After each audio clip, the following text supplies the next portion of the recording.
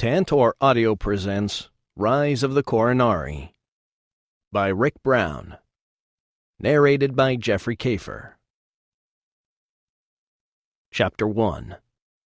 Nathan stared at the large display screen on the forward bulkhead of his ready room as he flipped through page after page of damage reports generated by the Aurora's newly installed automated diagnostic systems. The list of malfunctions was daunting. The jump drive was offline, only one antimatter reactor was working, gravity plating on half the ship was fluctuating, and half their railgun turrets were down as well. Of course, they only had about 2 seconds worth of railgun ammo left, so a lack of functioning turrets was the least of their problems. At least they had maneuvering, so they could crawl around the system if necessary. His concentration was broken by the sound of the entry buzzer. The hatch opened to reveal Tug standing in the hatchway with his usual stern, yet friendly expression. "May I enter, Captain?" Tug asked, with unusual formality. Nathan waved him in as he continued scanning the reports on the wall display. "Of course." "Interesting data?" Tug asked, glancing at the display. "Damage reports," Nathan responded, with obvious disdain. He sat back up in his chair and turned toward Tug, switching off the wall display. "Corinari seemed like a nice place, didn't it?" he began. "Find a little piece of land, build a home, do a little farming, lead a quiet, peaceful life." "Until the Ta'akar return and occupy the system," Tug interrupted. "Or worse." "What can I do for you, Tug?" Nathan asked, his daydream now fully dissipated. "There is something that I wish to discuss with you, Captain," Tug began, again with a more formal tone than usual.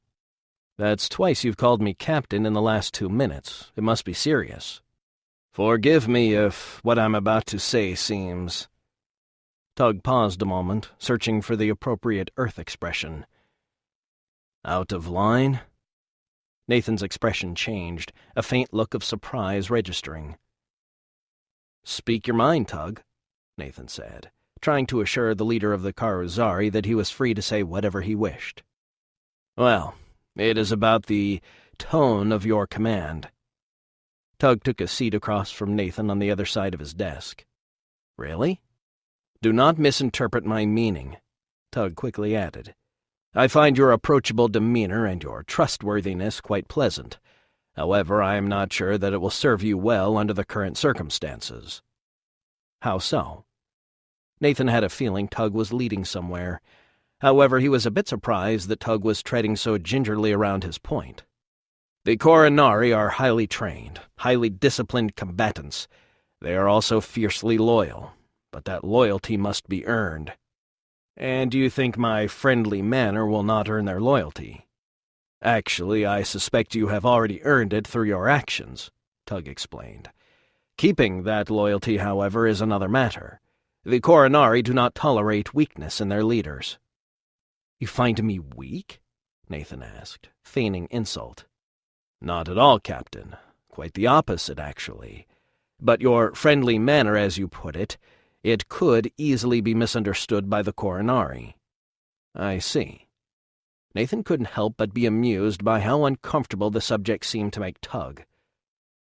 "I'll take that under advisement, and I'll try not to be so friendly in the future." Nathan smiled, then noticed that Tug still seemed somewhat pensive. "Was there something else?" "I am afraid so. Your crew, they seem to be a bit on edge." Nathan had noticed a change in the few surviving crew he had left. They had become more segmented than before, limiting their associations to small select groups and avoiding the other groups altogether whenever possible. It was like 2 teams at a sporting match, neither one talking to the other. "Yes, I did notice that," Nathan admitted. "I believe that the most recent Ta'akar incursion is the cause of the unrest," Tug asserted. "I have overheard several conversations in passing. It seems your crew is trying to decide who should be blamed for the failure of security that led to the attacks. I believe that their debate is the result of the accusations being tossed about by Jessica and Vladimir. Each appears to be blaming the other, at least indirectly." "I'm not sure any one person is to blame," Nathan defended. "You are mistaken, Captain. The blame lies with one person and one person alone." Nathan stared at Tug for a moment, waiting for a response. When it did not come, he shrugged and gestured for the answer from Tug. "I am afraid the blame is yours, Captain." "Tug, I wasn't even on board at the—" "Precisely," Tug interrupted, his frustration building. "You were not on board, and you should have been. I was only trying to secure—" "Captain, I comprehend what you are doing, and I commend you for your devotion to your friends. But you have to understand something. You can no longer afford to be their friends, at least not in public. You are their captain now. Be that first. Be their friend second. They need a leader more than they need a friend, as do the Corinari. Lead them, and they will follow you. If you do not, they will turn on you faster than you might imagine." "What are you saying, that the Corinari might mutiny?"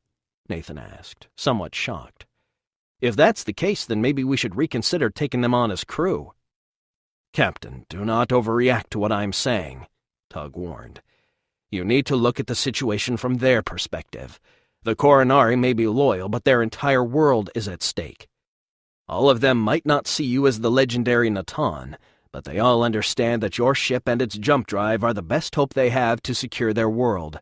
If they believe that you are not up to the challenge, they will do what they must to save themselves, no matter how distasteful they might find it to be." "What is it you suggest I do differently?" Nathan asked, in a tone that was perhaps more of a challenge than he had intended. "Captain," Tug began with a sigh, "ever since we met, you have been in survival mode. You have been scrambling to keep your ship and your crew alive and intact, to meet each challenge as it is thrown your way. Despite your lack of experience, you and your crew have done a remarkable job thus far." "But?" Nathan asked, fully aware that Tug's compliments were meant to soften the sting of the criticism that was to follow. "But much of your success to date has been nothing more than amazingly good fortune," Tug warned. Nathan was not surprised by Tug's statements. Nathan had been blessed throughout his life with such favorable luck. Whenever he appeared to be in unavoidable trouble, something would come along and provide him a way out. Tug was not the first to notice this, but Nathan had practically become reliant on his reoccurring good fortune over the years. His parents, his sisters, even his Fleet Academy roommate Luis had warned him that someday his luck would run out. "Yeah, I've always been pretty lucky," Nathan admitted. "Do you ever ask yourself what you will do if your luck fails you?" Tug asked. "Not really," Nathan admitted, with some degree of embarrassment. "Captain, I have known my share of men such as yourself. Call it luck, call it fate, call it instinct. The name by which it goes is of no matter. Sooner or later, it no longer works. Their luck abandons them. Unfortunately, they are usually not the only ones who are affected by their dire change of fortune." Tug looked Nathan straight in the eyes. "Are you willing to risk the fortunes of everyone, our worlds as well as your own, on your good luck?" "Tug," Nathan began hesitantly, "we both know that I'm not really qualified for this job." After an abnormally long pause, Tug asked, "How did you end up as captain, Nathan?" "You already know." "Yes, but tell me once more," Tug interrupted. "I was the last one standing," Nathan summarized. "Was not Commander Taylor standing as well?" "I was the most senior officer left standing," Nathan said, somewhat annoyed that he was having to retell the story. "Because your captain had promoted you over Commander, then Ensign Taylor." "Correct. And why do you think he chose to promote you over her?" "He thought I had natural leadership abilities," Nathan admitted, although he had never shared his late captain's belief. "But I doubt that he expected me to be sitting in his chair so soon," Nathan added. "But he was aware that the possibility existed," Tug insisted, "and that one of you had to be of higher rank than the other." "But that was for the purpose of running the flight teams," Nathan argued, "not commanding the entire ship." "Possibly," Tug conceded. "However, I suspect that he also made his selection because he felt that you were a better choice should the unthinkable happen." Nathan was about to disagree, but Tug did not give him the chance. You said that Captain Roberts was conscious and alert when he formally handed you command of the Aurora. Had he felt that you were not the right man for the job, or more specifically, had he thought that Ensign Taylor had been better suited for the position, I expect he would have said as much." Nathan sat back in his chair, staring at Tug and remembering some of the things Captain Roberts, whom he had buried only a day ago on the world below, had said to him only a few weeks ago. He had also liked to lead Nathan to his conclusions rather than just presenting them outright. "You know, you remind me of him at times." "Excuse me?" "Captain Roberts," Nathan explained. "I will take that as a compliment," Tug said as he looked curiously at Nathan. "My point is that you have the training required to perform your duties, even if you do not yet have the experience. The situation is difficult, yes, but not impossible." Tug noticed that Nathan was still staring at him. "I hope I have not been imprudent?" Tug asked. "Not at all, Mr. Tugwell," Nathan assured him, "and I will try to be more captain-like in the future." "Very well," Tug announced as he rose.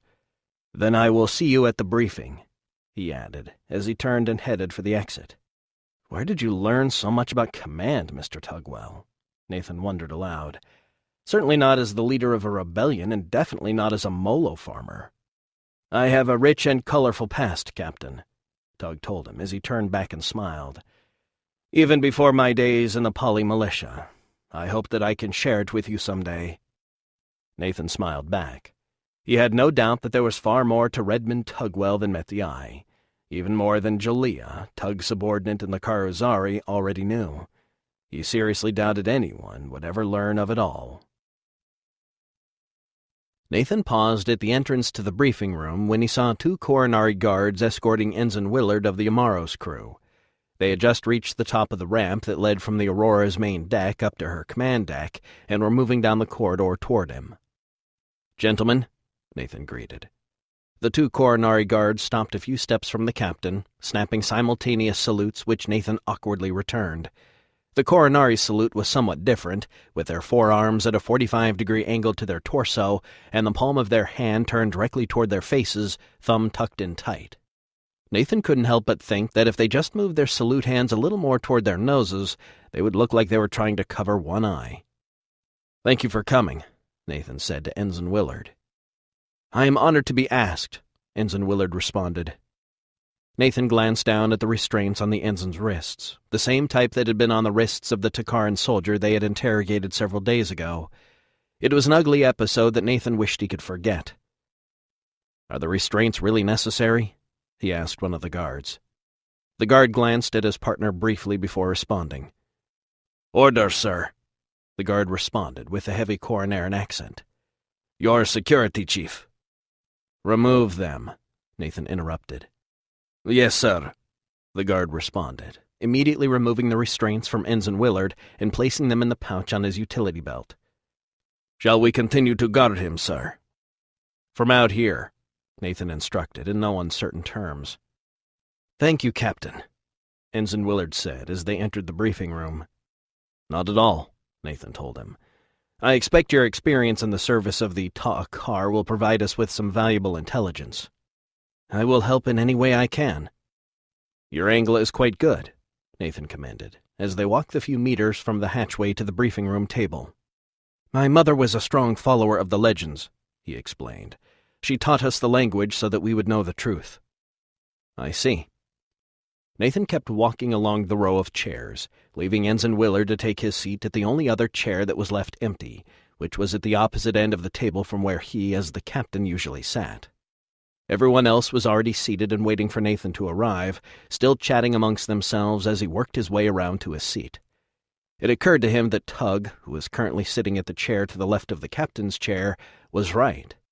If Captain Roberts had walked into this room, everyone would have snapped to a position of attention out of respect for his position. At least the fleet personnel would have done so. Maybe he was being their friend more than their captain. "As you were, everyone," he said sarcastically as he took his seat. Jessica looked from side to side as she grasped his subtle hint, but it was already too late, as Nathan had taken his seat and was about to start the briefing. Nathan paused for a moment before speaking, making sure he had everyone's attention. For the last 2 weeks, we have been operating in a state of occasionally controlled chaos. Obviously, events left us very little choice in the matter, but this in and of itself has led to a breakdown in communication between departments, as well as a breakdown in the general chain of command. This has to end now. Nathan, Jessica started. Nathan glared at her. My apologies, sir. I meant Captain. She paused for a moment, checking Nathan's expression to be sure it was safe for her to continue. It's a little hard to have a proper chain of command when we're down to a crew of 23. Perhaps, but we'll soon have considerably more crew joining us from Corinari. If we don't set a proper example, how can we expect them to follow us? Nathan looked at Jessica, who nodded her concession to his point. Nathan turned to Tug. Speaking of volunteers, how are we doing on that front, Mr. Tugwell? So far, we have nearly 4,000 volunteers. According to the last communique from Chief Montrose, it has yet to show any signs of letting up. What kind of people are volunteering? Nathan asked. All types, it appears. Everything from simple laborers to physicists. Anyone with experience in space? A few, Tug said. But you have to remember, Captain, most of the young men that are forced to serve in the ranks of the Ta'akar never make it back to their homeworlds. Less than 10%, I would imagine. Are you saying that 90% of them die in combat? If I may, Ensign Willard interrupted. Nathan nodded for him to continue. Yes, some do die in the service of the Ta'akar, but most of them just end up somewhere else. You see, when your time has been served, the Ta'akar tend to just let you off on the nearest world for you to find your own way home, which is not an easy task. Nice folks, Jessica mumbled.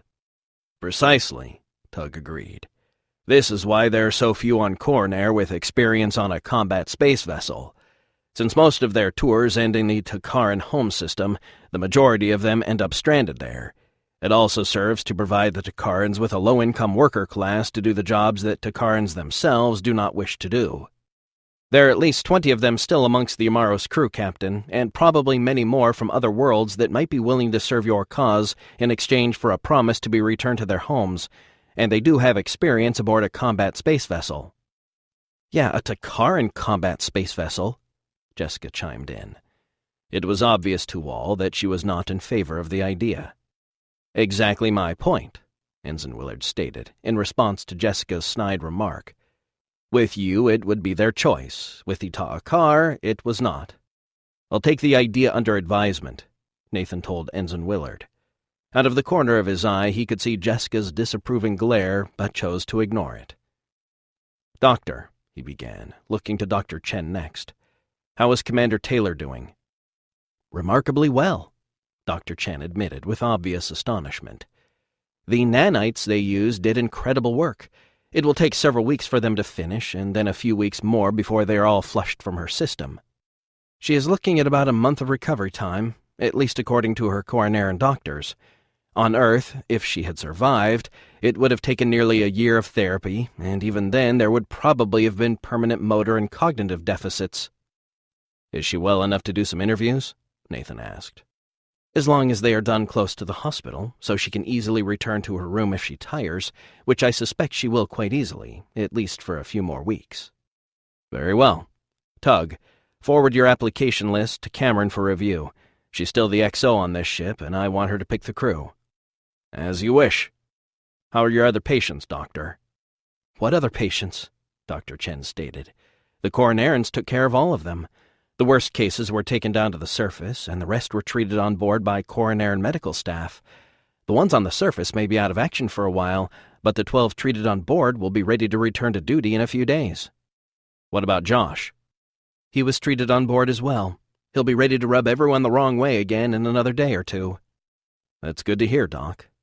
Nathan turned his attention to Jalea, the next person seated on that side of the table. Jalea? 6 Karuzari have reported in so far. How many do you think are on Corinari? Nathan inquired. There is no way of knowing, she warned. I know of at least that many who escaped the attack on Tarawa. There were at least a dozen more that were already on Corinari at the time of the Amaro's attack. If they survived, we may yet hear from them. The situation on Corinari is still somewhat chaotic in most places. I should also point out, Captain, that one of the Karuzari that reported in stated that he heard there may be a dozen more in the Savoy system. Apparently, one of our recruiters passed through this system on his way to Savoy several months ago. If he made it to Ancot, the Savoy system's only inhabited world, then there could be additional volunteers there as well. Understood. Captain, Ensign Willard interrupted again. The Amara was due to arrive in the Savoy system in about 40 standard days. We were scheduled to pick up a batch of inductees before we returned to Takara to complete our patrol. And if the Amaro doesn't show up as scheduled? Nathan asked. Once the Amaro is at least a few days overdue, the local military commander will either send out a patrol in search of the Amaro, if any are available, or send word to the homeworld that they are overdue, which would also result in some type of action.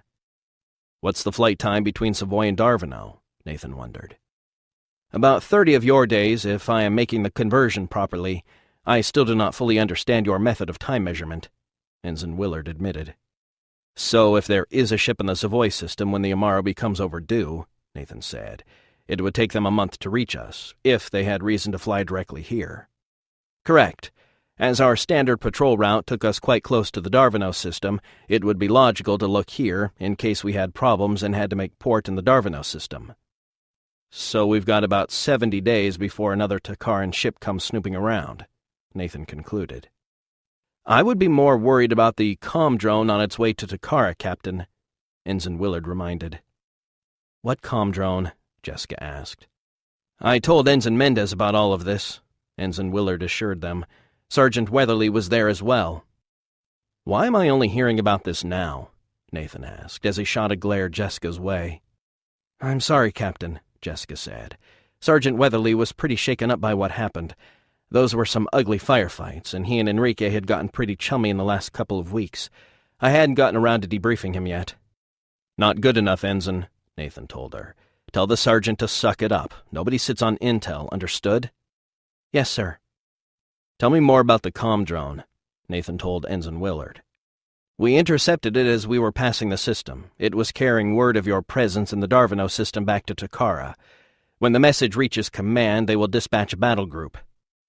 And how long will it take for the battle group to reach us? Nathan asked. He didn't much care for the direction the conversation was headed. It depends on where the battle group is located, he explained. Command keeps battle groups wandering the cluster at all times. Only the Admiralty knows its route. If the battle group is nearby, it could take as little as 30 days. If not, it could take much longer. If the battle group is too distant, they will send ships directly from Takara, which would take about 160 days. Ensign Nash, I want this man fully debriefed as soon as this meeting is over. I want us to know everything he knows. Yes, sir, Jessica answered. I'm assuming we can count on your cooperation, Ensign Willard? Of course, Captain. Sir, if I may, Jessica interrupted. It was not like Jessica to ask permission to speak. Nathan knew that his own more formal demeanor was the cause of her behavior. Go ahead. No offense to Ensign Willard, she began, nodding politely at him, but I would advise not taking information from any source without independent verification. A wise precaution, Nathan admitted, turning to Tug. How much help can you provide in that area, Mr. Tugwell? Some, Tug admitted, such as travel times, ship strengths, common patrol routes, all these things we have known for some time now. However, much of the information that Ensign Willard provides will be unverifiable by any means currently available to us. Very well, do what you can. Of course. Ensign Kamenetsky, Nathan said, turning to Vladimir sitting to his right. How bad off are we? It is not good, I'm afraid. We have one good reactor. The other 3 will be online within a few days, so power is no problem. Maneuvering is online, but many systems are not at 100%. Response will be sluggish, and she will fly, but like a turtle. We also have problems with life support, gravity plating, and the hangar bay is a mess from the firefight, not to mention the burn by that crazy medevac pilot. He nearly melted the bulkheads. What's wrong with life support? Nathan inquired. I do not yet know. Some intermittent problem with CO2 scrubbers. I have not yet checked. The worst news is that we cannot jump, as there are at least 6 emitters that are damaged or gone. And of course, do not forget about the big hole in our bow. But this is all repairable, is it not? Nathan wondered. Mostly yes, but it will take time. And I do not know about the emitters. I do not think I have the parts to assemble replacements. Our fabrication facilities were not yet installed when we left Earth. How much time are we talking? If I can replace or repair all parts, maybe 2 to 3 months, if we have more technicians. With what we have now, maybe a year or more. Captain, Ensign Willard interrupted, you could use the Amaro's fabricators. Come again? Nathan said. Ensign Willard just stared at him, confused. What fabricators? Nathan added, prompting the confused ensign for a more detailed explanation. All Ta'akar ships carry fabricators in order to create replacement parts while on patrol. We are usually a long way from support and have to be very self-sufficient. If given the correct specifications and raw materials, the fabricators can produce just about any component you might need. How many of them does the Amaro have? 4, 2 for large components and 2 for smaller ones. Can you operate them? Unfortunately, no. The officer in charge of the fabricators was one of the nobles that assaulted the Amaro. He was killed.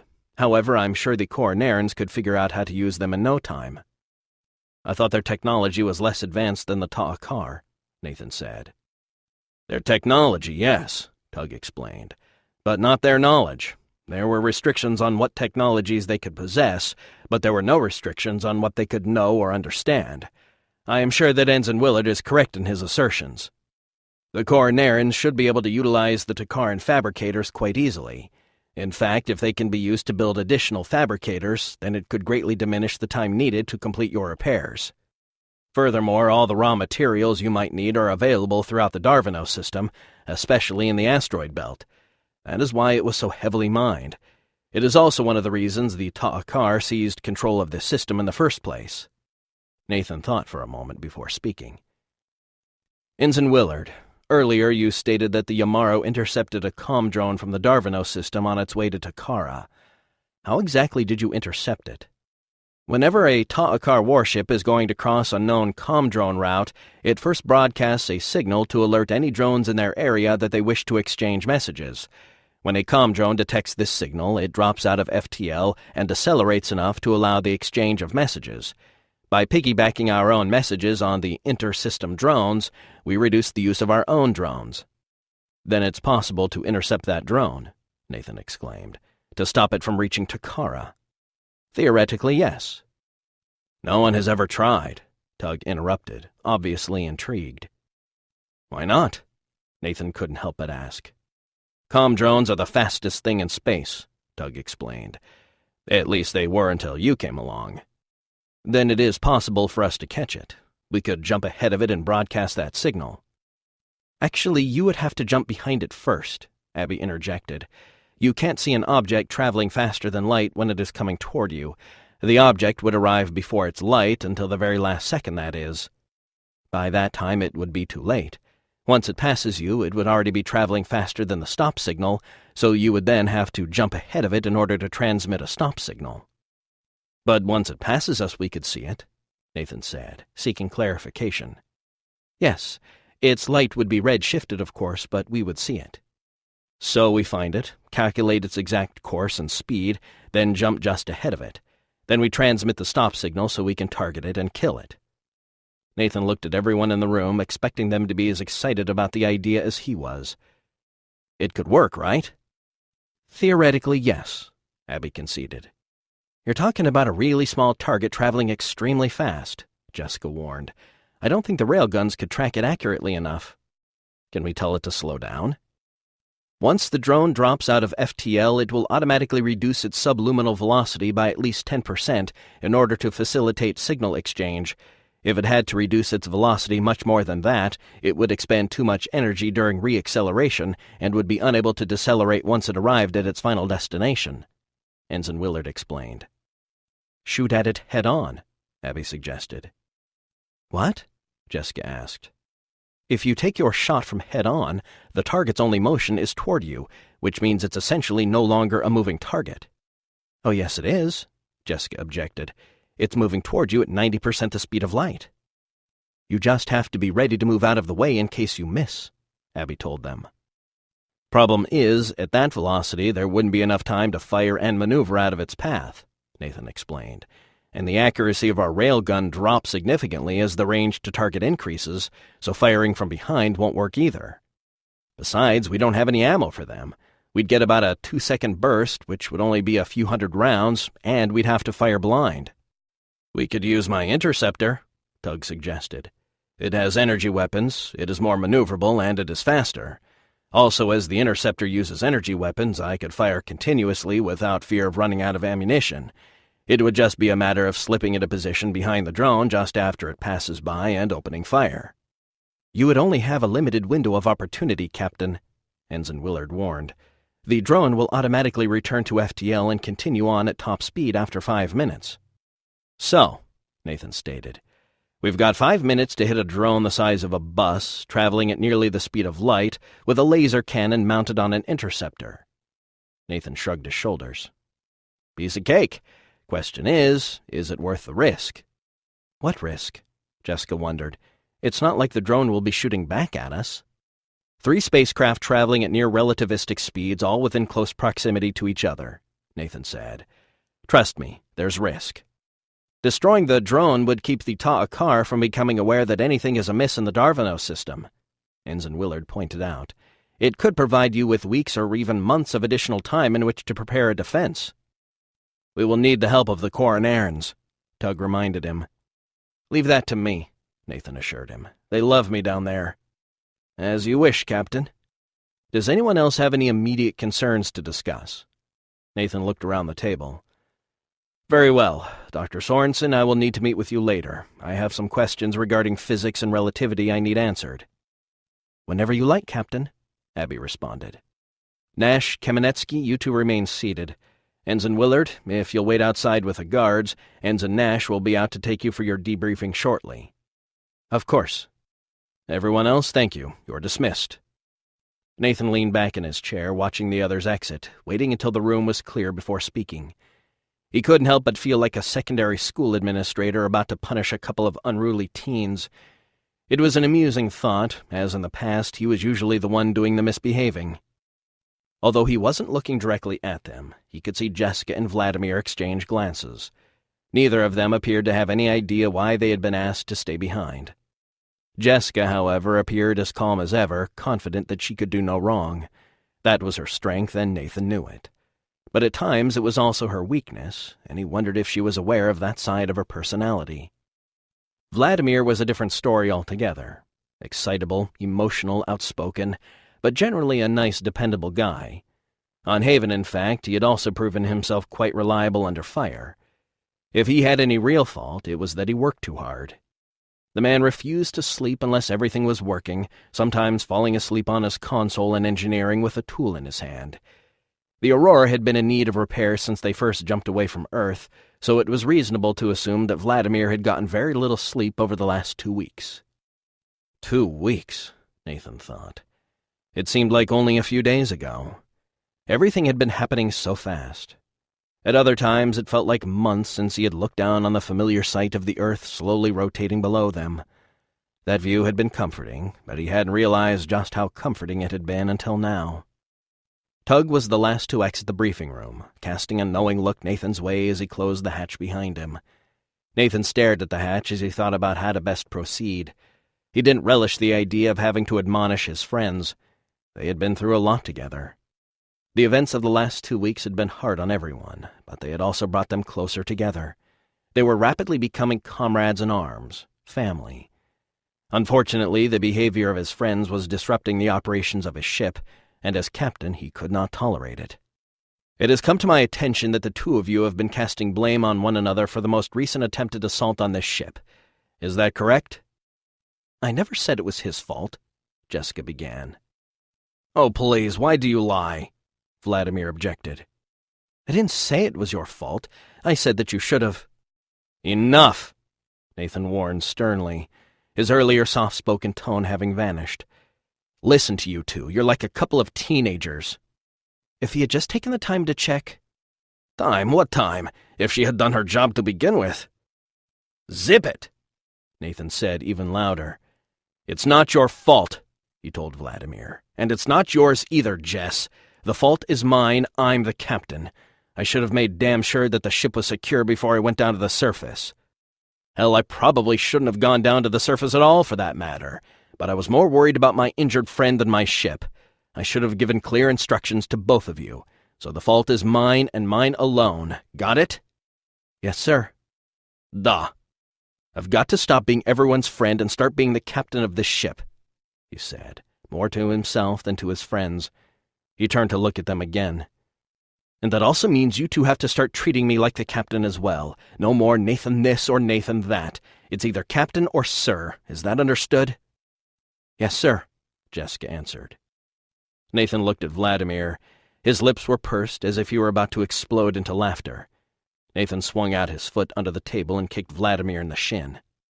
Oi! I said, is that clear? Nathan asked again, also trying to hold back a grin of his own. Da, Vladimir responded, holding his bruised shin.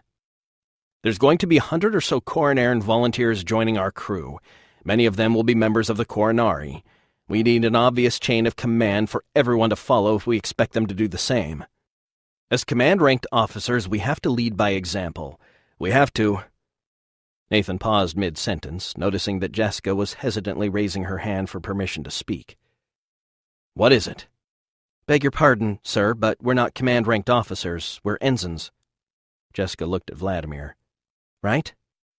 Yes, she is correct. Sir, Vladimir agreed. Nathan looked at the two of them, finally acquiescing. Good point. Go down to the quartermaster's office and dig up some new rank insignias.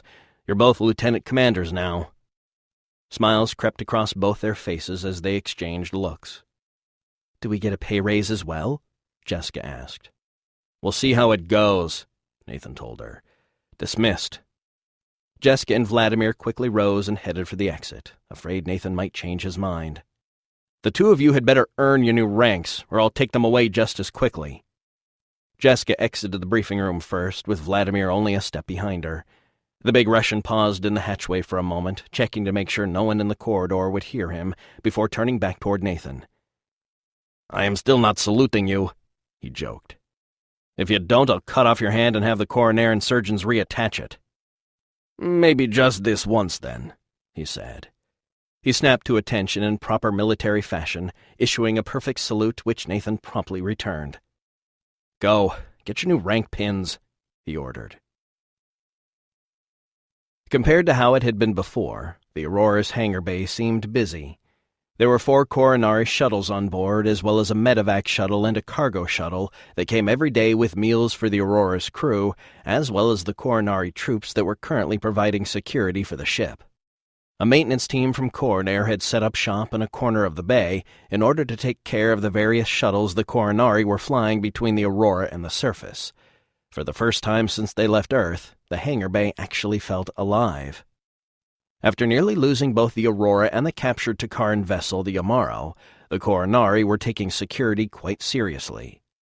The automatic doors for the transfer airlocks had been deactivated, and inbound shuttles were held on the landing apron while Corinari technicians in full pressure suits inspected their exteriors for suspicious devices. Once cleared by exterior inspectors, the inbound shuttle was allowed to enter the transfer airlock, where their interiors were also searched, and the crew and any passengers had their identities thoroughly checked. With the Corinari on duty, no one was getting on board the Aurora who did not belong there. Similar measures had been taken on board the Amaro, although activity in her hangars was almost nothing. The remaining crew on board the Amaro had made their way off the ship using the escape pods a few days ago, when they feared that Captain De Winter would scuttle the Amaro to keep her out of the hands of the Corinarians. Most of them had either been picked up on the surface or had voluntarily turned themselves in and were being detained until arrangements could be made to get them back to their homeworlds. However, given the current circumstances, getting them home might take considerable time. Nathan strode out across the flight deck toward the shuttle that appeared to be preparing for departure. A group of 4 Corinari were standing near the shuttle's boarding hatch, apparently waiting to board. As he continued toward the shuttle, Tug, Jessica, and Sergeant Weatherly appeared from the starboard entrance to the hangar and came toward him. Jessica said something to the sergeant as they approached, and he left them and headed toward the 4 Corinari guards standing by the shuttle. "Captain," Tug greeted as he approached. The sergeant's going with us? Nathan asked Jessica, as he nodded to acknowledge Tug's greeting. I figured he needed an assignment to keep his mind off things, Jessica answered. So I gave him one. Doing what? He's in charge of your security detail. Do I really need a security detail? Regulations state that, while out of the Sol system, the captain of the ship doesn't leave without a security detail. Jessica flashed a grin. Just doing my job, sir, she added, tapping the new lieutenant commander rank insignia pin on her collar. You're really trying to earn that pay raise, aren't you? Nathan said. You bet. I really don't think I need... Actually, you do, Tug interrupted. There are still people on Corinari who oppose you. In fact, you would be a high-value target for a Takaran assassin. Thanks, I feel so much better. Nathan looked back at Jessica. You sure 5 guys are enough? He was only half joking. These 5 will stick to you two like glue, and I've already contacted the security office at the Aitkina spaceport. They'll provide additional personnel for you when you arrive. Wouldn't it be safer for us to fly straight to the meeting? Tug asked. All of Aitkina is a no-fly zone right now. Only Corinari traffic is allowed. All traffic to and from orbit goes directly to Aitkina, or else. Or else what? Nathan asked. Or else they get shot down, she told him, as they continued toward the shuttle. I guess they're taking security just as seriously down there as you are up here, Nathan commented. Actually, yeah, Jessica agreed. Now that the dust has settled, there are armed troops everywhere in Aitkina.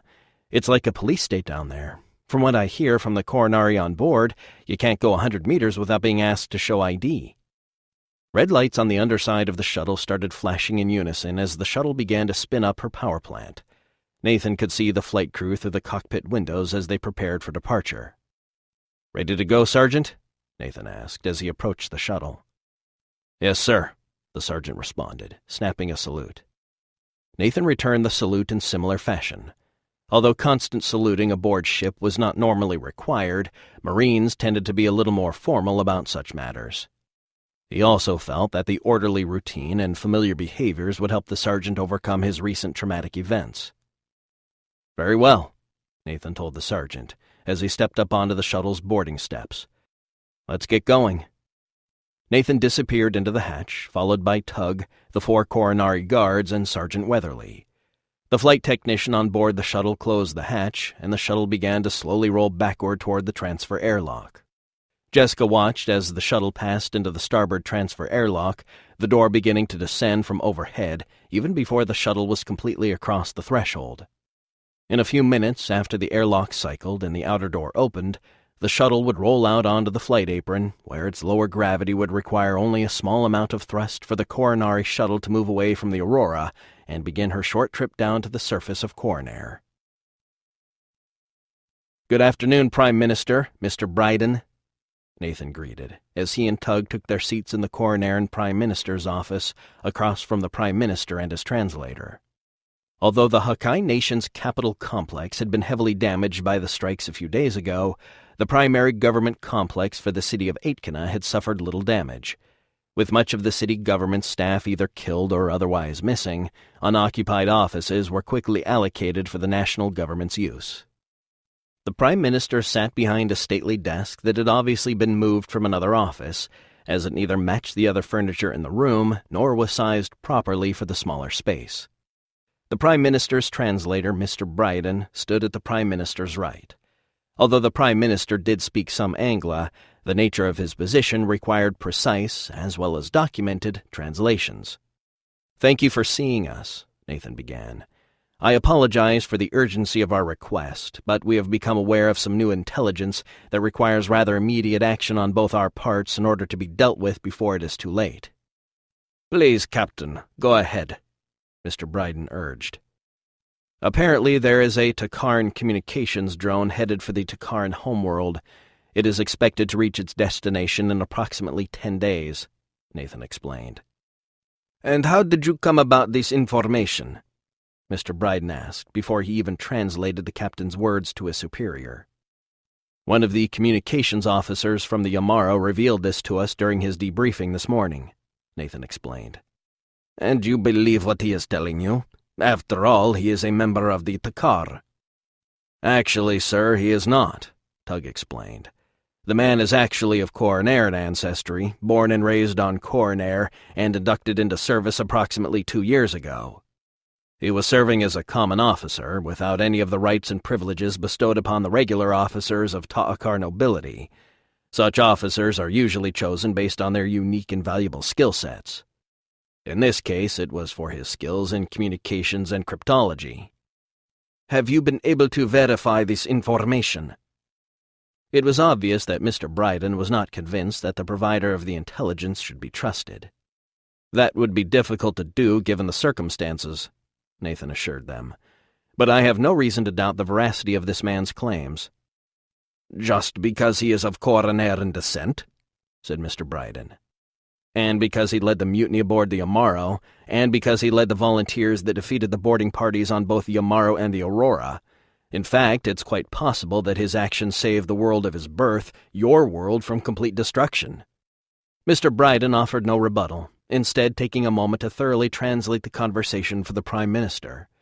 The two spent several minutes discussing the matter, which to Nathan seemed a curious thing to occur between a Prime Minister and a mere translator.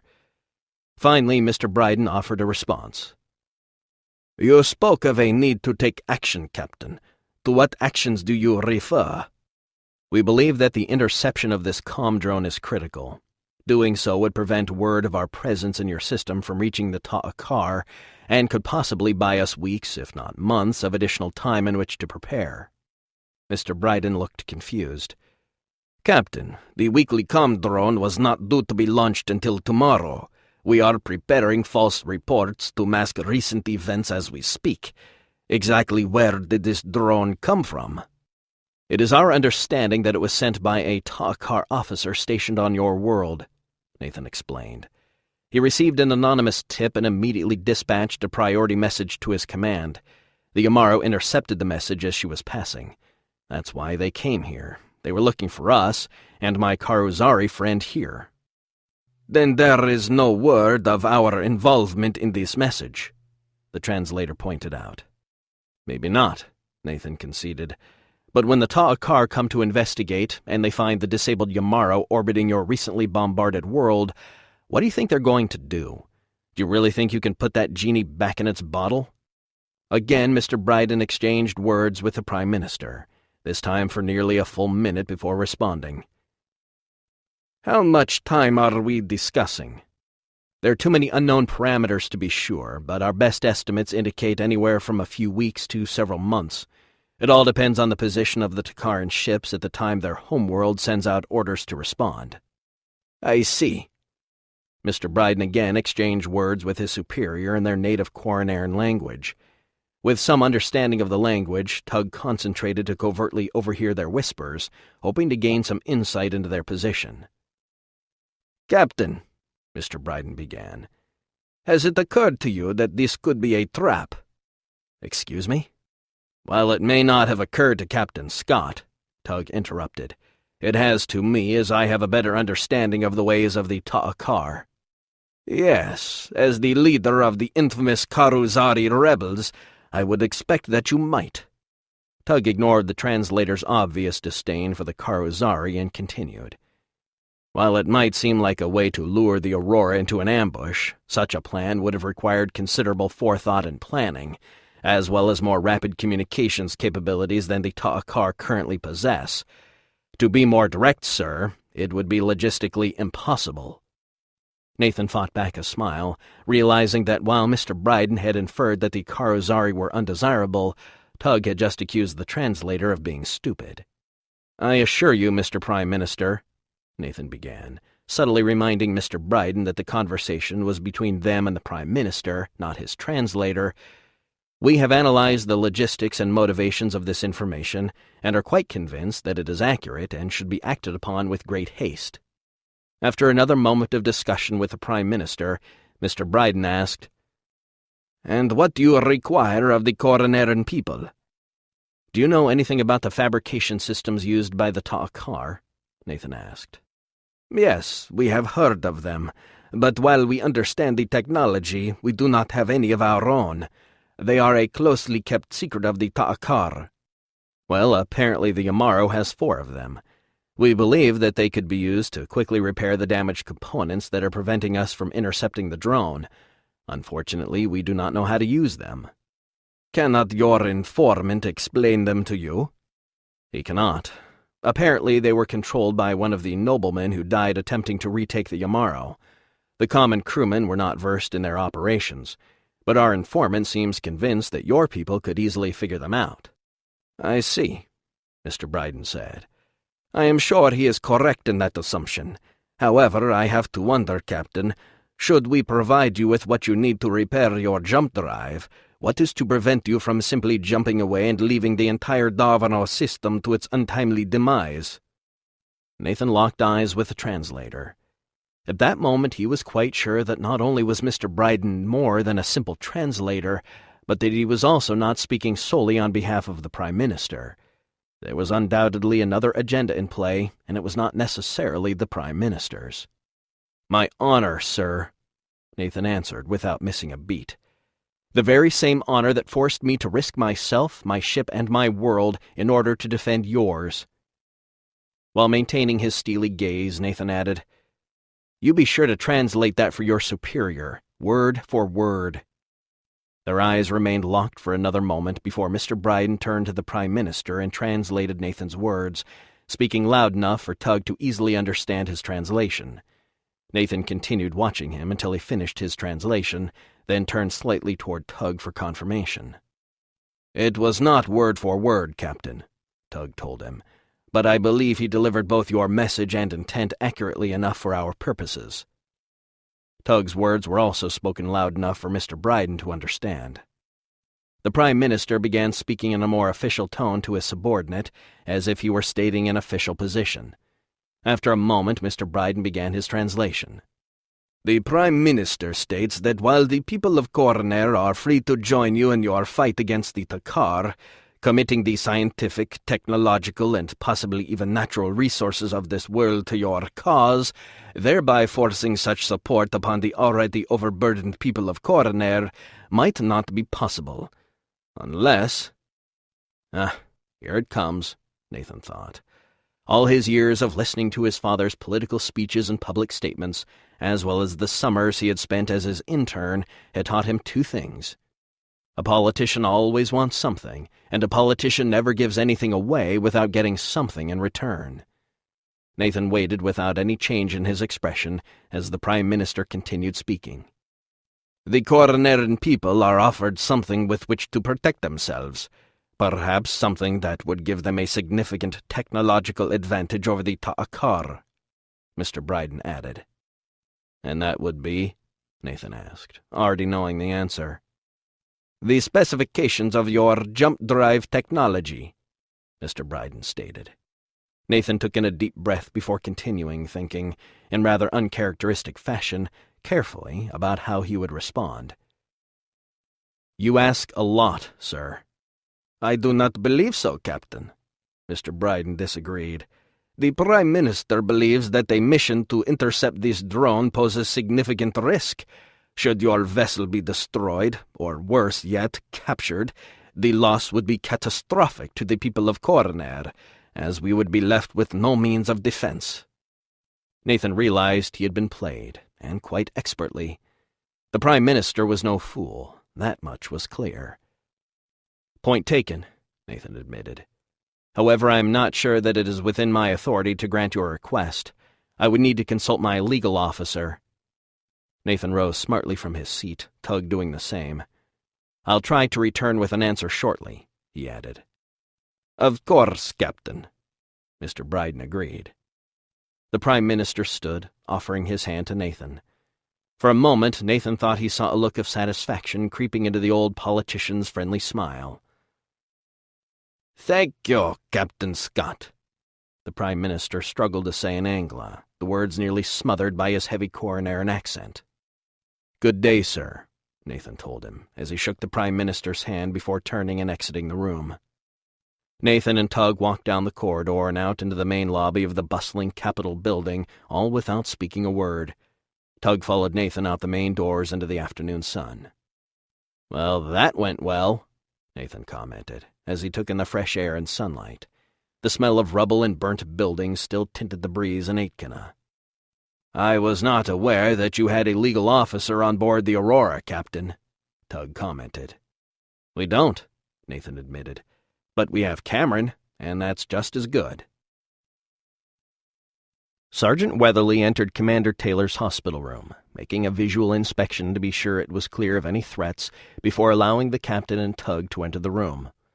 Cameron was sitting on her bed, dressed in a thick hospital robe, and reading a data pad when the sergeant entered. "Sergeant," she commented with surprise as he slowly eyeballed the room. "Can I help you with something?" "No, ma'am, just checking the room," the sergeant informed her. He turned and nodded to Captain Scott, who was still waiting outside the door in the corridor. "It's all clear, sir," he reported, stepping aside to assume a watchful position just inside the door. "What the hell?" Cameron began. "Security detail," Nathan interrupted. "Lieutenant Commander Nash insisted," he explained. "There's 4 more outside in the corridor." Nathan turned to the sergeant. "Thank you, Sergeant. You can wait outside." "Yes, sir." "Oh, and ask the Corinari to arrange a similar security detail for Commander Taylor as well," Nathan added. "Yes, sir," the sergeant promised as he exited the room. "Lieutenant Commander Nash?" Cameron inquired. "Don't worry, you still outrank her," Nathan told her. "Who else did you promote?" "So far, just her and Vlad, but I'm thinking of adding Ensign Willard to our roster as well." "The guy from the Yamaro?" "Yeah," Nathan said. "You want to put the mutineer on our crew?" she said with disbelief. "You really think that's a good idea?" "Sure. I was thinking of making him a lieutenant and putting him on comms and crypto." "What, are you XO now as well as captain?" "You're right," Nathan agreed. "You decide where to put him." "Well, thanks," she said, a hint of sarcasm in her voice. "Wait, how did you know about him already?" Cameron held up the data pad she was holding. "Jessica transmitted a report to my data pad less than an hour ago, along with the intel from his debriefing." Nathan shrugged it off as unimportant. "Anyway, that's not why I'm here," he told her, changing the subject. "We have a bit of a dilemma." "The comm drone," Cameron surmised, having already read the report. "Sort of," Nathan said, scratching the side of his neck. "Uh-oh," Cameron began, noticing his scratching. "What are you thinking of doing now?" "What?" "You always scratch your neck when you have to say something you don't want to say or when you're unsure about something." "Really?" he said, surprised by the revelation. He immediately stopped scratching and took a seat next to her bed. "Remind me never to play cards with you." "Spit it out, Nathan," she insisted. "With our jump emitters down, we can't jump. If we can't jump, we can't catch that drone, which means we have less time to fix the ship." "What do the Corinarians want?" she asked, interrupting him. Nathan looked at her quizzically. "The report?" she reminded him, again holding up the data pad. She included the stuff about the Yamaro's fabricators. Nathan took a deep breath before continuing. "They want our jump drive technology." Nathan braced himself for her response, expecting a flurry of opposition. "You do realize how incredibly classified that technology is?" she asked calmly. "Yes, of course." "And you also realize that if you shared it with them, you'd probably end up being the first officer executed in the brief history of the Earth Defense Force." "The thought did cross my mind." "You already did it, didn't you?" she accused, her tone becoming sharper. "No," Nathan defended. "Of course not." "Look me in the eyes and tell me you didn't already promise them you'd share it," she insisted. "I didn't," he said, making bug eyes at her. Cameron looked at Tug, who was still standing by the door. "I promise you, Commander, he did not promise them anything. In fact, he told them that he did not believe he had the authority to do so. He told them he needed to consult his legal officer first." "Really?" she asked in disbelief. "Yes," Tug assured her. "I believe you call it a bluff." "Wow," Cameron said, stunned. "I guess you're not as dumb as I thought you were." "Gee, thanks," Nathan replied. "So I'm your legal officer now?" "Close enough. I was hoping you might know something in the regs that would help." Cameron thought for a moment. "Well, I don't know that they were thinking about something like this, but there is a section about alliances. It says that a duly appointed captain of an EDF ship may enter into an agreement or alliance with the government of an extrasolar system under certain conditions. What conditions? Nathan asked. Well, the first captain must be reasonably unable to make contact with Fleet Command or with a superior officer of flag rank, or that making such contact would result in the loss of the opportunity. Second, the agreement or alliance must be of benefit to the Earth and must enhance the security of the Earth or improve its ability to defend itself against aggressors. Any other conditions? Nathan asked. Yes, it also has to be a balanced agreement. In other words, we can't be giving up more than we're getting, or vice versa, I suppose. Then we're good then, he concluded. Whoa, not so fast there, she warned. I admit that it sounds like you're covered, but you have two really big gray areas here. First, is the agreement balanced? That's pretty much a judgment call, isn't it? Yes, but you might want to run the terms past a few of your senior staff first, just for the record. Although admittedly none of your staff is very senior, so I don't know how much weight any of our testimonies would carry in a court-martial. And the other one? The circumstances of your assumption of the role of captain may come into question, the whole duly appointed part. Did anyone witness the captain handing over command to you before he died? I don't know. I could ask Dr. Chen. I know she was nearby, as it only took her a moment to respond when he died. It might be worth asking her, Cameron suggested. You really think it would go that far? Nathan asked. A court-martial, I mean? I don't know, Nathan. I really don't. But as your executive officer, I have to advise you to take some time and think it over. A lot of time. Maybe there's a way we can fix the emitters ourselves, without having to share the jump drive with them. Nathan leaned back in his chair and sighed. Such decisions were exactly why he was never interested in command. Unfortunately, I think this is one of those loss-of-opportunity situations, he confessed. Nathan looked Cameron in the eyes. Are you going to back me if it comes to that? Cameron kept her eyes on Nathan as she thought about it. I honestly don't know, Nathan. I'm sorry. Fair enough, Nathan said. There was very little discussion on the way back to the Aitkina spaceport. Nathan stared silently out the window of their airship as it streaked along over the tops of the buildings, occasionally altering course just enough to avoid the tallest buildings that were still standing. At least it wasn't the wild ride they'd experienced their first day on Corinari. Of course, the situation in Aitkina had been far more volatile at the time. Nathan's instincts were telling him that making an alliance with the Corinarians was the right choice. But sharing the jump drive technology with them, or with anyone, was an incredible risk. Although he was certain that it would not have any immediate negative impacts, the long-term consequences seemed incalculable. "What would you do?" Nathan finally said to Tug. "I may be the wrong person to ask," Tug admitted, "as I too have a stake in your decision. My people would benefit just as much as the people of Corinari, should you choose to share the jump drive technology."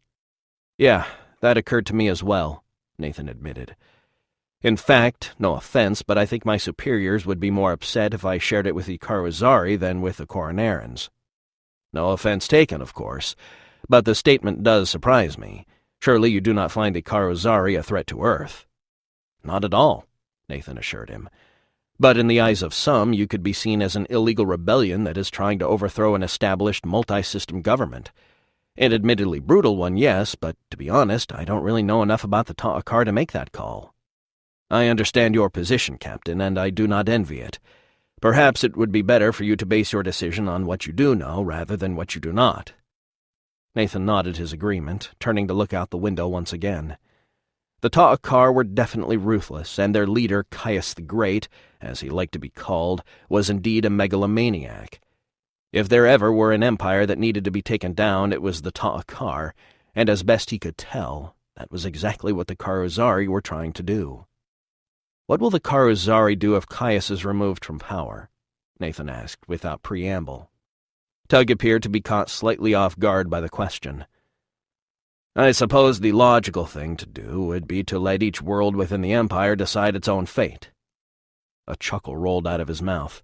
"To be honest, Captain, in over 30 years of fighting the Ta'akar, I've never really given it much thought. The Karazari have only ever sought freedom from his tyranny. Nothing more." That was exactly what Nathan wanted to hear, and for a moment he wondered if that was why Tug had said it.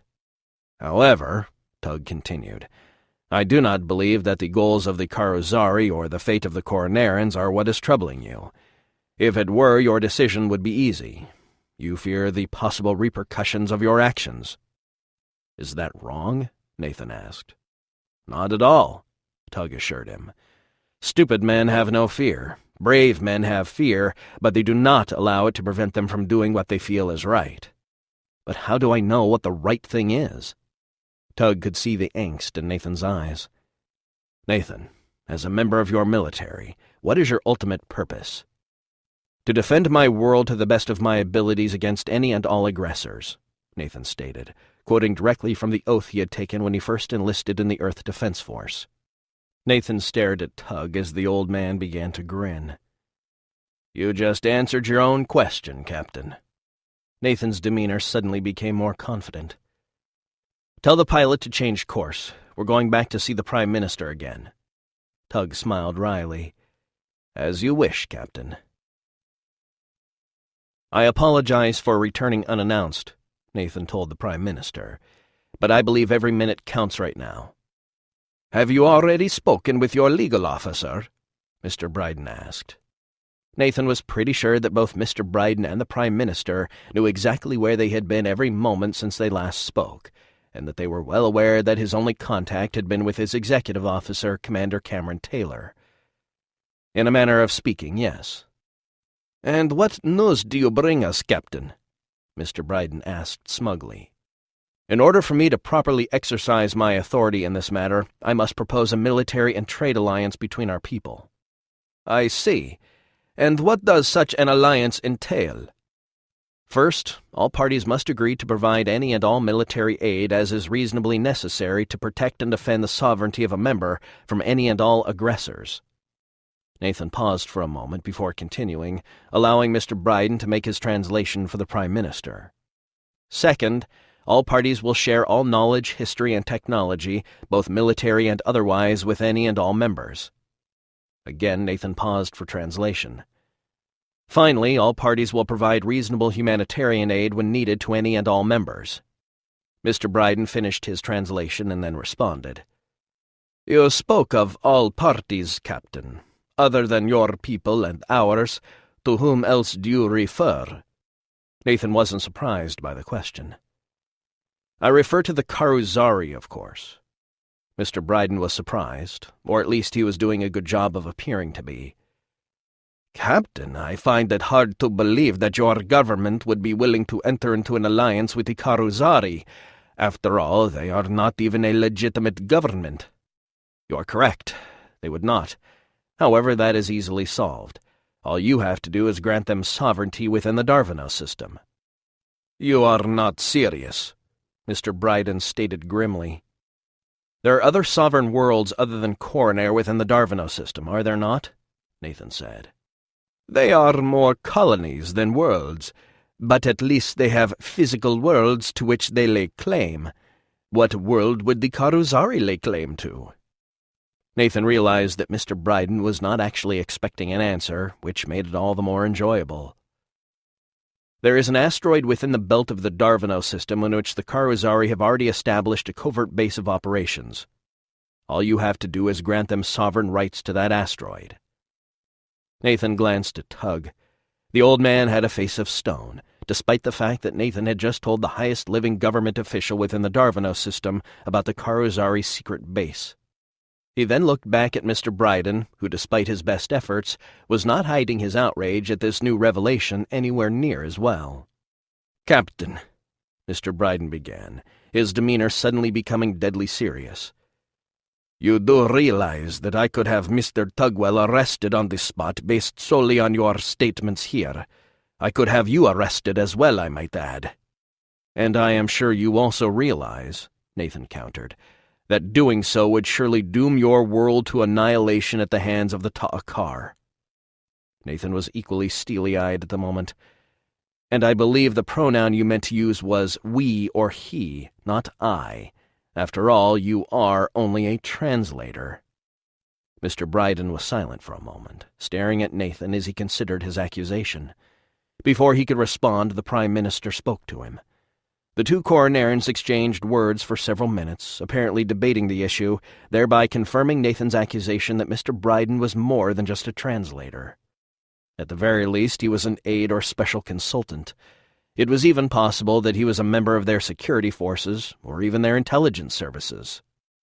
"The Prime Minister," Mr. Bryden began, putting emphasis on the point that it was the Prime Minister's statement and not his own, "is not sure that what you offer in trade is enough to sway the hearts and minds of all the people of the Darvano system. After all, other than your jump drive, we have not seen any other technology that is more advanced than what we currently have at our disposal. As well, it is our understanding that your world is in just as much peril as our own, perhaps even more so. When I said that we would share all science, history, and technology, I was not only speaking of what we carry with us on the Aurora, which I admit is comparatively limited. I was also referring to all the information contained within the data arc back on Earth." That was enough to break Tug's stone-cold expression, causing him to shoot a concerned glance Nathan's way. "Although I am not privy to all the information contained within the arc," Nathan told him, "I can tell you that what we carry with us now is only the tip of the iceberg. Our people have only scratched the surface of the knowledge contained therein."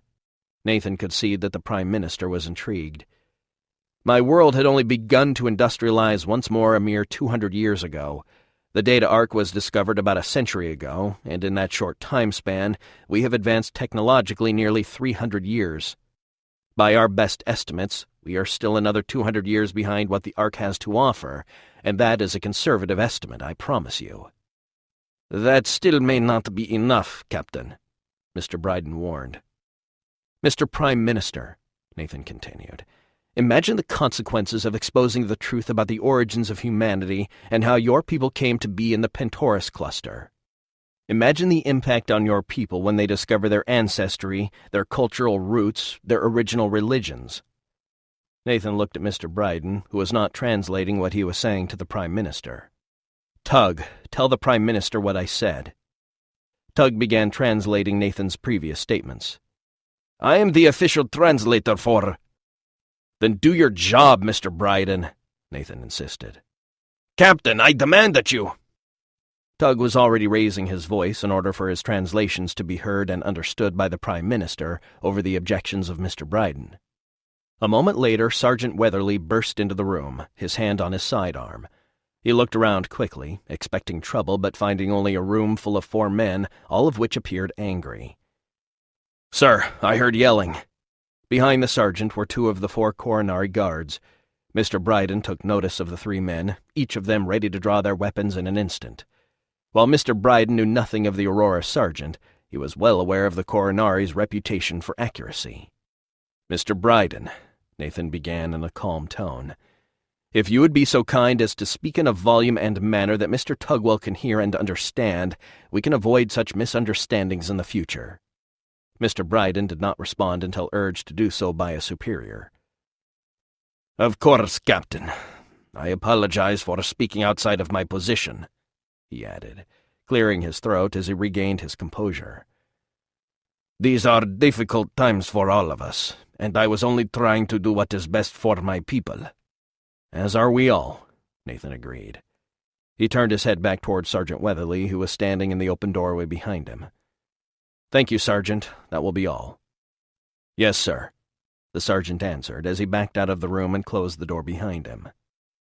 After a moment, Nathan spoke. "Now, where were we?" he said, a smile forming on his face. The Corinarian shuttle rolled slowly into the Aurora's main hangar bay, coming to a stop in the middle. It had taken longer than normal for the shuttle to clear the secondary security inspection due to the number of first-time visitors carried by the shuttle, despite the captain's presence among the shuttle's passengers. As soon as the ramp came down, Sergeant Weatherly was out the door and on the deck, checking the security of the area before his charge disembarked the shuttle. As soon as he saw Jessica and Abby coming toward him, his demeanor relaxed slightly. "Any problems, Sergeant?" Jessica asked as she approached. "We had a few interesting moments," the sergeant confessed. "Yeah, there usually are whenever our captain goes to the surface," she mumbled. "Any idea why he asked you here?" she asked Abby. "None at all."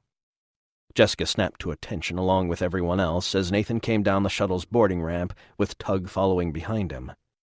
"Attention all hands," a voice said over the loudspeakers. "Aurora returning." As soon as the captain approached, Jessica snapped a salute, which he promptly returned. Her brow furrowed slightly as she noticed a string of scholarly-looking men emerge from the shuttle.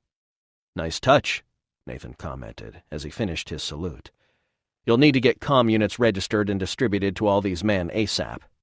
"Yes, sir," Jessica responded, her smile turning into a look of curiosity. "Who are they?" "They're the brightest scientific and technical minds from the city of Aitkina, at least the ones that could be rounded up on short notice. They're on loan to us from our new allies." "Our what?" Jessica stumbled. "Group A will need a ride over to the Yamaro. Send Ensign Willard with them to show them the fabricators," Nathan ordered. "Yes, sir," Jessica responded, a look of confusion on her face. "Dr. Sorensen," Nathan continued, turning his attention toward Abby as they walked.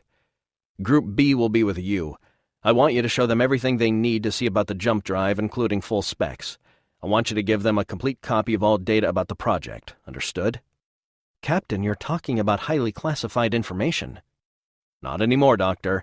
I've exercised my rights under Article whatever the hell it was in the EDF regulations to enter into a formal alliance with the Corinarians and the Karuzari.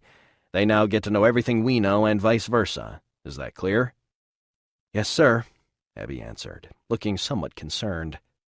"Captain," Jessica interrupted, "the Karuzari aren't a government. Hell, they don't even have a world." "They do now," Nathan told her as he reached the forward exit. "And I suspect that Mr. Tugwell is going to need a ride there." "A ride where?" Jessica asked.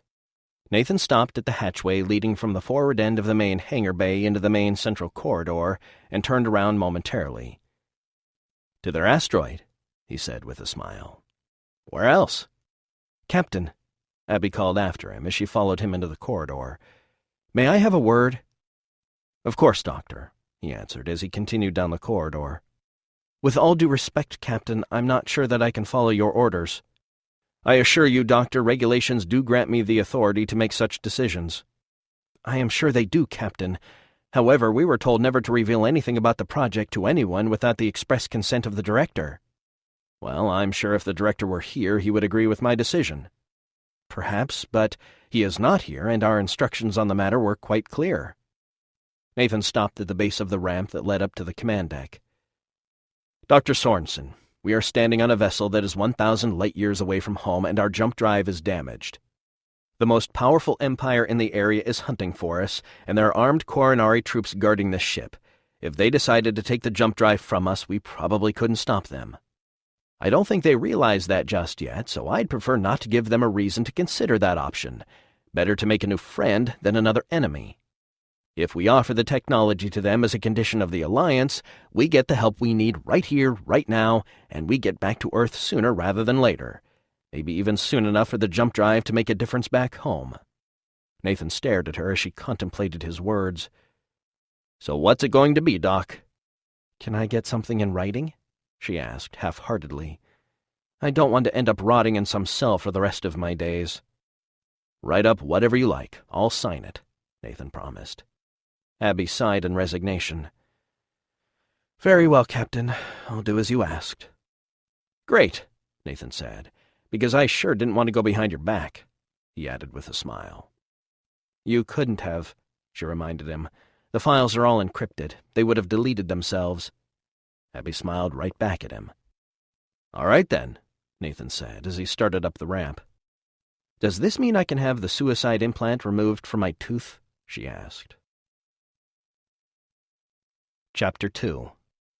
"Attention all hands! Aurora returning!" The loudspeakers blared in the background over the noise in the hangar bay. The cavernous main bay was bustling with activity, now that shuttles were constantly coming and going, as they ferried technicians, materials, and supplies between the Aurora, the Yamaro, and the surface of Corinari below. Between the Aurora and the Yamaro, there were a few hundred people aboard them at all times, at least a third of which were working as security forces under Lieutenant Commander Nash. Jessica had even gone as far as to keep the ship compartmentalized, with the main pressure doors constantly closed and locked and a pair of armed guards on each side. If anyone did sneak on board, they wouldn't get very far. Nathan came down the boarding ramp of Corinari Shuttle 225, which had become known as the Captain Shuttle over the last few days, as it constantly flew him back and forth between the Aurora and Aitkina for negotiations over the terms of the proposed alliance. He was tired, hungry, and had not slept well in days. To make matters worse, he seemed to be spending all his time in negotiations, which to him was just as bad as politics. "Captain," Vladimir called out as he jogged across the main hangar bay to catch up to him. "Chang," Nathan answered as he continued walking. Now that his friend was the official chief engineer of the Aurora, Nathan had taken to addressing him by the commonly used acronym. It was one of many military acronyms that had carried over into the Earth Defense Force over the years. "How go the repairs?" "Very good, sir. Life support, artificial gravity, and inertial dampeners are all working normally again. Propulsion and maneuvering are not quite 100%, but they are functioning well enough." "That's promising. How about the reactors?" "The containment bottle on number 4 still will not stabilize," Vladimir admitted. "But I managed to convince Dr. Sorensen to loan me one of her Corinarian scientists to help us solve the problem. I am hoping he can figure it out." "Let's hope," Nathan agreed, as they exited the hangar bay through the forward main doors, returning salutes from the Corinari guards as they passed them by and headed down the corridor for the main ramp. "We are also taking advantage of the downtime to run new power and control lines to all emitter points. The Corinarians have this wonderful cabling that has almost zero resistance, so it generates very little heat and has almost no power loss in the transfer.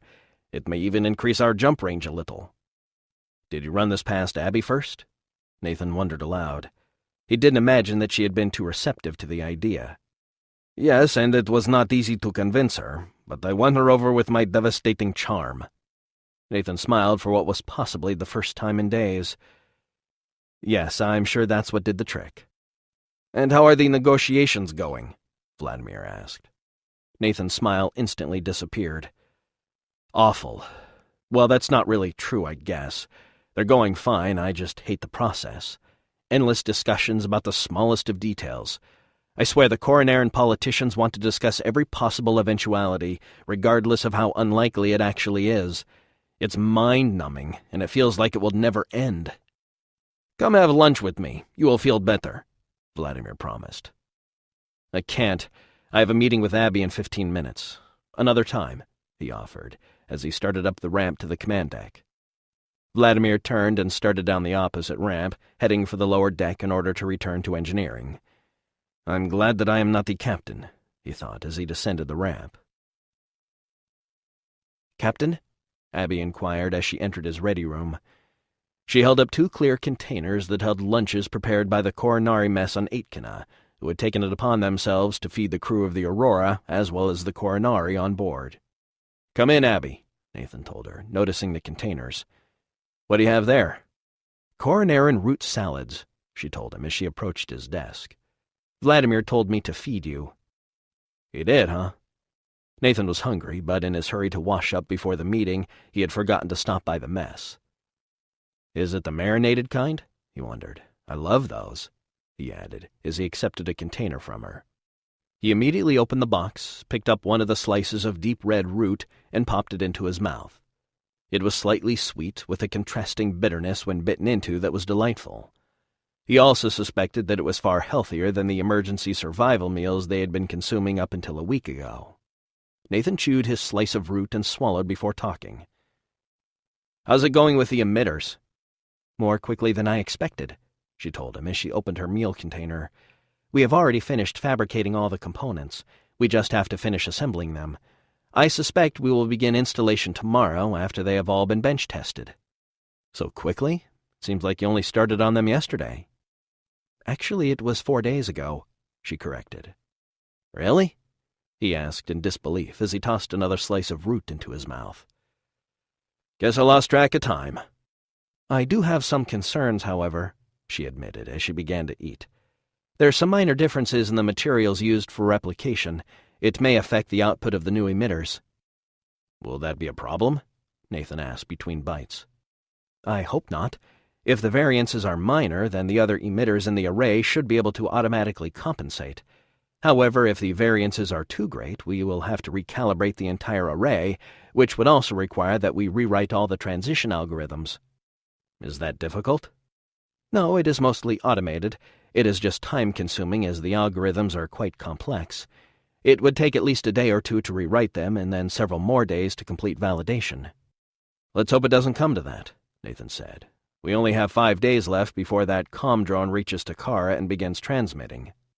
So is that why you asked to speak with me, Captain? Abby asked. To get an update on the jump drive repairs? Not exactly, he admitted, as he finished the last of his root salad. I meant to speak with you a couple days ago after our status briefing, but I've been busy. How can I help you?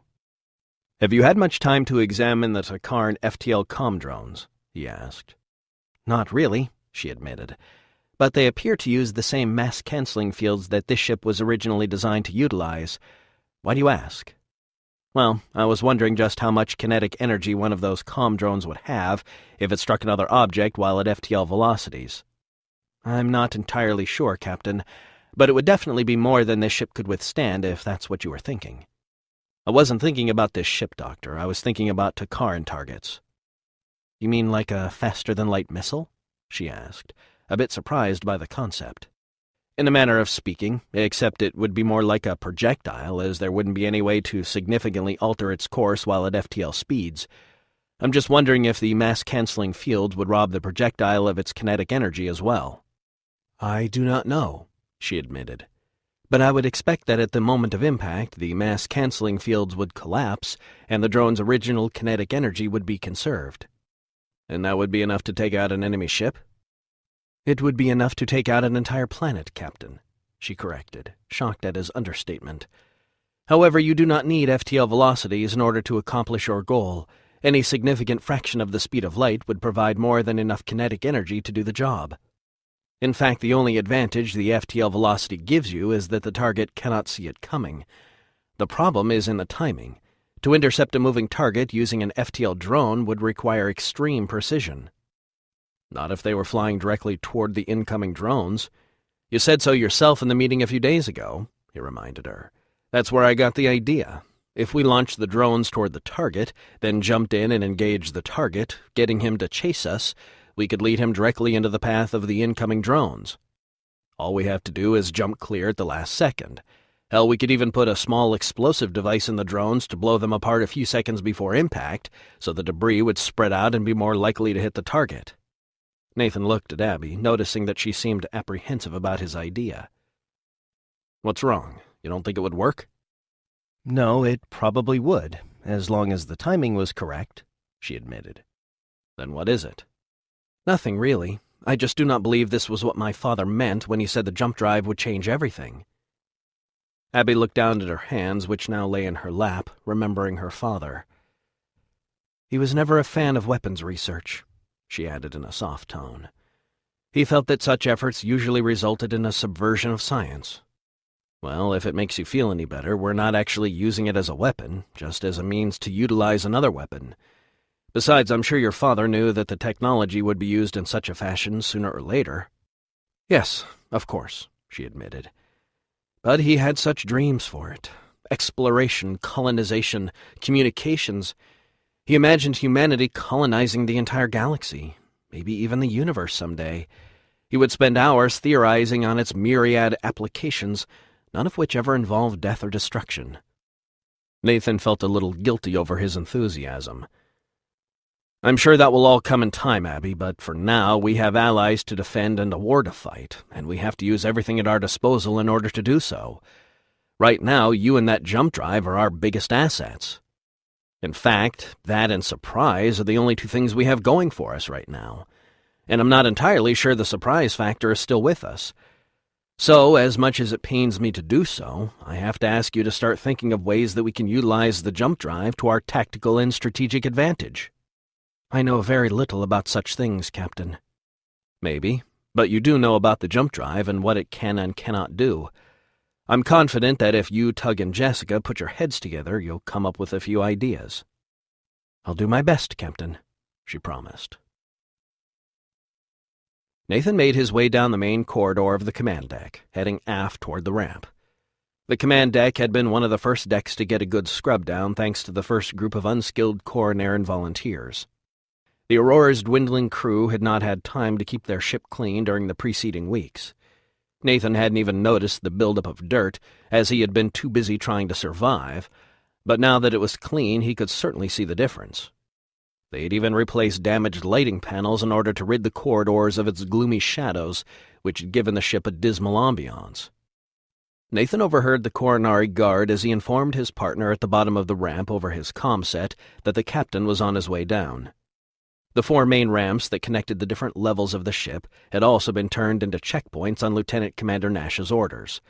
Not a single pair of boots hit one of those ramps without the guards at the top and bottom knowing about it.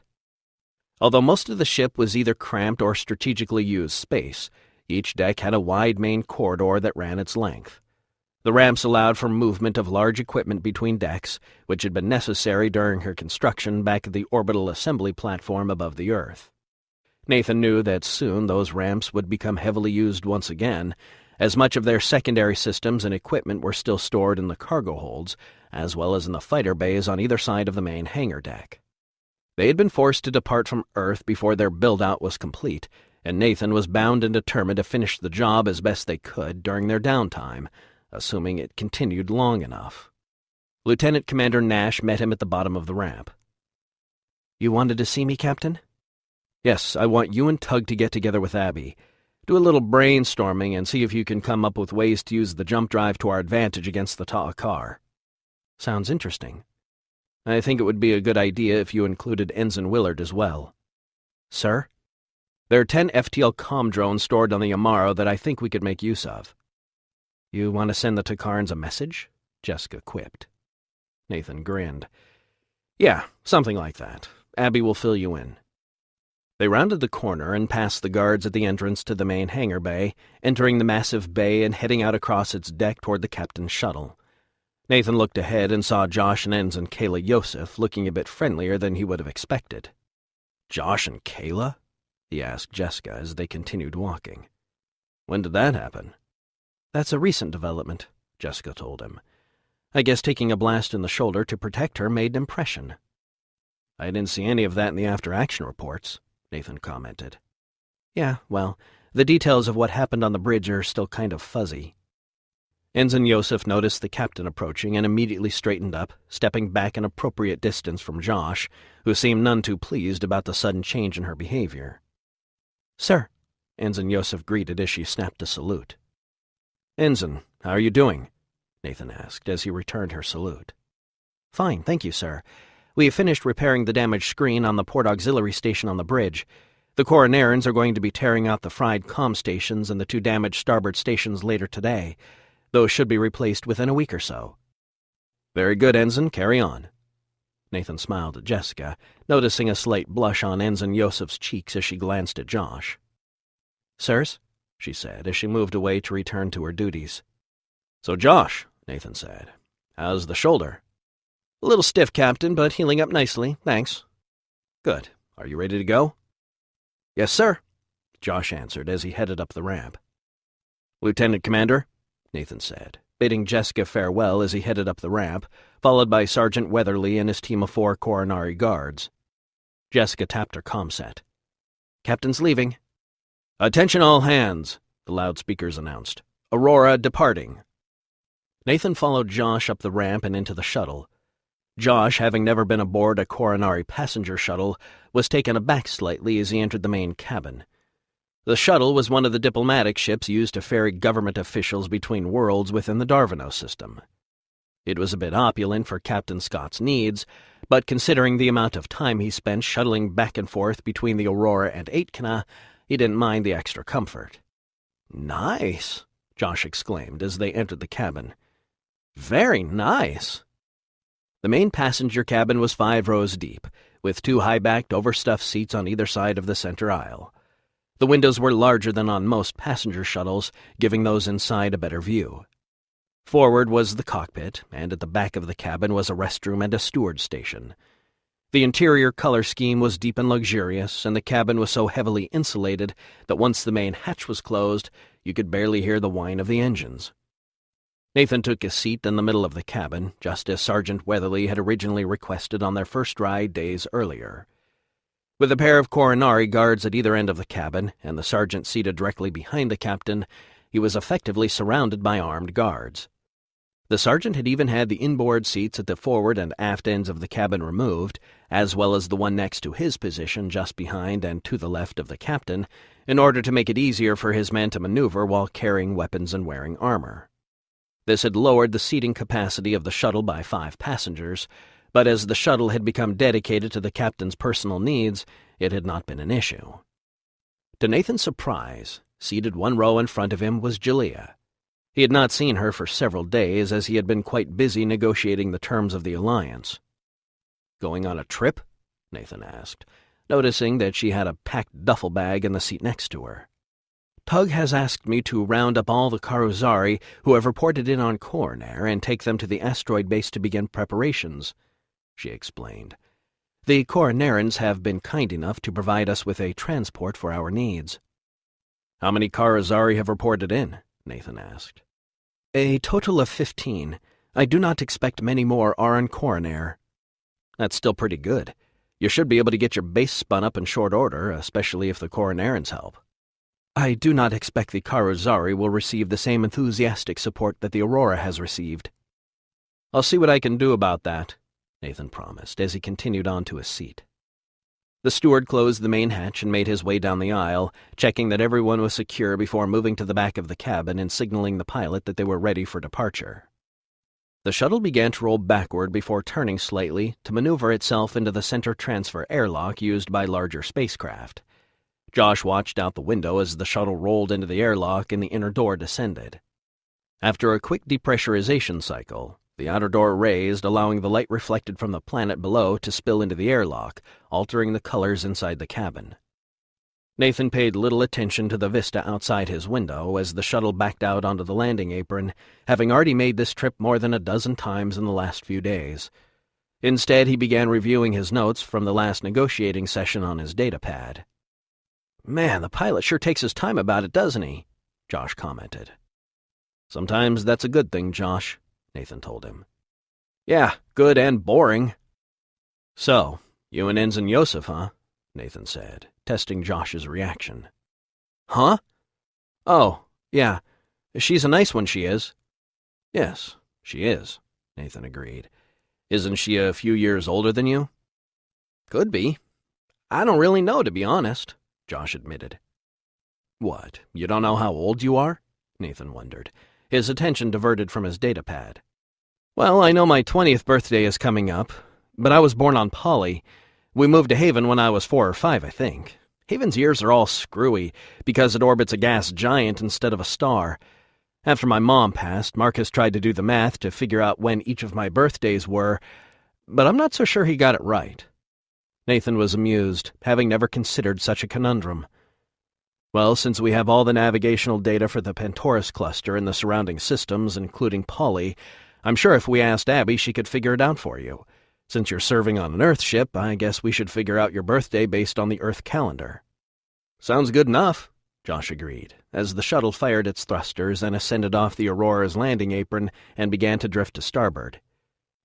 "Geez, is he going to fly this slow the whole way down?" "Patience, Josh. I'm sure Tug won't take off until you get there." "I'm just dying to get in that thing. I've never flown anything into FTL." "Neither have I," Nathan told him. "Really?" Josh said, somewhat surprised. "But how the—" "We jumped here, remember?" "Yeah, I guess you did at that," Josh realized as he sat back in his seat, watching the planet below as it slowly moved closer to them. After a rather lengthy clearance process, Josh was finally allowed into the heavily guarded portion of the Aitkina spaceport that was reserved for the Corinari combat air and space operations. Although the various interceptors and tactical shuttles operated by the Corinari were significantly inferior to those used by the Ta'akar, they were still decades ahead of what Josh had flown back in the Haven system. Nothing he had flown had been armed, except for a few sidearms stored in a locker on board. Josh had to walk all the way across the compound, asking several Corinari technicians, most of whom spoke little to no Angla, where to find Tug and his Takaran interceptor. Finally, after wandering about in frustration, he was directed to a back corner where an unmarked maintenance hangar stood. Its main door open, Josh could see the 40-year-old interceptor standing in the middle of the hangar. Tug stood next to the spacecraft in a black Corinari flight suit speaking with Marcus. The relationship between the Corinari and the Karuzari was tenuous at best. Because of this, Tug had asked Marcus to personally oversee the maintenance on his interceptor, while Tug continued to represent the Karuzari at the Alliance negotiations. "Man, they sure stuck you way back in a corner, didn't they?" Josh commented as he walked in the front of the small hangar. "Yeah, I get the feeling the Corinari are none too fond of you Karuzari types," Marcus commented. "Yes, there is still a great amount of distrust and suspicion yet to be overcome," Tug agreed. "She all good to go, Marcus?" Josh asked. Although Marcus was a gruff old guy, he had been taking care of spacecraft for as long as Josh had known him. The man had practically raised him after his mother had died, so he was one of the few men that Josh actually trusted. Even though Marcus always rode him, Josh was glad that Marcus had also ended up marooned on the Aurora after the events back on Haven. "Good as new," Marcus boasted. "The Corinarians may not be as advanced as the Ta'akar, but they sure know their way around 40-year-old technology. Those boys can fix just about anything. They have had to make do with a reduced production capacity for several decades now," Tug explained. "They have been forced to keep what they have in good repair." "I know how that goes," Marcus reminded Tug. "I'm from Haven, remember?" Of course, Tug remembered, having lived there off and on for the last 30 years himself, until recent events had forced them all from their homes. "There's a flight suit in the locker on the back wall," he told Josh. "It should fit you well enough." "Great!" Josh exclaimed as he headed toward the back of the hangar. "I can't wait to hit FTL for the first time." Marcus waited until Josh was out of earshot before speaking. "You sure you want him to fly this thing? He's a bit of a wild stick, you know." "Yes, I am well aware of his unorthodox piloting style," Tug assured Marcus. "Don't know that I'd rightly call it a style," Marcus observed. "Well, perhaps I can smooth out some of the rough edges," Tug said as he started up the boarding ladder. "Save yourself some time," Marcus sneered. "Skip the smoothing and go straight for the cutting." Tug smiled at Marcus's remarks as he climbed into the rear seat of the cockpit. It had been over 30 years since he had sat in the rear seat. That had been when he trained his last wingman back in his days in the Poly Militia. "I will keep that strategy in mind," he promised as he strapped himself into his flight seat. Marcus turned around to see Josh coming toward him wearing a baggy black Corinari flight suit and carrying a flight helmet. "I do believe the previous owner of that suit stood a bit taller than you," he teased. "Probably had more meat on him as well." "What are you talking about?" Josh said. "It fits fine. A little loose, maybe."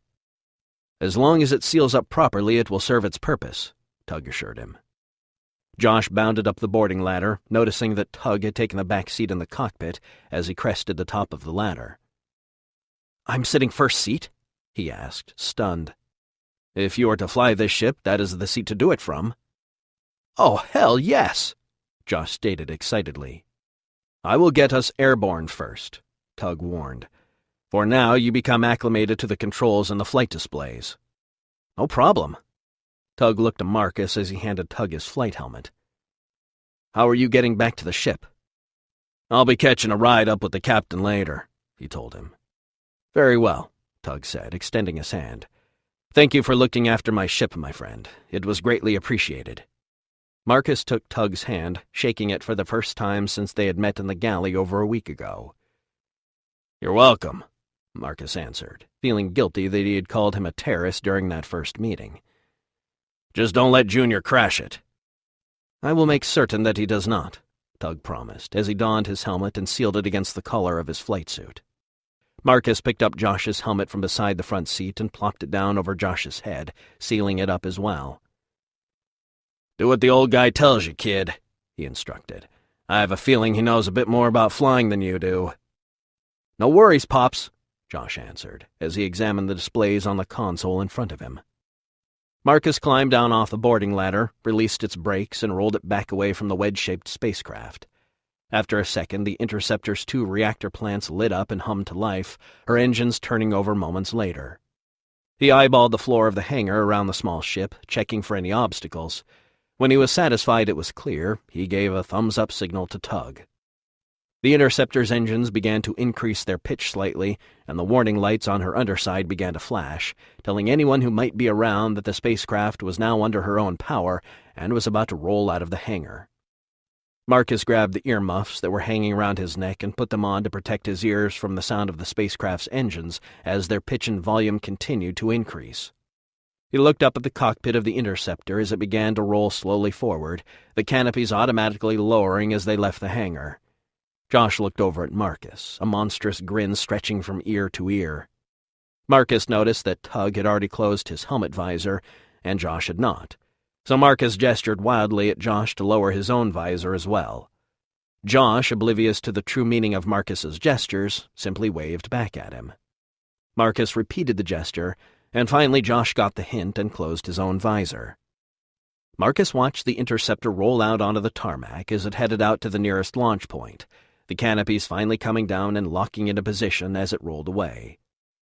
"Dumb kid," Marcus mumbled to himself as he turned and headed for the washroom. Tug increased the thrust levels on the main turbines used while operating in the atmosphere, causing the Interceptor to lift slowly off the ground. "While unloaded, this ship can take off vertically using only 5% thrust," he told Josh. "Fully loaded with maximum weapons and fuel, she needs at least 25% to get off the ground." "Got it," Josh answered over the comms built into their flight helmets. "The ships that you have flown all use separate engines for lift and forward propulsion, did they not?" "Yeah, the Harvester did. The shuttle had a separate engine for everything," Josh commented. "This ship has 4 basic flight systems," Tug explained. "There's a single turbine system used for atmospheric flight. As the body is a flying wing, once at speed it generates its own lift. You'll find it a bit different than flying a ship that uses powered lift systems to maintain altitude." "You use the same engine for lift as you do for forward thrust?" "Yes. The turbine has a series of thrust ports along either side of the ship. Each thrust port is gimbaled and can move 20 degrees in all directions from its vertical center line. It makes the ship quite maneuverable at speeds that are insufficient to provide adequate aerodynamic lift." "How do you control the amount of thrust that generates your lift?" "You do not," Tug told him. "You simply indicate with your flight control stick that you wish to go up, and the system decides how much thrust to create and how much of it needs to be diverted to the lift systems. As your forward velocity increases, so does the aerodynamic lift generated by the ship's lifting body design. As the aerodynamic lift increases, the amount of thrust being diverted to the vertical lift thrusters decreases. By the time you reach a minimum lifting velocity, the vertical lift thrusters have disengaged." "But it's all automatic, right?" Josh asked. "I mean, you don't have to think about all that. You just tell it to go and it goes, right?" "True, but you really should understand how it all works." "Yeah, I understand. The thrusters point down, spit out some thrust to keep us in the air until we get up to speed, and the lifting body does its thing. I got it." "Very well," Tug conceded. "Since you already know so, put your hands on the controls." "Seriously?" "Of course." Josh placed his right hand on the control stick along his right side and his left hand on the throttle along his left side. "Okay, I'm ready," he announced. Tug flipped a switch on the control stick and then hovered his hands just off the controls. "The ship is yours." "Thrusting forward," Josh announced, manipulating his flight controls. The Interceptor began sliding forward as it continued to slowly climb. Josh adjusted his rate of ascent until the ship stopped climbing, continuing its forward motion about 30 meters above the ground. He looked out the port side of the Interceptor at the spaceport below him as they continued slowly picking up forward velocity. "Very good," Tug praised. "As soon as we clear the fence line, you can pitch up and accelerate until we achieve aerodynamic flight velocity." "Copy," Josh reported. "Fence line coming up. Hold on to your lunches. Here we go," Josh announced, as he pulled the nose up slightly and pushed the throttles forward. The Interceptor leapt forward much faster than anything Josh had ever flown, pushing him back hard in his seat. "Whoa! This thing's got some power! Are the inertial dampeners on?" "Easy on that throttle, Josh," Tug warned. "She is more powerful than you realize." Josh looked down at his instruments.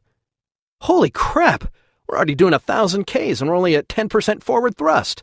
I guess the dampeners are working. But how come I'm getting pushed back in my seat? The dampeners allow some of the feeling of acceleration to get through in order to give you a better sensation of the flight. As you increase your rate of acceleration, the dampeners will also increase their power to compensate so that we are not crushed. Oh yeah? Let's see. Josh pushed the throttles to 50%, getting pushed back yet again as the interceptor accelerated further. Shit! He yelled. We are hauling ass! We're already passing 5,000 Ks and accelerating! You might want to pitch up a little more, Josh. We do not want to run into any low-flying aircraft. Right, pitching up. Josh pulled the nose up a bit more, peeking out the side of his canopy as the blurry ground began to rapidly fall away from them. How long does it take this thing to reach orbit? Josh asked. Every world is different, Tug explained. Different mass, gravity, atmospheric pressure. At full power, it can escape the average human-hospitable planet's gravity in a few minutes. I have yet to calculate it for this world, Tug admitted. We might as well find out, Josh insisted, as he began pushing the throttles forward. Josh? Tug's hands were ready to take control away from the young pilot, fearing that his reaction time would not be sufficient to handle the spacecraft at its top atmospheric speeds. Josh snapped the ship into a roll to port, rolling it completely over and then stopping, exactly centered again. He then repeated the roll to starboard. Man, she is really responsive. Tug relaxed, putting his hands at his sides and grasping the handrails on either side of his seat cushion to brace himself for what was coming. Very well, Josh. Take us up.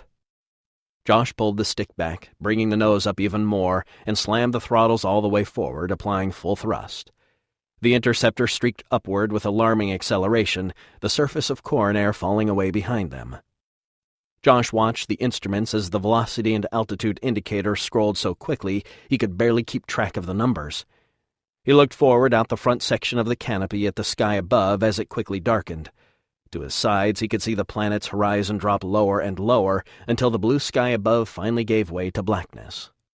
Transition, Tug announced calmly. Throttle back to 30%. Throttling back, Josh responded, not asking why. A moment later, the turbines died out and the main drive kicked in, lurching them forward again. The instruments on his console blinked, the numbers all dropping by huge factors. What just happened? Josh asked. Your displays have changed their increments, Tug explained. Look at your velocity indicator. It is now reading in kilometers per second instead of per hour as they were in the atmosphere. Oh, I get it. They will continue to change their increments as we accelerate further. So that would be the second flight system. Correct. In a few moments, we will have achieved orbital velocity for this world. How do we know the correct velocity? Josh wondered. The ship knows. On your main display, do you see the circle around the image of the planet? It represents the optimal orbital path. As your current trajectory approaches that circle, it will begin to flash. At that point, you should start throttling back gradually so that you are at zero acceleration when you reach the optimal orbital path. Got it, Josh answered. Once you have achieved orbit, the orbital path will turn green. Josh kept glancing down at the main display. Just as Tug had predicted, the line indicating their trajectory began to flash. Throttling back, Josh announced as he began to slowly pull the throttles back. The constant drone of the main engine slowly faded as their output was dialed back. 30 seconds later, Josh felt the throttles come to a stop at their zero position, and the orbital path on his display turned from white to green. Orbit achieved, he reported calmly. Do we get to go to FTL now? Patience, Tug urged, after which he muttered something into Karin. What was that? Josh asked. Having lived on Haven for most of his young life, he had never learned the Takaran language, as their forces had abandoned the system when he was still a child.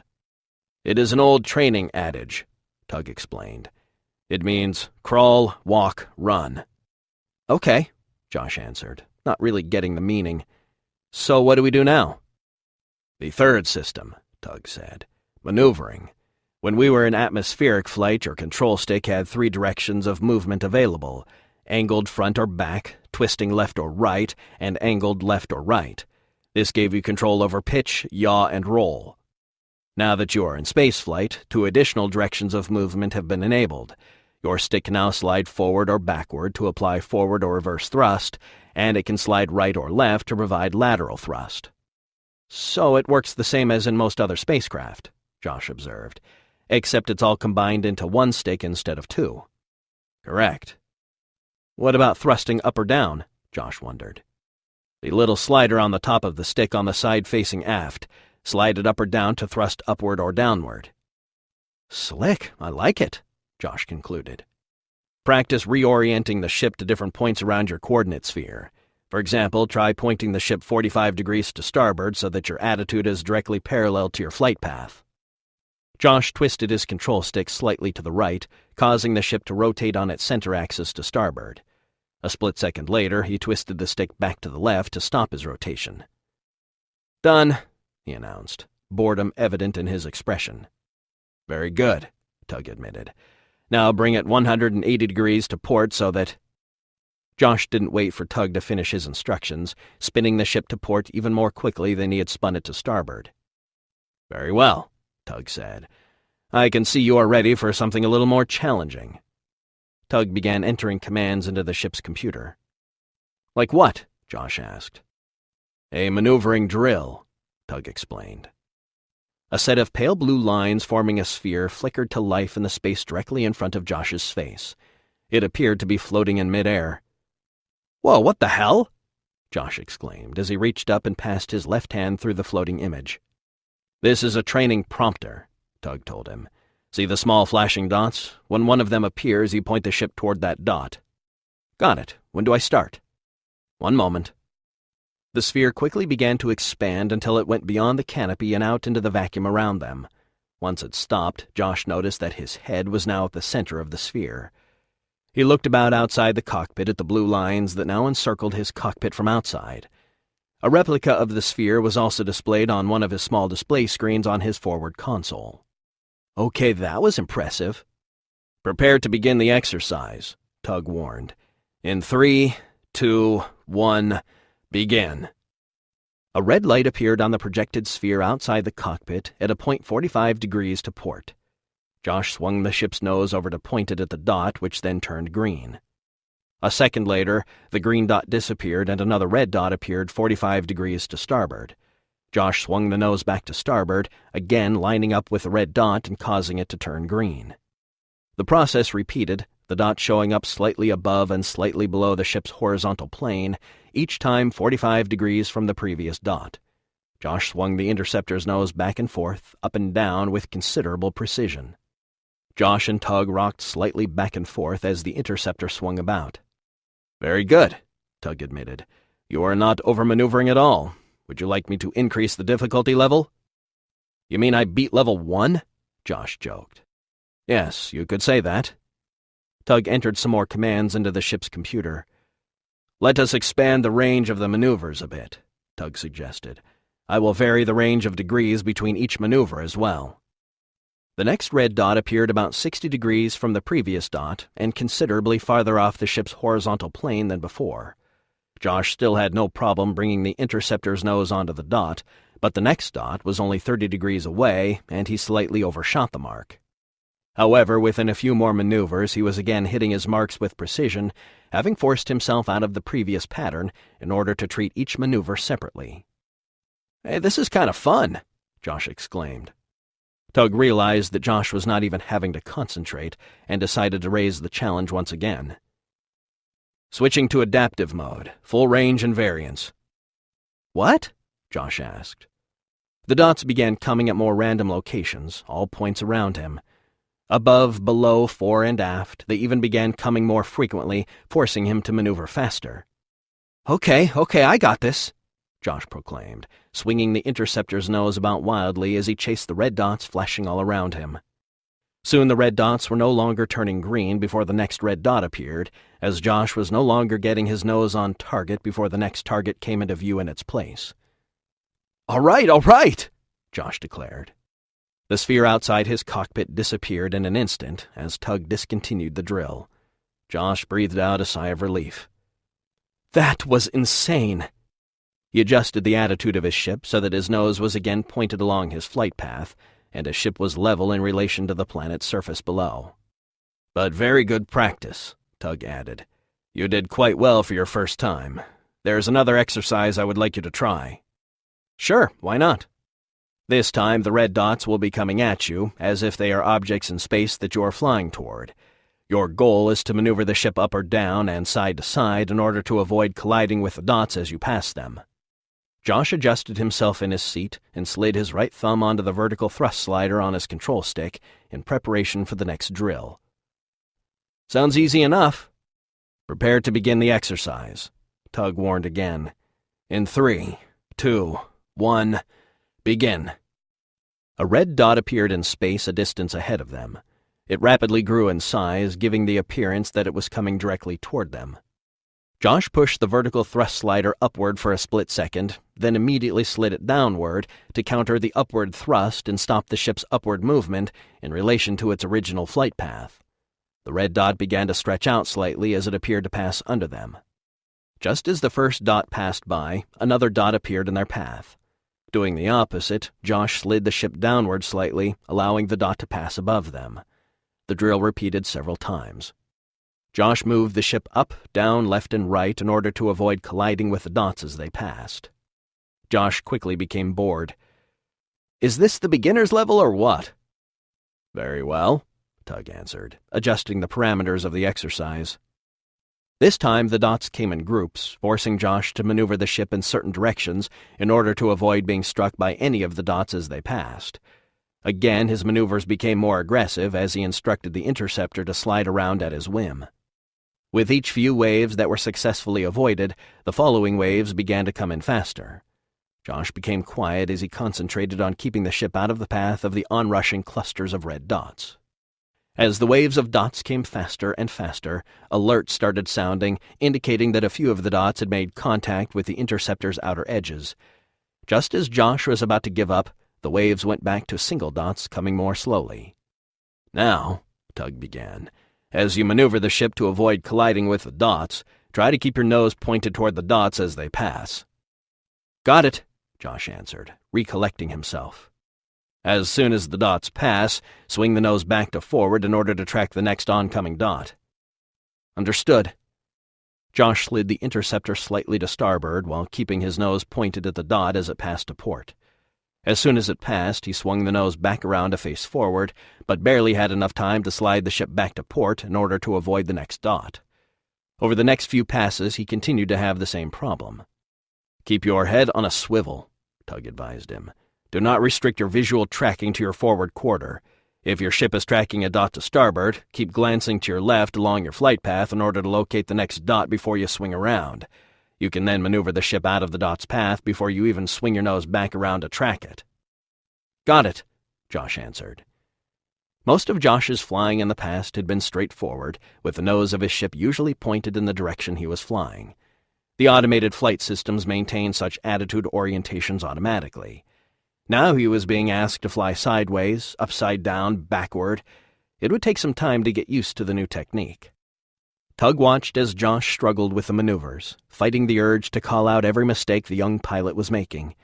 However, Josh was quickly figuring it out for himself. Within a few minutes, he was beginning to get the hang of it, and was slipping the ship in between the dots, spinning about one way or another in order to track them with his nose. If this had been target practice, Tug was pretty sure Josh would have scored highly. After about 10 minutes of practice, the dots disappeared. "That should be enough for now," Tug told him. "That was a lot of maneuvering," Josh admitted. "And I thought scooping up debris from the rings was tricky. I hope I didn't burn up all our maneuvering propellant." "Doubtful," Tug assured him. "The maneuvering engines in this ship are extremely efficient. We have not even used 1% of their capacity." "Wow," Josh exclaimed. "Are the mains that efficient as well?" "Indeed they are," Tug told him. "This ship was designed as a deep space interceptor. Back in its day, it was taken on long patrols between star systems. We would use the FTL drive to quickly get out into the patrol corridors, then dart around at half-light as we scanned for red-shifted FTL trails." "What are those?" Josh wondered. "You cannot see something that is traveling towards you at speeds faster than light, as they would arrive before their own light reached you. You would only see them for a millisecond as they passed you by. Instead, we would search for their visual trails as they traveled away from us. Their light would be red-shifted since they were traveling away from us, and the rate of shift would tell us if they were at FTL speeds. So then you would chase them down and attack? No, it is quite impossible to target a ship traveling at FTL speeds, Tug told him. But this ship is still faster than most larger spacecraft, so we could get ahead of them and warn of their impending arrival, thus providing time to prepare a defense. Then why is this called an interceptor? Josh asked. If the targets were traveling at subluminal speeds, we could easily intercept them while they were still some distance away from their final target and engage them. Nice, Josh said. There was nothing nice about such engagements, Josh, Tug corrected. There is very little separating us from the icy vacuum of space in this interceptor, and our suits would only keep us alive for a few hours at best. At the distances from base these ships would operate, rescue is extremely unlikely. You were more likely to get picked up by the enemy or picked off by the opponent that bested you. Josh thought about that for a moment before speaking. So now what? He finally asked. Set a course for the asteroid base. When you are ready, engage at 50% thrust. Copy that. Josh fidgeted with the navigation computer as he figured out how to plot a course. After a few moments, he had it figured out. Okay, course plotted and laid in, Josh announced. Coming to new heading. Josh turned the interceptor slightly to starboard, rolling the ship over as he did so in order to put the planet beside him. It wasn't entirely necessary, but using the Darvino system's ecliptic helped him keep his orientation. After changing his artificial horizon to use that same ecliptic as its reference, he checked that the ship was on course before engaging the autoflight system. Autoflight locked on course for Karuzara, he announced. For what? Tug inquired. Well, you've got to call it something, Josh insisted. What were you going to call it? Rebel Rock? Tug laughed. Karuzara it is, then. Throttling up, Josh announced as he inched the throttles forward again. Commander Taylor sat next to Chief Montrose at the conference table in one of the hospital's many meeting rooms. As the Aurora's executive officer, she had insisted on conducting the final interviews of all the prospective candidates volunteering for duty aboard her ship. It was a long and painstaking process which tired her out more than she would have thought, as she was not yet fully recovered from the critical injuries she had sustained during the battle against the Amaro. Had it not been for Chief Montrose, who had convinced the commander's physicians to allow them to conduct the interviews in the hospital where Cameron's condition could be monitored, she would not have been able to participate in the selection. Cameron had insisted on having a uniform brought down to her so that she could present herself properly during the interviews. The last thing she wanted was for people she would eventually command to see her in a hospital robe, looking weak and frail. Despite the fact that she was recovering nicely, she was still many weeks away from returning to full active duty. Nathan had resisted her participation, mainly because he feared that she would overexert herself and delay her recovery. He wanted to be sure that she was well enough to oversee training of the new crew. In the end, her desire to make sure the best crew was selected from the start had won, that and her stubborn side, to which Nathan still had the bad habit of yielding. That makes 50 interviews on this day, Chief Montrose stated in less than perfect Angla. Today, Cameron corrected. The expression is today, not on this day. Today, the chief repeated. That makes 50 interviews today, he repeated, more to himself than to Cameron. Let's do one more. It is late, the chief protested. You now should rest. Don't ever tell me to rest, Chief, she warned. Besides, I hate even numbers. Let's interview one more before we call it quits for the day. As you wish, Commander, the chief acquiesced. I will carry you back to room when you are not conscious, he added with a laugh as he activated his comm set and called for another volunteer. Cameron leaned back in her chair and closed her eyes for a moment. Perhaps the chief was right. She was tired. In addition, she was lightheaded, and at times, despite assurances by the Corinari doctors that at this stage of her recuperation it was highly unlikely, she felt as if she could feel the nanites inside her, scurrying about, mending her insides. It was just a vague, tingling sensation, intermittent at most, but annoying nonetheless. It was only the second day of interviews, and by her calculations, they had at least a month's worth of primary and secondary interviews before they whittled the thousands of applicants down to a full crew of 300. Lieutenant Commander Nash would conduct another set of interviews after that, along with Sergeant Weatherly and members of the Corinari, in order to select another 100 men to serve as ground assault force. They had no plans to use such a force as of yet, but it was agreed that it would be best to have one ready just in case. Cameron's eyes popped open when she heard the door open. A confident and rather distinguished-looking man of average height and build entered the room. His hair was dark and full, with graying at the temples and streaks of the same throughout. He had the same piercing confidence that she had always seen in Captain Roberts, the Aurora's original captain. In fact, in many ways his appearance reminded her of the captain, although this man lacked the contented look that had made Captain Roberts so approachable as a commanding officer. This man appeared far more serious, more like Commander Montero, her predecessor. He walked the short distance from the doorway to the table, extending his hand to Commander Taylor. "Thank you for this opportunity, miss. In our military, an officer is referred to as Sir, regardless of gender." "A sensible tradition," the man agreed, in perfect Angla. "However, as I am not yet in your service, Corinarian custom dictates that I refer to you as Miss or Ma'am. If selected, I will be more than happy to follow your fine traditions." Cameron released his hand, satisfied with his answer, as it was both honest and respectful. "I'm Commander Taylor, the Aurora's executive officer. This is Chief Montrose of the Corinari." "It is a pleasure to meet you both," the man offered graciously. "My name is Dumar, Traven Dumar."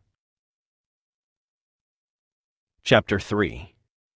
Nathan sat in the command chair at the center of the Aurora's bridge, watching as Josh and Loki performed the tasks that he and Cameron had been responsible for only a few weeks ago. It still felt unusual to be watching someone else perform his old job, especially from the command chair. He had only been the ship's official pilot for about a week, and had only actually flown her for one mission. Technically, it was only half a mission, before circumstances threw him into his new role as de facto captain of the Aurora and the figurehead of an interstellar revolution.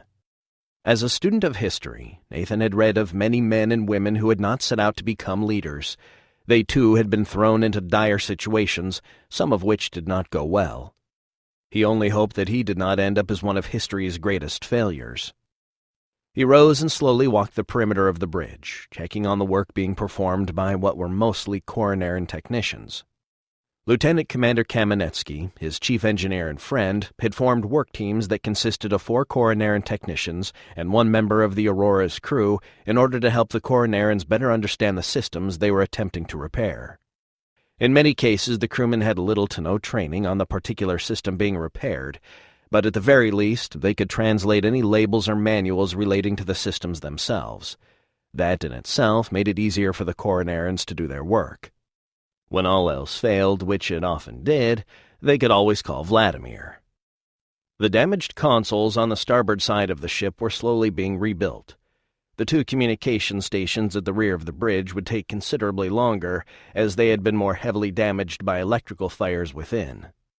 For now, they were forced to operate without a dedicated electronic countermeasures operator or a sensor operator.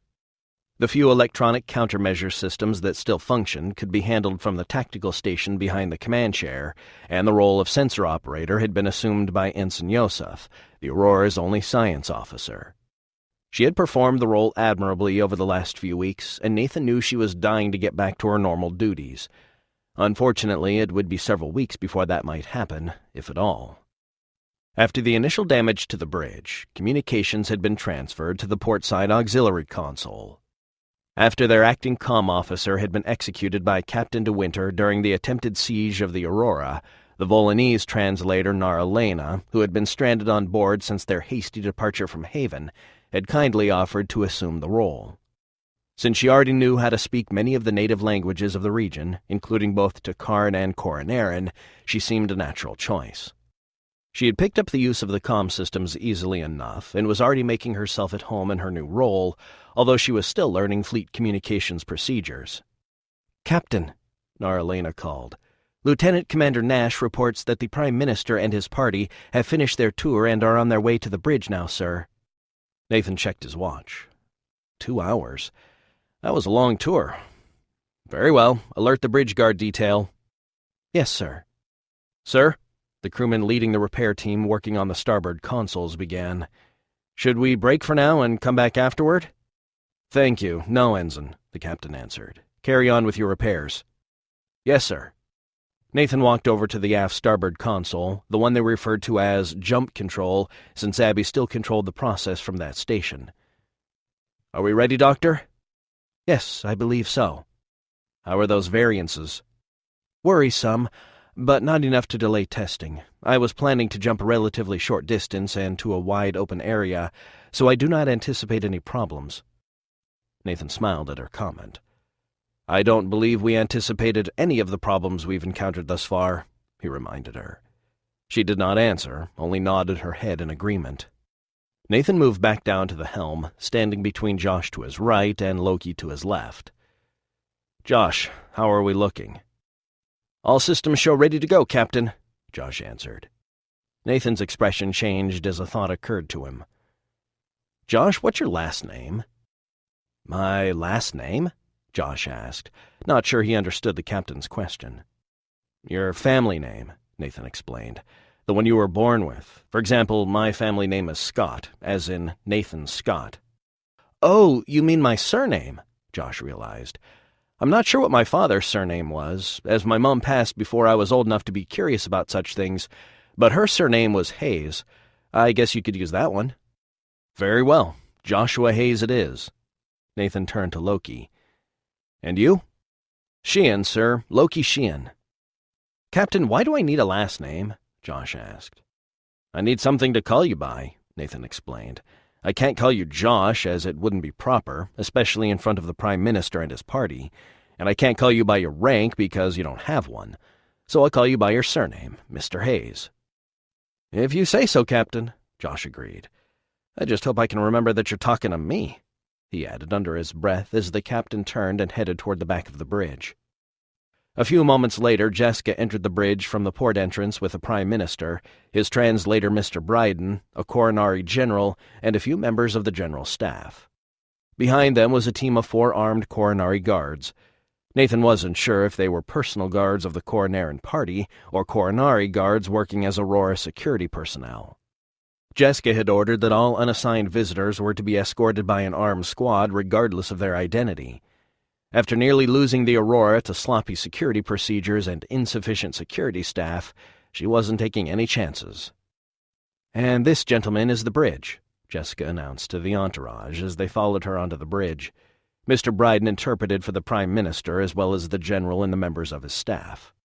Such as it is, Nathan added. Good to see you again, gentlemen.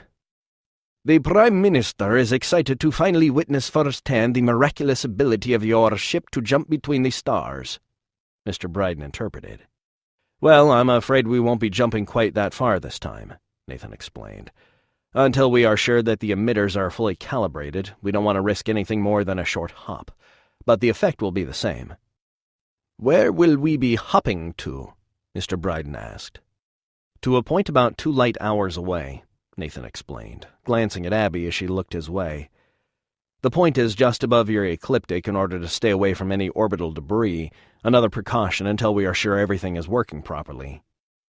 Wonderful, Mr. Bryden interpreted, without the same enthusiasm as was expressed by the Prime Minister himself. If you'll give us a few minutes to prepare. Lieutenant Commander, maybe you can show them around the bridge while we prepare to get underway? Of course, sir, Jessica responded. Gentlemen, perhaps you'd like to see the jump control. Jessica led the party toward Abby at the aftmost starboard console, while Nathan stepped over to Narlena. Let all hands know we're about to get underway, Nathan told her as he continued around and back down to the helm. Gentlemen, let's review our flight plan. We take her out slow and easy, break orbit, and put her on the course and speed Dr. Sorensen gave us, Josh recounted. Then it's hands off until she jumps us. After that, we make a slow and easy turn and put her back on a reciprocal heading home, and she jumps us back again. After that, we settle back into orbit. No problem, Captain, Loki assured him under his breath. We've got this. Nathan looked at the 2 young pilots that had only weeks ago been flying a rickety old harvesting spacecraft around the rings of Haven. They had spent every spare moment in the very same simulator Nathan and Cameron had first practiced in a month earlier. Unlike them, Josh and Loki did not have the benefit of years of flight training at the Fleet Academy back on Earth. Then again, he and Cameron didn't have the years of actual spaceflight experience that Josh and Loki had. Furthermore, Josh and Loki had first flown the Aurora under fire and had proven their worthiness. Of that he had no doubt. Still, Nathan couldn't seem to let go of all the things that could go wrong. Vladimir had assured him that the ship's propulsion and maneuvering were working properly, and Abby was confident that the jump drive was equally ready. Nathan wondered if Captain Roberts had experienced similar misgivings the first time he and Cameron had taken the Aurora out of the orbital assembly platform on her first test flight. Had he been worried that something would go wrong? Had he been worried that his new pilot and navigator would make a mistake and send them hurtling into the system's sun? He had certainly had enough reason to be concerned, considering all the problems that Nathan and Cameron had experienced trying to work together. As Narlena instructed the entire ship to prepare to get underway, Nathan tried to console himself in the knowledge that nothing had gone wrong with his first flight. He and Cameron had performed their duties correctly. Then he remembered that despite having done everything correctly, the unforeseen events that had followed had gotten them into this mess. Suddenly he felt nervous once again. "We're ready whenever you are, Captain," Josh urged. "Right." Nathan straightened up and turned around to face his guests. "Gentlemen, we're about to get underway." Nathan took his seat in the command chair at the center of the bridge.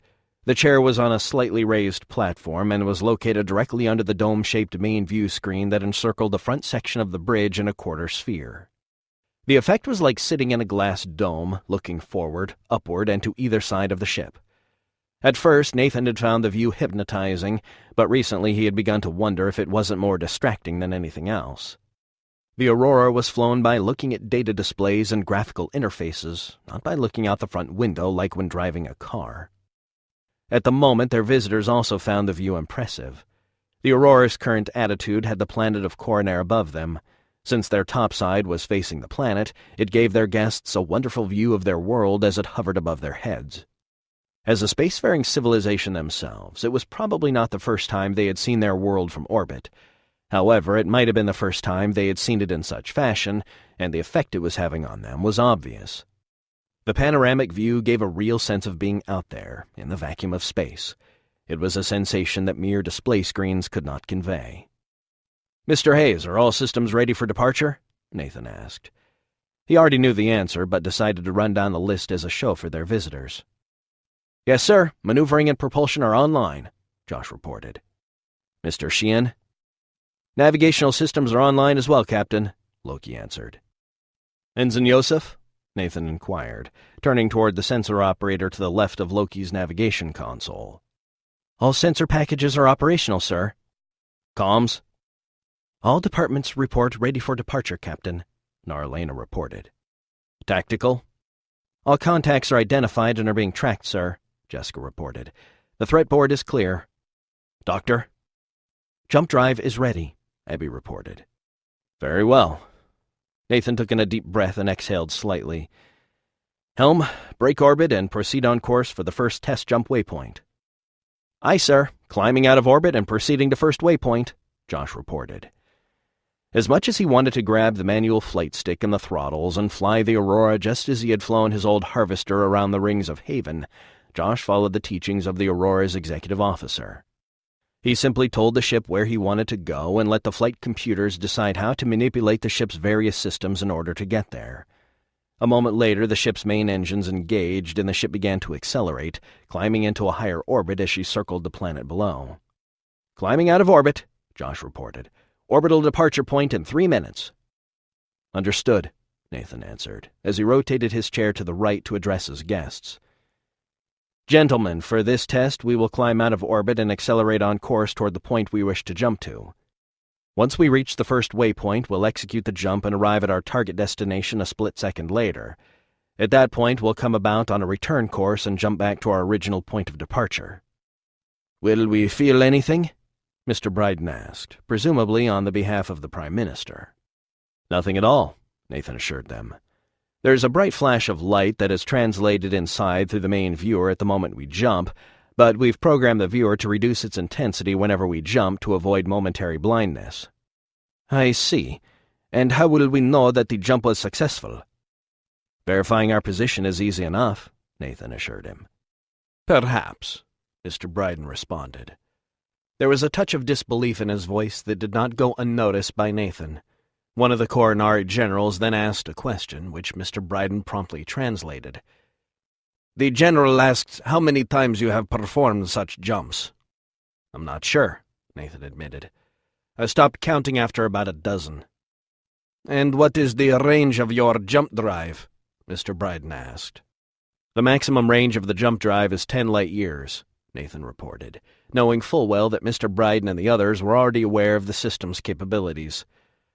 However, we prefer to limit our jumps to slightly less than that in order to allow us enough reserve energy to make an emergency escape jump should we find unexpected trouble upon arrival. A wise precaution, Mr. Bryden admitted. We were told that its range can be greatly increased if given enough power. That's what we're hoping, yes, Nathan agreed. Leaving orbit now, Captain, Josh reported. Very good, Mr. Hayes, Nathan answered. Bring the ship on course to the first jump waypoint and accelerate to 1/10 light. Aye, sir. On course to first waypoint, accelerating to 1/10 the speed of light. The image of the planet above them had grown steadily smaller for the last few minutes as the Aurora's altitude had increased. Now that they had broken orbit, the planet slid quickly back over their heads and disappeared. The stars slid across the screen from starboard to port as the ship turned onto its new course, and Nathan could feel a slight sway as the ship accelerated rapidly. Velocity now at 10% light, sir, Josh reported. Steady on course for the first waypoint. Very well, Nathan acknowledged. 10 seconds to jump point, Abby reported from the jump control console. Comms, Nathan said. Attention all hands, stand by to jump, Narlane announced ship-wide. At this speed, it would take approximately 20 hours to reach our destination. Abby counted down the last few seconds to the jump over the ship-wide loudspeakers. Jumping in 3, 2, 1, jump. Everyone on the bridge stared out the forward section of the spherical view screen as pale blue-white light washed out from the emitters, spilling rapidly across the hull until it was completely covered. The light grew quickly in intensity, coming to a blinding flash a split second later. Had the viewing system not automatically compensated for the flash, they would all be seeing blue dots about now. Even with the filters, they still had to squint at the flash. As quickly as it had come, the flash was gone and the hull was back to normal. The view outside seemed normal as well. In fact, it appeared as if they had not moved at all. Did it work? Mr. Bryden wondered. Ensign? Nathan inquired. We are exactly 2 light hours from our last position, Captain. These stars do not appear to have moved, Mr. Bryden commented. They would not, Abby interjected, as the distance jumped was not enough to cause any noticeable change in the position of the stars themselves. How can we be sure that we are where you say we are?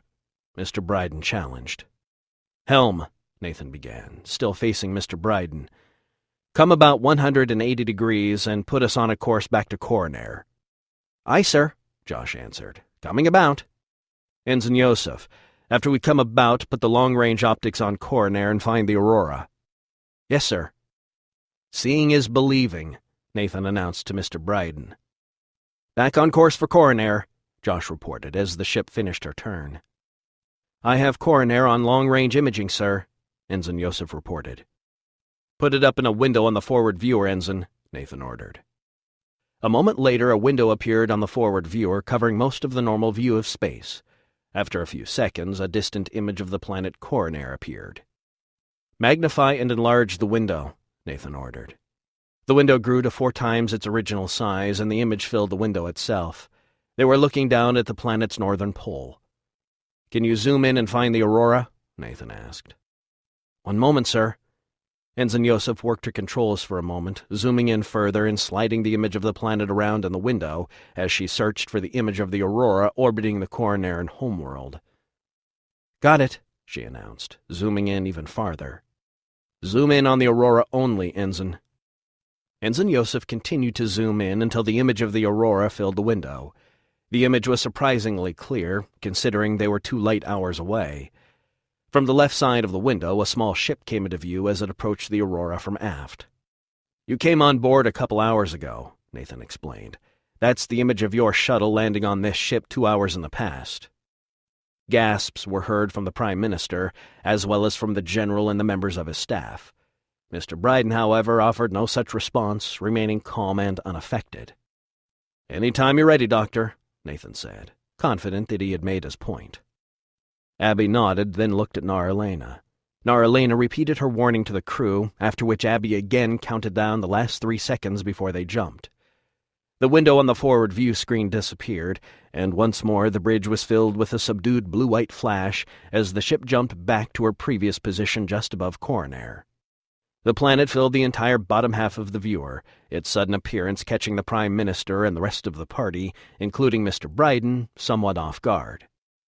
Their voices filled the bridge as the visitors chattered excitedly amongst themselves in their native tongue.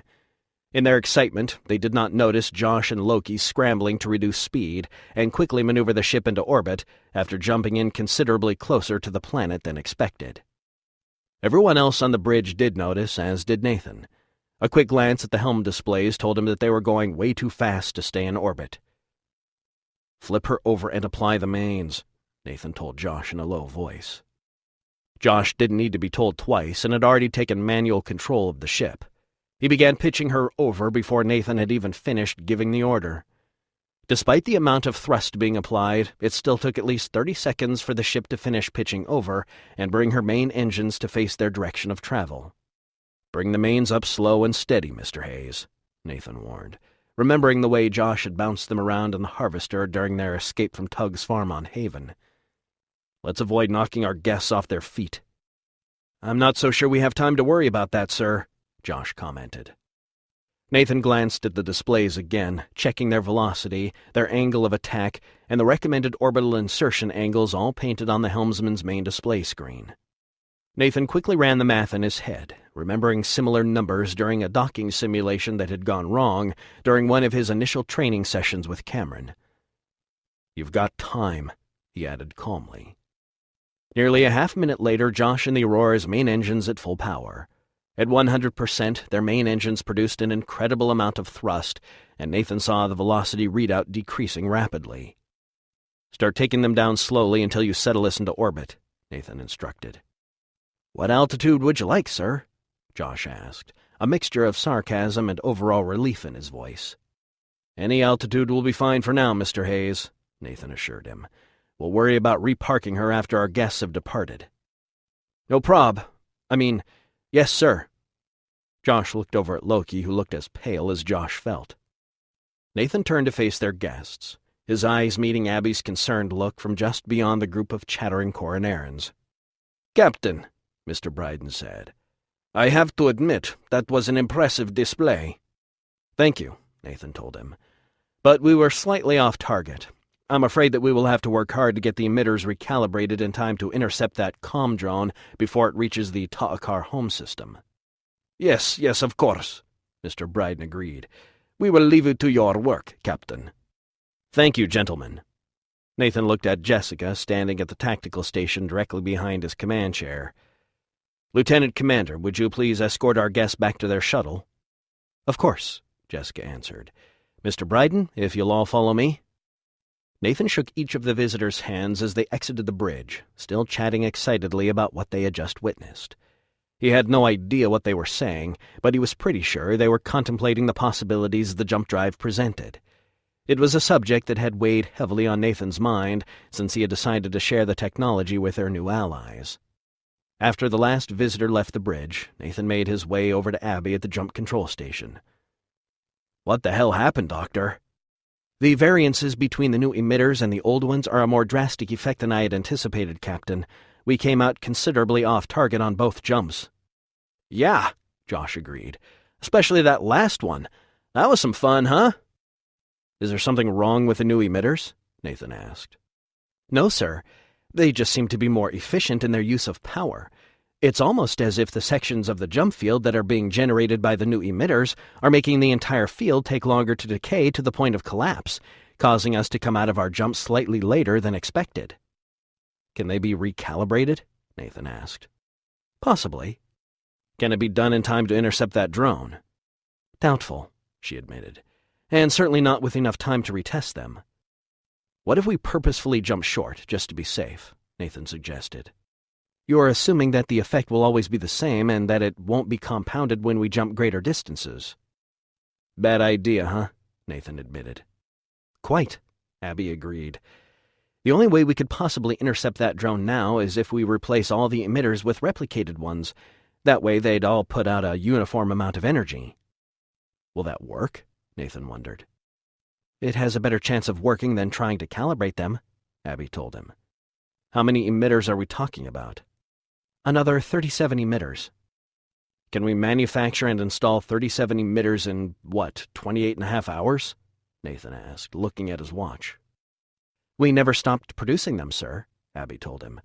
In case any of them went bad or got damaged in combat, we thought it would be wise to have some spares. We have about a dozen spares already, and it only takes about an hour to make one emitter, and we have 2 microfabricators to work with. If we have installation teams working non-stop and have the new emitters brought out to them as they are made, we might make it. Let's get on it, then. Nathan sighed. Narelena, contact the Yamaro and tell them to pump out emitters as fast as they can. Yes, sir. Josh, as soon as the Prime Minister's party departs, adjust our orbit and rendezvous with the Yamaro again. I want us parked as close as possible to her. Yes, sir. Narelena, get Lieutenant Commander Kamenetsky on the comm and put him through to me, he ordered, as he headed into his ready room. Yes, sir. By the time Nathan made it to his desk, Vladimir was already on the comms. How did the test go? Vladimir asked over the comms. Fine, if you like nearly jumping into the planet's atmosphere at 10% light. Что? Listen, Vlad, can your guys install 37 more emitters in 28 hours? Impossible. Why? Abby didn't seem to think it was impossible. Of course not. She has no idea how difficult it is to do such things, or how dangerous. Dangerous? How's it dangerous? You mean other than working in vacuum? The Darvano sun is different than ours. It is stronger, puts out more radiation. It limits the amount of time that workers can spend outside the ship to only a few hours per day. Any longer and they risk overexposure to radiation that could be fatal. What if we had more men? The work requires 2 people to perform, and it takes them about 2 hours to replace one emitter. They can work 3 hours, maybe 4. We would need maybe 60 people in order to complete the work so quickly. What if we kept the ship between the workers and the Darvano sun? Nathan wondered. That might help, I think. But it will be more difficult in the darkness. We're going to park up close to the Yamaro. Maybe she has some exterior lighting we can use. Maybe, but I only have 20 men that are qualified to do such work under such conditions. I'll get more, Nathan promised. As many as I can. You must do so quickly, Nathan, Vladimir urged. By the time they arrive and are ready to go to work, the men I have will probably have already reached their maximum exposure time. Understood, Nathan told him. Get your guys ready, Vlad. We'll rendezvous with the Yamaro in a few hours. I want you ready to go to work. We will begin installing the spare emitters we already have immediately, Vladimir promised. If you are able to rotate the ship to keep the work teams in the dark, it will help. Will do, thanks. Nathan switched off the comm set on his desk. His chief engineer and his band of volunteer Corinari technicians had their work cut out for them, and it was dangerous work at that. Then again, stopping that comm drone before it was able to deliver word of their presence in the Darvano system to the Ta'akar command would probably buy them a few months to better prepare. Nathan was sure of that, and preparation was essential at this point. They couldn't continue reacting to events. Doing so had nearly depleted the Aurora of ammunition, crew, and even spirit. They needed to take control to go on the offensive. Nathan switched the comm set back on, pressing the button that hailed the comm station. Narelena, get me in touch with Commander Taylor on Corinari, he instructed, and see to it that Chief Montrose is also on the line. Attention on deck, the guard at the door to the briefing room announced. Everyone in attendance stood at attention as Nathan walked briskly into the room. As you were, he ordered, as he made his way to the head of the table and took his seat. First, I want to thank you all for your tireless efforts over the last 28 hours. Your dedication and that of your teams are why we were able to pull off the impossible and install all of the new emitters in time. Nathan paused and took a breath before continuing. Unfortunately, as you all know, I cannot offer a break just yet, as we have a mission to perform. We need to locate and destroy the comm drone that will be arriving in the Takaran home system in less than a day. If we are successful, we could gain at least 2 additional months before a Takaran battle group comes knocking at our door. That's time we desperately need to prepare.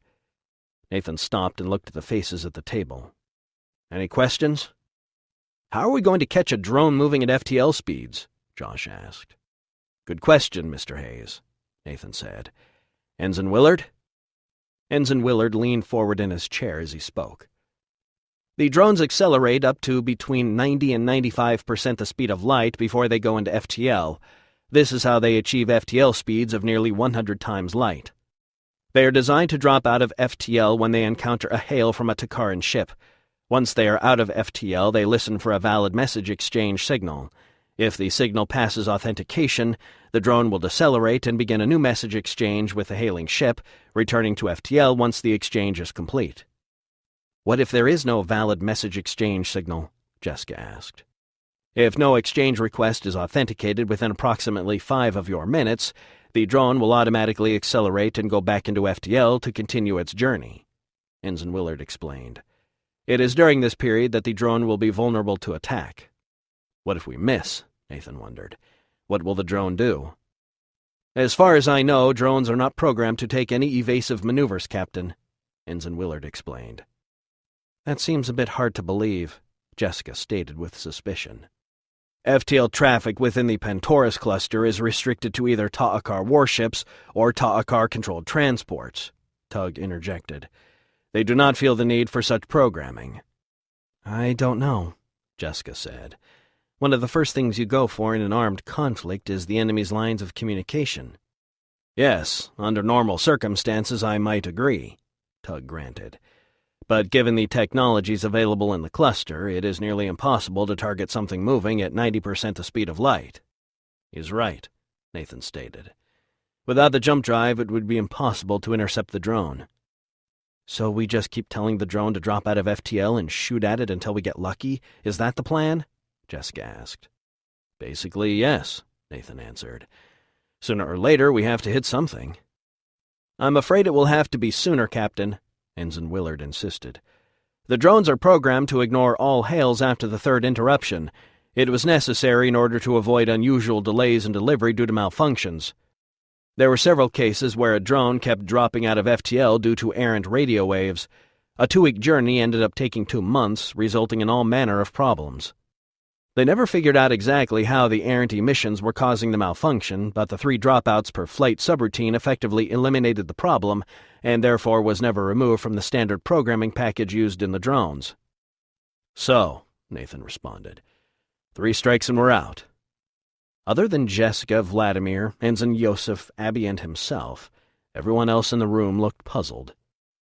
If you mean 3 chances are all we get, then yes, Captain, that would be correct. Ensign Willard agreed.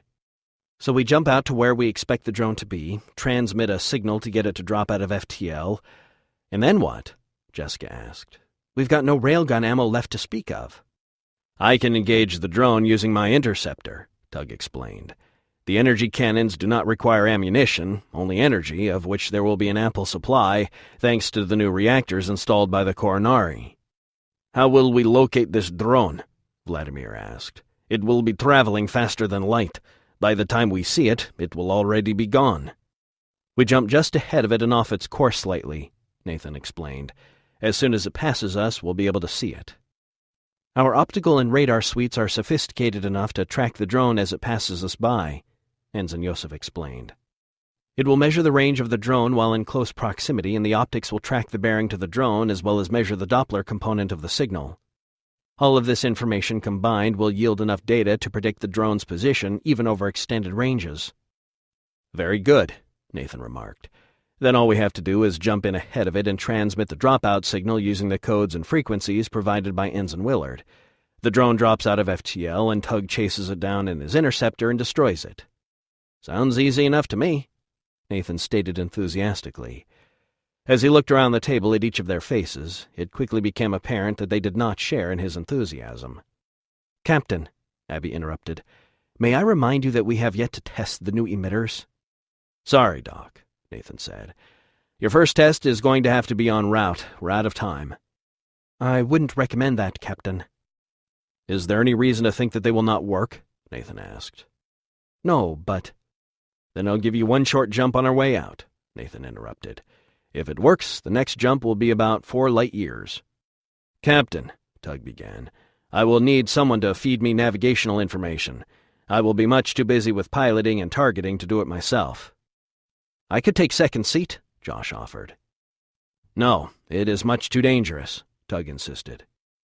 It's not like the drone's going to shoot back at us, Josh argued. I will be chasing a target at 90% the speed of light, firing high-energy cannons. I can think of few things that are more dangerous, Tug told him. He's right, Mr. Hayes, Nathan insisted. Besides, I need you on the helm. Yes, sir, Josh answered. I could pilot the ship, Loki offered. Oh, you're going to be too busy calculating navigational tracks for both the Aurora and Tug. Oh, yeah. Ensign Yosef, you'll be responsible for locating the drone and calculating its position as needed. Abby will be running jump plots and operating the jump drive. What am I doing? Jessica wondered. You keep your eyes on that threat board, Jess, Nathan argued. We're going to be coming awfully close to Takaran space, and we're essentially unarmed at the moment. What would you like me to do, Captain? Vladimir asked. Same thing you always do, Cheng. A smile crept across Nathan's face. Hold her together so we can get the job done. Comms, alert all hands. We're about to get underway, Nathan ordered as he entered the bridge. Yes, sir, Naralena reported from the comm station. Mr. Hayes, Nathan continued, are we ready for departure? Aye, sir. All systems show ready, Josh reported. Nathan took his seat in the command chair at the center of the bridge. Jess? Threat board is clear, Captain, Jessica reported. And Tug reports his interceptor is powered up and ready to go. Very well. Helm, take us out of orbit, Nathan ordered. Aye, sir. Breaking orbit. Josh fired the main engines, bringing them up sharply in order to quickly accelerate out of orbit over Corinari. Unlike the previous trip, where he was trying to provide a smooth ride for the visiting dignitaries, this time they were on a mission and time was critical. The Aurora surged forward as her engines roared to life, sending a low rumble throughout the ship. The image of the planet below them fell away rapidly as they climbed up and away. Nathan turned to Naralena, sitting at the comm station to his left and slightly behind him. Comms, notify the Corinari that we are departing. Yes, sir. Ensign Willard, Nathan said. I trust that your calculations have been fed to our navigator? Yes, sir, Ensign Willard assured him. Both the standard comm drone route between Darvino and Takara, as well as my estimate of the drone's current position along that route. Very good, Nathan responded. Let's hope your estimations are accurate. I had your navigator check them just to be sure, Ensign Willard assured him. Even your physicist checked them over. I took the liberty of plotting some jumps at various points along the area of the route where we expect to find the drone, Abby explained. A wise precaution as usual, Doctor. Breaking orbit, Captain, Josh reported. Bring us on to the intercept course, Mr. Hayes, and bring her up to 10% light, Nathan ordered. Coming to intercept course, accelerating to 10% light, Josh reported. Josh quickly accepted the course fed to him by Loki and instructed the Aurora to come to the new heading and accelerate. After pushing the execute button, the ship turned slightly to starboard and applied even more thrust. Doctor, run your test plot and initiate when ready, Nathan told her. Yes, Captain. Tug sat patiently waiting in the cockpit of his interceptor, his flight helmet sitting atop the console in front of him. So where's your girlfriend been lately? Marcus asked, trying to make small talk as he checked Tug's restraint system. Who? Tug asked, his mind elsewhere. The rebel princess, Marcus said. At least that's what Lieutenant Commander Nash calls her. Oh, you mean Jalea, Tug smiled, slightly amused by the reference. She is supervising operations on Karuzara. Where? Marcus asked, his face in a confused pinch. The asteroid base, Tug explained. That's what Josh has named it. That boy shouldn't be allowed to name anything, Marcus insisted with a grumble. It seemed to fit well enough. Marcus noticed Tug's distraction. You sure you want to do this? Chase a comm drone across the cluster? Seems a bit crazy if you ask me. If given a choice, a wise man would surely say no, Tug lamented. Guess you're not as wise as you thought, huh? Sometimes life does not give us choices, my friend, Tug told him. Bullshit. It ain't life that left you no choice. It's honor. Tug looked at Marcus's gruff old face. He was a bitter, sour man on a good day, but he was also wiser than he let on. Perhaps you are correct. Listen, those new reactors the Corinari techs put in are top-notch. I'll bet you can push them up to at least 120% if need be. I'll keep that in mind, Tug promised. Also, one of their computer guys programmed in some firing patterns for your main nose turret. I think he called them algorithms or something. He said you might find them useful. I just might at that. Yeah, he said something about the old ones being geared for hunting 40-year-old ships or something. Couldn't hurt, right? No, it couldn't.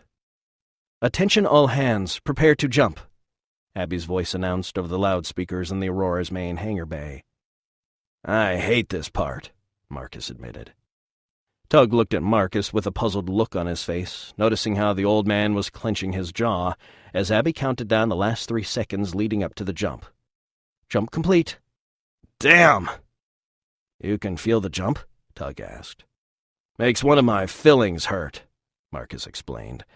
Only for a second, mind you, but for that second, it hurts like hell. Interesting. Not to me, it ain't, Marcus exclaimed as he prepared to climb down from Tug's cockpit. Good luck, Tug, he said, holding out his hand. Tug took Marcus's hand and shook it. Thanks. How are we looking, Abby? Nathan asked.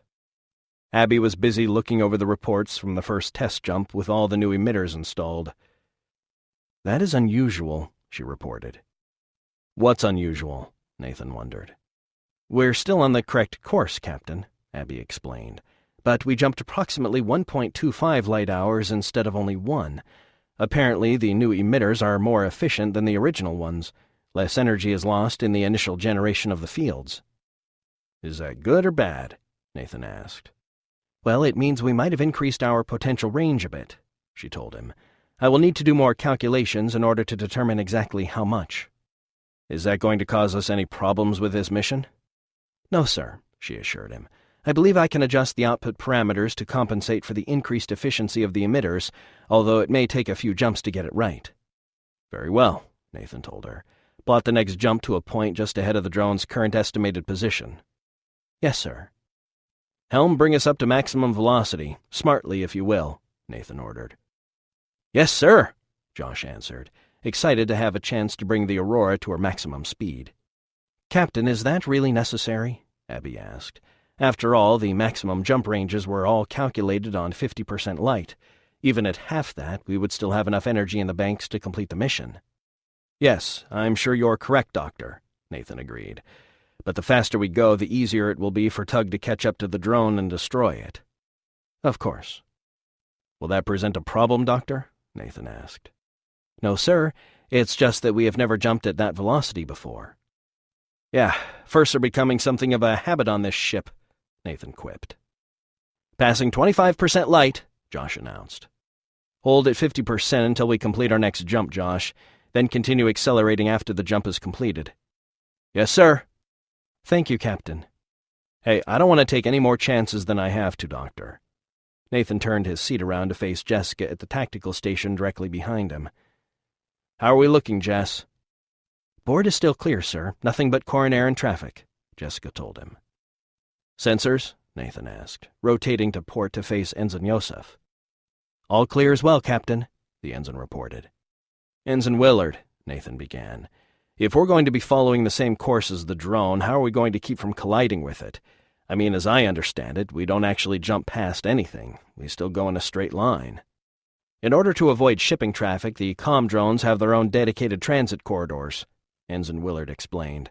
These corridors run from the outer edges of the system rather than from their centers, so their corridors, although parallel to the main transit corridors, are sufficiently offset in order to prevent collisions.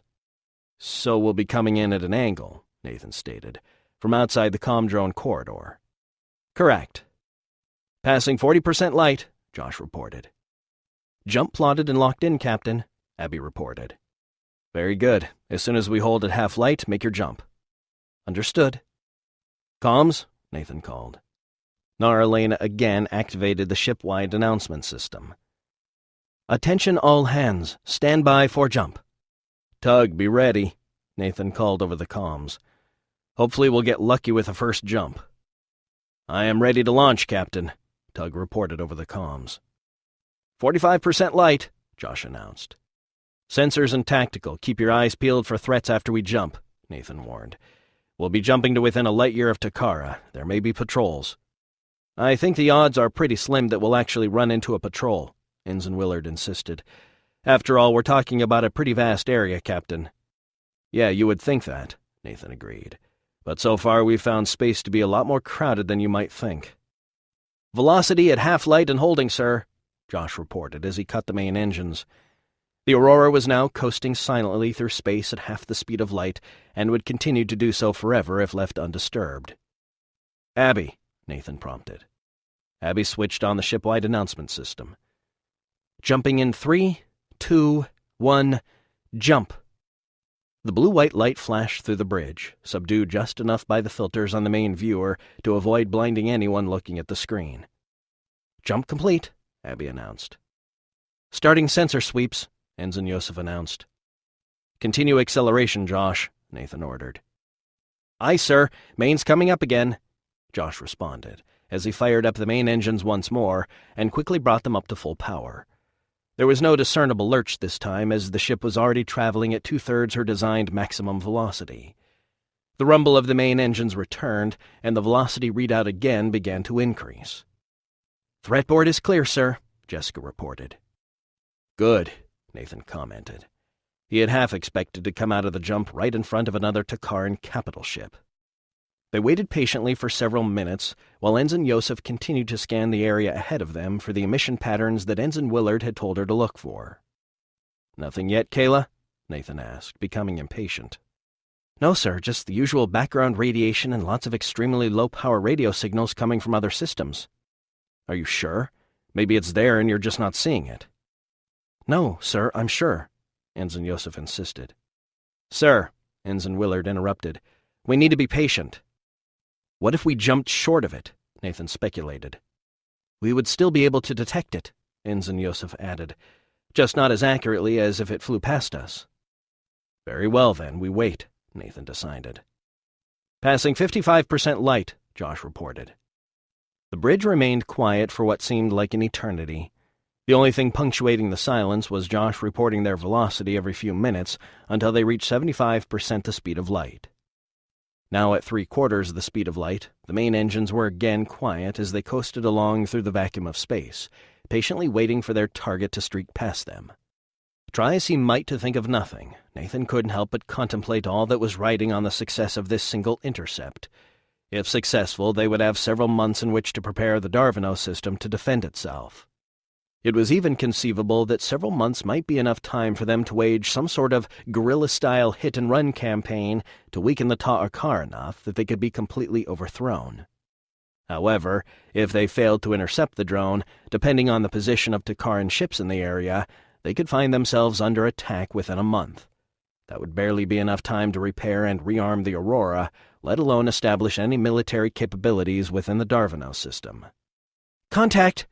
Ensign Yosef announced, as her fingers danced across her consoles, quickly analyzing the incoming data streams. "The drone just blew past us, about 100,000 kilometers to port. Oh my God, it's traveling at 90 times the speed of light."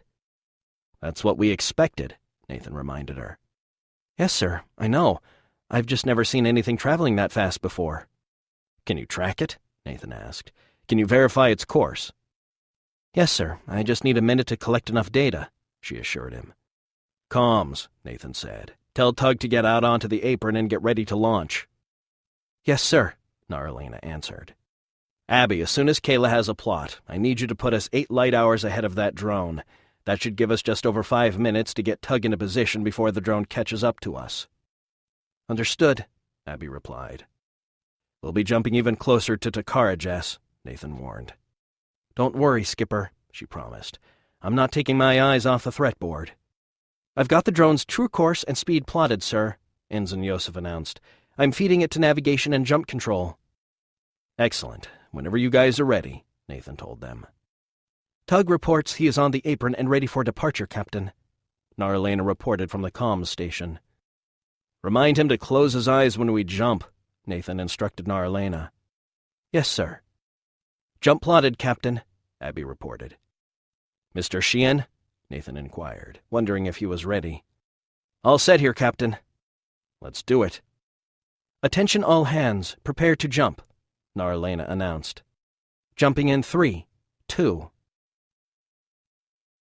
Tug checked the mag locks on his landing gear and put his hand on his flight control stick as Abby's voice finished counting down to the jump.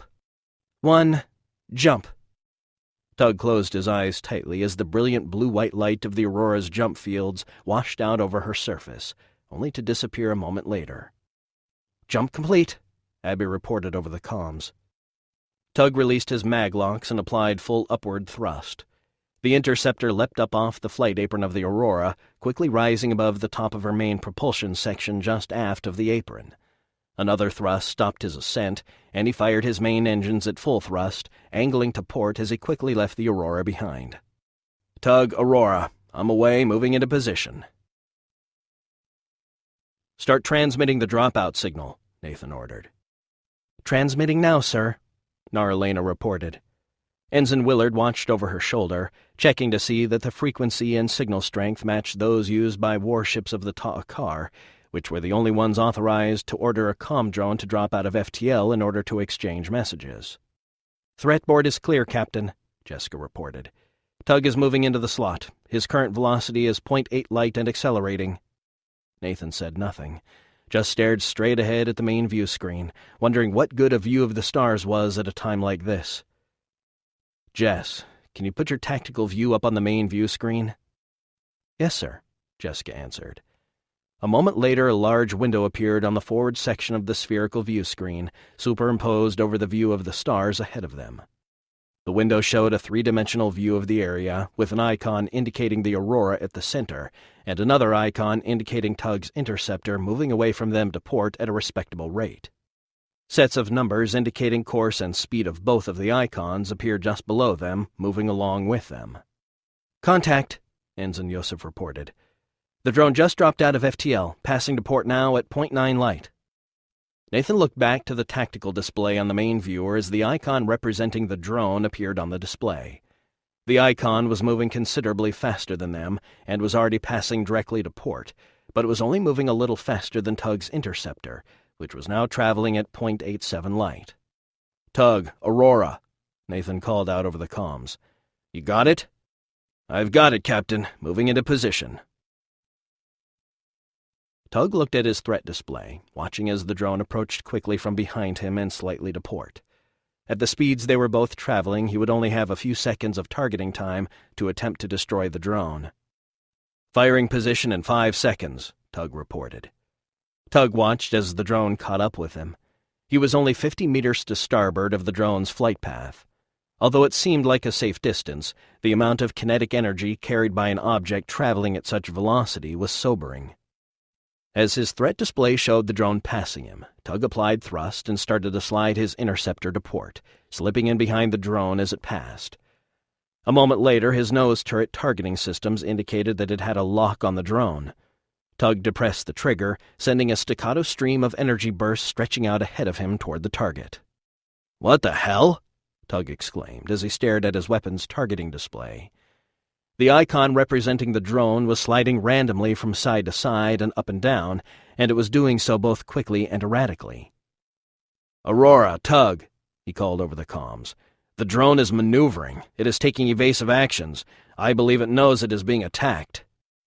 "Can you hit it?" Nathan asked over the comms. "I am trying, but it is moving away from me and I cannot accelerate further. How much time?" 30 seconds, Nathan reported. Tug continued firing his nose turret, struggling to try and track the erratic target, but it was no use. The drone was simply moving about faster than he could move the turret. "Switching to auto-track," Tug announced, as he released control of the turret to the targeting systems. Suddenly, the icon representing the drone vanished from his display. "The drone is gone," Jessica reported. "Did he hit it?" Nathan asked. "No, sir," Ensign Yosef reported. "It went back into FTL. Can you plot its course again? Nathan asked. Yes, sir. Give me a moment. Tug, Aurora, Nathan called over his comm set. Get back on the deck and lock on. We'll jump ahead and give it another try. Understood, Tug answered. Abby, new plot. Put us 20 light hours ahead this time. Yes, sir, Abby responded. Cheng, Nathan called over the comms. Yes, Captain, Vladimir answered. Could you possibly squeeze a little more power into the mains? I'd really like to try and get us up to .8 light. I will try, Vladimir answered. Lieutenant Commander Patel originally believed we could do .8. Great, let's see if we can prove he was right. Nathan switched off his comms and rose from his chair, stepping up between Josh and Loki at the flight consoles. Josh, as soon as we come out of the jump, I want you to go to full power on the mains. The more speed we can get out of her, the less Tug will have to accelerate to chase that thing. Yes, sir, Josh answered, a bit nervous considering that at 0.75 light, he was already going faster than he had ever gone before. I've got an updated plot for the drone, sir, Ensign Yosef reported, feeding it to navigation and jump control.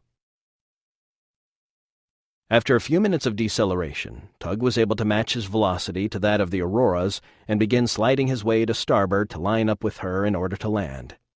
He had never attempted to land on a ship traveling this fast, and although the procedure was relatively the same, he could not help but think about the incredible speeds at which they were traveling. The most deceptive part about spaceflight was that there was almost no sense of motion. Everything in space is moving at incredible speeds. Other than your own instrumentation, your only perception of motion is in relation to objects near you.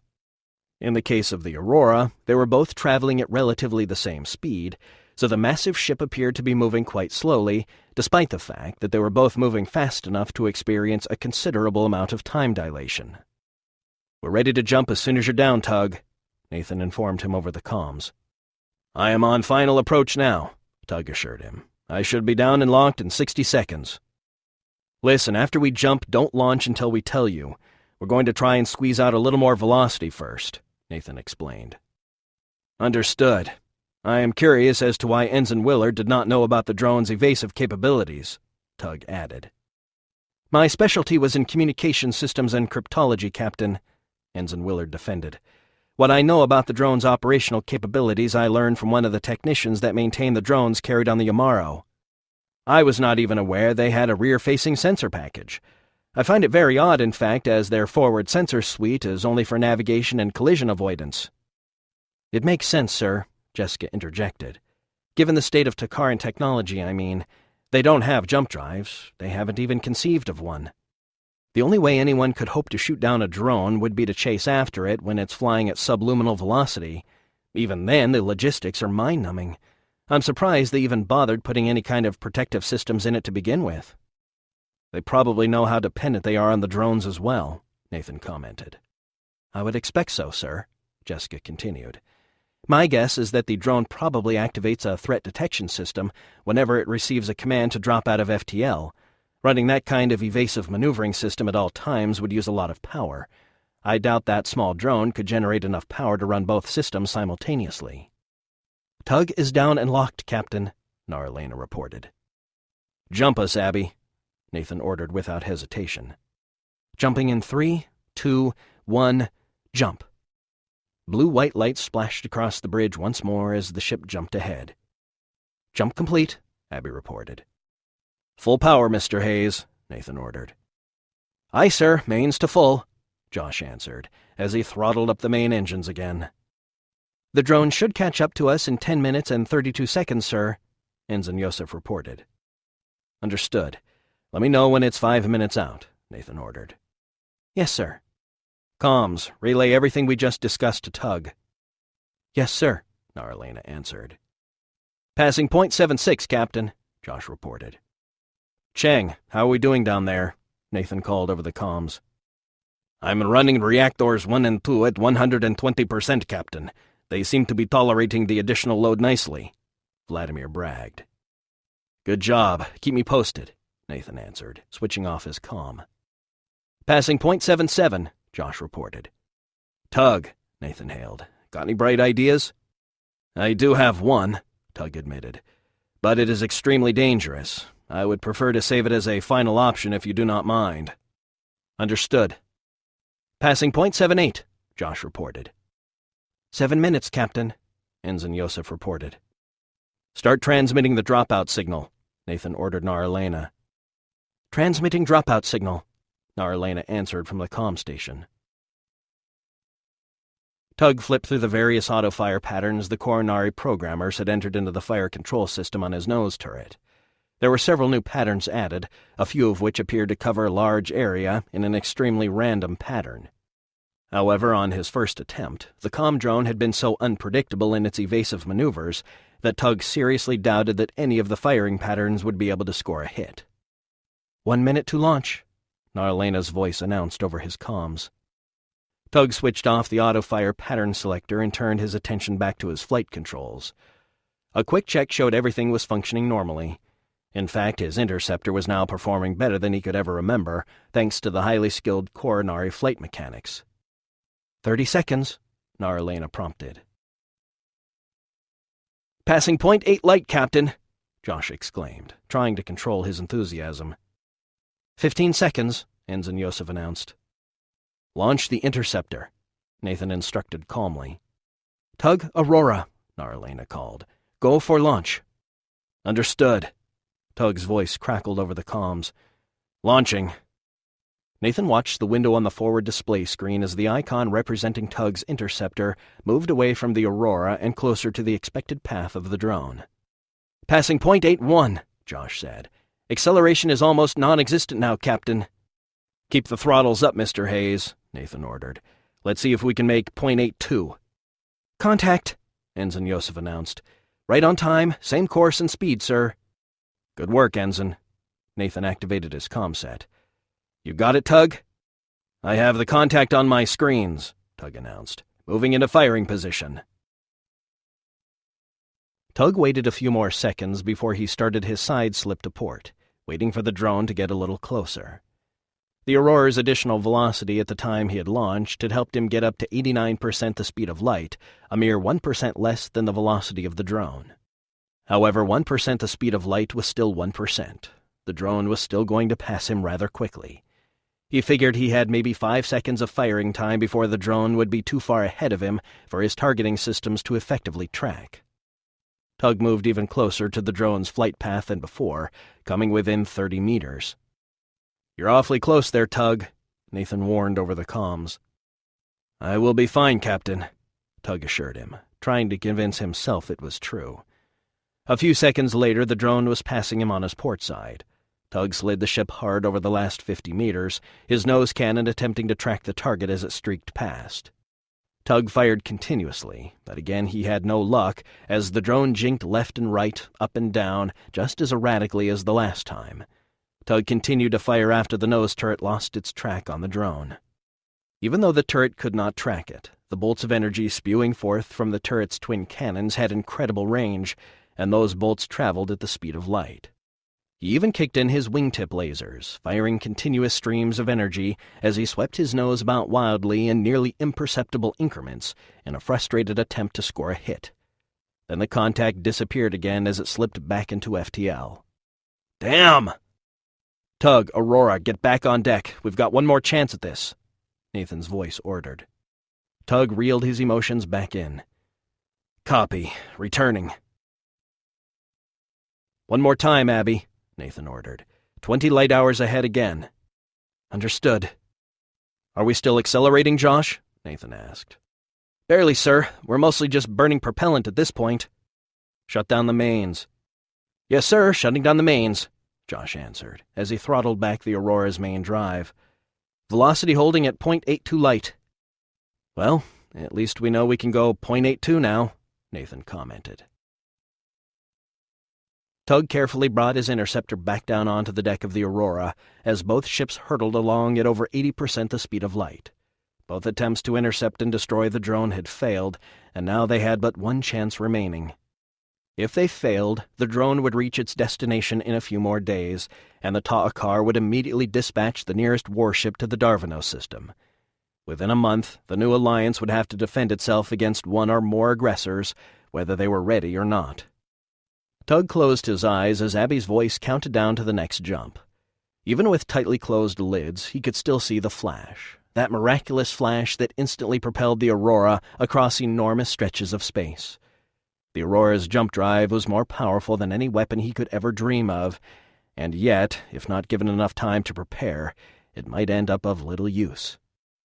Tug thought about the hundreds, if not thousands, of men and women who had died under his leadership fighting against the Ta'akar Empire over the decades. They had gladly sacrificed their lives for what they believed. If he did not succeed this time, all of their deaths could be in vain.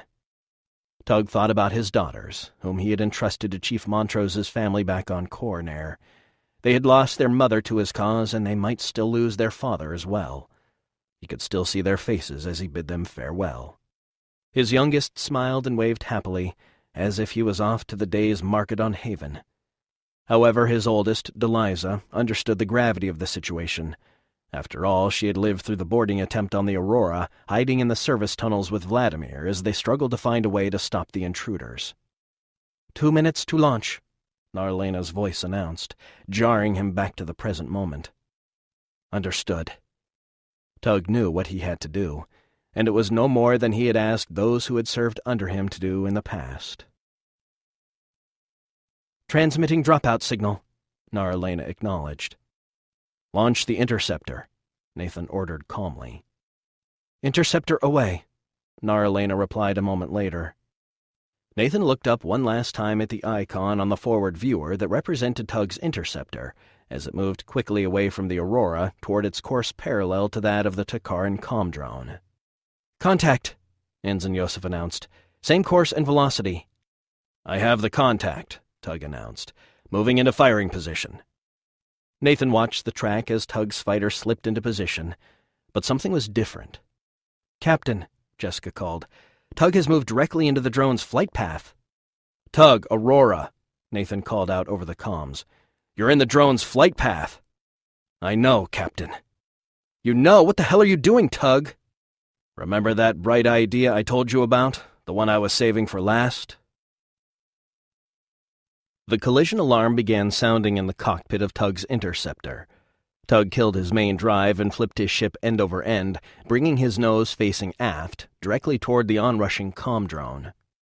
He was now flying backward at 89% the speed of light. He immediately opened fire with both his nose turret and his wingtip lasers, piercing the blackness with their fiery intensity. Tug, you've got about 10 seconds before that thing hits you head-on and turns you into dust, Nathan's voice yelled over the comms. Either way, that drone will be destroyed, Tug promised as he swung his nose back and forth. An idea hit him and he reached for the auto-fire pattern selector for his nose turret. He quickly scrolled through the selections until he found the one he was looking for, one of the wide, erratic patterns that the Corinari programmers had installed. He selected the firing pattern and activated it. His nose turret continued firing in rapid succession as it swung its barrels about in seemingly haphazard fashion. In fact, it was laying down a pinpoint firing pattern that placed a perfectly aimed shot in every square meter of space in front of him, across an area of 10 square meters in less than 2 seconds. 5 seconds! Nathan's voice called out. The nose turret continued to fire, repeating the pattern as Tug braced himself for the inevitable conclusion that he probably would not even feel. Then it happened, a flash of light directly in front of him. Tug pulled his flight stick back hard, pitched his nose 90 degrees upward, and immediately fired his main engines at full thrust. As his interceptor continued to hurtle along the same path as the expanding debris field of the drone he had just blown apart, his powerful main engines caused his ship to leap upward. Target destroyed! Jessica yelled. He got it! Tug, Aurora! Nathan called over the comms. There was no answer. Tug, are you still with us? A few moments later, they received a crackled reply. Where else would I be? Josh rose from his seat in excitement. Now that's what I call playing chicken! Captain, we're getting awfully close to Takara, Jessica reported. How close? Coming up on half a light year from their heliopause, sir. Comms, tell Tug to get aboard as quick as he can. Abby, do we have enough energy left to jump back to Darvano? Just barely, she warned. Captain, Loki interrupted, at this speed it will take us forever to come 180 degrees about. We'll also be drawing a huge hot arc across the area, Ensign Yosef added. "Any ship with a half-decent infrared suite will spot us." "Maybe, but we'll be long gone before anyone even sees us, let alone comes to investigate," Nathan insisted. "But you would be giving them another piece of the puzzle," Ensign Willard stated. "He's right, Captain," Jessica agreed from her position at the tactical station. "Think about it. There are already a few hints about who and what we truly are, but the only solid explanation died with De Winter and his staff. As things stand, their focus is probably still on either the Korak or Haven systems. Those are the only two places that we've been where a Takaran ship saw us jump out and lived to send a message home." "But Haven is too far out," Nathan argued. "There's no way they could have received word about the events there by now, not even at 100 times light." "True," Ensign Willard agreed. "But Korak is only 4.4 light-years from Takara.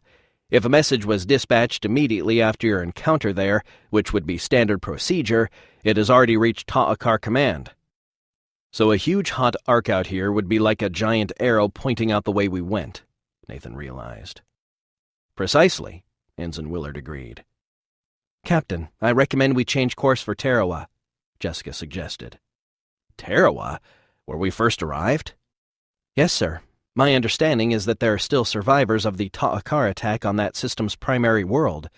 If we make ourselves seen in Tarawa, and word of our presence there gets back to the Ta'akar, that would reinforce their perception that our interests are in that part of the Pantoris cluster." "Deception," Nathan stated, seeing the logic of her suggestion. "It would also be a great opportunity to gather some signals intelligence," Jessica added. Nathan turned to Abby. "Can we make a jump to Tarawa?" "Again, barely, but we would arrive with insufficient energy to depart should we encounter yet another problem." "Very well. Plot a jump to about halfway between Takara and Tarawa. Then we'll sit and recharge the system before jumping into Tarawa." "It will take us longer to get back to Darvano," Abby warned. "Seems worth it to me," Jessica added.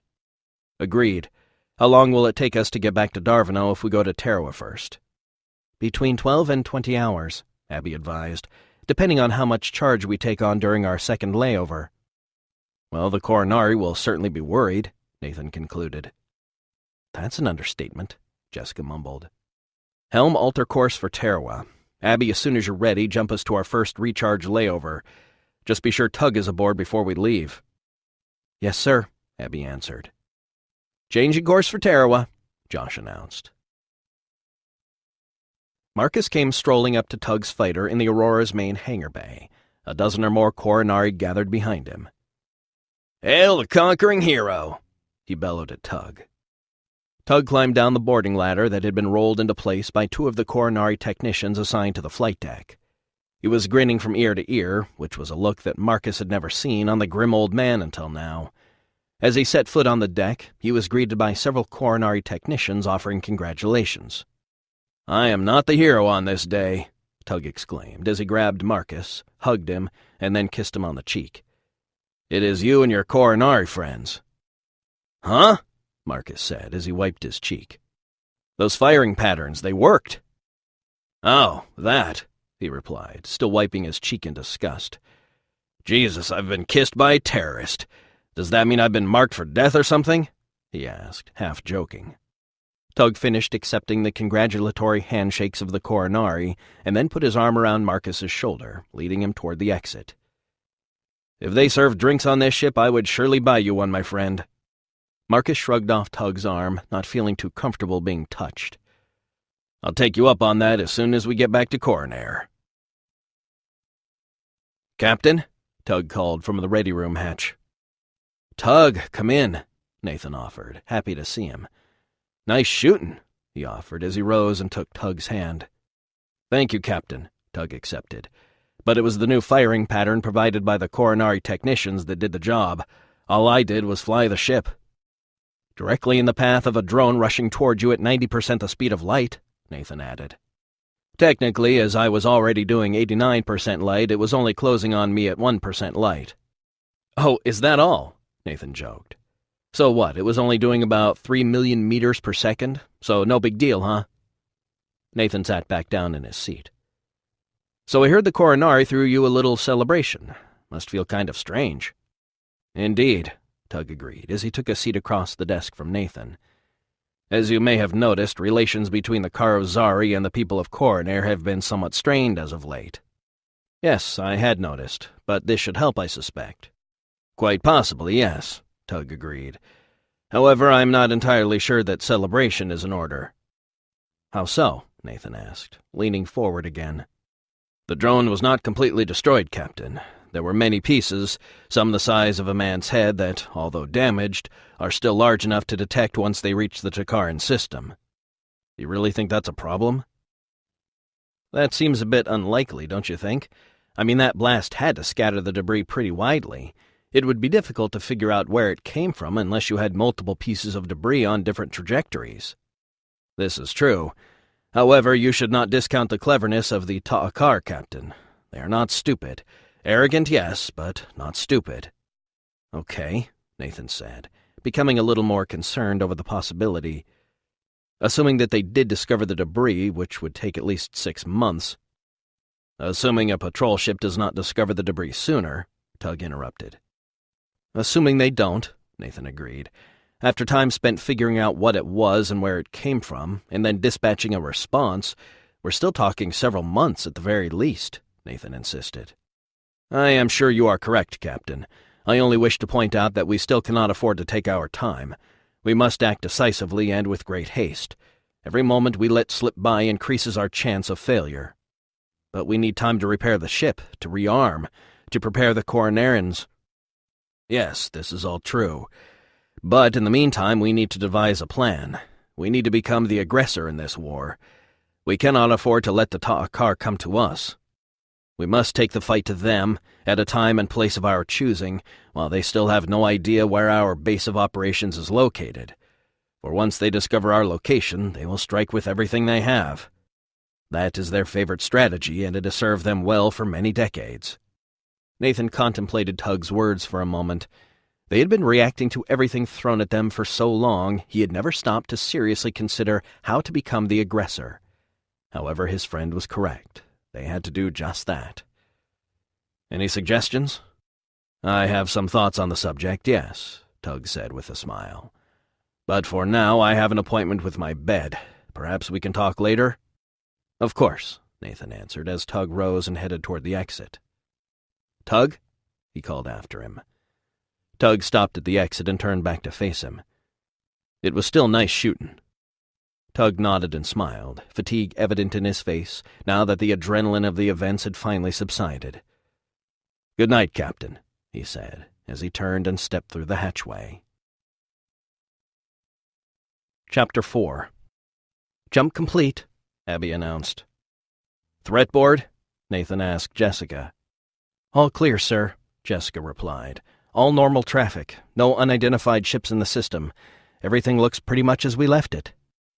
Great. How far are we from the asteroid base? Nathan wondered. I took the liberty of jumping us relatively close by, Abby informed him. She did it that, Captain, Loki answered. Karuzara is only an hour away at our current velocity. Karuzara? Nathan asked. That's what Tug was calling it, Loki defended him. It was my idea, Josh bragged from the helm. Actually, Tug interrupted as he entered the bridge, the official name is Do Karuzara, which means Home of the Freedom Fighters. Technically, it means House of the Warrior, Narlena corrected. At least in proper Pali, that is. I'm assuming that is where you got the term Karuzari? Yes, you are correct, Tug confessed. But I believe my translation is more fitting. Very well. Mr. Hayes, take us to Do Karuzara, Nathan ordered. Will they be ready to receive us? Nathan asked Tug. I believe so, Captain. I spoke with Jalea just before we departed, and she was confident that they were ready to begin repairs as soon as we returned. Since we have been gone considerably longer than expected, I expect they are ready and waiting for us. Very well. Narlena, please let Karuzara know our ETA. Also contact the Corinari and transmit our mission report. I'm sure they're dying to know how things went. Look at that, Nathan said, his hand raised, pointing at the view screen. On either side, are those doors? He asked. I think you're right, Jessica agreed. Were those there last time? Nathan asked. Hell no, Jessica insisted. I was standing on the back ramp of the shuttle looking out as we flew in. I'm pretty sure I would have noticed a pair of massive doors." Many of the asteroids had pressurized interiors, as did this one. This is one of the reasons we originally chose this asteroid, as it would greatly facilitate repairing the exterior of our spacecraft. But the doors themselves, along with many other components, were taken by the original occupants. It took some time to obtain all the panels to make the doors themselves, but we never had the manpower to install them. "Apparently Jalea has," Nathan commented. "Yes," Tug observed. "She can be quite resourceful." They watched as the ship passed the inner threshold of the entrance tunnel, passing into the main central chamber. The interior of the asteroid was big enough to hold at least 2 ships the size of the Aurora, if parked carefully. "Captain, we're receiving docking instructions from Karuzara Port Control," Loki announced. "They want us to take up station on the starboard side of the main docking platform, as close in as we can put her." "Very well, Mr. Sheehan," Nathan answered. "You got this?" Nathan asked Josh. "I got it, Captain, no worries." Josh slowly maneuvered the Aurora into the main chamber, dropping her down toward the main docking platform that ran across the bottom half of the main chamber. Stopping all forward momentum, he continued drifting downward until he lined her up with the retractable mooring arms that the Karuzari technicians had recently installed. Nathan was immediately reminded of the hydraulic mooring arms back at the orbital assembly platform above the Earth, where the Aurora had been constructed. Her sister ship, the Celestia, was also being assembled there. She had been at least 6 months behind the Aurora in her build cycle. Nathan wondered if they had tried to pick up the pace of her build since the Aurora had disappeared. For the first time, he found himself wondering how his parents were doing. He wondered if they knew what had happened. His father undoubtedly knew something. At the very least, he knew that his son's ship was missing and presumed lost. But did his mother know? It wouldn't be unlike his father to hide such knowledge from her until he knew for sure what had happened. That had always been his style, making decisions for others as if they couldn't make decisions for themselves. "We're in position," Josh announced. "Mooring arms are extending," Loki added. A moment later, there was a muffled thud and a mild vibration as the mooring clamps attached themselves to the Aurora's hardpoints on the outside of her hull. "We have capture," Loki announced. "Kill all maneuvering systems, power down all flight controls, and signal engineering to bring the reactors down to minimal levels until further notice," Nathan instructed. "Yes, sir," Josh answered. "Comms, notify all hands. We are safely docked at Karuzara." "Yes, Captain," Narlena answered. "Lieutenant Commander, let's set up a security detail for the port boarding hatch. Everything and everyone gets checked both coming and going, no exceptions." "Yes, sir." Nathan looked at Tug. "Just playing it safe for both our sakes," he assured him. "A wise precaution, Captain," Tug responded. "Finally, some time off," Josh exclaimed. "Not so fast, Mr. Hayes," Nathan warned. "You two get cleaned up and get some chow, then report to the simulator for training." "But, Captain, we already know how to fly the ship," Josh objected. "Not well enough to train new flight teams. Until Commander Taylor returns to active duty, you guys are going to be training officers, so you need to work your way through every simulation program in the database.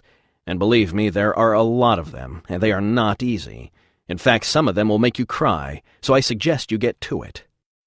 "Yes, sir," Josh agreed sheepishly, heading for the exit with Loki hot on his heels. Jessica watched them exit, then turned back toward Nathan. "Some of them will make you cry, really?" she said sarcastically. "Too strong?" Nathan asked, remembering when Captain Roberts had said much the same. Nathan, Tug, and Vladimir made their way through the tube that led from the Aurora's port boarding hatch to the Karuzara spaceport's docking platform. The platform was nothing more than a long, wide, single-story box that stuck out from the inside wall of the asteroid about 50 meters. Telescopic mooring arms with electrically actuated clamps reached out from the docking platform and were connected to the Aurora to hold her in place. The boarding tube was also telescopic and used inflatable seals to create an airtight inner chamber once the tube was fully extended and locked onto the side of the ship. Vladimir himself had helped modify the mating skirt on the boarding tube to seal up properly against the Aurora during their last day inside what was then a secret rebel hideout deep within the Darvino system. Now, however, it was the sovereign territory of the newly formed Karuzari government, of which Tug was the leader. The four of them exited the boarding tube, followed by Sergeant Weatherly and the captain's security detail. As they walked out into the main docking hangar, they found Jalea and another man coming toward them. All around there were numerous technicians, some Caruzari and some Corinarians, all scurrying about doing their jobs as they prepared to begin their work on the Aurora. "Jalea, a pleasure to see you again," Nathan greeted. "Captain, Lieutenant Commander, sir," Jalea greeted. "May I present Mr. Tonkin," she said, gesturing to the man standing to her right. "He is the dock foreman. He is on loan to us from the Corinarians. He is quite experienced in spacecraft repairs and will be supervising the Corinarian technicians who will be working on the exterior of your ship. I thought Lieutenant Commander Kamenetsky would like to meet him." "Yes, of course," Vladimir said. "It is an honor, sir." "The honor is all mine," Mr. Tonkin insisted. "Please allow me to show you our facilities," he offered. "Captain?" "Enjoy yourself, Lieutenant Commander," Nathan insisted. He turned and looked at Jessica. She instantly gestured for two men from their security detail to follow Vladimir and Mr. Tonkin, after which Sergeant Weatherly radioed for two more troops to join their team from inside the Aurora in order to bring them back up to strength. Jalea cast a suspicious look toward Jessica, which the lieutenant commander returned with a wry smile. Nathan noticed the tension. "On my orders, all senior staff are to be escorted by armed security personnel when away from the ship," Nathan explained. "A wise precaution," Jalea noted. "Did you also order everyone to wear sidearms?" she added, taking note of the weapons worn on the hips of all the Aurora's officers. "My idea," Jessica stated. "Yeah," Nathan agreed, "and there was far less resistance to that one." Jalea turned and started slowly toward the far end of the docking platform, headed for the doors that led into the main facility attached to the walls of the asteroid itself. "I have received your mission report, Captain. It was most impressive." "Tug did all the work," Nathan insisted. "We just kept putting him in front of the drone so he could do it." "Nevertheless, heading deep into Takaran space carried its own risks." "I thought there were only a dozen or so Caruzari on Corinari," Jessica said. "There's got to be at least 50 people on this dock alone." "Yes, most of them are on loan from Corinari. However, I am happy to report that our own numbers have doubled in the last day and a half. Since word of the new Caruzari government was released, more members have come out of hiding. Some have been in hiding for years, from what I understand." "Have these people been properly vetted?" Jessica asked. "Of course," Jalea defended. "As much so as any of the Corinarians that are working here." "Then I guess the Corinarians are making good on their promise of support," Nathan observed. "Yes. In fact, we have already received enough materials, equipment, and manpower to repair the structural damage and the hole in the bow of your ship, Captain." "I'm sure that will make Vladimir quite happy," Nathan observed. "And what of the Yamaro?" Tug inquired. "The Corinarians have agreed to move the Yamaro into a nearby hollowed-out asteroid. It does not have the existing facilities inside as this one did, but it is big enough to hold the Yamaro.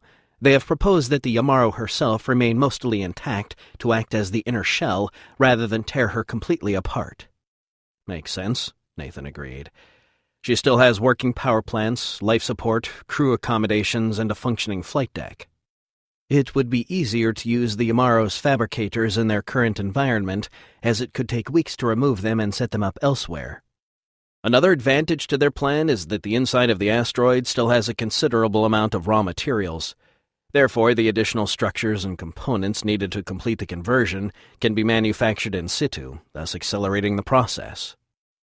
Being in close proximity to Caruzar will make it easier to apply weapons and technology stripped from the Yamaro to the Aurora and other Corinarian spacecraft," Tug added. "It all sounds like a reasonable plan," Nathan agreed. "Do they have a way to tow the Yamaro to this asteroid?" "They are moving 2 cargo haulers in from one of the outer worlds now," Jalea advised. "They should be ready to start the towing process in a day or two." "Well, it sounds like you've got things under control here," Nathan decided. "Where are we headed now?" "I thought I would show you around the complex until it is time for our departure." "Departure?" Nathan asked. "Departure to where?" "Back to Corinari, Captain," Jalea told him. "You and Tug have a treaty to sign." The lobby of the largest building left standing had been decorated as lavishly as possible, considering the stress the rebuilding of Aitkenna had placed on the city's available resources. There had been some controversy over the ceremony itself, as some felt the pomp and circumstance was inappropriate, considering the many thousands of citizens still living in squalor in the hastily assembled survivor camps. In the end, it was decided that the ceremony would serve to inspire hope in the hearts and minds of the displaced citizens of not only Aitkenna, but the entire planet of Corinari, as well as the other minor worlds in the Darvano system. With the help of Chief Montrose and a few Corinaran tailors, Nathan and Cameron had managed to put together something that resembled dress uniforms. Although their attire for the occasion would not have met fleet standards, it was sufficiently impressive for the evening's events. Tug and Jalea had also put together uniforms of a sort befitting the minimalistic ways of the Corinari. Since they were now officially a nation, their entire adult population of 57 men and women also comprised their military. The Corinarians had provided them with standard black uniform pants and shirts, to which the Karazari had added stark white tunics to be worn as a simple dress uniform.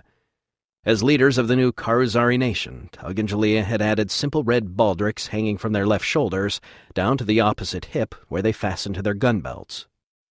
The Corinari officers and attendants were, of course, far more impressive in their understated black dress uniforms.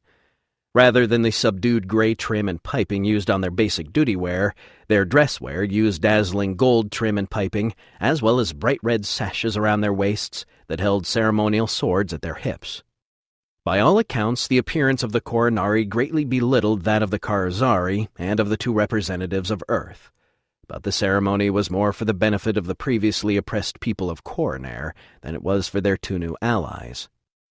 Despite his objections, Sergeant Weatherly had also been given a dress uniform similar to those worn by Nathan and Cameron. As the other 4 members of the captain's security detail were Corinari troops on loan to the Aurora, they wore the same dress uniforms as their Corinari brethren, the only difference being the fleet comm sets hanging on their left ears, as well as the heavier armaments they carried. As they entered the decorated lobby, Nathan saw that Jessica would have been pleased by the security measures in place. They had undergone full retinal and ID checks upon entering, and there were armed Corinari guards positioned at every exit. In addition, he had noticed Corinari snipers on the mezzanine above and pairs of guards patrolling the crowd itself. Getting past the main security checkpoint carrying weapons had been the difficult part, and in the end, everyone except for their security detail had been forced to give up their sidearms. Surprisingly, Nathan found himself feeling quite vulnerable without his sidearm, despite the fact that a few weeks ago he would have argued against carrying it at all. He shuddered at the thought of Jessica being ordered to give up her sidearm. It undoubtedly would have been an ugly scene. The cavernous lobby appeared to be quite crowded, despite the fact that only a few hundred people had been allowed to attend. In addition, there were digicams set up at several key locations in order to broadcast the event to not only those watching through the system-wide communications network, but also for the thousands more gathered in the streets outside who were watching the ceremony via massive viewing screens erected on the sides of buildings. Those thousands outside and the millions viewing online all hoped to be part of a moment in history. It was an auspicious moment for the people of the Darvano system. Nathan only hoped it would eventually be considered as such by the people of Earth as well. Luckily, there were to be no speeches. The ceremony itself was kept relatively simple, despite all the tedium in its preparation. Each representative from the major nations of Corinari, as well as the lesser worlds within the Darvano system, stepped up to sign the document. As leader of the smallest and newest nation in the Darvano system, Tug was the last to sign. The Prime Minister was next, and finally Nathan himself signed the document, thus ending the ceremony. The announcement that the Earth-Darvano alliance was now official raised applause from the crowds both inside and out. It had taken more than 2 hours for all the dignitaries to arrive, in addition to the hours of preparation that must have gone on prior, all for a ceremony that lasted less than 30 minutes. Nathan understood the purpose of the ceremony itself, as well as the positive effect the telecast might have on the people of the Darvano system. This had to be their most desperate time since the Ta'akar first invaded their system over 30 years ago. Still, he found it all distasteful, in the same way he had been irritated by all the fluff around his father's many political campaigns. Only this time it was worse, as he was no longer a spectator on the sidelines, he was center stage. Eventually it ended, and the broadcast digicams shut down. The crowds outside began to disperse, and the millions of people who had watched the ceremony through the system-wide communications network went back to the demands of their daily lives. Unfortunately for Nathan, the reception would last longer than the signing ceremony itself. After an endless stream of handshakes and brief exchanges of translated pleasantries, Nathan finally found himself able to relax somewhat. After a few moments of searching, he spotted Cameron sitting at a side table with Chief Montrose. The chief had spent a lot of time with Commander Taylor over the last 2 weeks as they had interviewed thousands of Corinari volunteers applying to serve on the Aurora. As Nathan's presence had been required on the greeting line, the chief had taken it upon himself to attend to the commander's needs out of concern that she might overexert herself. Although she was making considerable progress in her recovery, her former drive and energy had still not returned. "Chief," Nathan said, as he took a seat at the table.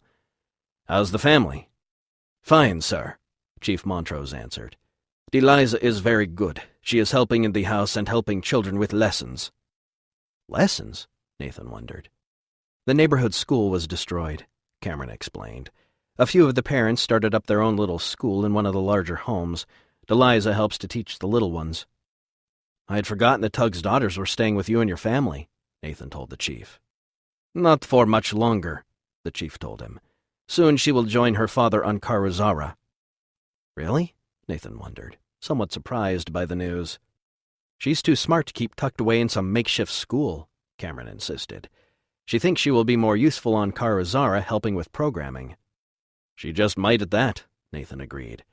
"But what about his youngest daughter?" "Nalea? She will stay. She gets along very well with our girls," the chief explained. "Inside of rock and space is not place for a little girl." "You may be right, Chief," Nathan admitted. "You know, your angle is getting better." "Commander Taylor is most helpful with this," Chief Montrose explained. "She is always to be correcting me when I make mistakes." "I'm sure she is," Nathan mused. "Speaking of always to be corrected," the chief said, trying to make a joke as he looked at his watch, "it is time that I got home to my wife." The chief rose from his seat. "If you will excuse me, sirs?" "Thank you, Chief," Cameron said. "I'll see you tomorrow." Nathan waited for the chief to leave before speaking. "He's a good man." "Yes, he is," Cameron agreed. "And he really believes in what we're doing." "What about you?" Nathan asked. "Do you believe in what we're doing?" "It's not as cut and dried as you think it is, Nathan. I still think we should have headed back for Earth the moment we got the jump drive back online back in the Korak system. We could have been halfway home by now." "More like a quarter," Nathan joked. Cameron obviously wasn't laughing. "Okay, 1/3 maybe, but not half." "You understand my point, Nathan. We didn't need to get involved in all of this." "I was only trying to keep us alive," Nathan defended, "so that we could get home." "I'll go along with that," Cameron agreed, "right up until you decided to take on the Amaro." "I couldn't let them destroy an entire world, Cam." "You don't know that they would have," she interrupted. "Besides, you were ignoring Captain Roberts' last orders and seriously jeopardizing our primary mission." "I was only doing what I thought was the right thing." "And you almost got me." Cameron paused, correcting herself. "Got us killed." Nathan could sense that the conversation was escalating and decided to back down for the moment. The reception for the signing of the Alliance Treaty was not the place for this particular line of discussion. As the duly appointed captain of the Aurora, Nathan was not required to defend his actions to his executive officer, only to his superiors. He did, however, feel compelled to explain his reasons to his friend. "However," Cameron continued, "in regards to this treaty, I've decided that I support your decision." "Really?" Nathan wondered, not quite believing what he was hearing. Cameron looked at him for a moment. "Are you really that surprised?" "Actually, yes," he admitted. "May I ask why?" "Well, first, because you do have the authority according to regulations. Therefore, I don't have sufficient grounds to relieve you of command." "Thanks. I feel so much better." "And second," she interrupted, "because I believe that allying with the Corinari and the Karuzari and defeating the Ta'akar offers us the best chance of getting back to Earth and successfully defending her against the Jung." Nathan leaned back in his chair, stunned at her sudden change of heart. "Wait, is this a trick? Is this one of those reverse psychology things? Just promise me you'll be smart about this, she said, looking deadly serious. What do you mean, Cam? Promise me that we'll get this over with quickly. We can't afford to be sucked into a long, drawn-out campaign here. The Earth needs us. Our people need us back there defending them, not out here playing cat and mouse with some other evil empire. Yes, it would be great if we picked up some advanced tech along the way, but they need our jump drive more than any cool tech the tall car might have. I understand all of that, Cam. Really, I do, Nathan assured her. Promise me, no long campaigns, she declared, staring him in the eyes. We get in, get it done, and get out. I promise, Nathan told her. We jump in, slap a few people around, and jump out again. Nathan flashed his get-out-of-trouble smile again. Try as she might to resist, his stupid grin made her smile as well. Who are you trying to slap? Tug asked, as he and Julia joined them. Caius, Nathan joked. That would be worth seeing, Tug mused as he took a seat. He looked over at Cameron, who appeared a bit pale. Are you feeling all right, Commander? Just a little tired, I guess, she admitted. It has been a long day. Would you like me to send for the chief to see you back? No, he's already on his way home. I'll have Sergeant Weatherly arrange an escort. Nonsense, Tug insisted, rising from his seat. I'll see you back myself. What about Julia? Cameron asked. I'm quite capable of finding my own way back, Julia calmly stated. I'll meet you at the shuttle later, Tug told Julia as he offered his arm to Cameron, helping her up from her seat. Sergeant, Nathan called as he rose.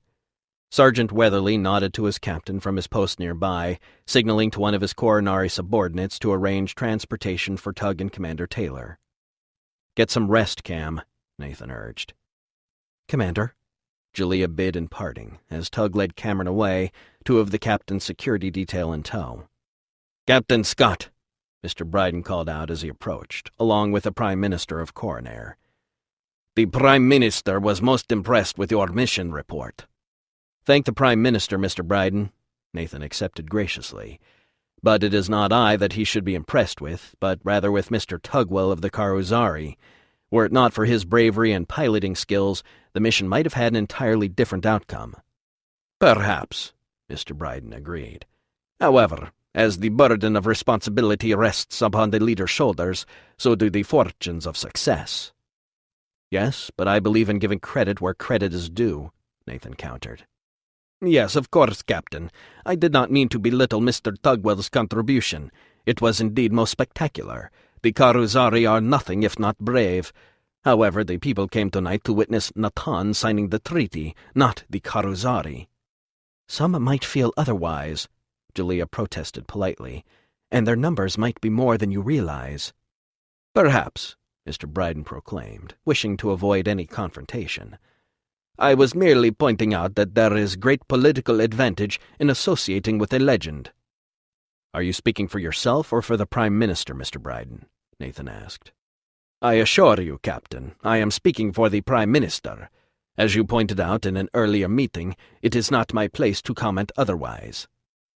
There was a sinister smile behind Mr. Bryden's politically correct expression that made the hairs on the back of Nathan's neck stand up. If you'll excuse us, Captain, Miss Torren, the Prime Minister has other guests to visit before the night is over.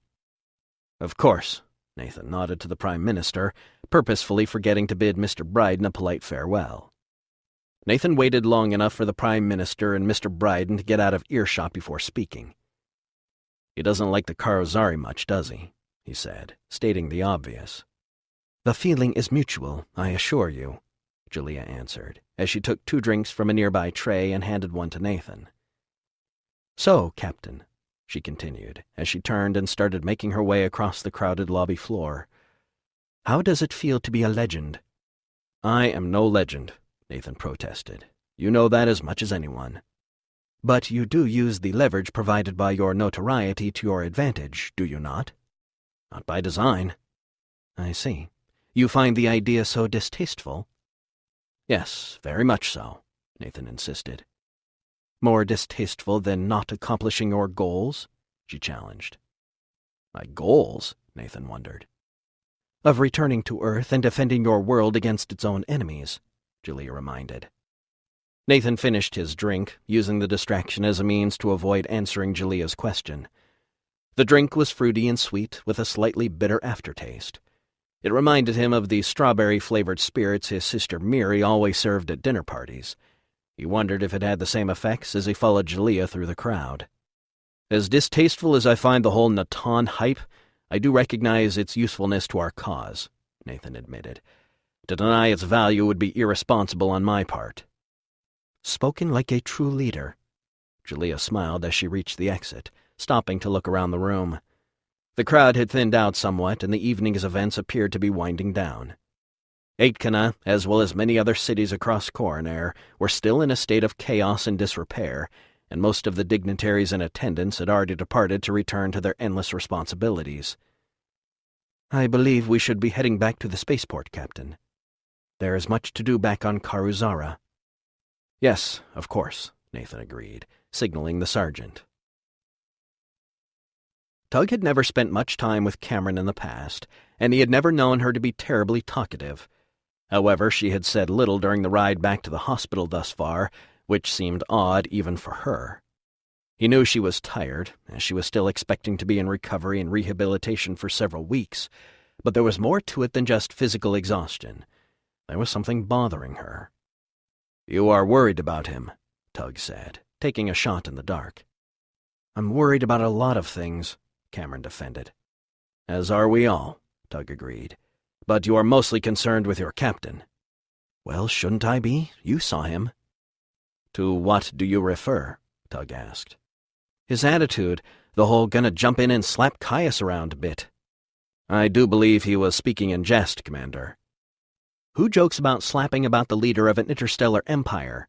Cameron insisted. "It is his way," Tug assured her. "He tends to diffuse stressful situations with humor or sarcasm." "It was a reception," Cameron insisted.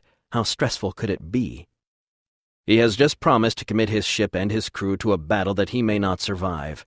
He also promised to commit his world to join forces with others in common defense. Even if he survives the events in this part of the galaxy, something worse may await him when you return to Earth." Tug laughed in exasperation.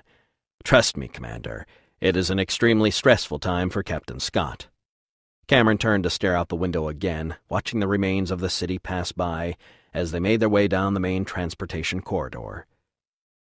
"Captain Scott," she mumbled. "I don't know if I'll ever get used to that." "Why is that?"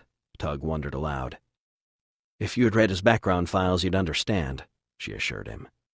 "I am sure that was all in the past." "It wasn't that far in the past." "Tell me, Commander, do you believe that who we are is set at birth, or do you believe that we are all the result of that which we experience along the way?"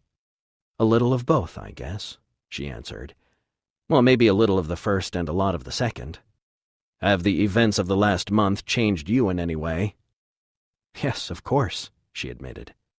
"Then is it not possible that they have changed your friend as well?" "My friend?" Cameron questioned. "I'm not sure you could call us friends."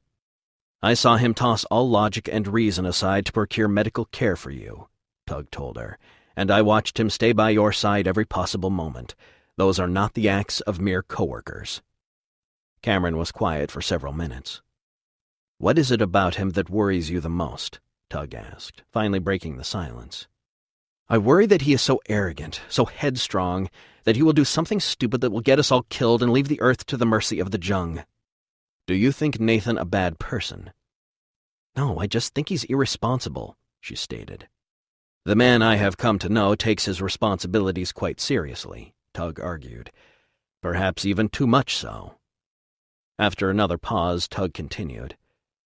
"May I offer my perspective on the matter?" "Do I have a choice?" Cameron retorted. "Not really, no," Tug laughed. "Nathan's biggest problem is that he does not yet believe in himself, in his own ability to lead and to make the right decisions." "Finally, we agree on something." "Part of the reason for this," Tug said, "is that he does not yet feel that those he commands believe in him." Cameron looked at Tug. "What you're really saying is that I don't believe in him." You are the only other person on the ship who could have taken on the role of captain had it not fallen onto Nathan's shoulders, are you not? Yes? Then it is understandable that he might need your support, your belief that he can do the job, and that he is worthy of being followed. The transport vehicle came to a stop outside the side entrance to the hospital in which Cameron had been recuperating for the last few weeks.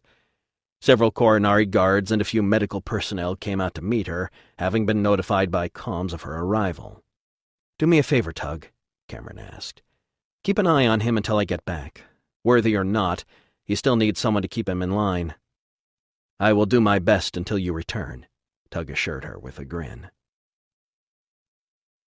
Nathan walked down the main corridor of the command deck on his way to the bridge. After changing back into a normal uniform, he felt much more himself. The ceremony for the signing of the Alliance Treaty had felt much like one of his father's political circus events back on Earth. He had grown to despise such events to such a degree that he had joined the fleet to get away from them. Yet here he was, more deeply embroiled in politics than ever before, committing his world to an interstellar alliance that might or might not save his world. It had not been what he had set out to do. All he had wanted was to get his ship and his crew back to Earth and turn over command of the Aurora to someone more qualified. He wondered what would have happened had he followed Cameron's advice from the start and headed home immediately, slowly making their way back to Earth in a long series of jumps, 10 light-years at a time. Would he be halfway home by now? Who knew what dangers lay between the Pantorus cluster and the Sol system? It seemed entirely possible that they could have found themselves in an even worse position than they already were had they simply run home at their earliest opportunity. Nathan knew that he had done the right thing by choosing to defend the Corinarians from the Ta'akar. Whether or not it was for the right reasons was unimportant at this point. If he had allowed the bombardment to continue, the captain of the Yamara might have destroyed the entire planet. Had he knowingly allowed the innocent people of Corinare to perish in such fashion, he would not have been worthy of his position. Still, he couldn't help but review the events of the last few weeks in his mind, over and over again, wondering how a different decision at each step in their journey might have led to a different outcome. One of the 4 surviving Marines left on the Aurora's crew stood guard at the main entrance to the bridge. As the most critical compartment on the ship, Jessica had insisted that the Marines be solely responsible for its security. The Corinari could guard the rest of the ship. Nathan knew that while she did not actually expect any subterfuge from the Corinari, she also realized that they still knew too little about the politics and ways of their new allies to trust them completely. They had no choice but to accept their help, but there was no reason not to keep a watchful eye on them, at least until their loyalty had been proven beyond doubt. The Marine guard snapped to attention, raising his right hand in salute as the captain approached. "Sir." Nathan returned the salute in a more casual fashion than it had been given. "Corporal," he greeted, as he stepped through the hatchway. He stopped as he entered the bridge, surprised to find it both empty and dimly lit. He glanced at his watch and saw that it was only 2100 hours. "Where is everyone?" he asked the corporal at the entrance. "In their racks, I expect, sir," the corporal surmised. Nathan looked back at his watch, realizing it was still set to the local time for the city of Aitkenna back on Corinare. As preoccupied as he had been during their journey from Corinare to Karozara, he had completely forgotten about the time difference. He expected they were going to have to come up with a way of dealing with such time issues in the future. Perhaps some sort of an Alliance mean time would do the trick. Nathan changed his watch back to shipboard time and saw that it was 4 a.m. "Ah, yes," he said to himself. That would explain the darkened, empty bridge. As short-handed as they were, while safely docked within the Karozara spaceport deep inside the asteroid, he had agreed to have only a duty officer and 1 guard on duty at night in order to allow their overworked crew some decent sleep for a change. They would be back to a normal routine soon enough. "Where's the duty officer, then?"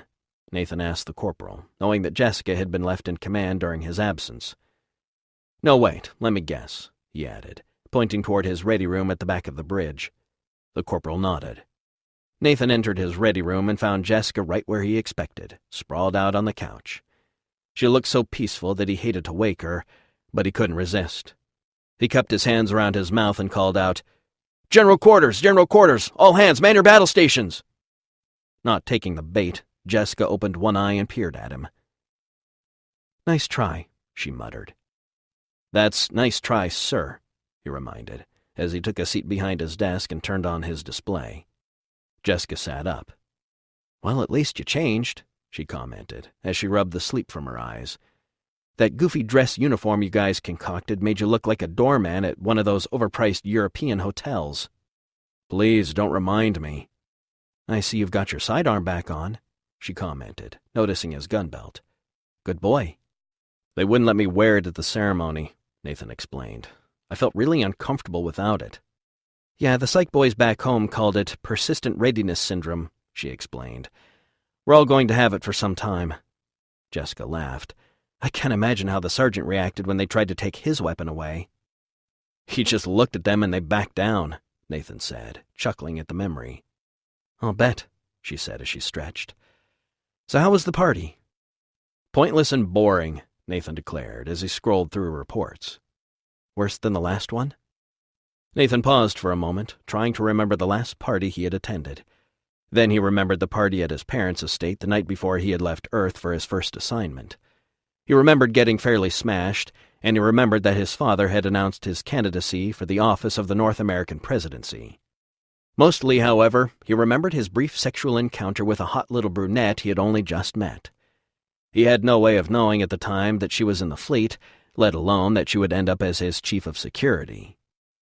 "No, this party was worse," he assured her, adding, "No hot, easy chicks in tight, skimpy dresses at this one." Nathan flashed his usual charming smile, the same one that always got him out of trouble with his mother as a teenager. Jessica smiled back as she stood and headed toward the exit. "Bite me, sir." "Good night, Jess," Nathan said as she stepped through the hatch. "Good night, Skipper," she answered from the empty bridge, knowing that he hated the term. Nathan tapped away at his keyboard for several minutes as he summarized the evening's events for his log. He noticed he had become more careful with his wording in recent weeks. He knew his logs would be carefully examined and picked apart by all manner of experts, both fleet and civilian. Perhaps someday even historians would peruse his account of the events in the Pentorus cluster, passing judgment on his decisions based on the words he left behind. Chapter 5. "We are up to 8 work teams," Vladimir boasted as he placed his breakfast on the table across from Nathan and sat down to eat. Although still only at a fraction of its capacity, the mess hall seemed so much more alive now that there were at least 100 Corinari troops and technicians on board the Aurora. Half of them are working on repairs, the other half are concentrating on installing some of the original systems that were scheduled to be installed after our little test flight. "You mean all the crated stuff in the hangar bays?" Nathan added. "Da, and there is even more in the cargo holds," Vladimir added. "Most of it is not urgent, but if we are to have full crews soon, much of it will become important very soon." "Possibly, but don't let it slow down repairs," Nathan reminded him. "It will not," Vladimir assured him. "Many of the repairs must be done in certain order, so there is only so much we can do at once. That is why I have the other crews installing stuff. Better than having them sit around doing nothing." "What about the hull repairs?" Nathan asked. "Maybe they could help with that." "Mr. Tonkin and the Corinari technicians are handling the repairs to the hull, and I get the impression that they do not wish to be disturbed any more than necessary," Vladimir explained between bites. "Once the hull repairs are completed and the inner hull has been pressure tested, we will open the forward compartments and begin repairs to the damaged interior sections." "Did they give any indications as to how long it will take them?" Nathan asked. "He would not commit to anything firm, but he indicated it could take several weeks. It depends on how much material they can get ready-made from the Corinarians and how much they must process and fabricate themselves." "They can do that?" "Yes," Vladimir assured him. "They have the facilities already in place here. The Corinari installed the heavy equipment long ago, when they first created this base. But the fabrication process is slow, as the ores must be mined and processed first." "What about the Yamaros fabricators?" Nathan wondered. "Can we use them to create hull plates?" "Yet. They are not designed to make such large components. They are limited to things no bigger than, say, this table." "I thought they were supposed to be such wonderful devices." "Oh, they are. They are most incredible. The speed and precision is amazing. They are far beyond anything we have on Earth." "Then why aren't we using them?" "As I said, they are not designed to make such large pieces." Vladimir reiterated. Besides, hull plates are very simple in their construction, and Mr. Tonkin seems confident that enough ready-to-use plating can be located. Vladimir quickly drank his tea and poured a second cup. Anyway, the Amaro's replicators are already busy. Doing what? Nathan asked. Making more fabricators. What else? When did that happen? They started the moment they finished making our new emitters. Who made that decision? Nathan wondered. Some scientist from Corinari, Vladimir told him.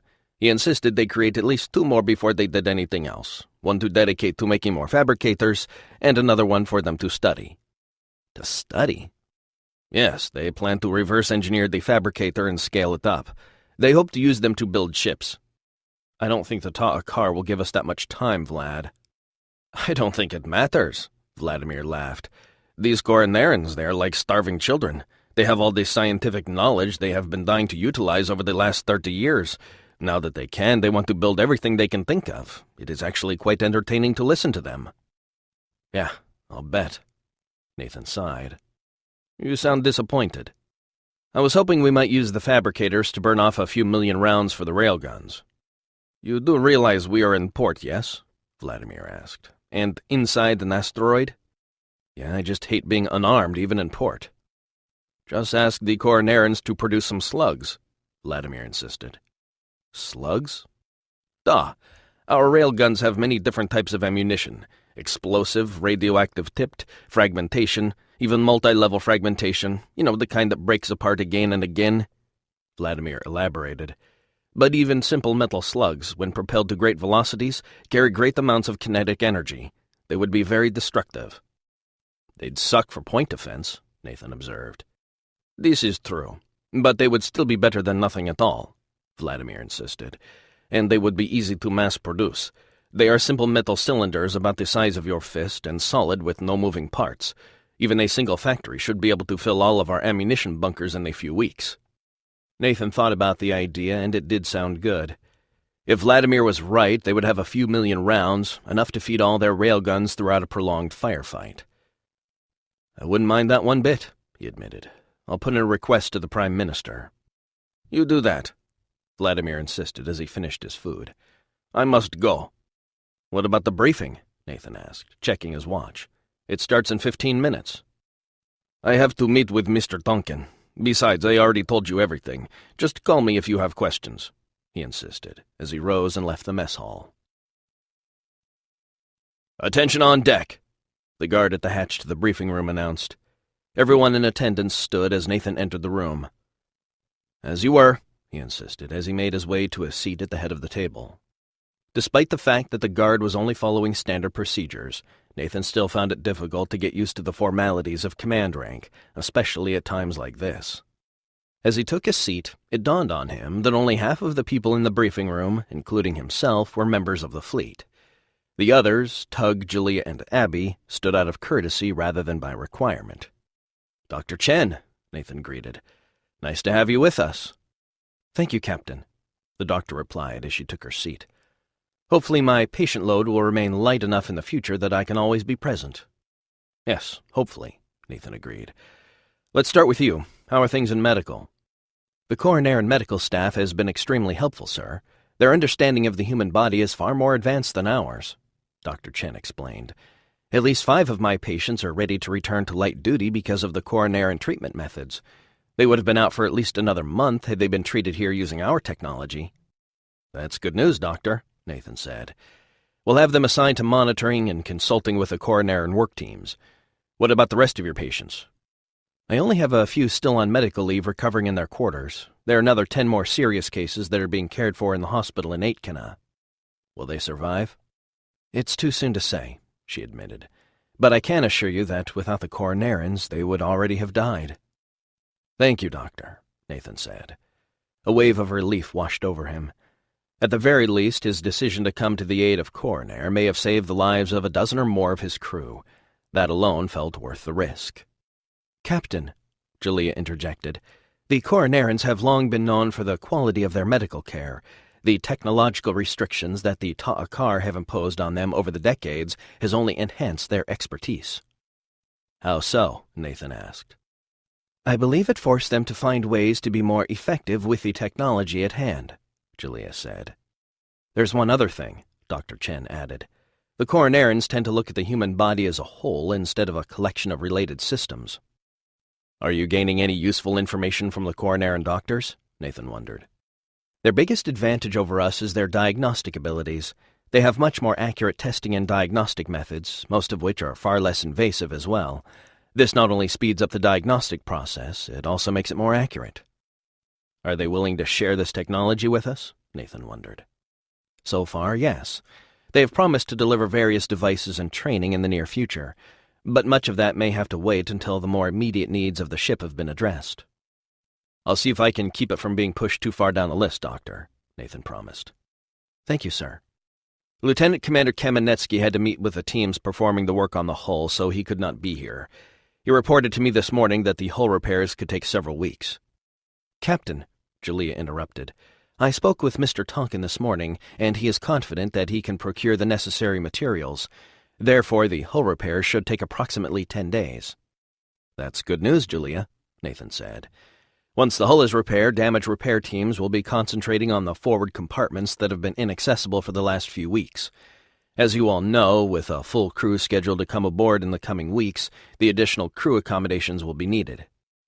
If your forward compartments are not ready in time, we have plenty of room within Karozara Station, Tug offered. I'll keep that in mind. Meanwhile, our repair teams will be concentrating on repairing recent battle damage, as well as installing additional systems that were scheduled for installation upon our return to the orbital assembly platform. Captain, might I suggest that we make installation of the remaining railguns a priority? Jessica suggested. We are still unable to create a complete defense perimeter, even with all currently installed railguns in full working order. I'll pass your concerns on to the Cheng, Nathan assured her. My biggest concerns right now are the doors covering the backup heat exchangers. They took damage and will not open at the moment. If the primary exchangers failed, we'd be pretty screwed, he insisted. How is security coming along? Nathan asked, turning his attention to Jessica. While we are in port, we're maintaining 2 secure points of access to the ship, the port boarding airlock for foot traffic and the No. 2 hangar bay airlock for shuttles. As an extra precaution, we keep the port boarding airlock hatches closed and only allow access in groups of 4. I've got 4 armed Corinari in the boarding foyer and a quick response team of 8 stationed halfway between the foyer and the hangar bay. I've also got 2 teams stationed in the hangar bay and an inspection team in the No. 2 airlock inspecting shuttles before they're allowed into the main hangar bay. Are 4 men enough? Nathan asked, remembering that the last boarding attempt had brought 12 heavily armed men aboard in a medevac shuttle.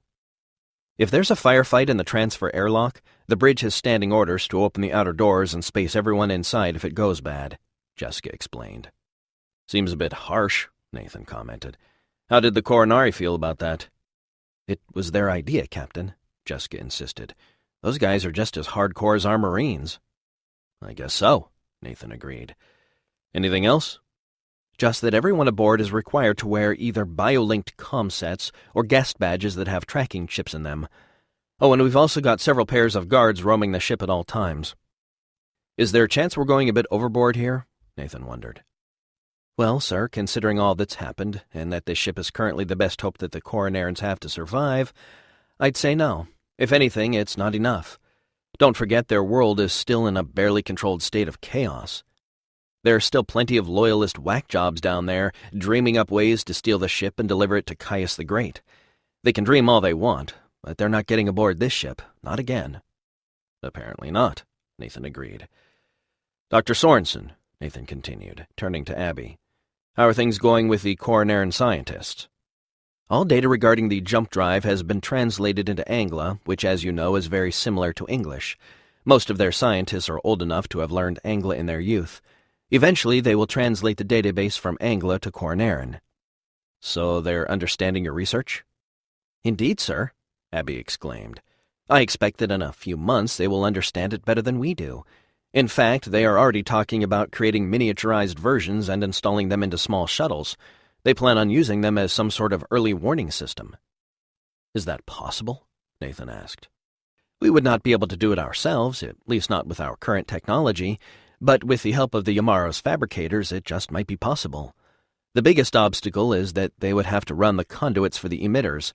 According to the Corinari engineers, retrofitting an existing ship in such fashion would be a time-consuming task.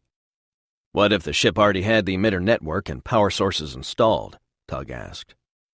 You know of such a ship? Abby inquired.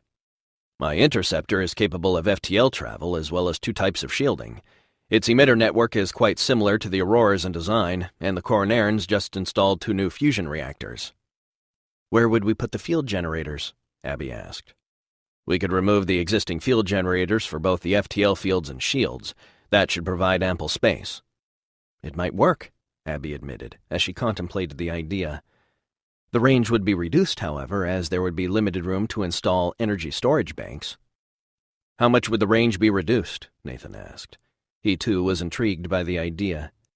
It depends on the efficiency of the Corinari energy storage systems and the amount of space available for them on Tug's ship, she explained. But if I had to guess, I would say possibly 1 light year. Captain, Jessica chimed in, a small jump ship would be a huge asset. How so? Nathan asked. Well, for starters, the Corinari are correct. A network of small jump-enabled ships would make a great early warning system. You could place them a light month out and have them watch for inbound FTL traffic. If they detected something headed toward Corinari, they could jump back and alert command. That would give everyone at least a week to prepare. It would also be a great reconnaissance platform, Tug added. That's the other thing I was thinking, Jessica agreed. Or a weapons delivery platform, Tug added, getting a little excited at all the possibilities. I think you two are forgetting about the political ramifications, Nathan reminded them. They both looked at him, perplexed. Giving the first jump drive to the Corinari, he pointed out. I had not considered that, Tug admitted. You really think they'd make a stink? Jessica asked. They might, Nathan stated. Captain, Abby interrupted, it would take the Corinarians considerably longer to test their miniaturized version on one of their shuttles, and if the first one failed, it would likely destroy both the test shuttle and the prototype. They would have to start again from scratch. Tug's interceptor would offer such a significant shortcut that they would be fools to let politics stand in their way. Fools and politics, Nathan laughed. 2 words that go hand in hand. We would gladly share ownership of the jump interceptor if that is what it takes, Captain, Tug offered. Thanks, Tug, Nathan said. I agree the idea is worth pursuing, but let's not hand over your interceptor unless we have to. Tug nodded his agreement as Nathan turned to Abby. Dr. Sorensen, speak with the Corinari scientists and offer them the use of Tug's interceptor as a test craft. I wouldn't mind having another jump ship available to us, Nathan added, even if it is short range. Yes, sir. I'll contact them immediately, Abby promised. Captain, I'll be heading to Corinari in about an hour, Jessica informed him. Commander Taylor has asked me to participate in the final interviews for the short list of volunteers. Apparently she needs my suspicious eye to check them over before she makes her final selection. I'll be bringing the most qualified and experienced volunteers back with me. Commander Taylor wants to get them trained as soon as possible so that they can help train the rest of the crew as they come in. Very well, Nathan agreed. Who will be in charge of the ship security in your absence? He asked. Sergeant Weatherly, sir. You're leaving a Marine in charge of security on a fleet ship? Nathan smiled at the thought. No, I'm leaving a kick-ass Marine in charge of security on a fleet ship, Jessica responded, smiling right back at him. Nathan nodded his agreement. Sergeant Weatherly had proven himself as much, if not more so than most, and he trusted the quiet, soft-spoken man without hesitation. It was a logical choice. Agreed. Still, it will be another fleet first for the Aurora. Dismissed, everyone. You know, if they do manage to put a jump drive into Tug's interceptor, it would make a great recon platform, Jessica said to Nathan as they descended the ramp from the command deck down to the main deck. Yes, it would, Nathan agreed. But I was thinking more offensively. It would be much easier for him to jump inside a target's shield and deliver a few nukes before jumping out. That it would, Jessica agreed. And with his aerodynamics, he could jump into the atmosphere of a planet, bypassing all their orbital defenses, launch his ordnance, and jump away, all before they even brought their surface defenses online. The many different ways that Nathan could think of to utilize a fighter equipped with a jump drive seemed endless. You know, ever since we got back from chasing down that drone, I've been thinking about all the different ways the jump drive can be used, Nathan explained as they entered the main hangar deck. And I'm not just talking about military applications either. Exploration, resource utilization and distribution, commerce, communications. It boggles the mind just thinking about it. Abby's father was right when he said it would change everything. All I care about is that it helps us knock Caius the Great off his throne and then gets us the hell out of the cluster and back to Earth, Jessica stated in no uncertain terms. After that, it can change everything as much as it wants. "Attention all hands, Corinari Aerospace Command arriving," came blaring over the loudspeakers. 4 men in standard black and gray Corinari uniforms approached from a shuttle that had only just arrived. 2 of them appeared to be older and of higher rank than the other 2, both of which were at least 10 years younger and obviously more fit. As they approached, Nathan found it amusing that, even when separated by 1,000 light-years of space and 1,000 years of time, pilots still wore wings on their uniforms. "Captain," the Corinari guard escorting the guests greeted as he snapped a salute. "May I present Generals Valachin and Senagora of the Corinari Aerospace Command." Nathan returned the guard's salute and extended his hand to the visiting generals. "An honor, gentlemen. Welcome aboard the Aurora." "Thank you, Captain," General Valachin greeted in a heavy Corinarian accent. It was not surprising to Nathan that the general's Anglo was perfect, as he had come to expect as much from the elders of Corinare. In fact, after finding so many that did speak Anglo on Corinare, he found it surprising that the Prime Minister did not. "This is my Chief of Security, Lieutenant Commander Nash." "Gentlemen," Jessica greeted, as she politely shook their hands. "Allow me to introduce Major Pritchett and Lieutenant Saren." "Gentlemen," Nathan greeted, "welcome aboard." "Thank you, Captain," Major Pritchett answered. "I've heard your name before," Nathan said, trying to remember exactly where. "Major Pritchett was one of the pilots that chased down the missiles that nearly destroyed your ship," General Segura stated, in slightly less perfect Anglo. "Then it is definitely good to have you aboard," Nathan stated. "As a pilot myself, I would love to hear the details of that engagement." "I am sure there will be plenty of time for that, Captain," General Valachin announced. "Major Pritchett has been selected to command the fighter wing being assigned to the Aurora," the general explained. "Lieutenant Saren will be his second." "Excellent," Nathan stated. "Then I suppose you'd like to get started with the tour." "Sir, if you'll excuse me," Jessica pleaded. "I have a shuttle to catch." "Of course, Lieutenant Commander," Nathan granted. "Sirs?" Jessica stated, as she stepped back and away, then turned and headed for the waiting shuttle. After a moment, General Senagora spoke up. "A very confident young woman." "Sir?" Nathan wondered. "We have few women serving in our military," the general commented. "Really?" Nathan stated. "I find that surprising." "Oh, we have no rules against it, mind you," the general defended. "I suspect it is because the Ta'akar do not allow women to serve in their military and have never inducted any from our population." "We were much the same," Nathan admitted, "up until about a century ago. After the plague, women were revered as the bearers of children and therefore the only hope of repopulating our world. Over the centuries, as the population grew, those ways gradually faded. Some believe our women are too smart to waste their time rolling around in the muck playing soldier," General Valachin added. "I think you'll find Lieutenant Commander Nash to be more qualified for her duties than most men," Nathan boasted, as he turned to lead them to the starboard side of the main hangar. "Of that I have no doubt," General Senagora stated as they turned to follow Nathan. "As you've probably all read in the ship's specs, this is the biggest of 4 bays. This main bay is used for most normal flight operations. On either side, we have what we call fighter alleys. This is where our fighters would normally be housed and launched through the forward launch tubes, of which there is a pair at the front of each fighter alley." "How many fighters can each alley hold?" Major Pritchett inquired. "They were designed to hold 24 of our fighters," Nathan explained, as they approached the forward transfer airlock on the starboard side of the main hangar. "I'm not sure how many of yours might fit." As he reached the forward end of the hangar, he stopped and turned around to face aft. "On either side of the forward end of this hangar there is a transfer airlock. Inside is an elevator that can run from the auxiliary bay below us all the way up to the top side of the ship, where the elevator pad can then be used for launch or recovery operations. In addition, there are 4 smaller transfer airlocks located on either side at the middle and aft ends of the main hangar. Their elevators only go between this deck and the one below." "I have to admit, Captain," General Valachin stated somewhat sheepishly, "that I did not have the time to read through all the details sent to us on your vessel. I was wondering why it is necessary to have the additional airlocks inside the ship." During prolonged combat operations, the main transfer airlocks to the flight apron outside can be lowered into the deck, opening the entire back end of this bay to space. This enables us to recover spacecraft without having to use the main airlocks, which take far more time. The combat configuration allows us to cycle spacecraft through the refueling and rearming process more quickly, so we can get them back into action. "An interesting concept," the general admitted.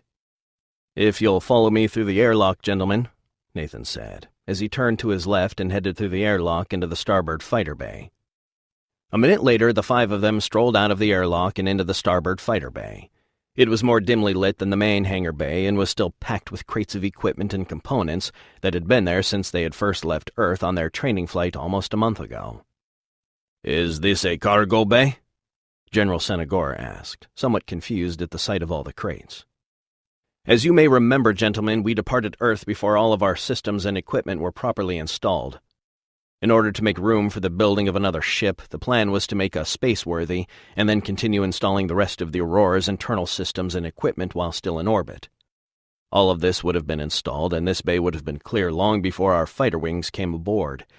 We're currently working on getting the higher priority items installed and the lower priority items moved to the cargo holds below this deck. But it may take some time before these bays are completely cleared. In the meantime, you should be able to operate your fighters from the main bay and use only the launch tubes here and on the port side to launch your fighters." "Assuming that our fighters can be adapted to work in your launch tubes," General Valachin reminded him. "Yes," Nathan agreed. "My chief flight engineer feels confident that it will not be a problem," Major Pritchett insisted. "That's good to hear," Nathan stated, as he headed forward to the launch tubes. "The real challenge will be getting the fighters converted back to their original configurations," Lieutenant Saren added. "Their original configurations?" Nathan asked. "Our interceptors were once Takaran short-range space interceptors," Major Pritchett explained. "They were converted for atmospheric and orbital intercept before they were given to us by the Ta'akar. In order to be used primarily as space-based fighters, we will have to change over the fuel systems, which primarily feed the atmospheric propulsion systems at this time. We will also have to install different targeting systems and navigational software." "Navigational software?" Nathan wondered. "In space, there is no horizon," the Major said with a grin. Jessica purposefully kept her eyes on her datapad as Trav and Dumar entered the hospital meeting room where Commander Taylor and Chief Montrose had been interviewing candidates for over a week. The man's credentials were impressive, as was his experience, having participated in several actions during his mandatory service with the Ta'akar. "Thank you for coming in, Mr. Dumar," Cameron began. "I hope you did not wait long." "Not at all," Mr. Dumar answered. "As you are already aware," Cameron continued, "these are the final rounds for selection of the first group of volunteers to be trained for service aboard the Aurora." "Thank you for considering me," Mr. Dumar said.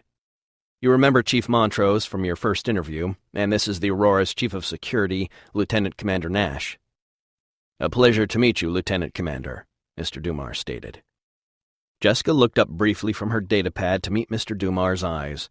They were steely and confident, and they spoke of a man who had seen and done things that most others had not. At first, this worried Jessica. However, it was the kind of experience that the Aurora's crew was currently lacking. "Likewise," she mumbled, as her gaze returned to her datapad. She also noticed the candidate's composure seemed unaffected by her brisk manner of speaking. This, too, was a good indicator of the man's confidence and demeanor. The last thing Jessica needed in her intelligence unit was someone who was not confident in their own abilities, and so far her first impression was that this man appeared to fit the bill nicely. "You worked in intelligence for the Ta'akar?" Jessica asked, already knowing the answer from her datapad. "Yes, that is correct," Mr. Dumar answered, "but only as an analyst." "Only?" Jessica wondered. "Meaning I did not participate in fieldwork." "Were you trained for fieldwork?" "Yes, as were all those in my unit," Mr. Dumar responded. "What were your duties as an analyst?" Jessica asked. "To predict likely strategies and tactics that might be used by the enemy in order to develop defenses and take advantage of opportunities when presented." "To take advantage of opportunities?" Jessica inquired further. There are generally 3 ways to win a battle, Mr. Dumar explained. Through the use of overwhelming force, superior tactics, or by taking advantage of opportunities as they arise. Such opportunities are quite often the deciding factor. Jessica considered Mr. Dumar's words for a moment. They were quite similar to the edicts she had been taught back in the Fleet Academy on Earth, although overwhelming force had never been an option for them. It says here that you served an additional 2 years. Why is that? At the time my service was fulfilled, the ship on which I was serving was in the Poly system, which is about as far from Corinari as one can get. The odds of finding a way back to Corinari on my own were unlikely at the time. Understandable, but 2 years? I had not expected it to take that long. Unfortunately, there were some troubles in that region of space that occurred shortly after I agreed to stay on until we reached the Darvino system. You must have really wanted to get home, Jessica commented. Corinari was my home, he insisted. I had no desire to live elsewhere. In addition, I had a fiancée waiting for my return. I felt obligated not to let her down. Jessica had no comment in regards to his last statement, instead continuing to read his application and background report from Corinari Intelligence. I see you have done well for yourself since your return, she commented. What is it you do? I forecast in commodities. Forecast? Yes, I predict future changes in the availability and prices of valuable resources. My clients pay me for my opinions in such matters. Then it seems the skills you picked up during your service have been put to good use upon your return. Most men attempt to return to their original path upon returning from service, Dumar commented. Some choose to utilize the training they obtained and put it to good use on their homeworld, as Chief Montrose has done. You have a family, correct? Yes. You do realize a posting on the Aurora will undoubtedly put you in harm's way, Cameron warned. I believe we are all in harm's way at the moment, Commander. I simply have chosen to take an active part in the defense of my home. I understand that, Cameron continued. But what of your family? Even if the Ta'akar are defeated, there's no guarantee that any of us will return safely. My family is already well provided for, Mr. Dumar assured them. Should I perish in action, they have the means to carry on quite comfortably in my absence. How practical of you, Jessica mused. I believe in planning ahead, Mr. Dumar insisted. Another skill I picked up in the service of the Ta'akar, he added with a smirk. Did you lose anyone in the bombardment? Cameron asked. Fortunately, no, Mr. Dumar answered. There were a few acquaintances, perhaps, but no one close to myself or my family. Even our home was spared. We were indeed fortunate in that regard. Jessica continued scanning over the pages of electronic documents that had been gathered about the individual sitting across the table from her. While every detail seemed to be in order, she couldn't help but wonder why this man had volunteered for duty. He was older than most. By Jessica's math, he was nearly 60 Earth years old. Most of the volunteers were at least half his age. But his stated reasons had been logical. Everyone was in harm's way, whether they knew it or not.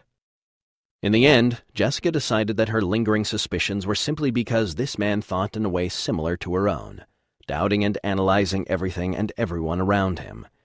She had met very few people in her life that had thought in such a manner. Hopefully, he would be an asset to the Aurora's mission. Jessica placed her datapad on the table in front and looked straight ahead at the applicant. "One last question, Mr. Dumar," she said. "Can you ship out this afternoon?" "I will meet you at the spaceport, sir," Chief Montrose promised Jessica before he turned and exited Cameron's hospital room. "Thank you, Chief," Cameron said as the door closed behind him. "He's an interesting type," Jessica commented as she plopped down on Cameron's couch. Corinari hospitals were more like the hotel rooms back on Earth than the hospital rooms she had seen. The Corinari medical community believed that healing was as much a psychological process as it was a physical one. To that end, most of the rooms were made to be as comfortable as possible. In fact, a lot of the long-term care on Corinari was done in the patient's home rather than in a hospital. But the nanites still coursing through Commander Taylor's body required periodic monitoring and reprogramming, which, although not impossible, was difficult to accomplish away from advanced care facilities. "The Chief's a good man," Cameron insisted, as she sat down and lay back against the inclined head of her bed. "He sure keeps a close eye on you, that's for sure," Jessica commented. "Yeah, sometimes he's worse than my father, but he's been a big help," Cameron admitted. "I doubt I could have gotten through all those interviews without him. He sorted through the weaker applicants all in his own, cutting thousands in a matter of days. He's very dedicated. The scary part is he really believes that we, or more specifically Natan, will defeat the Ta'akar. What, you don't? Let's just say I'm not as confident about Nathan's abilities as everyone else seems to be. Cameron sighed, relieved to finally be done with her responsibilities for the day and be able to relax. These people don't know Nathan like we do. I don't know, Cam, Jessica argued. He's changed a lot in the past week. How so? Well, for one, he's acting all captain-like, Jessica said. Hell, he's even got us saluting him, at least in public. Really? Don't get me wrong, I mean he's still Nathan, you know? He's just different. Different how? I don't know, Jessica said. It's like he's thinking about things more instead of just making it up as he goes. You think he's finally taking things more seriously? Cameron asked in disbelief. Maybe. Or maybe it's just because nobody's tried to kill us for a while, Jessica admitted. Either way, he's behaving more like a captain than I ever would have expected. Let's just hope it lasts, Cameron stated. So what about you? Jessica asked. When are you getting out of here? Still a few weeks, as I understand it. As long as I've got these nanites swimming around inside of me, I can't be away from the hospital for more than a few hours at a time, or the buggers start doing something they're not supposed to do. What? I don't know, she admitted in frustration. All I do know is they have to check my progress and update the nanite programming every few hours. Well, when do they take those things out of you? They're already coming out of me, Cameron explained. When one of them finishes their assigned task or gets low on energy, they head for my kidneys to make their exit. Geez, it's just creepy, the thought of having millions of those things inside of you, knitting away at your insides. Jessica shuddered at the thought. What does it feel like anyway? Most of the time you don't feel it, at least not like before, Cameron explained.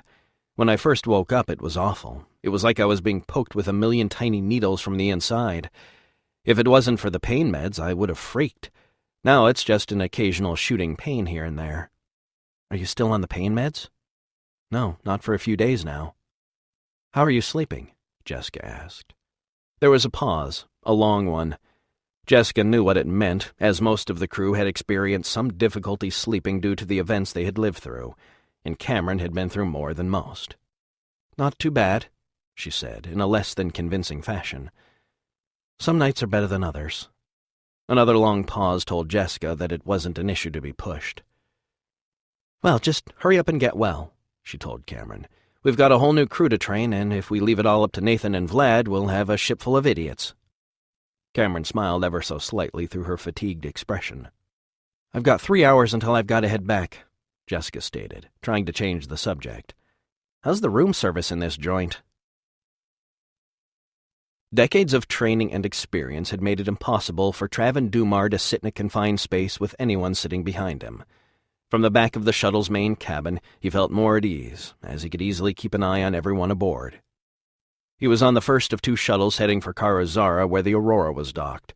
Between the 2 shuttles, there were 100 volunteers. When combined with the surviving members of the Aurora's original crew, the ship would have nearly 2 full shifts available. There were 2 more waves of volunteers due over the next 2 weeks as well, after which the ship would be fully staffed. Training would undoubtedly be difficult as time was short. Everyone knew that the Ta'akar kept irregular patrol schedules so as to keep their subjects better in line. He looked over the rows of volunteers in front of him, noticing every type imaginable. They had come from all walks of life, with different skills and experience. Many of them had served aboard Ta'akar ships during their mandatory service, but even more had not. He wondered if either had an advantage over the other, as he had no idea how different these people from Earth might run their military vessels. The people of Corinari had a long history of being a proud, strong-willed people. Their strength and courage had earned them considerable respect from the field commanders of the Ta'akar Empire during the invasion of the Darvanos system over 30 years ago. However, nearly 2 generations and several decades of incessant brainwashing by Ta'akar propagandists had bred much of the fight out of them. He could only wonder if these volunteers had what it took to stand up against the ruthless dictatorship that was the Ta'akar. Traven Dumar had no love for the Empire. He had lost that long ago. He also had no expectations of returning safely to Corinari. He had sent his family away to the safety of a mountain retreat only he had known about. There was ample wealth to see to their needs, and from that location, they might even survive should the Ta'akar achieve their goal and fully occupy the planet. He had disbanded his unit and destroyed all evidence of its existence. The fires that had consumed it would be attributed to just another of the many conflagrations that had been burning in Aitkenna for days on end after the Amaro had attacked the planet. He had even murdered the only other person who knew the secret he now carried with him. He had no plan, no idea what he was going to do once he got to the Aurora, aside from one goal: find Redmond Tugwell. The shuttle passed through the tunnel leading into the Karazari asteroid with ease. The idea seemed so simple as to be considered genius. The belt was littered with such hollowed-out shells, all waiting for their turn to be deorbited and sent to a new orbit high above Corinari, where their remains would be broken up and completely harvested once and for all. It was also somewhat embarrassing that the Karazari had managed to establish this base under his very nose. He had searched his memory for days on end when he had heard the news of the secret Karazari asteroid base, and he could not find a single clue he might have overlooked. These Karazari were not stupid, of this he was sure. After all, they had managed to fight a guerrilla war for 3 decades and had reduced the strength of their enemy by more than half. It had been an accidental bit of intelligence that had led the Compaglia to the Tarawa system, where they would have squashed the rebellion once and for all had it not been for the Aurora. Traven Dumar had taken his posting in the Darvano system in order to remove himself from the corruption and nepotism of the regime of Caius the Great. Yet here he was, about to be thrust into the middle of a struggle that could ultimately decide the very fate of the Empire. He neither wanted to be here, nor could he walk away. That was the irony of the situation. He looked out the window of the shuttle as the tunnel walls gave way, widening into a vast inner cavern. A minute later he could barely make out the gray and white shape of the Aurora moored at the Karuzara docks in the middle of the lower half of the cavern. He looked in amazement at the ship as her back half, obviously the main propulsion section, passed beneath them and slid to their aft. The ship didn't look terribly different from any other he had seen. She had rather smooth lines, punctuated by various protuberances here and there, as well as the seams between outer hull plates. The main propulsion section seemed to drop away suddenly, and the shuttle fired her thrusters to initiate a rapid change in altitude in relation to the ship below her. Traven put his face to the small window, straining to look forward along the curve of the shuttle's hull to see the ship they were about to land on. A deck, an apron of some sort, with markings meant to assist the pilot in lining his ship up for a safe landing, were painted on the deck below. Lights inside the lines were flashing in a sequential pattern, moving from the aft end of the apron forward, shifting closer to the center line as they progressed. The shuttle fired more maneuvering thrusters, rolling slightly from side to side and yawing to starboard, then finally sliding laterally until she came to rest on the exterior landing apron of the Aurora. The shuttle shook slightly as the ship touched down. There was obviously a bit of gravity generated on the deck in order to make it easier for the pilots to keep their ships on the deck while rolling forward. As they rolled in under the aft canopy, he could feel the gravity increasing until it was at a level close to normal. He wondered what normal gravity was for the people of Earth. For that matter, had they chosen to use their normal level of gravity, or a level that was normal for the Corinarians who would be filling out the Aurora's crew roster? The brightness of the lights outside the shuttle increased as it rolled inside the center transfer airlock. The lighting in the main cavern of Karazara had been somewhat dim, but adequate for navigation. Here, however, they appeared to prefer much more light. As the shuttle rolled to a stop inside the transfer airlock, Lieutenant Commander Nash stood at the front of the cabin and turned back toward the passengers. "May I have your attention?" she ordered. A quiet quickly fell over the cabin, the sound of the ventilation fans inside the cabin being the only sound left. "As soon as the airlock pressurizes, the Corinari inspection team will come aboard and perform a security check. Please have all ID chips, bioscan info cards, and personal belongings ready for inspection. If you do not cooperate, you will be forcibly detained, and I do mean forcibly. Is that understood?" Before anyone in the cabin could answer incorrectly, the lieutenant commander continued, "The correct answer would be, yes, sir." She looked them over again. "Is that understood?" Everyone in the cabin responded with a resounding, "Yes, sir." "Very good," she told them. "Remain in your seats until your name is called. When you hear your name, remove your bag from under your seat and step forward. As the guards clear you, exit the shuttle and form up outside in the transfer airlock. Once the shuttle and passengers have been cleared, the inner doors will open. Is that understood?" Again, the group answered, "Yes, sir," together as one. Traven Dumar smiled. He recognized Corinari security procedures when he saw them. He wondered how much of this was their idea and how much of it was on the orders of Lieutenant Commander Nash. Again, the idea amused him. He peered out his window again as the outer door of the transfer airlock slammed shut. The lighting in the transfer airlock suddenly became a pale blue, with green strobe lights flashing on the walls. A similar method was used on Ta'akar ships to indicate that an airlock was currently repressurizing, yet another similarity between their peoples. As the pressure in the airlock increased, so did the audible hiss of the air being pumped into the room. At first, it was barely audible over the sound of the internal ventilation fans, as well as the excited voices of the volunteers as they chatted among themselves in anticipation of what lay ahead. But within minutes, the hiss was quite distinct if one was listening for it. A few minutes later, the hissing outside the shuttle stopped, and the lighting changed from pale blue to a clean amber-white light that was distributed evenly throughout the airlock. The green strobe lights had also stopped flashing. A small door opened in the main inner airlock door, and a column of 10 heavily armed Corinari troops entered the airlock, followed by a sergeant carrying a datapad. The small door instantly closed after the sergeant entered. Moments later, 2 of the guards and the sergeant cracked open the hatch to the shuttle and stepped inside to begin the inspection. "Attention on deck!" Jessica called out as she entered the room just behind the captain. Everyone in the room immediately stood at attention as Nathan stepped up onto the stage and took the podium. "At ease," he announced. He looked to his left at Chief Montrose, who had entered behind him. "Good evening, everyone. I'm Captain Nathan Scott, commander of the UES Aurora. For those few of you who do not speak Angla, Chief Montrose will be translating." Nathan paused for a moment as he looked around the room. The majority of the volunteers were male, by appearances between the ages of 25 and 35, with a few older ones scattered about. There looked to be a handful of women as well, most of which seemed a bit younger. The average age of the volunteers surprised him, as most of the new cadets coming out of the 3 fleet academies back on Earth were in their mid-20s. He himself had been one of the oldest cadets in his class, having completed his graduate work before pursuing a commission in the Earth Defense Fleet. "Before I begin," Nathan started, "I'd like to get a few things out of the way. First, by order of the Corinari Command Authority, Chief Doran Montrose is hereby promoted to Master Chief. Second, on the strong recommendation of my executive officer, Commander Taylor, I hereby appoint Master Chief Montrose as the Aurora's new chief of the boat. Congratulations, Master Chief," Nathan said, extending his hand to Master Chief Montrose. "Thank you, sir. I would like to begin by thanking all of you for volunteering to serve aboard this ship. Make no mistake, by doing so you are putting yourselves directly in harm's way. The Aurora will serve as the point of the Alliance spear. Many of us will not survive, but I have no doubt that all of us will be remembered, regardless of the outcome."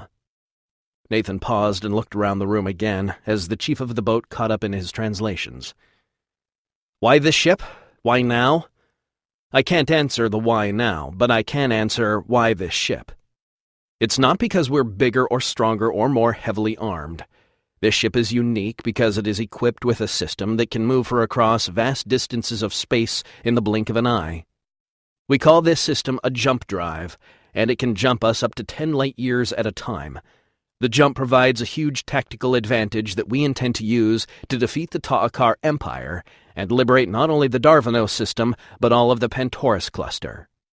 But this ship, as amazing as it might be, is only a tool. It is nothing without a crew that can use her properly. And that is where you, and the volunteers arriving over the next few weeks, come in. It will not be easy, as despite your various levels of expertise, many of you have no shipboard experience. The training will be endless and exhausting, but we have no choice, as the Ta'akar could show up on our doorstep unannounced at any moment. We have to be ready to fight as soon as possible." Nathan looked around the room one last time as the Master Chief continued translating. "As I said, I cannot tell you why we are here now. Call it chance, call it fate, call it legend, call it the will of whatever god you choose to believe in. The fact of the matter is that we are here now, and we have a job to do, together. For together we are one." After a moment's pause, Nathan realized he had nothing more to say. "I'll now turn over the room to Lieutenant Commander Nash, who will go over the ship's basic rules and regulations, after which the Master Chief, will pass out your berthing and duty assignments as well as your training schedules. Thank you all again for volunteering." The volunteers began to applaud as Nathan left the podium. He smiled slightly, a small wave escaping as he exited the briefing room. "Attention on deck!" Master Chief Montrose barked, immediately ending the applause before it gained momentum, allowing Jessica to start her part of the briefing. Nathan had been studying the training schedule Commander Taylor had sent back with Jessica for over an hour. As expected, the schedule was thorough and well organized. The only thing missing was training for flight operations, as she still had to meet with Major Pritchett and his deck chief in order to discuss operational issues. Just as his eyes were beginning to cross, the entry buzzer sounded. "Yes?" he called. "Ensign Willard to see you, sir," the guard who peeked in the hatchway stated. "Send him in." Ensign Willard stepped through the hatchway into the captain's ready room. "Thank you for seeing me, Captain. I hope I'm not interrupting." "Not at all, Mr. Willard," Nathan assured him. "Have a seat. How may I help you?" "I was wondering," Ensign Willard began as he sat, "if you had considered allowing some of the Yamaro's crew to serve aboard the Aurora. The thought had crossed my mind, yes, but I haven't had a chance to discuss it at length with my XO. I also expect that my Chief of Security will have some issues." "Understandable, Captain. However, at least 20 of the Yamaro's crew, most of them Corinarian born and raised, fought to protect this ship. Many of them gave their very lives." "While that may be so," Nathan said, trying to remain respectful, "let's not forget, Mr. Willard, they were fighting for their own lives just as much as they were fighting for this ship, perhaps even more so." "Perhaps," Ensign Willard agreed. "But those men could just as easily have taken to the escape pods like the others, and they chose to stand and fight. And for what? So they could languish away in some internment camp on their own homeworld, watching as their people struggle to prepare for war? Captain, if their skills are not to be utilized here, at least set them free to defend their own world, to be with their own families." "Mr. Willard," Nathan replied, leaning back in his chair, "has it occurred to you that some of the people on Corinari might not make the distinction between those that ordered the attack on Corinari and those who carried it out?" He waited a moment for a reply, but saw that none was coming. "It's quite possible that they are safer right where they are, at least for the moment." "I must admit, sir, I had not considered that possibility." "Neither had I," Nathan admitted. "It was one of the Prime Minister's staff that raised the question." Nathan studied Mr. Willard for a moment. He was obviously concerned for the well-being of his shipmates. "Listen, make up a list of the names and qualifications of those among them that are from Corinari, and I'll take a look at it. I can't promise anything, but I will give it serious consideration." "Thank you, Captain," Ensign Willard said. Nathan noticed that the ensign was not rising from his seat to depart. "Was there something else?" "Yes, sir. I was wondering if you had any plans on how to deal with the Yamaro's eventual failure to show up in the Savoy system." "There's not much we can do about that, I'm afraid. There's no way we can repair the Yamaro's damage. Her entire drive section is nearly gone. It would be impossible to get her into the Savoy system for her rendezvous." "Then don't," Ensign Willard said. "Just send her transponder." "Excuse me?" "You could pull her transponder and go into the Savoy system yourself, transmitting her ID codes. This ship is nothing like the Yamaro. You'd have to be blind not to notice the differences." "Of course, but no one will be looking at the Aurora. The Yamaro would not enter into a planetary orbit, Captain. Standard procedure for Ta'akar warships is to park at a gravitationally stable point out of reach of the primary planet's defense systems." "You're talking about Lagrange points," Nathan stated. Ensign Willard continued, paying little attention to the captain's comment. "In order to conserve fuel, Captain De Winter normally parked at a gravity point even farther out, as it required much less deceleration than going deeper into the system. Granted, it is not much of a savings, but Ta'akar ships are usually out on patrol for several years at a time. Their captains have this strange pride system. Showing up with empty tanks tells of a captain that did not plan well. It does make for more difficult transits for the shuttles, but they get refueled at their destination." "But surely they have sensors that could determine we are not the Yamaro," Nathan pointed out.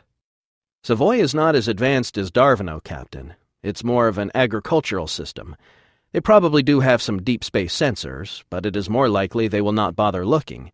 The Ta'akar have been unopposed in the Savoy system for decades. As long as no other warships arrive while you are there, your masquerade should go undetected. What would we have to do while we are there? Nathan asked, becoming more curious about the idea. For appearance's sake. We were scheduled to pick up inductees from the Savoy system and deliver them to Takara for training. You could use the Yamaro's shuttles to complete the mission. You would need a few Ta'akar guards and at least one officer, a nobleman if possible. That sounds awfully risky, Nathan concluded. All you would have to do is land, load the inductees, and take off again. No one would be expecting you to stay in the system any longer than necessary to complete your task. As the Yamaro, you would be about to head home after a 3-year deployment. No one would become suspicious should you choose to depart as soon as your orders have been carried out. In fact, it would be expected. And if successful, you could be delaying your discovery by several months. And if not, we could be tipping our hand. Nathan sighed. I admit, it's an interesting plan. But who would we get to dress up as Takaran troops? I would expect that there would be some measure of security, even on a backward farm planet. I suppose I could talk to the members of the Yamaro crew currently being detained on Corinari, Ensign Willard said. They're all registered in the Yamaro's crew roster, so they would pass any identity scans at the spaceport. However, they might be more inclined to agree to such a dangerous mission if there were some offer of reward. Nathan smiled. Ensign Willard obviously understood the concept of bargaining. I'm sure something can be arranged. I'll run the idea past my staff. If they approve, I'll arrange for you to speak with your shipmates. Thank you, sir. Ensign Willard rose and left the ready room. On his way through the hatchway, he passed by Master Chief Montrose on his way in. Master Chief, he said respectfully in passing. Master Chief Montrose paused a moment, considering the man that had just passed him. He was wearing an Aurora jumpsuit, however his accent was obviously Corinaran. Master Chief? Nathan called from inside the ready room, stealing the Master Chief's attention away from the man that had just passed him. Captain, the Master Chief began, snapping a salute. A moment of your time, sir. How may I help you, Master Chief? Permission to close the hatch, sir. Of course, Nathan answered, somewhat surprised. After closing the hatch, Master Chief Montrose turned back to face the captain, still standing rather formally. Nathan noticed that the Master Chief seemed uncomfortable. Is there a problem, Master Chief? Yes, sir. I'm not sure, sir. This is not the Corinari, so I am not sure of the protocols involved, or if it is even my place to. Would it be easier if I gave you permission to speak freely, Master Chief? Nathan offered. Yes, sir. Then by all means, Master Chief, speak your mind. Well, sir, I'm not sure that I understand what my responsibilities are on your ship. I know what a Master Chief does on the Corinari, and I know what a Deck Chief does when in service of the Empire, but I'm not sure if the roles are at all similar to your Chief of the Boat position. How about you just do what you think is the right thing, and one of us will correct you if necessary? That seems like a rather dangerous way to start off, sir, Master Chief Montrose observed. I promise you, Master Chief, we'll grant you considerable leeway. Thank you, sir. Is that it? Was that the problem?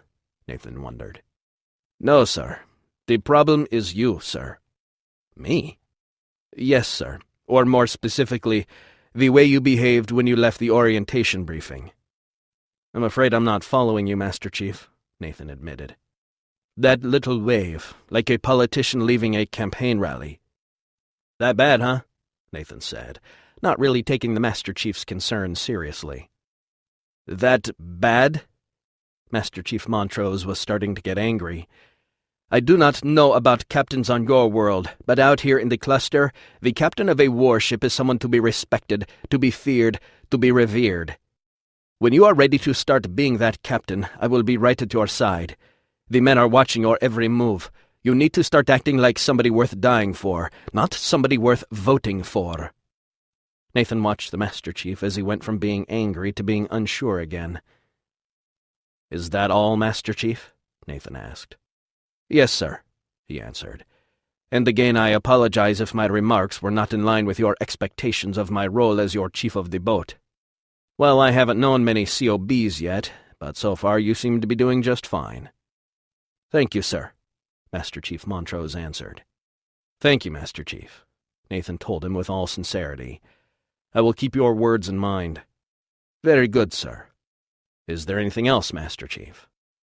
"No, sir," the Master Chief said, preparing to exit. "Master Chief, have you eaten dinner?" Nathan asked. "No, sir. I was just about to find your dining hall." "We call it a galley," Nathan told him as he rose from his seat behind the desk. "I was headed there myself. I usually dine with Lieutenant Commander Kamenetsky, our chief engineer. Perhaps you'd like to join us? The two of you should probably get acquainted." "Thank you, sir. I would like that." Chapter 6. "Report," Nathan requested as he entered the bridge. "Karuzara Command reports they just picked up a Ta'akar frigate dropping out of FTL on the outer edge of the system," Jessica reported from the tactical console. "They're sending us the track now, sending to main view screen." The main view screen that surrounded the front half of the bridge in a quarter sphere was currently displaying the view outside the Aurora, which was the inside of the Karuzari asteroid base commonly referred to as Karuzara. A rectangular chart of the Darvanos system superimposed itself in the middle of the main view screen. The chart showed the positions of all planets and ships within the system, with a red triangle to indicate the new hostile contact. The triangle appeared to be just beyond the outermost planet in the Darvanos system. Its speed indicator was counting down, indicating it was decelerating, as was usually the case when a ship dropped out of FTL on its way into a system. "Karuzara Command confirms contact ID," Ensign Yosef announced from the sensor station. "Takaran frigate." "She's decelerating hard," Jessica announced. "Course?" "One moment," Jessica said. "She's headed for Corinari, sir." "Set general quarters," Nathan ordered, "and prepare to get underway." Nathan looked over at Master Chief Montrose standing in the corner of the bridge and nodded. Nara Lena keyed up the ship-wide alert system. A moment later, the lighting in the corridors flashed red and the alert klaxon sounded, followed by a pre-recorded voice announcing, "General quarters, general quarters. All hands man your battle stations. Prepare to get underway." Less than a minute later, all the workstations on the bridge were manned and ready, and there were 2 armed guards at each of the hatchways. Nathan paced back and forth behind Jessica at the tactical station, glancing at her display that showed the current status of all the ship's departments. He knew that all over his ship, men and women were scurrying to get to their battle stations, and their department heads were waiting for all their people to become ready before they reported their department as ready for combat. Once every indicator on her display changed from red to green, he knew his ship was fully manned, buttoned down, and ready for action. "All battle stations report manned and ready, Captain," Jessica reported. "All 4 reactors are online and are running at 50%. "Very good," Nathan answered, checking his watch. "Chief of the boat, log the time." "Minute 30, Captain," the chief answered. Nathan paid no attention to the chief's disappointment. "Comms notify Karuzara Command. The Aurora is departing." "Aye, sir," Naralena answered from the comm station.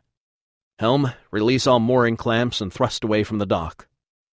"Aye, Captain," Josh answered, "releasing mooring clamps and thrusting away."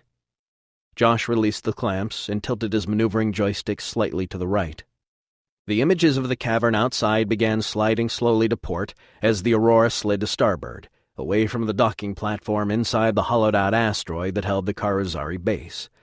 A moment later, he applied opposite thrust to stop the ship's sideways slide and started their ascent. "Clear of all moorings, thrusting up," he announced. "Any change on the frigate's track?" Nathan asked, watching the view of the cavern wall shift downward as the Aurora climbed. "No, sir," Jessica reported. "Karuzari Command reports no changes. Target is still decelerating and on course for Corinari." "Thrusting forward," Josh announced. Nathan watched somewhat nervously as the cavern walls on the view screen appeared to be moving toward them as they slid downward. He knew Josh was a natural pilot, but he couldn't help but look upward at the portion of the view screen above and slightly forward of his command chair. He could see the gaping entrance to the exit corridor that led from the central chamber out to the surface. The asteroid itself was 3/4 hollow, but her remaining crust was still 1/2 kilometer thick. "Mr. Sheehan," Nathan called. "As soon as we come out into open space, I want to head for the far side of Clio. We'll keep that gas giant between us and that frigate until she passes by." Yes, sir, Loki answered from the navigation console to the right of Josh's station at the helm. If we time it right, we'll never show up on our sensors, Nathan commented. Entering exit corridor, Josh announced confidently. Engaging autoflight. A moment later, Josh removed his hand from the maneuvering joystick as the Aurora's complex autoflight computers began following the script Josh had written more than a week ago. The script told the Aurora how to maneuver the ship out the long, curving corridor that snaked along a natural fissure in the crust of the asteroid. Although Josh would have preferred to fly the corridor manually, he had long since learned that the helm of the Aurora was no place to play flyboy. Their battle with the Amaro had taught him that lesson, and it was not one he would soon forget. 3 minutes to open space, Loki reported. Course for the far side of Clio is plotted and locked. Very good, Nathan confirmed. Dr. Sorensen, I trust you'll keep a short emergency jump plot ready at all times? Of course, Captain, Abby answered in a matter-of-fact tone. Nathan said nothing, just nodded approval as his eyes met the Danish physicist's brief glance. Let's keep our emissions and heat signature as low as possible, people, Nathan reminded everyone. We'll be in the open for a few minutes when we first come out. Nathan turned his attention to the helm. Mr. Hayes, give us a good little burn just before we come out of the corridor, then use thrusters only until we're in Clio's shadow. Yes, sir, Josh answered. Not too much, though, Nathan warned. We don't want to melt the tunnel behind us. Yes, sir, Josh assured him. I'll keep it cool. 2 minutes to open space, Loki reported. Comms, ask Karuzara to keep feeding us their tracking telemetry via laser link. We'll be blind once we put the gas giant between us and that frigate. Yes, sir, Narlena answered. Nathan didn't notice that Master Chief Montrose was taking notes and grumbling to himself about something. Roll us 90 degrees to port, Mr. Hayes, Nathan ordered. We don't want to show them our heat exchangers as we come out into the open. Aye, sir. Disengaging autoflight, rolling 90 degrees to port. The image on the main view screen began to rotate to starboard as the Aurora rolled to port. Laser link is online and tracking, Narlena reported. Karuzar Command confirms they will maintain the link for as long as possible. Very well, Nathan answered calmly. Up until recently, Narlena's duties had been pretty much restricted to basic internal communications and any external communications that required translation. Nathan was happy to see she had taken so easily to the more advanced tasks of managing all of the Aurora's sophisticated communications and telemetry systems. Roll complete, Josh reported. 1 minute to open space, Loki added. Disposition of contact? Nathan asked Jessica at the tactical station behind him. Unchanged, sir. Contact is still on course for Corinari. Current speed is 3/4 light and decelerating. Stand by for main engine burn at 1% thrust, Loki reported. In 3, 2, 1, ignition. At 1%, there was no perceptible rumble or vibration on the bridge. It took at least 10% before they could feel anything translating through the Aurora's primary frame. 10 seconds to open space, Loki reported. Nathan watched the blackness of space rush toward them on the view screen as they accelerated out of the asteroid's exit corridor. 5 seconds, Loki reported. 4, 3, main engines off, 1. The opening quickly grew until it encompassed the entire quarter-sphere viewing screen and disappeared behind them. Entering open space, Loki announced. Helm, come on to your new course, slow and easy, Nathan instructed. Aye, sir, changing course, heading for orbital intercept with Clio. Transit time, Mr. Sheehan? Nathan asked. He already knew the answer, as they had made this trip before. He just wanted to make sure his new navigator was keeping on top of the details, just as Cameron had always done. 22 minutes at our current speed, sir, Loki reported. 8 minutes until we're in Clio's shadow. Very well, Nathan said. Loki was keeping on top of the details, just as a good navigator should. No change in the contact's course or rate of deceleration, Jessica reported, anticipating her captain's next question. No change in emissions from the target, Kayla added. Comms? Nathan asked, pausing to see if Narlena would also anticipate his need for information. Laser array is locked on Karuzara's telemetry signal and tracking, she announced. All feeds are strong and constant. Chief Montrose grumbled to himself again. Very well. Nathan rotated in his chair to face Jessica at the tactical station behind him. How long before that frigate reaches Corinari?" "Assuming their rate of deceleration remains constant, 87 minutes, Jessica answered. "Put the plots up on the main screen for me," Nathan ordered. "Aye, sir." Nathan spun back around to face forward as the tracking plots showed up in a separate rectangle superimposed over the exterior forward view now showing on the screen. "Show me where the contact will be when we come around from behind Cleo and have line of sight on them again." The icons on the forward view screen representing the Aurora and the enemy contact shifted to their new respective positions. "Showing estimated positions 52 minutes from now," Jessica reported. Nathan stood up, staring at the screen a moment before turning his head toward Ensign Yosef to his left. "Are the shields up?"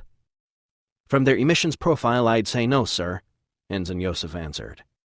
"Abby, can you plot a jump from that point to about a kilometer astern of that contact?" "Yes, sir," Abby answered confidently. "The planet's gravity well won't cause any problems?" "No, sir, not since Deliza and I installed the computer cores from those shuttles into the jump drive's plotting system. With all that extra processing power, we can compensate for such things quite easily now." 1,000 meters is a bit close, sir," Jessica warned. "Not really," Nathan disagreed. "Look at his velocity at that point. It'll be just a little slower than our orbital velocity, since the gas giant is so much bigger than Corinari, and he won't be down to Corinari's orbital velocity yet. Our closure rate will be really low, so we'll have plenty of time to alter course enough to get a clear jump line before he can change his attitude and bring his guns on us." "We're not going to do much damage with a few rail guns," Jessica commented. "It would be better if we had torpedoes, preferably nukes. If we show him our topside, we could get all our rail guns on him. That would do some damage." Jessica thought about it. "It might at that," she admitted. "At that angle, sir, I suggest we target his main propulsion ports. We're not going to get a shot at much else, and we might get lucky and take out his main drive before he gets his shields up." "Agreed," Nathan said. 1 minute until we enter Cleo's shadow, sir," Loki reported. "All right, then," Nathan announced. "Abby, get that jump plot ready." "Contact," Ensign Yosef announced. "Deadhead, transferring track to tactical." "Got it," Jessica announced. "Another frigate, coming out from the backside of Cleo. She's firing." "Multiple contacts," Ensign Yosef called out. 3, 4 contacts, high speed. They look like missiles, Captain, transferring tracks to tactical." "Helm, pitch down 90, bring the mains up to full power. We've got to force those missiles to turn and burn out their fuel faster." "Aye, Captain, pitching down," Josh answered. "Jess, all railguns point defense mode." "All we have are dumb slugs, Captain," Jessica reminded him. "Damn. Then target the missiles as best you can. Put an equal number of guns on each inbound missile." "Mains coming up to full power," Josh reported. "Abby, get me an escape plot," Nathan ordered. "Captain, the tracks aren't accurate," Ensign Yosef warned. "What?" Nathan asked. Again, the chief of the boat grumbled and took notes. "They're delayed. It takes nearly 10 seconds for the track to reach Karozara behind us, and then a few more seconds for them to relay the data forward to us. The targets are maybe 15 seconds closer than they appear." "Drop the feed and go active," Nathan ordered Ensign Yosef. "Time to impact?" Nathan asked Jessica. 22 seconds adjusted," she reported. 1 missile down, 3 to go. "Mains are at full power, sir," Josh reported. "Abby?" Nathan called. 30 seconds to a plot, Captain." "Missiles are turning, sir," Jessica reported. "They're trying to stay with us as we change course." "Tracks are live through active sensors, Captain," Ensign Yosef reported. 2 down," Jessica reported, trying to control her excitement. 2 to go, 20 seconds to impact. "Keep firing," Nathan urged. It was an unnecessary statement, as there was no way Jessica would stop firing until all 4 missiles were destroyed. 3 down, 1 to go, 10 seconds. "Cease fire. Helm, snap roll 180. Brace for impact." "Rolling 180, Josh answered, yanking his joystick hard to left. "All railguns are cold, 5 seconds, Jessica reported.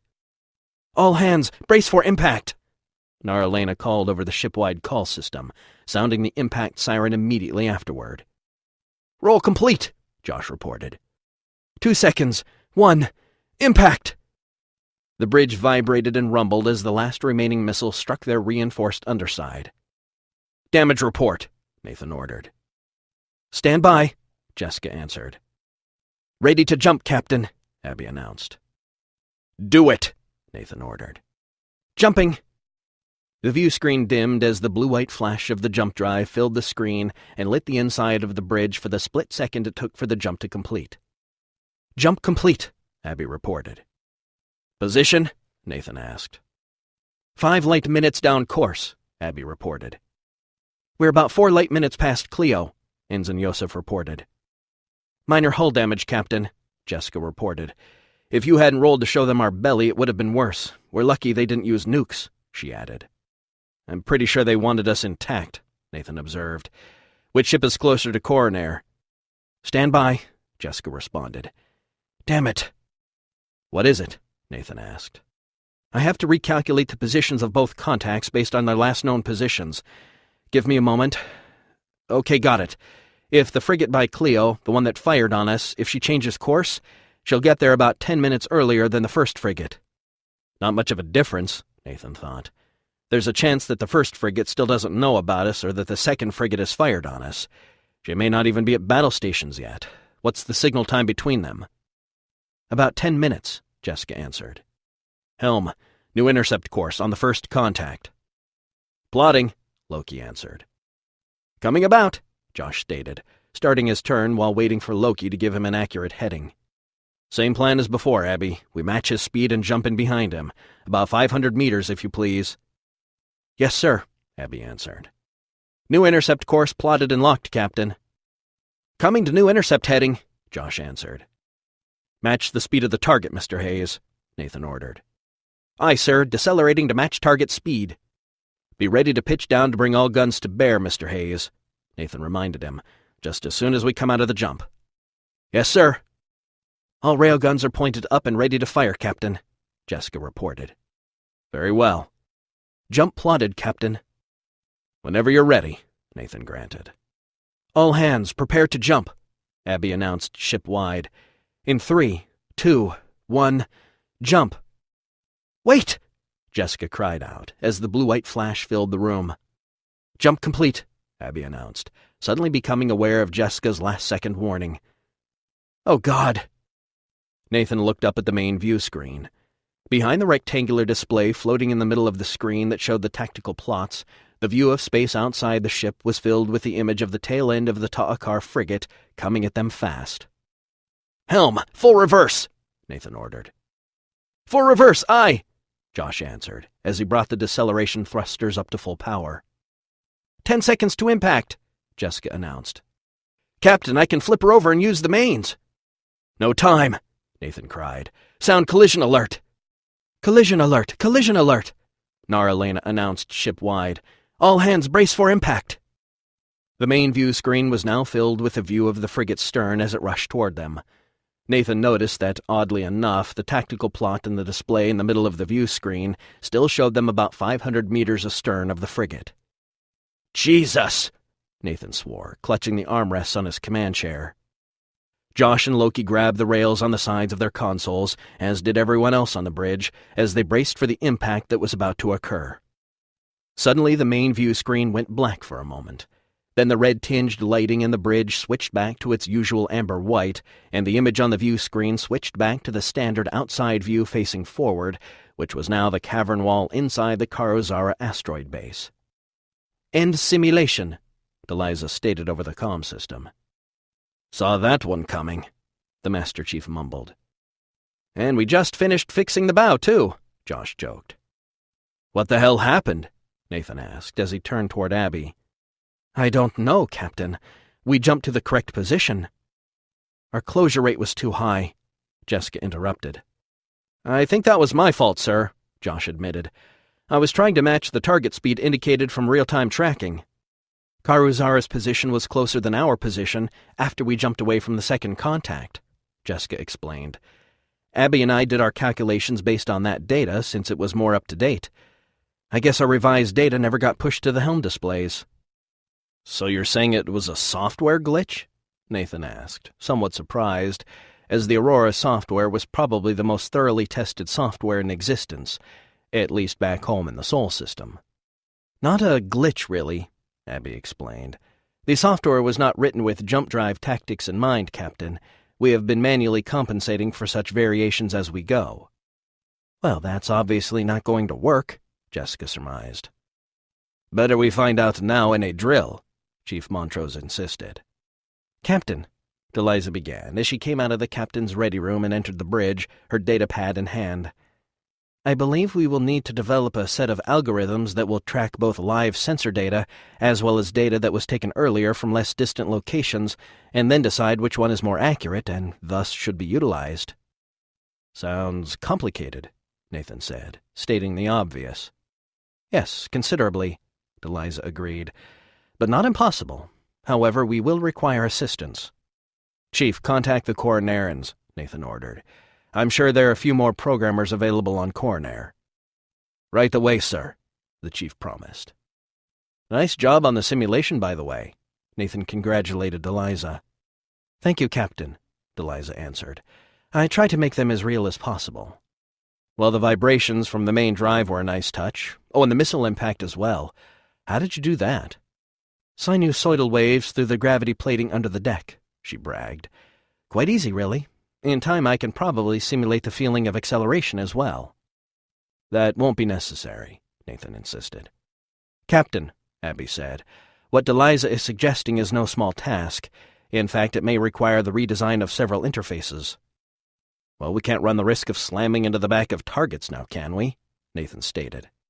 "Of course not," Abby agreed. "However, I would like to suggest that we take this opportunity to consider working the jump drive operations into the primary flight consoles instead of having them run by a separate operator." "But I thought the jump plots were too complicated." "They were," Abby agreed. "But ever since we installed the computer cores from that old mining shuttle from Haven, we've been able to refine the plotting process. Soon we will be upgrading those cores to ones provided by the Corinarians. We should be able to integrate the entire operation of the jump drive into the helm rather easily, and we are already working on such integration for use in Tug's interceptor, so we will have a prototype to work from and test prior to installing it in the Aurora." "Then why bring it up now?" Nathan wondered. "If Deliza's team is going to be upgrading the sensory data management and plotting algorithm, it might be easier for her to do so with the idea that the jump drive operations will eventually be integrated into the helm." "I don't know, Doctor," Nathan said. "I have to admit I feel better knowing you're plotting the jumps. That system is your baby, after all." "And should something happen to me?" she pointed out. "Good point," Nathan admitted. "Besides, I suspect the integration will not only decrease the potential for errors, but it will improve your overall flexibility of use, at least in combat situations." "Then where will you be?" "I will be down in the jump drive field generator control room where I can keep a better eye on things. After all, I do not really belong on the bridge of a warship." "Very well," Nathan agreed.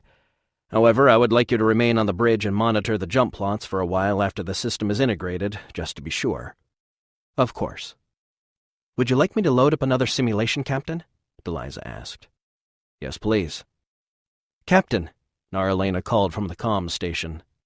"Yes?" "Lieutenant Commander Kamenetsky is requesting you meet him down on the main deck at the center hatch through the primary forward bulkhead, sir. They are about to crack open the forward section, and he thought you might like to be present." "Yes, of course. Tell him I'm on my way," Nathan told her. "Jess, break everyone for 1 hour. I should be back by then, and we can pick it up again." "Yes, sir," Jessica answered as Nathan exited the bridge.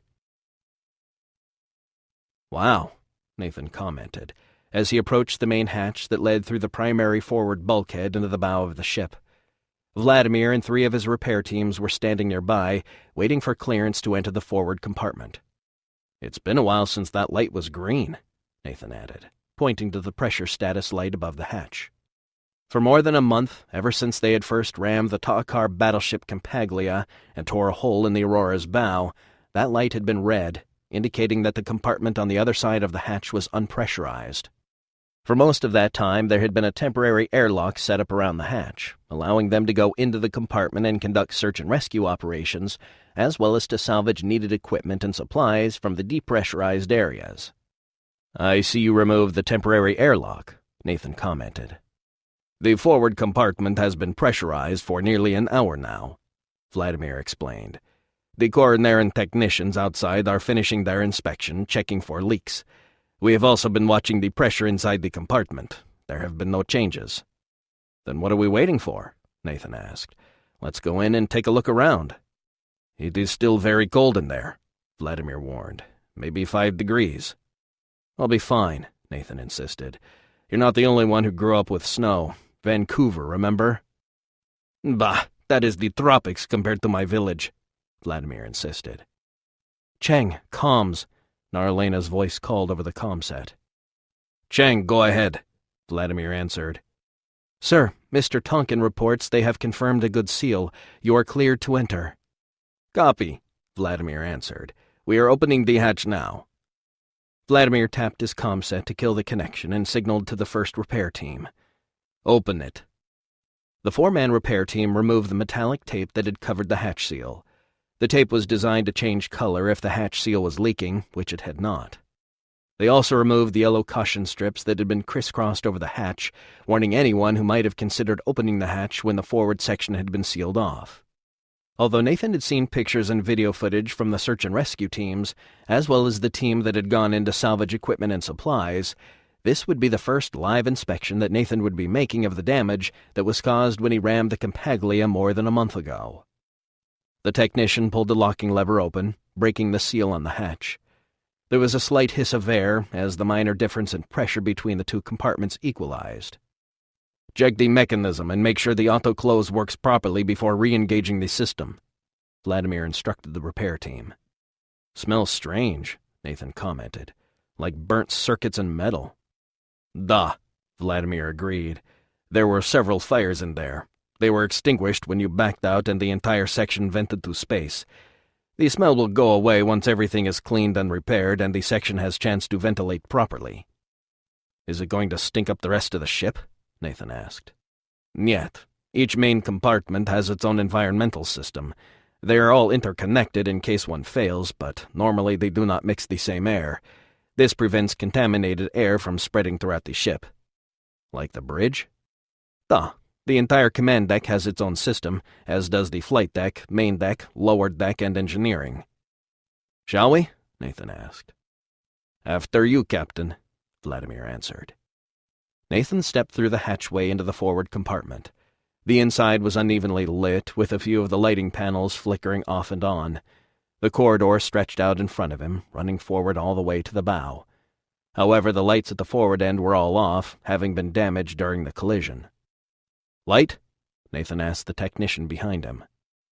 "Most of this end has already been looked over by the SAR teams when we were still hiding in the Korak system," Vladimir reminded him. "Yeah, I remember the videos," Nathan said, as he took the flashlight being handed to him. He shined it down the corridor, lighting it up all the way to the end. "It doesn't look too bad down there." "Most of the damage was on the port side," Vladimir commented as they moved forward. They turned down a side corridor and headed to port until they reached the end, where it joined up with the perimeter corridor that curved inward as it led forward. As they passed the first escape pod hatch, he noticed some writing on the wall next to the hatch. "What's this?" "When Commander Taylor had some people in pressure suits raid the food stores of the escape pods, she had them write down what they took from each pod on the wall." "Why not just use a datapad and store it in the mainframe?" Nathan asked. "Everything was very hectic then. I think she just wanted to make sure the details didn't get lost." "Makes sense, I guess," Nathan realized. "Don't let anyone paint over them until they've all been restocked." "What are we going to restock them with?" Vladimir wondered. "Cameron already thought of that," Nathan assured him. "She's planning on taking all the remaining emergency rations from all escape pods throughout the ship and redistributing them evenly." Nathan stopped dead in his tracks as they neared the end of the corridor.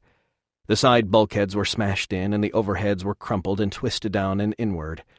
There were wires and conduits hanging like vines in some dense forest. "Those wires aren't live, right?"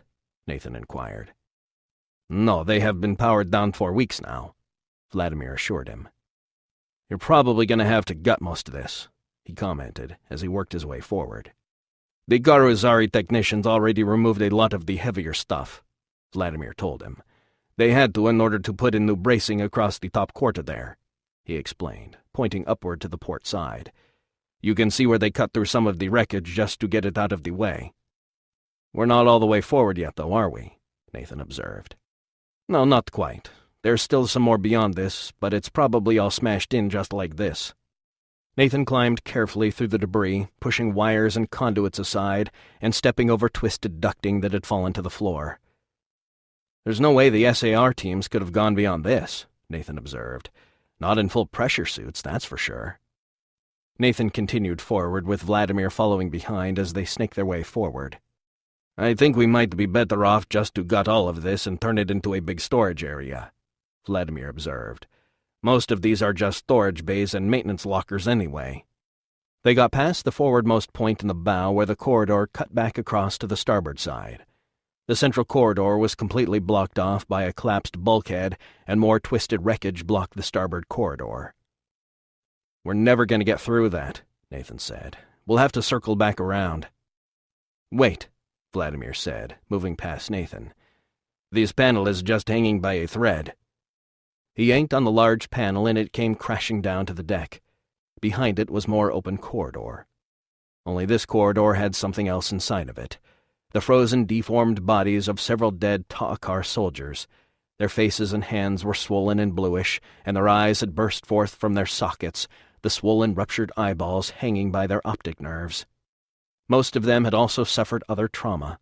Their limbs and torso had been snagged on jagged pieces of metal when they were being pulled down the corridor by the escaping atmosphere. One of the soldiers had his entire shoulder torn off by a twisted shard of a bulkhead that stuck out like a massive dagger. The bodies were beginning to smell a bit as well, as they had begun to thaw since the forward compartment had been pressurized. There were 4 of them altogether, all still dressed in their combat armor, except for one that looked more like an officer. Boarding party, Vladimir commented. Or what's left of them, Nathan added. The rest probably got sucked out into space when we backed away. I'll get someone to start cleaning up the bodies, Vladimir said. Better notify Jessica first, Nathan cautioned. She may want to go over them first. Nathan, they were fighting to survive and then died in a vacuum. I doubt they are booby-trapped, Vladimir said. I was thinking more along the lines of intelligence, not booby traps, Nathan told him. Although now that you mention it, it wouldn't hurt to check them for booby traps first. You never know. Nathan continued forward as Vladimir passed instructions on to one of his technicians to notify security and medical about the bodies. Beyond another bunch of wires dangling from the overhead, Nathan noticed something blinking. It was a red light of some type. He continued forward, pushing debris and dangling panels out of his way, trying to make it to the area from where the red light was flashing. "Vlad!" Nathan called out as he moved closer to the source of the light. A sinking feeling began to form in his gut. "Vlad, I've got a SAR light flashing up ahead." Nathan continued to push through the debris, nearly getting tangled in the cabling himself as he rushed forward. Finally, he broke past the main bulk of the debris and reached a small part of the corridor that was clear. There, directly above the hatch to a maintenance compartment, was the blinking red light that served to alert search and rescue teams that someone had taken refuge in the compartment and was waiting for help. Nathan's mind swirled with the idea of a member of his crew trapped in that small compartment for over a month, waiting for rescue. As he wrestled with the door mechanism, trying to force it open, he could almost imagine someone in there, having long given up hope. He knew it was impossible, that no one could have survived in such a space for that long. Not even the cabins, which were designed to become emergency shelters in the case of sudden depressurization and could sustain someone for a month. The latch finally gave and the door swung open. The smell hit him first, a mixture of spilled chemicals, burnt fabrics and melted plastics, and the smell of rotting flesh. In the corner there were 4 bodies huddled together, buried under everything they could find in the compartment to try and insulate themselves from the freezing cold vacuum of space that had been just outside their hatch. "Oh, God," Nathan whispered, as he peeled away the pile of debris that covered the huddled bodies. There were 3 men and a woman. 2 of the men and the woman were members of the fleet, all ensigns just as he had been at the time of the collision. The 4th man wasn't even in the fleet. He was a civilian technical specialist. Nathan imagined how they must have gotten cut off from the rest of the ship during the boarding attempt. The damage around them would have made it impossible to get further aft. This compartment had been the only place they could hide from the men with guns that had come aboard through the hole in the bow. It had to have been the absolute worst scenario anyone could have imagined, and they had lived it. "Oh, Bože moj," Vladimir exclaimed as he came through the hatch. He looked at Nathan, who was reading something from a datapad he had taken off one of the dead crewmen. "They were waiting for us to rescue them the whole time," Nathan mumbled. "They were in here for 3 days, Vlad. 3 days, waiting and hoping, praying for help. They could probably hear the SAR team searching." "It was a vacuum, Nathan," Vladimir interrupted. "They would not have heard. They suffocated in here, alone and freezing. And where was I? Sitting in my ready room, eating lunch with some green-eyed alien woman, cozy and warm." "Nathan," Vladimir began, trying to assuage his guilt. "You could not have known. The SAR teams could not have gotten this far. We barely made it this far now." "I should have known," Nathan insisted. "I should have known what had happened to every member of my crew." "There are still many of our original crew unaccounted for, Nathan." "I need to take care of them," Nathan decided, rising to head for the hatch. "Nathan," Vladimir said, putting out his hand to stop him.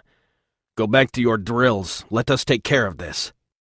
"Get back to your repairs, Lieutenant Commander. That's an order," Nathan said as he pushed Vladimir's hand aside and headed out the hatch.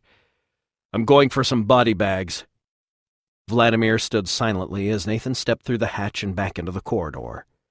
He stared at the bodies, grotesquely deformed by the effects of hard vacuum and extreme temperatures, as he listened to Nathan make his way back through the debris.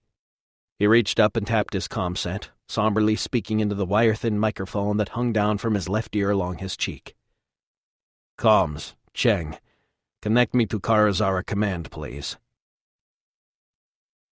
Other than his first 2 days, during which Lieutenant Commander Nash questioned him endlessly about his knowledge of Ta'akar tactics, Traven Dumar had spent most of his first week on the Aurora cooped up in the intelligence shack.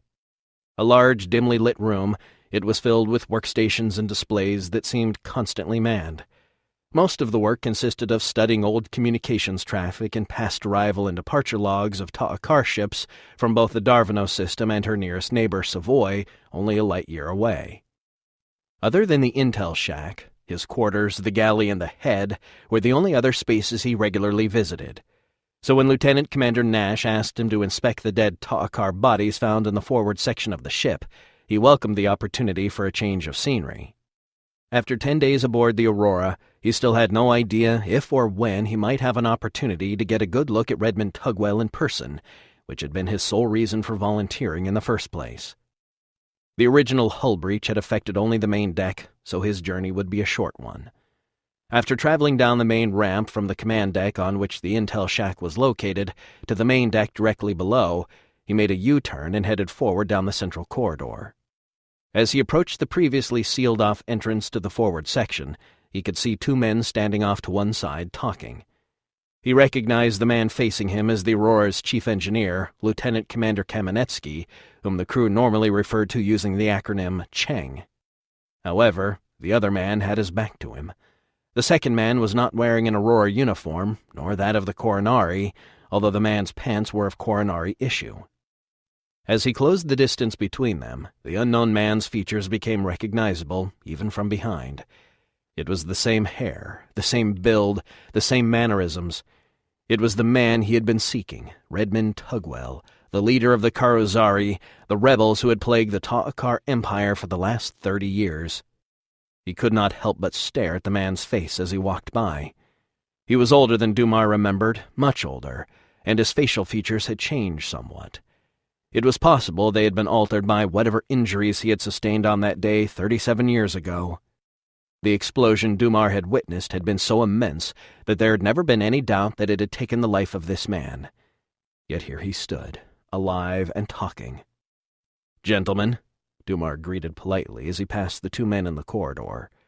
Lieutenant Commander Kamenetsky nodded acknowledgement of Dumar's greeting, but no reply was offered by the man going by the name of Redmond Tugwell. Their eyes did meet, however, even if only for a moment, before Dumar stepped through the hatch into the forward section. Dumar kept his concentration, kept his composure, as he continued down the main corridor and to the left. The man he had just seen looked more like a father of the man he had once known. The father was deceased, of that he was sure. He had attended the father's funeral himself, as had countless others. The man's eyes were what bothered him most. They were the same as he remembered. Yet there was something unusual about them, something that he did not remember being present all those years ago. Dumar had seen it before in the eyes of men that had witnessed more pain and suffering than any one man should in his lifetime. It changed them. It took the magic and hope from their souls, replacing it with single-minded purpose, usually survival. Everything told Dumar that this man's name was not Redmond Tugwell.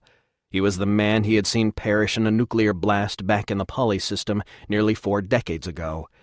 If he was that man, there was much that Traven Dumar was required to do, but he had to be sure.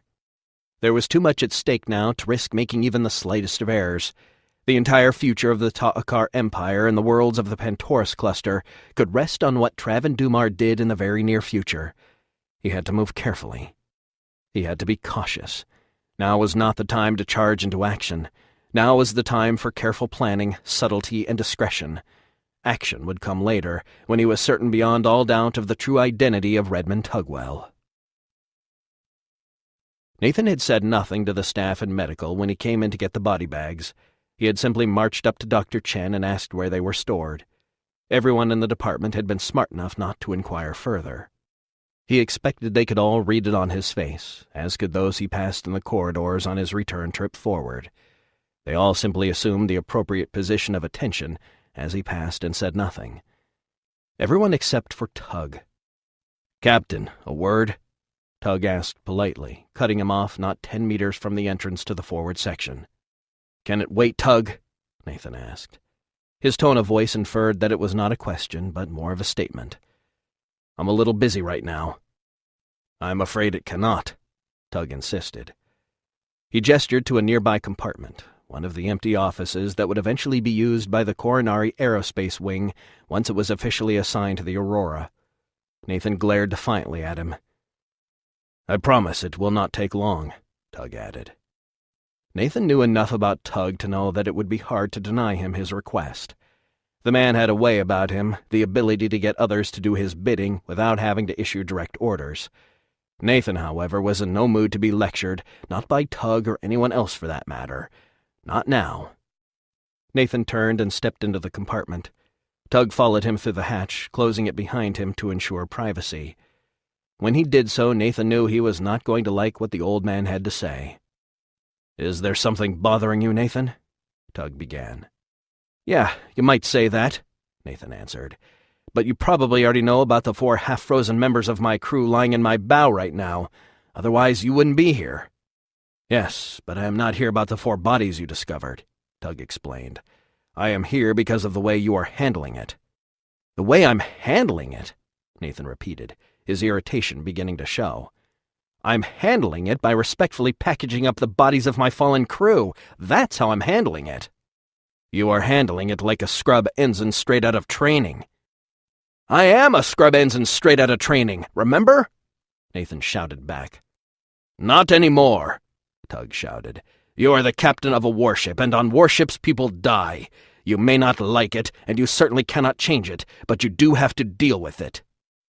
"I didn't ask for any of this," Nathan reminded him. "Tough. Since when does life ask you what you want? Do you think I asked to lead a 30-year rebellion? Do you think I asked to have my wife and my home taken from me, you arrogant little ass?" Tug spouted, finally losing his temper. "There are 200 people on this ship, and another 100 on their way, and they are all expecting you to lead them into battle. The captain of the ship does not carry out the wounded, and he does not cry over the dead, not even in private. He cannot afford to." "Those people died waiting for rescue," Nathan pleaded. "A rescue that never came. That's my fault." "Perhaps," Tug conceded. "But in the fog of war we make mistakes. That is why we train. That is why we drill over and over again. So that when we are under fire we do our jobs without thinking about the how, only the result. Your crew never had that training, Nathan, and neither did you. Just make sure that your new crew is as ready as you can make them." Nathan stared at Tug for what seemed like an eternity to them both. Finally, Nathan picked up the body bags from the table and turned toward the exit.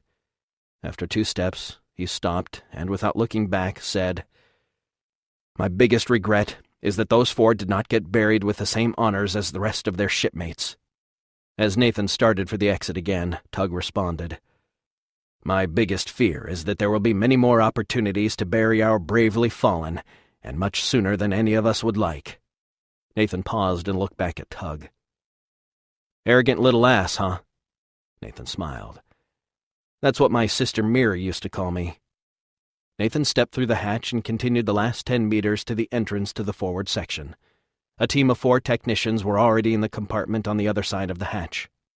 "Ensign," Nathan called to one of the technicians that was also a member of the Aurora's original crew. "Take these bags forward and see to the bodies of our 4 crewmen," Nathan instructed, handing him the body bags. "Yes, sir," the ensign answered. "Take good care of them," Nathan added. "Yes, sir, I will. I promise." Nathan could tell by the look in the ensign's eyes that he would do just that. Satisfied by the ensign's response, he turned and started walking back toward the main ramps near the center of the ship, tapping his comm set to open a channel. "Comms, Captain. Tell the COB break time's over.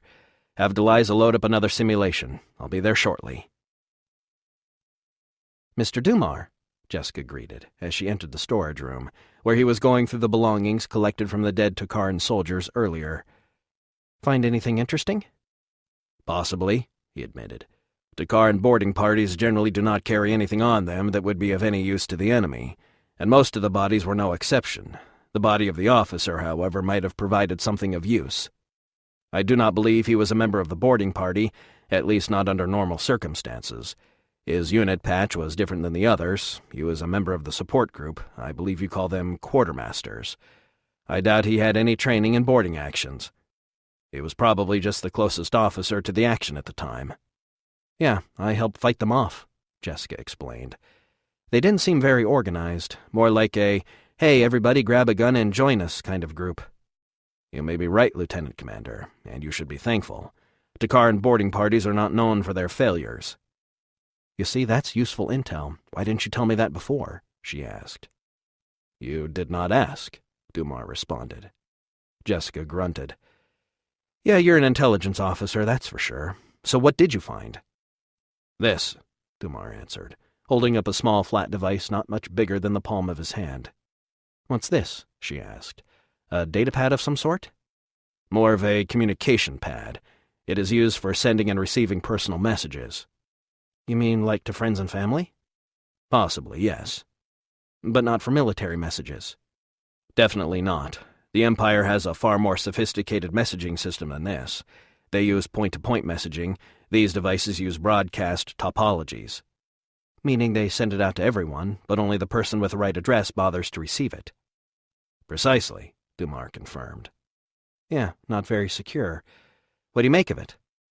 Dumar studied the device for a moment. "My first concern was why he was carrying it on him. These are generally used while a ship is in port, and mostly only when they are in their home port of Takar to keep in touch with their families. Usually one would stow this in their personal locker for safekeeping.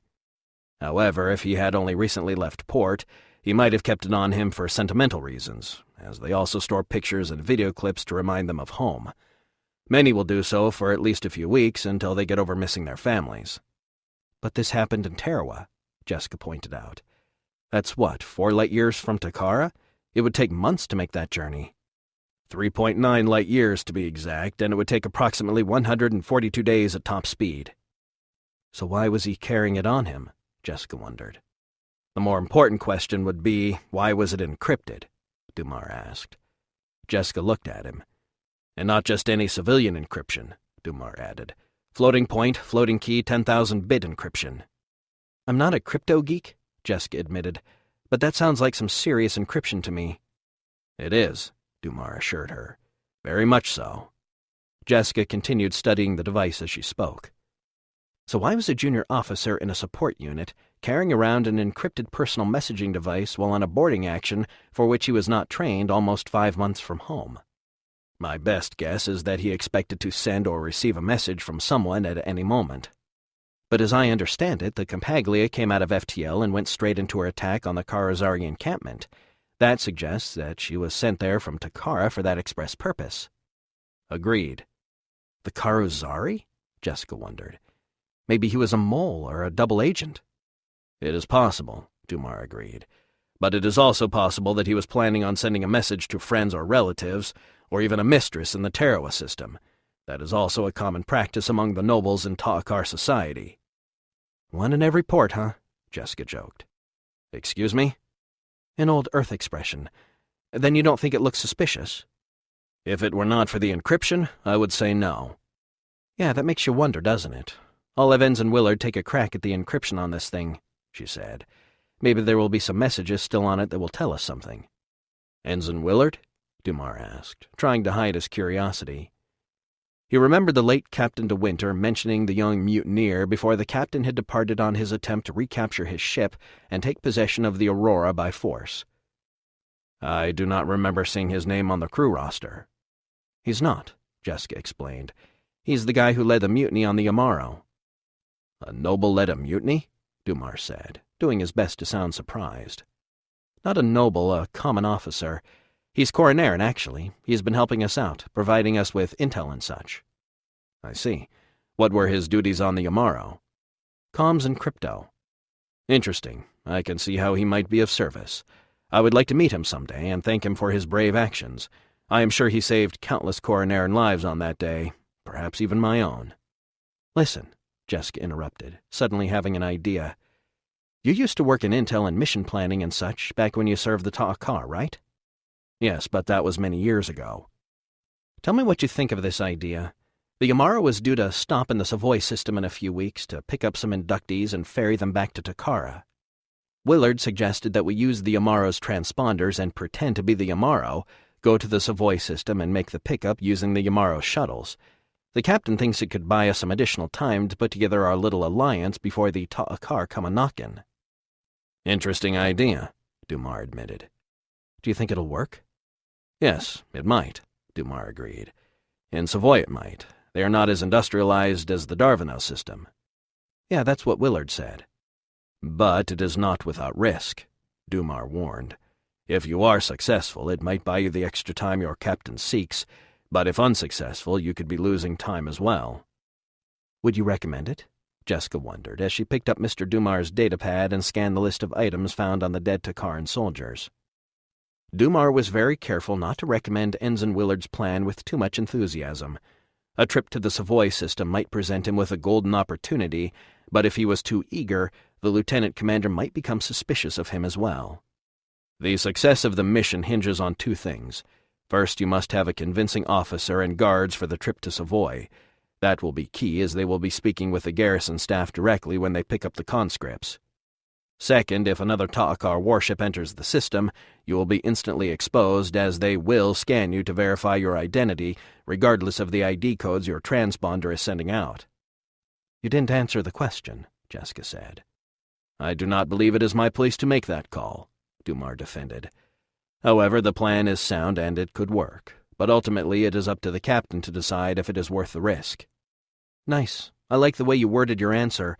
Again, like a true intelligence agent." "It comes not from my work in intelligence," he assured her. "It is more from my work as a commodity speculator. It is never a good idea to tell a client where they should invest their money, but rather one should tell them the risks and rewards and let the client come to their own conclusions." Jessica smiled. "Hey, I noticed that Takaran officer had an empty gun holster. They didn't find his weapon anywhere?" "Not to my knowledge, no. I assumed it fell out of his hand as he was sucked out into space. As I said, he was not really trained for a boarding action." "Right," Jessica remembered. Chapter 7. "Attention on deck," the guard called as Nathan entered the ready room. "As you were," Nathan ordered, as he made his way to his seat. "I trust you've all read Ensign Willard's proposal. I'd like to know if anyone has a problem with the idea." "Sir, are you saying that we are going to do this?" Jessica asked. "I'm seriously considering it," Nathan admitted. "Unless one of you can give me a good enough reason not to." "How much more time do you really think it will give us?" Jessica wondered. "Ensign Willard?" Nathan asked. "It is impossible to say for sure, Captain. However, assuming that the Amaro did not show up, and assuming another patrol ship arrived relatively soon afterward, it would only take that second ship one of your months to reach the Darvino system." "Is there any way to know when the next patrol ship will show up in the Savoy system?" Nathan wondered. "We've been monitoring communications from all over the cluster, sir," Jessica reported.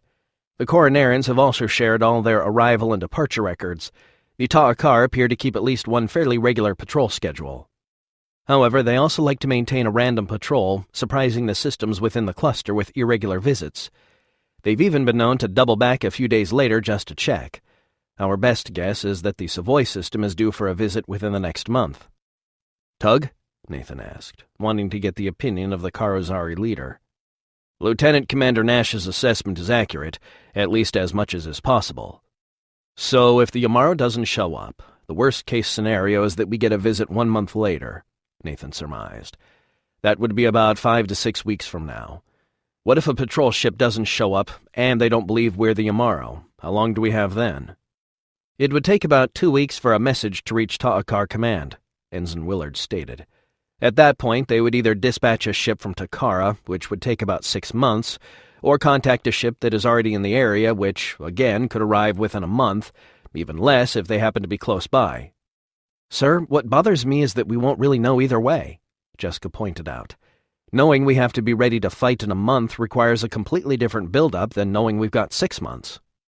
"I see your point," Nathan agreed. "But what can we do?"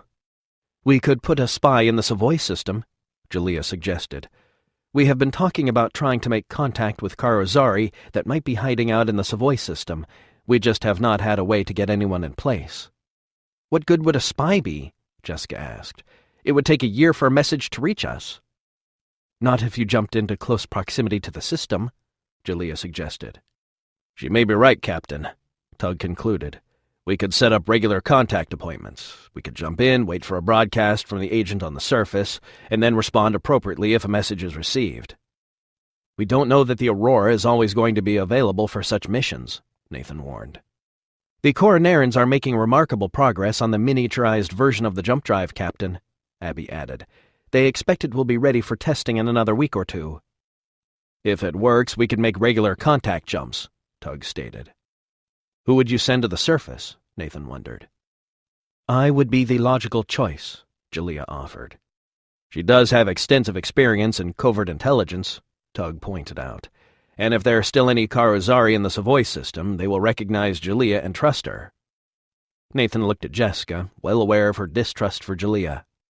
"As much as I hate to admit it," Jessica began, "it is a good idea, and it could turn out to be a really good idea depending on what she learns." "Are you sure you want to do this?" Nathan asked. "It sounds like it could be dangerous." "No more so than before, Captain. I will be fine." "How will we get you into the system?" Jessica asked. "I can pose as an accountant for the Ta'akar. They regularly send out investigators to keep their financial partners honest. I have used this ploy before with success." "Such investigators are known to catch rides on warships, Captain," Ensign Willard pointed out. "It would not raise any suspicions if she were to accompany the team that would be going down to pick up the inductees from the garrison." "In fact, it would probably serve to strengthen her credibility," Tug added. "Ensign Willard," Nathan said, changing the direction of the conversation. "Have you talked to your shipmates?" "Yes, Captain. Although few were willing to take on such risk, there were enough that felt it was a worthwhile endeavor. I believe they will perform acceptably." Nathan scanned the faces of everyone in attendance. "I have to admit that I was hesitant to take the risk before," he explained.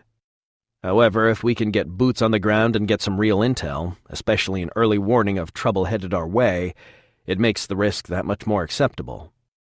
Nathan took one last look around the room, looking for any dissenting expressions. "Very well," he continued, sensing no opposition to the idea. "We've only got 4 days left to pull this off, and we've got a bit of work to do. If we're going to make this work, we need a plan, so let's get started." Nathan's eyes widened as he entered one of the many rehabilitation suites in the Aitkenna Hospital. There in the middle of the room was his executive officer, Cameron. She was dressed in an exercise suit and had some sort of virtual reality equipment strapped to her head, with a long cable running from the headgear to the ceiling above. She was reaching out and grabbing at the air over and over again as if trying to catch flies. Nathan watched for several seconds, trying to suppress his laughter, until finally he could no longer control himself. "Oh, God, please," he begged as he broke into semi-controlled laughter. "Tell me this is some kind of therapy and that my exo hasn't lost it." Cameron stopped the exercise cold and placed her hands on her hips. "Drop dead, sir," she responded, as she waited for the technician to come and remove the device from her head.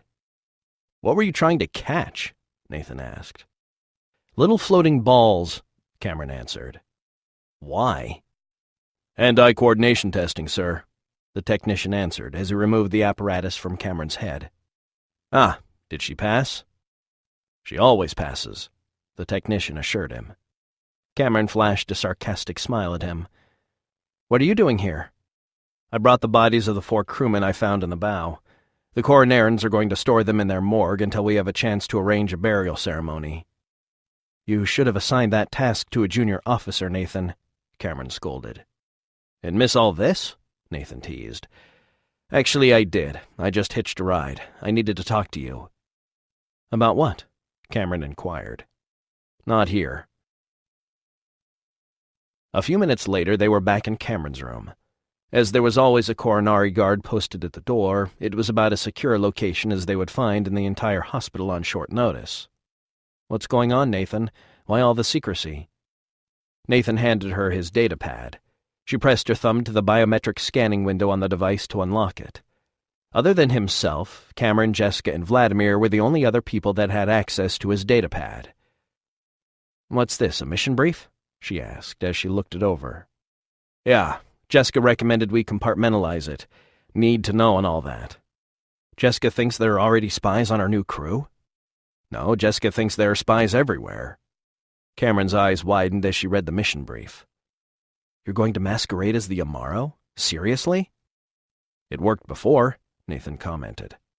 "We were pretending to be a Volanese cargo ship that no one had ever seen before, Nathan. This is not the same thing, not by a long shot, and you know it."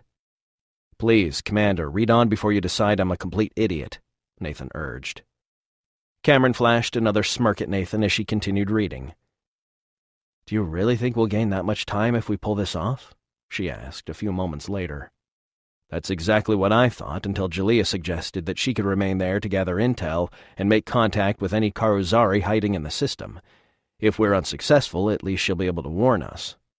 "That doesn't necessarily make it worth the risk, Nathan." "No, you're right, it doesn't.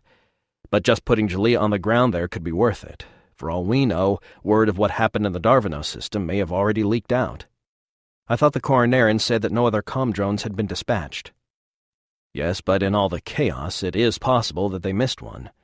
According to the logs that the Corinari gave Jessica, there were comm drones leaving for various systems on a fairly regular basis. Most of them carried routine stuff, financial transactions, commodities reports, personal messages, that kind of thing. It would be nice to know if the closest system to Darvano still hasn't heard of the events here. It would make us all breathe a little easier." "True, it might," Cameron agreed as she read on. "So you really think you can trust this Willard guy?" "He's taking a bigger risk than any of us," Nathan pointed out. "He's guaranteed a swift execution as a mutineer if he's apprehended by the Ta'akar. If he was smart, he'd find a hole somewhere and hide." "Both Tug and Jessica are for this?" "Yes, but more because it puts boot on the ground to gather intel. I'm not too sure Jessica's happy about Jalea being the one wearing those boots, but she is the best person for the job." Nathan noted the look of concern on Cameron's face. "What is it?" "I just wish I could be there." "Why, I wish I could stay here," Nathan joked. "Every time you guys jump away, I'm sure I'm going to be stuck here forever, waiting for the Ta'akar to come and glass the planet." "How much longer do they want to keep you here?" Nathan asked. "A few weeks at least," she answered. "Don't worry," Nathan assured her. "I'll make sure Abby's finger is on the jump button the entire time we're in the Savoy system." Nathan leaned back in his chair, taking a deep breath and changing the subject. "Now enough about the Savoy mission. I've got a few other ideas I want to talk to you about." The Corinarian sun had set an hour ago, and the air had already taken on a chill, made colder still by the wind sweeping across the open grounds of the spaceport. Winter, it seemed, was coming earlier than usual this year. The spaceport was poorly lit this night. Damage to the city's power generation facilities had made Aitkina reliant on massive portable generators located throughout the city. Unfortunately, they were not enough to meet the normal demands of the burgeoning population of one of the planet's largest cities. The spaceport alone had 4 dedicated generators running, and even that was not enough to light all areas at once. The poor lighting was to their advantage, however, as no one wanted to advertise their presence at the spaceport. Ensign Willard had been dressed in a standard uniform from Aurora, while the 8 Corinari volunteers from the Amaro's crew had been dressed in civilian attire prior to being smuggled out of the detention facility where the entire crew of the Takaran warship was being held. There were still those among the population of Aitkina that might blame the crew of the Amaro for the destruction rained down upon their city weeks ago. All had thought it best to avoid such problems. "Attention on deck," Ensign Willard announced as the captain approached the waiting shuttle. "Ensign," Nathan greeted as he approached, Sergeant Weatherly and a security detail following closely behind. Ensign Willard snapped a salute, doing his best to keep up appearances as he tried to emulate the salute used by the crew of the Aurora. "The volunteers are ready for boarding, Captain." "Very good, as you were, gentlemen."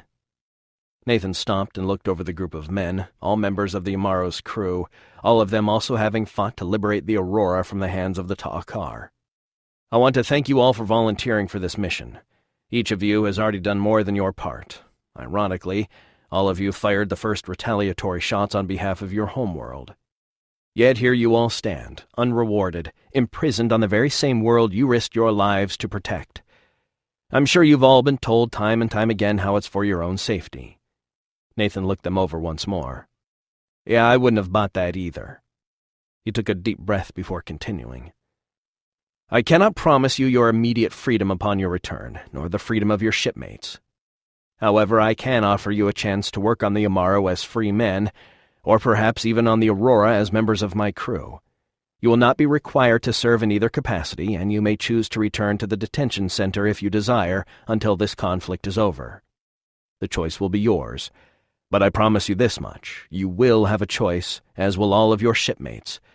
On this you have my word."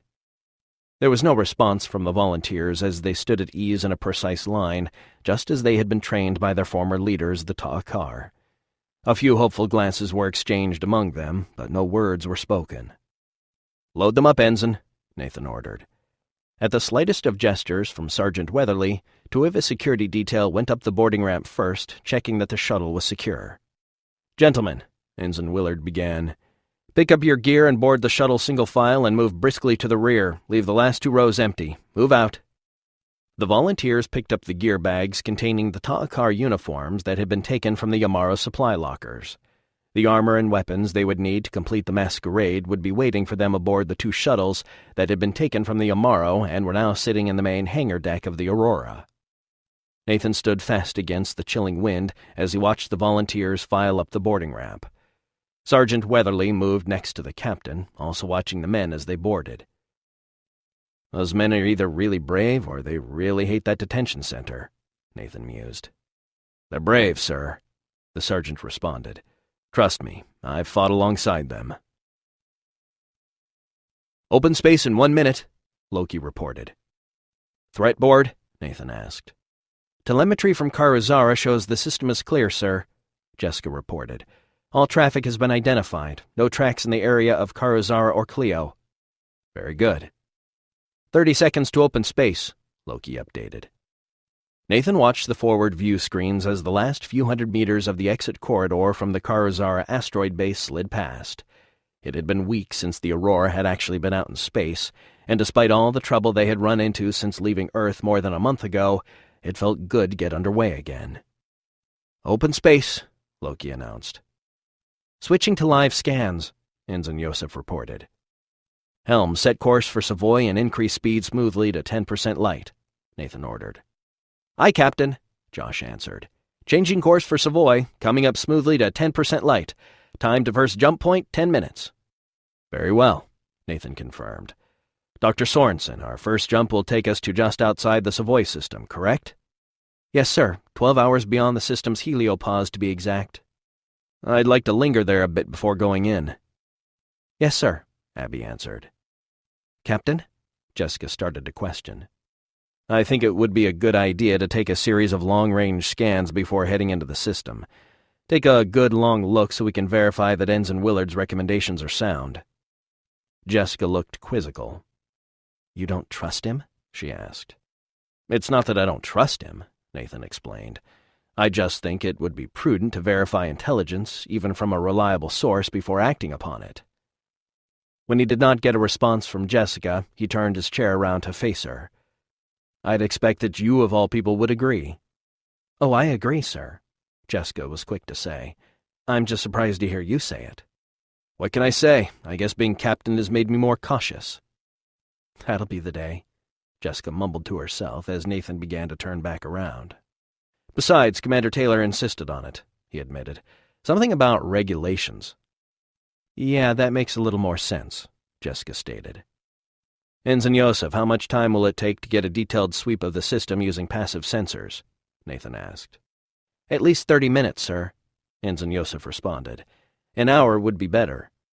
Very well, Nathan said. An hour it is. Tug paced up and down the line of 8 men in Ta'akar security uniforms, checking them over one by one as he spoke. The Ta'akar always look polished and impressive when they arrive. This helps promote a sense of order and efficiency, and it serves to remind those that they have conquered who is in charge. As a Ta'akar soldier, you must always appear confident and self-assured. Your eyes must not shift about, your expression must not falter. You must at all times appear confident in your knowledge that no one would be foolish enough to oppose you and the mighty empire that you represent. Tug stopped pacing, standing front and center to face the line of men. Remember the day that you were inducted. Remember standing on the tarmac as those fearless men marched out of the shuttles. Remember feeling as though your life were about to end. Those men never raised a weapon or even looked at you, yet you feared for your very lives. That is how the Ta'akar operate. That is how they maintain discipline, through the knowledge that any and all disobedience will be met with extreme force. Attention all hands, Marlena's voice announced over the loudspeakers in the hangar bay. Prepare for jump. The volunteers from the Yamaro's crew glanced at one another. Thus far, the jump drive had been a rumor which many of them had begun to dismiss as another Corinari legend. Now, we will go through the drills again and again, ensuring that you all move as one unit, the way that you were taught during your basic training on Takara. Jumping in 3, 2, 1, jump, Abby's voice announced. Tug watched the faces of the men in the line, none of whom had ever experienced a jump before. To his knowledge, no one other than Marcus had ever described any sensation as a result of a jump. The men looked at each other, wondering if anyone had felt anything. Jump complete, Abby announced. In case you're wondering, we are now positioned approximately 12 light hours outside the Savoy system, Tug told them. As he had anticipated, looks of disbelief spread across their faces. It was certainly not in keeping with their expected performance as Ta'akar security troops. Attention on the line! Ensign Willard barked in perfect Ta'akar. It was so perfect, in fact, that the men snapped to attention as if they were back aboard the Yamaro getting yelled at by a nobleman. Tug looked at Ensign, who had just arrived. He was wearing a Ta'akar officer's uniform, complete with a sash of his house's lineage, just as any nobleman in the Takaran imperial forces would wear. "You're getting into character nicely," Tug said with a grin. "You wear the sash of your house well." "Don't remind me," Ensign Willard stated with obvious disgust. "I was sincerely hoping to never wear such uniforms again." "Hopefully this will be the last time," Tug agreed. Jessica made her way briskly down the command deck's main corridor. It was a short distance to the office they had turned into the Intel Shack. There was an actual intelligence section designed into the main deck, just forward of the primary bulkheads, but they had been inaccessible for the last month due to the rupture in the Aurora's bow. The office they had been using had actually been the XO's office, which Cameron had never gotten around to utilizing. Since Jessica also had to serve as the tactical officer on the bridge, the shack's close proximity made it quite convenient. Jessica had spent so much of her time managing the security of the ship over the last few weeks that she had done little actual intelligence work. Although she lived for field operations, she did enjoy the analytical side of the intelligence world as well. Transmissions were perhaps the most common source of intelligence for the Aurora, and while flying through the Savoy system, they would have the perfect opportunity to gather more information about the state of things in this corner of the Pentoris cluster. The Savoy system was only a light year from Darvano, which made it of particular interest, and until now all the signals intelligence they had gathered on this system was at least 1 year old. With Julia going to Angkot to gather intel on the ground and make contact with any Karozari hiding out there, it was even more important for Jessica to better understand the state of affairs within the system. She still didn't trust Julia, and Jessica wanted to be prepared to second-guess any intel Julia sent their way. Jessica stepped through the hatch into the intel shack. It was a medium-sized office, with several desks against the walls and numerous monitors affixed to every vertical surface. There were always at least 3 people on duty, usually 2 signals technicians and an analyst. Until Traven Dumar had joined the crew, Jessica had been about the only analyst available. She hadn't minded the extra work, as she did enjoy it, but she was going on several weeks of insufficient sleep, and she could tell it was catching up to her. However, Mr. Dumar was picking things up nicely. It may have been a long time since he was in the intelligence business with the Ta'akar, but his post-service career as a commodities consultant seemed to have kept his analytic eye for details fairly sharp. She was sure that, given a few more weeks, he would be able to take over as the senior intelligence analyst for the Aurora. At least then she could start getting a good night's sleep for a change. "Mr. Dumar," she greeted as she entered the room. "Any luck breaking the encryption on that messaging unit you found on our frozen bad guy?" "Not yet, I'm afraid. I'm hoping that after this mission is completed, Ensign Willard will be able to assist." "You might have Deliza take a look at it as well," Jessica suggested. "When we get back to Karozara, of course." "Deliza?" "The young lady programming the bridge simulations, Tug's daughter." "I did not realize she was Mr. Tugwell's daughter," Dumar stated. "Yeah, she's a whiz with computers and stuff, so she might be some help as well. So would the Cheng." "He is also good with computers?" "Yep," Jessica responded. "He hacked the Aurora's mainframe and turned her off during the last boarding attempt. Probably saved all our butts." "I will be sure to enlist his assistance as well." "Come to think of it, he might not have the time. There's still a lot of systems left to install to bring this ship as close to her original design specs as possible." "I see." "So," Jessica said, "anything else going on around here?" "I was just about to deliver Miss Torrin's ID papers and letter of authorization. She will need them to get past the guards at the Angkot spaceport. I also thought I might go by the galley and pick up something to eat while I can, if that is acceptable." "Sure.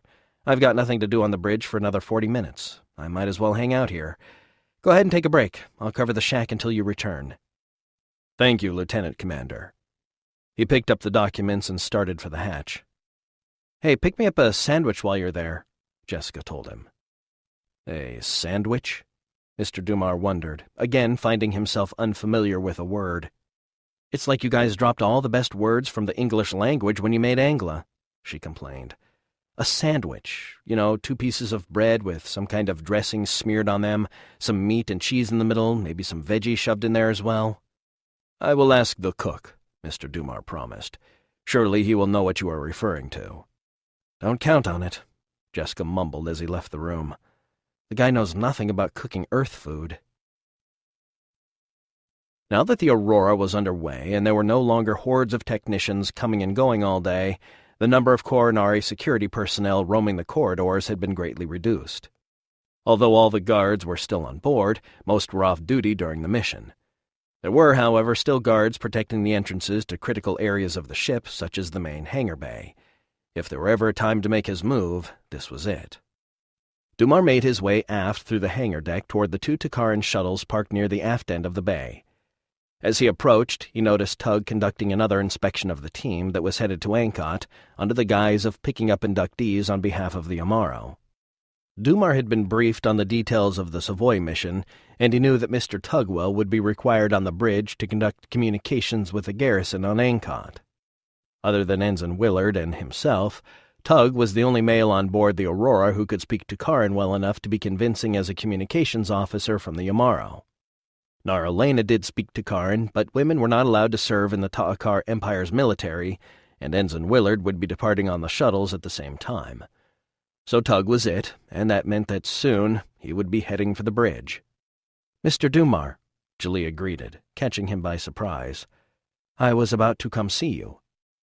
"Ah, Miss Torrin, I have the documents that you requested," Dumar stated politely, handing them over. "Thank you, Mr. Dumar. You saved me a trip." "Your identity will be that of Annalise Devonshire," Dumar explained to Julia. "The details of your cover on the data chip. You should memorize them during your flight and then securely delete them from the chip." "I am well versed in field procedures, Mr. Dumar," Julia assured him. "Of course, my apologies. You are employed by the Royal Bank of Takara as a senior field auditor. I trust you know your way around interstellar banking and accounting so as to be convincing." "I believe so, yes," Julia assured him. "These are your ident cards and your data chip carrying your statement of authority and your power of audit as granted by your employers. It should be more than enough to convince the inspectors at the spaceport on Ancot. I would advise against using them any further than that, however." Julia looked over the ident cards, then inserted the data chip into her reader and inspected the statements stored on the chip.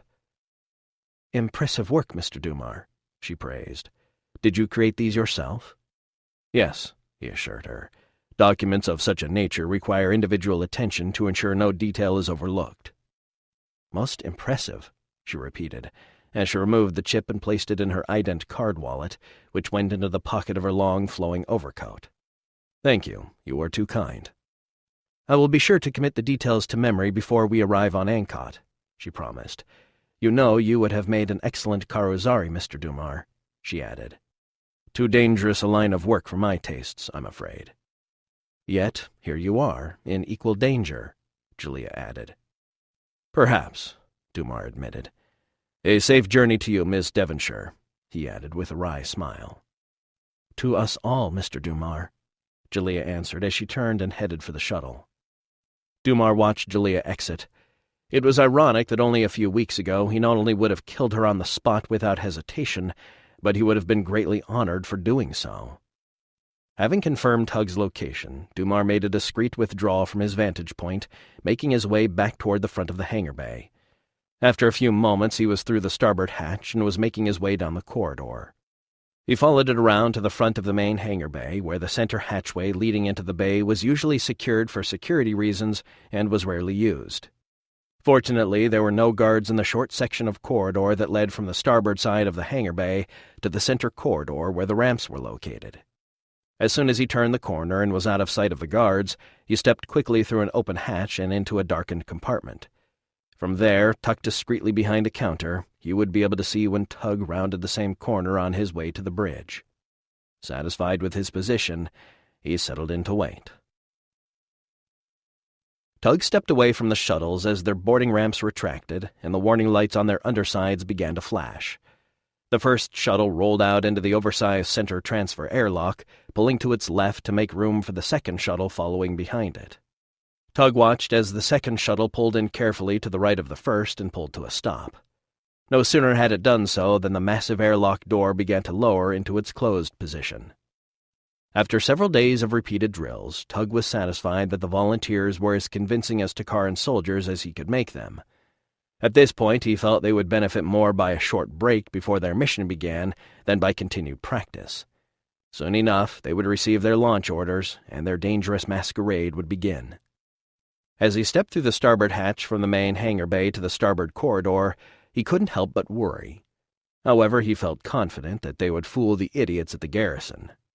A posting at the Ancot garrison in Savoy was not exactly a prestigious assignment for any noble. Hence it was reasonable to assume that the officer in charge of the garrison would not be the most efficient commander in the Empire. Additionally, Julia's business suit was tight enough and sufficiently revealing in all the right places as to adequately distract the officer in charge at the spaceport on Ancot.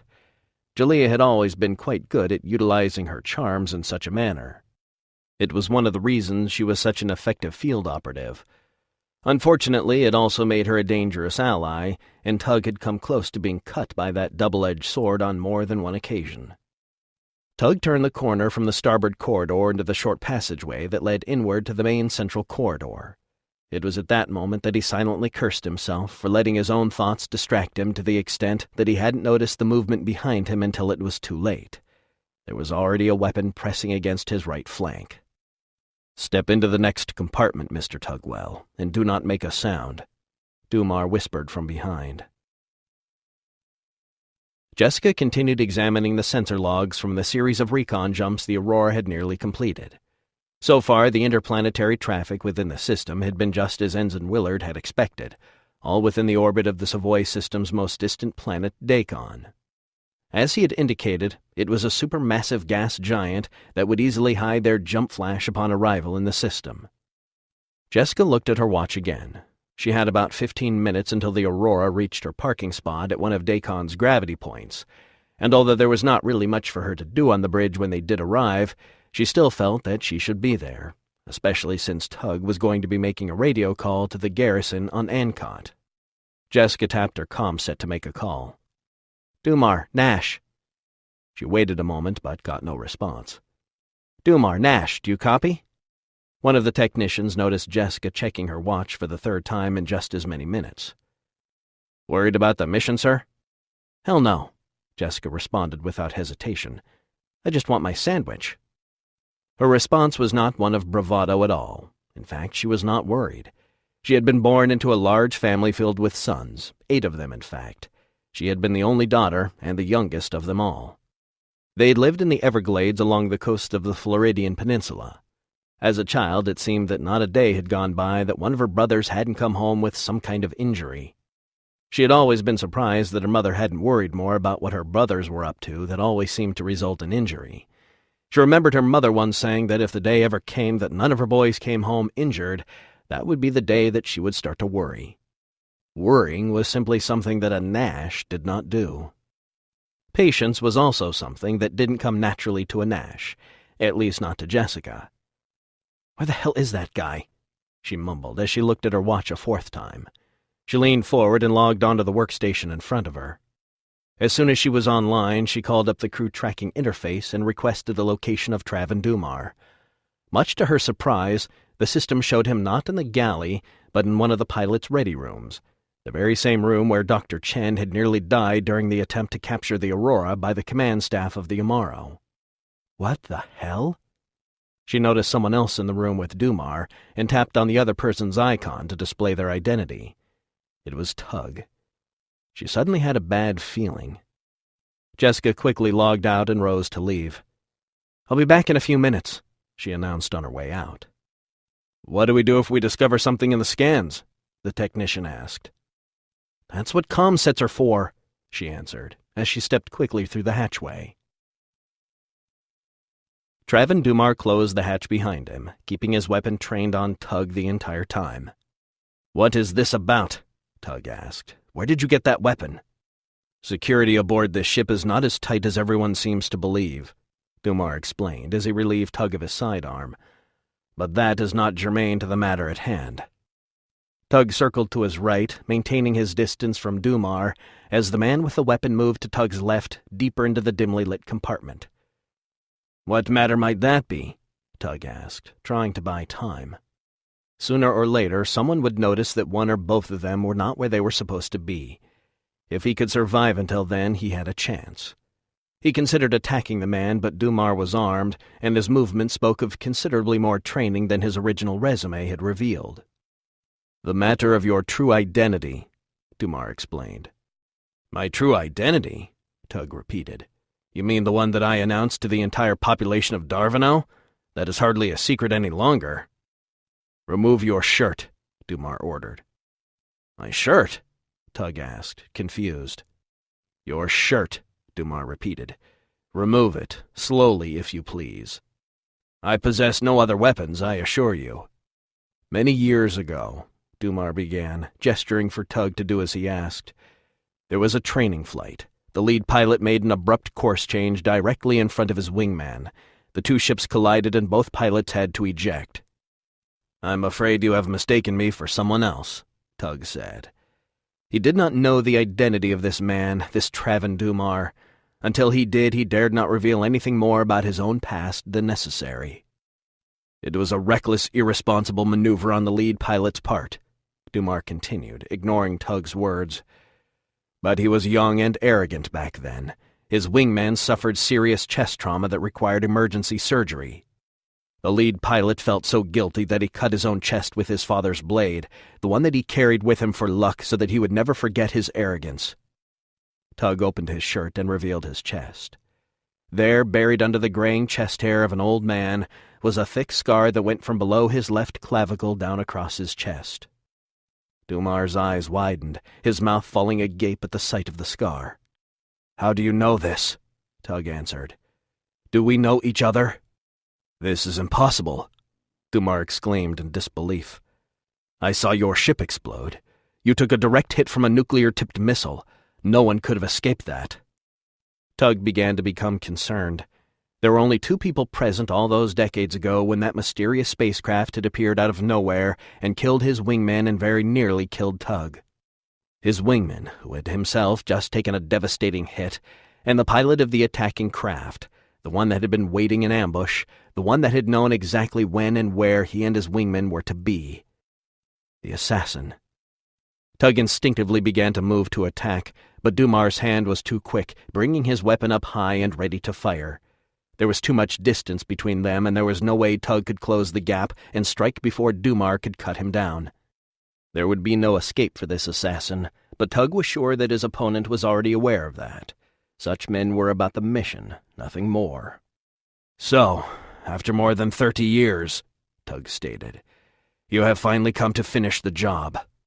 Dumar ripped open his shirt. "I have come," Dumar began, emotion filling his voice, "to fulfill my obligation to protect my leader." Tug looked in Dumar's eyes. They were full of emotion, of years of regret and torment.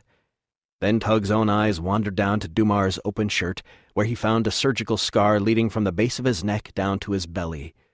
Tug's mouth dropped open in disbelief. "Max?" "Commander," Dumar responded, his weapon slowly lowering. "Is it really you?" "Yes, Maxwell, it is," Tug answered. He could not believe what he was hearing. The man standing before him had the eyes of his old friend and wingman, but not the face. "But your face? But how could you possibly have survived?" "I jumped into FTL at the last moment," Tug explained. "But you never returned." "I was injured, my ship damaged and adrift. To this very day I still do not know for how long. I ended up stranded on Haven. By the time I learned the truth about what had happened, it was too late. The Empire had already conquered the core and most of the surrounding systems. There was nothing I could do," Tug pleaded. "You could have contacted me," Dumar insisted. "I could have helped you." "I thought you were dead as well," Tug explained. "As far as I knew, the only man I could trust was dead. All others had betrayed me. But you lead the Karuzari. Eventually, I could no longer stand idly by and watch the Empire subjugate the galaxy one system at a time." "All this time I thought I had failed you," Dumar confessed. "You did not fail me, my friend. You were as equally betrayed as I," Tug insisted. "Surely you came to the same conclusions." "Over time, yes," Dumar admitted. "But it was difficult to believe, and by then it was too late. I had already fought in so many campaigns in the name of Caius. The very thought of it sickens me now." Dumar paused, looking at Tug. "There is something you should know, Commander." "Do not call me that," Tug warned. "My name is Redmond Tugwell. Hardly a name befitting a nobleman of your—" "Enough!" Tug urged sternly. "The walls might have ears."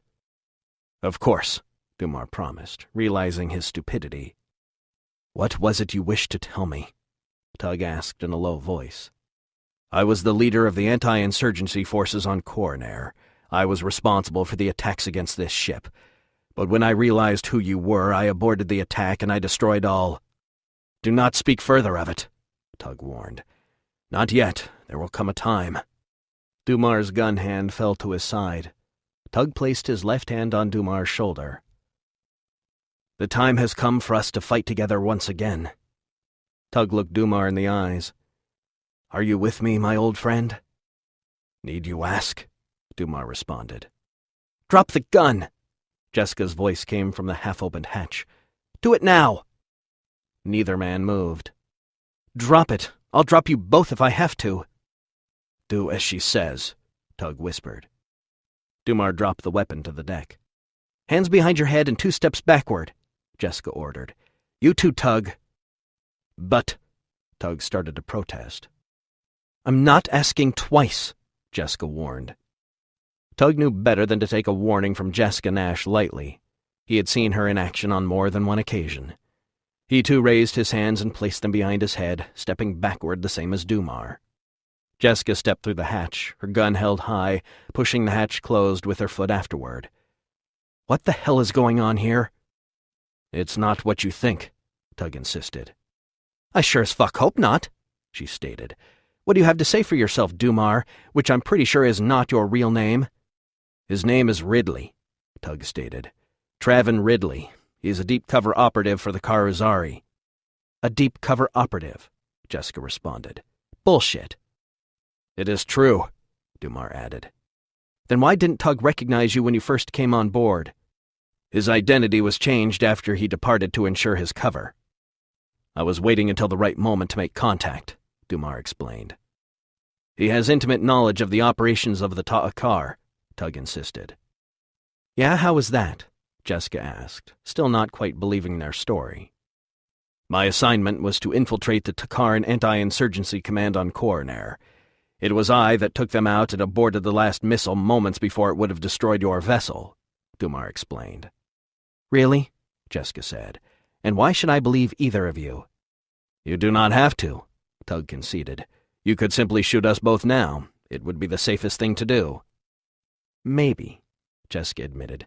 "But I actually do trust you," she said to Tug as she lowered her weapon. "And besides, this asshole still owes me a sandwich," she added, holstering her weapon.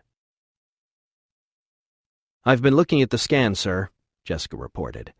Nathan quickly returned to her side in order to view her display. "Just as Ensign Willard stated, there doesn't appear to be any traffic beyond Dakon. Not much reason for it, really. Nothing but ice and rock out there, and very little of that. However, Dakon's current position puts it uncomfortably close to Ancot, which means any ship near it would be more easily imaged than usual. What if we come in a little fast, right behind Dakon, and then shoot out past it? We could slow down and settle into stellar orbit just beyond Dakon." "Captain," Ensign Yosef interjected, "I would suggest an alignment that puts Dakon nearly between us and Ancot. If the alignment is just right, direct imaging of us would be nearly impossible due to interference from the gas giant." "What about communications?" "They might be somewhat garbled, but still possible," she answered. "Again, the alignment must be just right." "It'll probably look like the Amara's navigator screwed up and came in off his mark," Loki commented. "I guess we're going to have to ruin De Winter's reputation," Nathan joked. "Plot the course and prepare to jump." "Yes, sir," Loki acknowledged. "It makes it a bit farther for the shuttles to travel," Tug observed. "They will require refueling on Ancot before returning." "Well, those shuttles look more the part than we do," Nathan observed. "I think the risk is lower this way." "Agreed," Tug said. "Comms," Nathan called, turning toward Narlena. "Update the shuttle crews as to our change in plans, and make sure Ensign Willard knows they will have to refuel before returning." "Yes, sir," Narlena answered. "I have the course for a stellar orbit just beyond Dakon plotted and locked, Captain," Loki reported. "Helm, change course and take us in," Nathan ordered. "Altering course now, Captain," Josh reported. "Abby?" 30 seconds to a plot, Captain."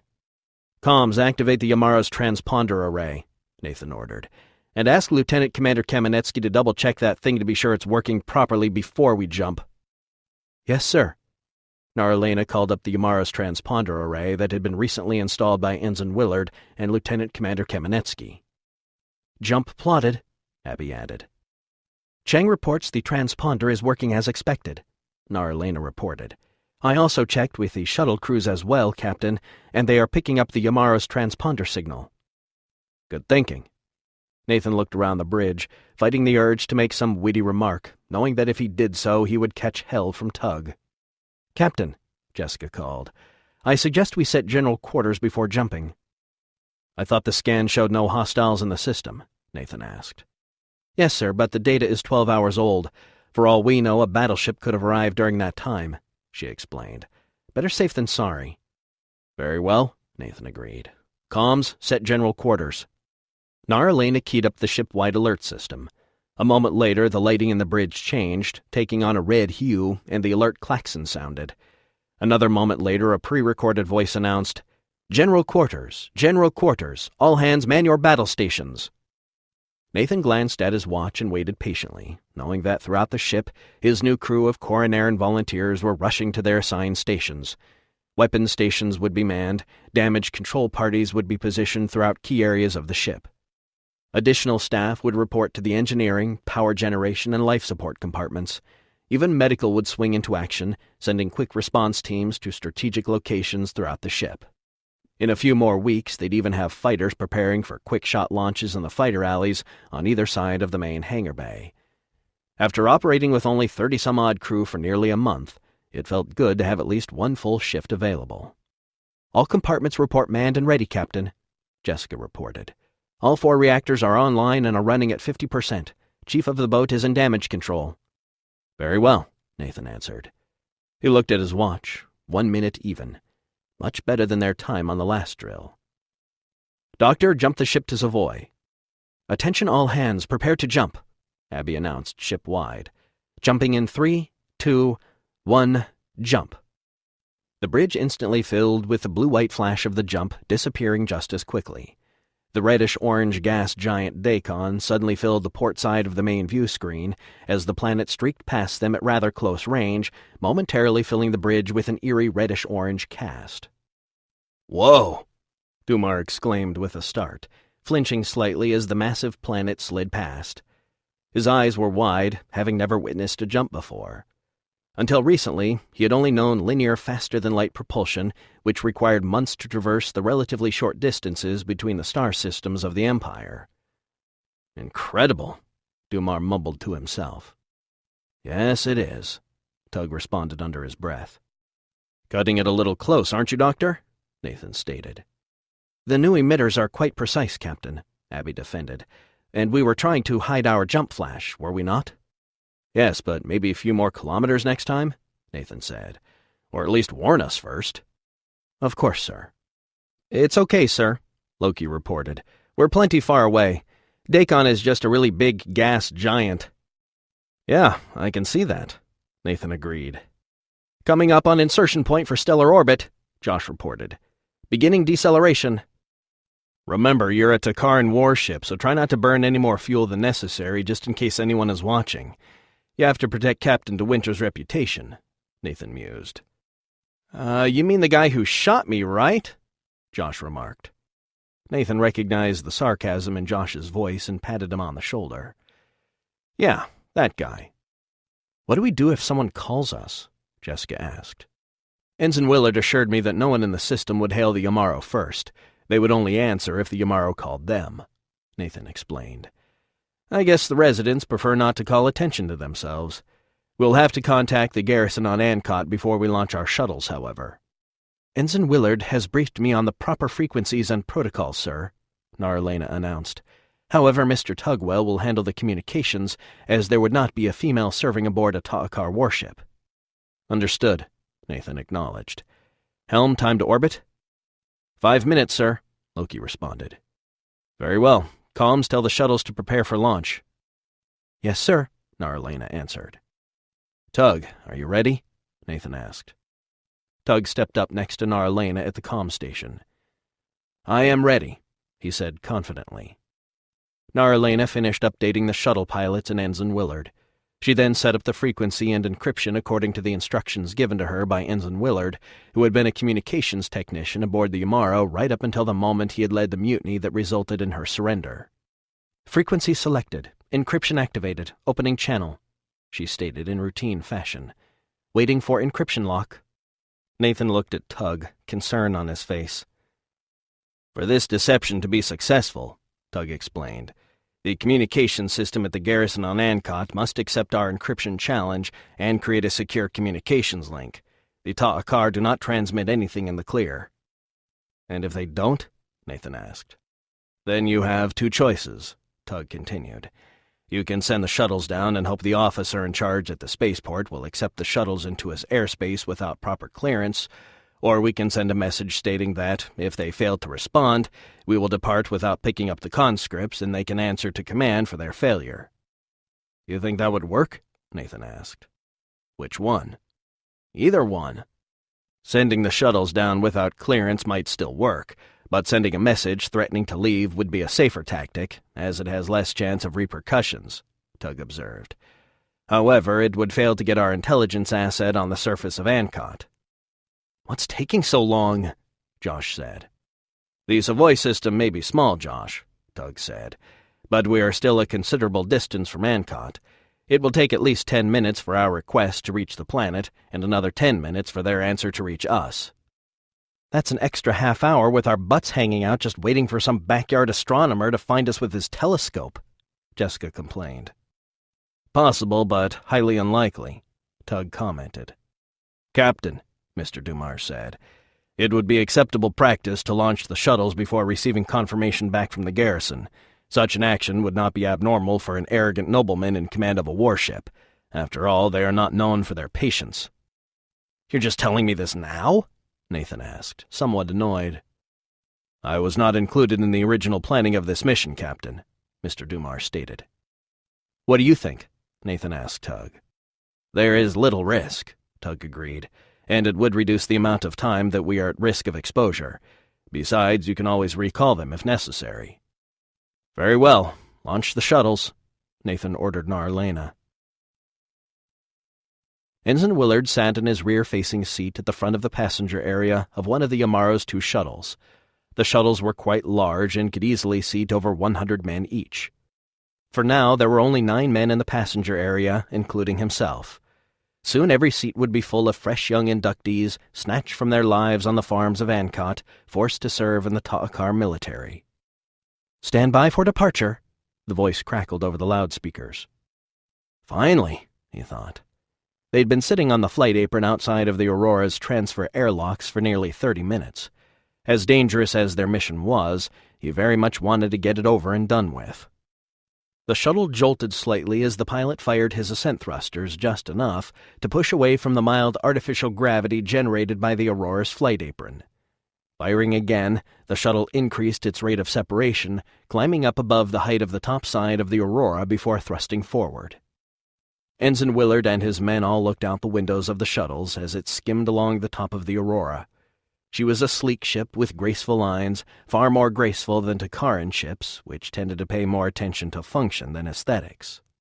He remembered his conversations with Lieutenant Commander Nash, who had explained that the Aurora and her sister ship, the Celestia, were intended to act as peace envoys first. He could see how her overall design would appear less threatening than the ships of the Empire. As they continued coasting forward, Ensign Willard could make out the various doors that covered the ship's numerous railguns and other weapons emplacements. He noticed that the ship's light gray topsides seemed to have a shine to them, with little bits of light from the Savoyan sun glistening off her finish.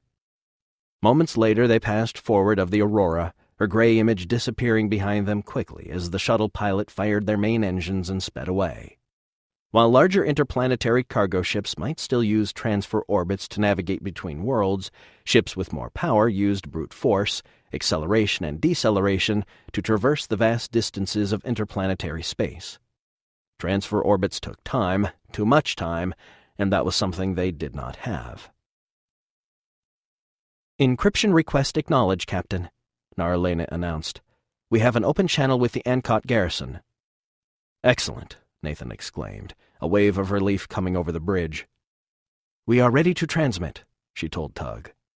Ancot garrison, this is the Imperial warship Yamaro," Tug announced into Takaran over his comset. "We have dispatched shuttles to Ancot spaceport for scheduled pickup of inductees headed for training on Takara. You're instructed to have all passengers ready for boarding." "That was straight to the point," Jessica commented. "Not that I understood any of it." "It was very concise," Narlena assured Jessica. "I thought it best not to give them any reason to doubt our veracity," Tug stated. "So now we wait another 20 minutes to see if they believe us," Nathan stated. "Unfortunately, yes," Tug admitted. "Captain, if they don't, we're barely going to have enough time to send an abort message to those shuttles," Jessica warned. "I'm well aware of that, thanks," Nathan replied. The intercom next to Ensign Willard buzzed twice. He picked up the handset and listened for a moment. "Understood." After hanging the handset back up, he turned his attention to the 8 men sitting in front of him. "Listen up," he called out. "We just got our go signal, which means so far the garrison believes that the Yamaro is in the system and is sending her shuttles down for a pickup. It is up to us now. Remember, You are security troops of the Ta'akar. Do as we rehearsed, and watch me for instructions." Willard looked at the faces of his men, none of which appeared confident about the outcome of their mission. "Get it together!" he snapped. "We hit the atmosphere in 5 minutes." The men tightened their harnesses in preparation for the turbulent ride through the upper atmosphere of Ancot. In 10 minutes they would be landing at the spaceport, and they would either succeed or perish. The Yamaro's 2 shuttles came in low over the spaceport, their engines screaming as they came to a hover just beyond the rows of inductees waiting on the tarmac. They rotated slowly, bringing their port sides to face their waiting passengers as they descended to the tarmac, settling gently onto their landing gear. As their engines spun down, the boarding ramp on the first shuttle began to deploy, and its boarding hatch swung open. Shortly after, the boarding ramp and hatch on the second shuttle also deployed and opened. The 8 volunteers, all clad in the uniforms and body armor of the Ta'akar Security Division, came marching confidently down the ramp with their heavy weapons held close across their chests. Their helmets and chin straps were taut, and their body armor glistened in the afternoon Savoyan sun as they split into 2 lines and fanned out, 4 men per side in either direction. Once in position, they turned to face the inductees lined up in 8 rows of 50. The volunteers stared straight ahead, their eyes locked on seemingly nothing. Ensign Willard, now dressed as a lieutenant of the Ta'akar and wearing the sash of a noble house, came down the boarding ramp with all the arrogance and charm expected of Takaran nobility. The 24 guards from the Ancot garrison tasked with delivering the inductees to the Yamaro snapped to attention at the sight of a nobleman coming down the ramp. Reluctantly, so did the elder sergeant major in charge of the detail. Other than the few officers in charge of the Ancot garrison, very few nobles set foot on Ancot. Most considered the world a backward system with little to offer someone of noble blood. In fact, the sergeant major was surprised to see even a lower-ranking lieutenant of noble lineage setting foot on their dusty world. The officers of most ships that passed through the system sent down their functionaries to do their bidding on the surface of Ancot, not wanting their noses fouled by the smell of dirt and raw crops. Willard strode confidently up to the sergeant major, returning the salute offered by the lower-ranked elder in the same irritated manner that most Ta'akar officers displayed when returning the salutes of those they deemed inferior. "Sergeant Major," he addressed. "Welcome to Ancot, sir," the sergeant major answered. "Yes, thank you," Willard responded, maintaining his arrogant demeanor. "So," he began, looking over the rows of inductees, "these are Ancot's latest sacrifices, are they?" Willard strolled down the line a few steps before turning and coming back. "Not very impressive, are they?" "No, sir, not yet, but I'm sure the drill instructors on Takara will shape them up in no time," the sergeant major assured him. "Yes," Willard sighed. He looked up at the burning sun. "Dreadfully hot here, isn't it?" "Yes, sir." Julia came strolling over from the second shuttle. She was beautifully attired in her tight-fitting business suit, and her feminine charms did not go unnoticed by the sergeant major, nor by his men. "Lieutenant," Julia said as she approached, "did you forget about me?" "No, of course not, Miss Devonshire. I was just about to arrange for your transportation into town, as a matter of fact." Willard turned back to the sergeant major. "Sergeant Major, allow me to introduce Miss Annalise Devonshire of the Royal Bank of Takara." "A pleasure, miss," the sergeant major stated, bowing his head respectfully. "To what do we owe the honor of your visit?" "I am here on business," Julia stated. "Official business," she added, handing her documents and ident chip over to the sergeant major for inspection. "I am not at liberty to discuss it further." The sergeant major understood her meaning. The Takaran banks loved to perform surprise audits of their business partners in other star systems. Something about being light years away seemed to make people think their inappropriate financial dealings would go unnoticed. Although it was not as heavily populated or industrialized as most worlds within the Empire, the sheer volume of food shipped from Ancot made it a breeding ground for financial trickery. "I assume you can provide transportation into the city for Miss Devonshire?" Willard insisted. "Yes, of course," the sergeant major promised. "Corporal!" he bellowed. A young corporal stepped forward in response to the sergeant major's call. "Yes, sir, Sergeant Major." "Transport Miss Devonshire into town and then meet us back at the garrison," the sergeant major instructed. "Yes, sir," the corporal acknowledged. "Ma'am," he said to Julia, offering to take her bag, "if you'll follow me." "Thank you, Sergeant Major," Julia said. "Pleasant journey, Lieutenant." "To you as well, Miss Devonshire," Willard replied. "Very well," Willard stated. "Let's get on with it, then." "Excuse me, Lieutenant," the Sergeant Major said, "but I will need your orders, sir." "My orders?" "The ones authorizing me to turn over 200 inductees to your charge, sir." "Oh, yes, of course," Willard said, reaching into the pouch on his belt. He pulled out a data chip and handed it to the Sergeant Major. "Here you are." "Thank you, sir."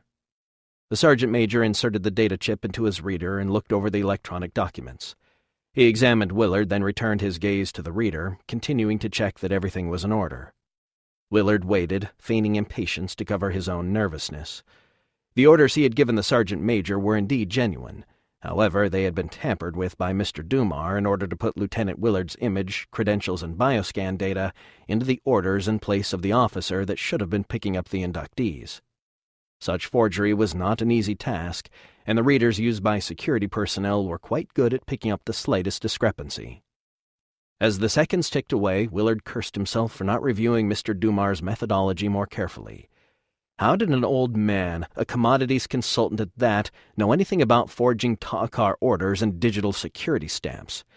So he had once served the Ta'akar in his youth, just as Ensign Willard, but that was decades ago, and the technology had surely changed since then.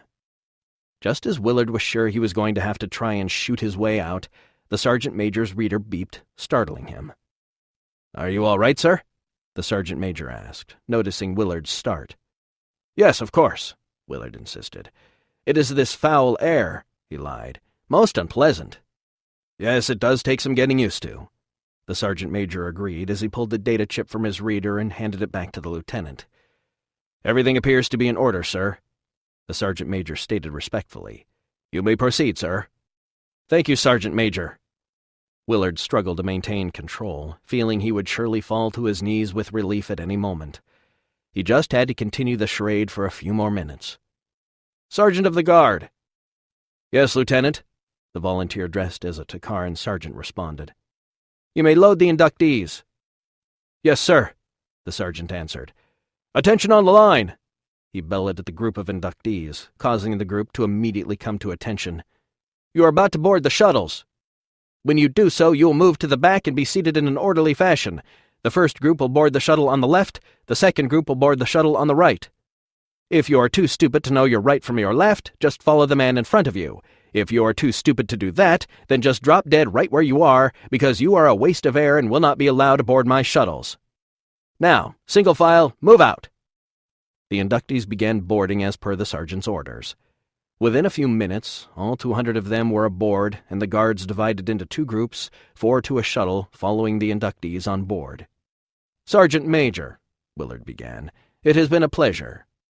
"Excuse me, Lieutenant, but will your captain be coming down? Our commanding officer claims to be an old friend and was hoping to visit with him." "I am afraid not," Willard explained. "We are on the last leg of a 3-year patrol, and Captain De Winter is in quite a hurry to get home. As are we all, for that matter." "I understand," the Sergeant Major said. "I am sure you are anxious to get the refit started." "Yes, the refit indeed," Willard responded, even though he had no idea what the Sergeant Major was speaking of. "Please convey my commanding officer's greeting to your captain and his regrets that duty prevented them from enjoying one another's company." "I shall do so, Sergeant Major." The Sergeant Major snapped a salute, which Willard quickly returned, before spinning around in the same pompous manner as most noblemen. The sergeant watched as Willard marched away. "Arrogant nobles," he muttered to himself. Though not as organized and efficient as the cities on Corinari, Ancot City, the planet's only major metropolis, had a character all its own. The city was situated along a large, nearly enclosed bay and was built up along all its shores. 2/3 of the planet's surface was covered with water, and most of the land was relatively flat, with only a few mountainous areas in the upper latitudes. On Ancot, the weather was almost always the same: morning showers, sunny afternoons, and partly cloudy evenings. It rained daily at least half the year and weekly the other half. While a nuisance for planning outdoor events, it was perfect for agriculture. Nearly every stitch of arable land was used for growing crops, and any land that had not been cultivated was used to support the planet's massive agricultural industry. Nearly 90% of the food grown on Ancot was eaten by people living elsewhere, and most of those lived in the Takaran system. Ask any Ancotan and they'd tell you that the Ta'akar didn't conquer their planet, they invested in it. The people of Ancot lived good, healthy lives because they produced what the Takarans needed most, food. For this reason, being a Karuzari on Ancot was not an easy task. The military staff vehicle pulled up in front of one of the best hotels in the downtown area of Ancot City. An attendant immediately opened the passenger door to the vehicle and helped the lady out. Julia stood and looked about. "May I get your bag, miss?" the attendant asked politely. "Yes, please," she answered, pointing to the back seat. She leaned into the front door of the vehicle. "Thank you, Corporal. I will be fine from here." "Yes, ma'am," the corporal answered as she closed the door. "Checking in, miss?" the attendant answered as the vehicle pulled away. It was a logical assumption on the attendant's part, considering Julia's attire. "Yes, but I would like to use the restroom first," Julia told him. "Of course, miss. Across the lobby and to the right, near the side entrance," he directed. "Thank you," Julia answered, taking her bag from him and draping it over her shoulder. The attendant opened the door for her and she entered the lobby. Strolling across the open floor, she looked every bit the royal auditor her credentials claimed. Julia found the restrooms exactly where the attendant had indicated. After pausing for a moment to make sure no one was paying her undue attention, she entered the restroom. The inside of the restroom was quite large, with rows of doors down each side. She continued down the length of the room until she found a door that showed available and stepped inside. As the door clicked shut, the light in the little room came on. There was a sink, a toilet, a mirror, and several hooks on the wall.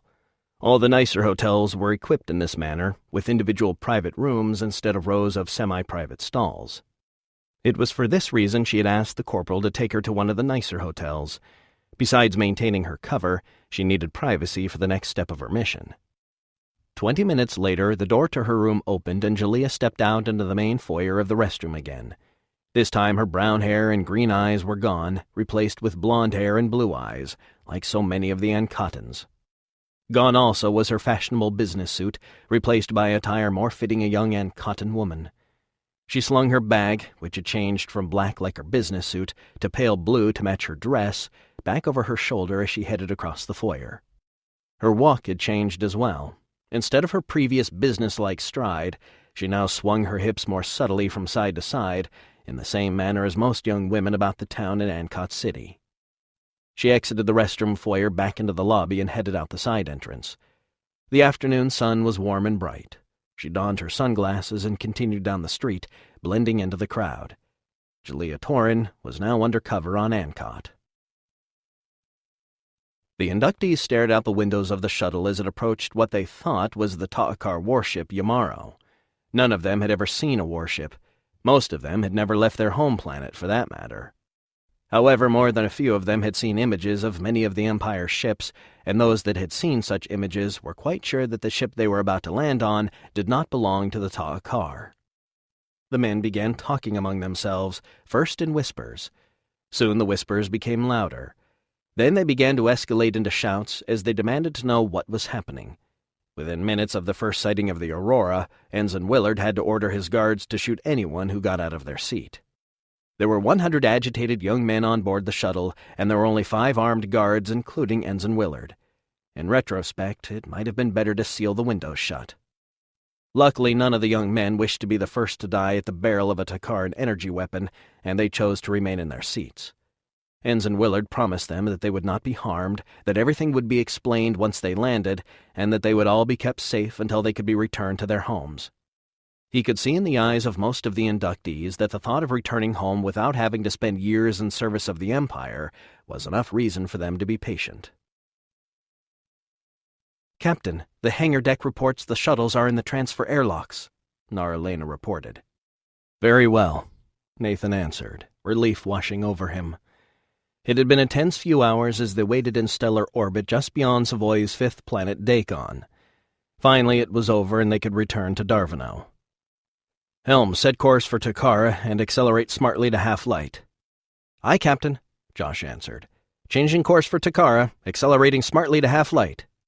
"Doctor," Nathan said, turning toward Abby, "as soon as we exit the system, jump us to a few light months along our course to Takara. Then we'll decelerate, change course for Darvino, and jump home." "Yes, Captain," Abby answered. Nathan rose from his seat and headed for the exit. "Where are you going?" Jessica asked. "To meet Tug in the hangar deck," Nathan told her. "There are a couple hundred farm boys from Ancot who need some answers." "What are you going to tell them?" Jessica asked. "Only what I have to, Jess. You have the bridge." Chapter 8. "Tug, Aurora, you are clear to launch." Narlena's voice came over the comms. "Aurora, Tug, launching." Tug fired a blast of his ascent thrusters, pushing his interceptor up and away from the flight apron of the Aurora. The jolt pressed him down in his seat for a moment as his ship leapt upward, quickly climbing above the Aurora's massive drive section. "Aurora, Tug, I'm clear." "Copy, Tug. See you on the other side," Narlena answered. Tug looked out his canopy as the Aurora fired her main engines and began pulling away from him. By the time her engine ports passed under him, she had already shut down her drive, having gained enough additional speed to pull away from them at an acceptable rate. Within a minute, the massive ship was no more than an abnormally large, irregularly shaped gray dot against the background of stars. There was a flash of blue-white light, and she was gone. "That's what it looks like when you jump?" the man's voice asked. "Yes, that's what it looks like, Mr. Colley," Tug responded. "A little frightening, is it not?" Mr. Colley commented. Tug could hear the nervousness in the scientist's voice. As much as Tug had urged for this to be a solo test flight of the new miniature jump drive installed in his interceptor, the Corinarians had insisted that one of their team needed to be present to monitor the performance of the system during the tests. Unfortunately for Mr. Colley, he had been considered the most qualified for the ride. The Karuzari had vehemently protested the idea of their leader conducting the test flight, but Tug had stood firm in his decision, stating that no one was more qualified to deal with whatever emergency might come about during the tests. He and Josh were currently the only two pilots in the system that were qualified to pilot the interceptor, and Josh had only flown it a few times. There were many pilots on Corinari, of course, all of which could be taught to pilot the interceptor, but time was short. Jalea had already been on Ancot for 2 weeks without any contact, as the Aurora did not want to risk exposure in the Savoy system again so soon after her mission, masquerading as the Amaro. In the end, Tug had won the argument, and Mr. Colley had lost. The knowledge that he would be forever registered in Corinarian history as the first of his people to operate such a system didn't seem to ease the poor man's tension. Tug smiled to himself as he remembered how difficult it had been to get the terrified man into the cockpit of the interceptor. As they had walked across the Aurora's hangar bay toward the interceptor, he had feared the scientist's legs were about to give out. Fortunately, in the end, the man had summoned up enough courage to climb into the cockpit. It was either courage or fear of looking silly in front of his fellow Corinarians, as most of them would have given anything to be the one climbing into the interceptor. "Mr. Colley," Tug called over his helmet comm. "Are you ready?" "No," he responded. "Are they even in position yet? I mean, they have to go a whole light hour. That's about 1 billion kilometers. "They arrived at the same instant they disappeared, Mr. Colley," Tug told him. "Just like we will." "Thanks, that last part really helped." "How does everything look back there?" Tug asked. He could monitor the miniature jump drive from his position in the front seat as well, as the ship had been designed to be operated by one pilot. However, the scientist was there for a reason, and keeping his mind focused on the task at hand was likely to keep his thoughts away from what was about to take place. "Everything appears normal," he reported. "The reactors are running at 100%, the energy banks are fully charged, and the jump drive is ready. Jump algorithm is plotted, verified, and locked." "Very well," Tug said, "accelerating forward." Tug pushed his throttles forward, causing his main engines to ignite and come up to 1% thrust. They were already moving forward at considerable speed, as they had carried the Aurora's momentum with them when they had lifted off her deck. However, the first test jump had been calculated and recalculated by the Corinarians prior to this flight. It was to occur at an exact point in space on a precise trajectory at a predetermined speed. The Aurora had performed the exact same jump they were about to attempt, according to the exact same plot, in order to compare performance parameters and accuracy between the two ships. Tug watched his flight display as he maneuvered the interceptor into the center of the indicated flight path. "Activating auto-flight system," he announced, as he touched the screen to turn the auto-flight system on. The indicator turned green. "Auto-flight now has control," Tug announced. "Jump point in 30 seconds. "Oh, God," Mr. Colley mumbled as he frantically scanned every little parameter displayed from his consoles at the rear of the cockpit. "Mr. Colley," Tug called, "you will have 3 choices when we jump. You can either drop your autovisor first, close your eyes really tight, or be blinded for a few seconds and see a blue dot in your vision for an hour afterward." "Huh?" "I would strongly suggest you drop your autovisor," Tug said. "Jump point in 10 seconds. Tug pulled down his autovisor, which was designed to adjust its light filtering qualities automatically to protect the wearer's eyes from the bright light often encountered during spaceflight. "Oh, God," Mr. Colley repeated, dropping his own autovisor and locking it in place. "Jumping in 5. Mr. Colley scanned his instruments again, checking for any anomalies that would require a last-moment abort. 4. Part of him hoped he would see such an anomaly. 3. Mr. Colley had no wish to go through with the jump. 2. But neither did he want his people's jump drive program to be set back. 1. There were no anomalies. "Jump!" Blue-white light spilled out from the small emitter spread out across the interceptor. In a split second, the light from each emitter seemed to join into one, covering the entire surface of the ship. As the gaps in the field of light closed, the intensity of the blue-white light quickly rose. Although from Mr. Colley's perspective it seemed to take forever, it all happened in a fraction of a second. The light flashed, momentarily filling the cockpit with the eerie blue-white glow, and then all was normal again. "Jump complete," Tug announced. Mr. Colley looked around. "Are we there? Did we make it?" "Checking position," Tug stated. "Tug, Aurora," Naralena's voice called across the comms. "Report your status." "Aurora, Tug, all systems are good." "Congratulations, Mr. Tugwell," Naralena said. Tug could hear the voices of the Aurora's crew, as well as the Corinari scientists from the jump drive program that were observing the test from the Aurora's bridge, all cheering triumphantly. "You mean we did it?" Mr. Colley asked in amazement. "We did it," Tug answered. "Oh my God, that was incredible!" Mr. Colley exclaimed. "You see, I told you it was nothing to worry about," Tug told him. "You were right, that was easy." 10 minutes later, when they climbed down from the interceptor and were greeted by several dozen Corinari scientists all cheering and laughing, Tug noticed Mr. Colley had somehow developed a bit of a swagger in his walk. Tug couldn't help but smile. Jalea went into the small home on the outskirts of Ancot City. As usual, it was raining outside. It had actually been raining for several days straight, which was not unusual for Ancot City. She shook off her umbrella and placed it in the corner, removing her poncho as well. She hung it on the wall and then made her way through the part in the heavy curtain that separated the entry foyer from the rest of the home. The video screen was flickering in the corner of the dimly lit room, playing some program that no one was watching. She made her way across the room and down the short hallway, entering the bathroom at the end of the corridor. After closing the door, she stepped into the shower stall, swinging the stall door closed behind her. She pulled down on the shower head, causing the entire wall to slide forward nearly a meter, creating an opening through which she passed. The hidden doorway was at the head of a long, narrow staircase that descended some 4 meters below the home.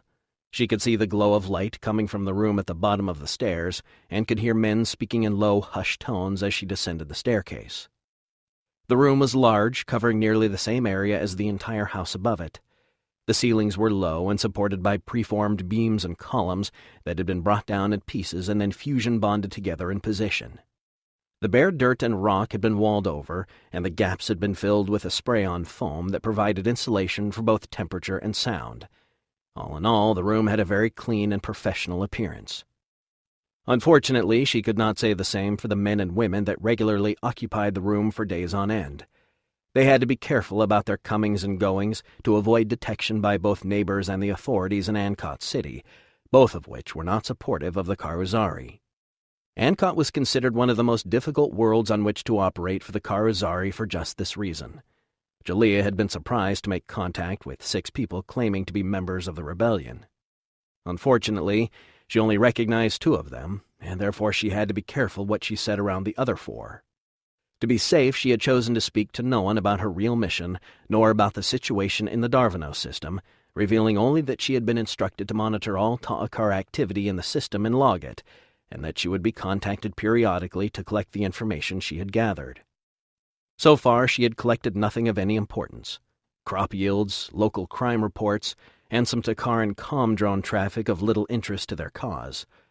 After a few weeks of near-daily rain, she was already growing tired of her assignment.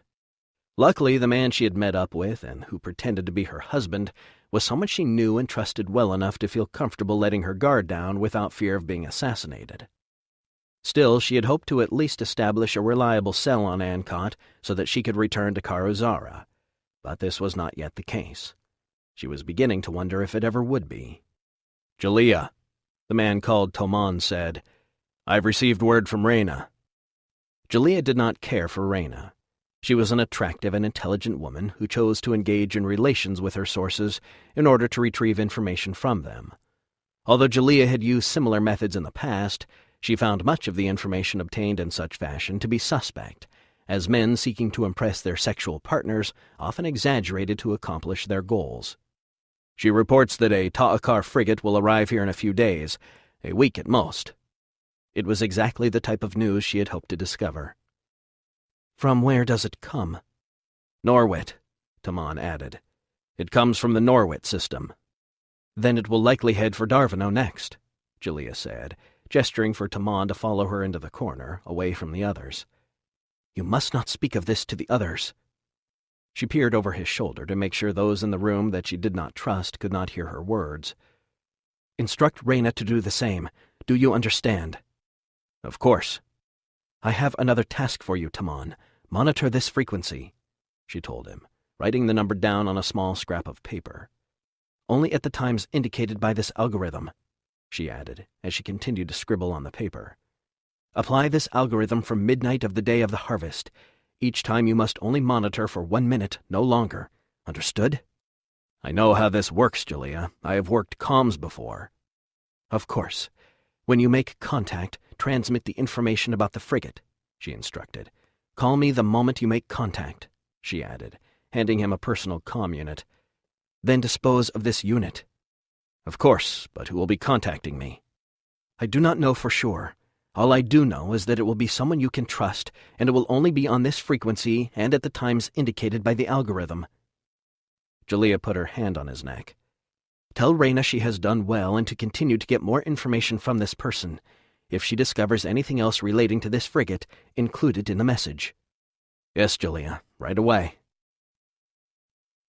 "Good morning, people," Nathan greeted as he sat down at the head of the conference table in the command briefing room. "We'll start with you, Tug, since you've been having so much fun with your new jump interceptor." "Thank you, Captain," Tug began.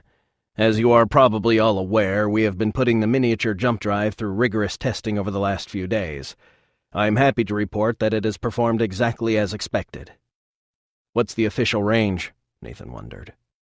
"Although we have not pushed it to its limits as of yet, it appears that the maximum safe range is 1 light year. The minimum range is 1 light minute." 1 light year, Nathan said. "That's not very far."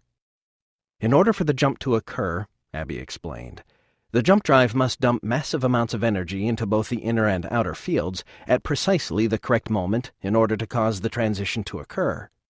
To do this on the Aurora, we use energy storage banks combined with the output from 2 antimatter reactors. Tug's interceptor uses simple fusion reactors. They are extremely efficient, but they cannot generate enough energy at once to jump any farther than a single light year." "Can't we install energy banks in the interceptor to increase our jump range?" Nathan asked. "There is simply not any room for them," Tug said. "Captain," Abby interrupted, "I should remind you that the use of storage banks is why the Aurora has to take the time to recharge between long jumps. The interceptor will not have this restriction, therefore it could jump considerable distances within a short period of time." "We could send it all the way back to Earth," Nathan contemplated. "It is a bit early to make such an assumption with any level of confidence, sir, but theoretically, yes, it could reach Earth in a matter of weeks." "Still," Nathan said, It does open up some interesting possibilities." "That's an understatement," Jessica commented. "We could send a message stating that we're alive, that the jump drive works."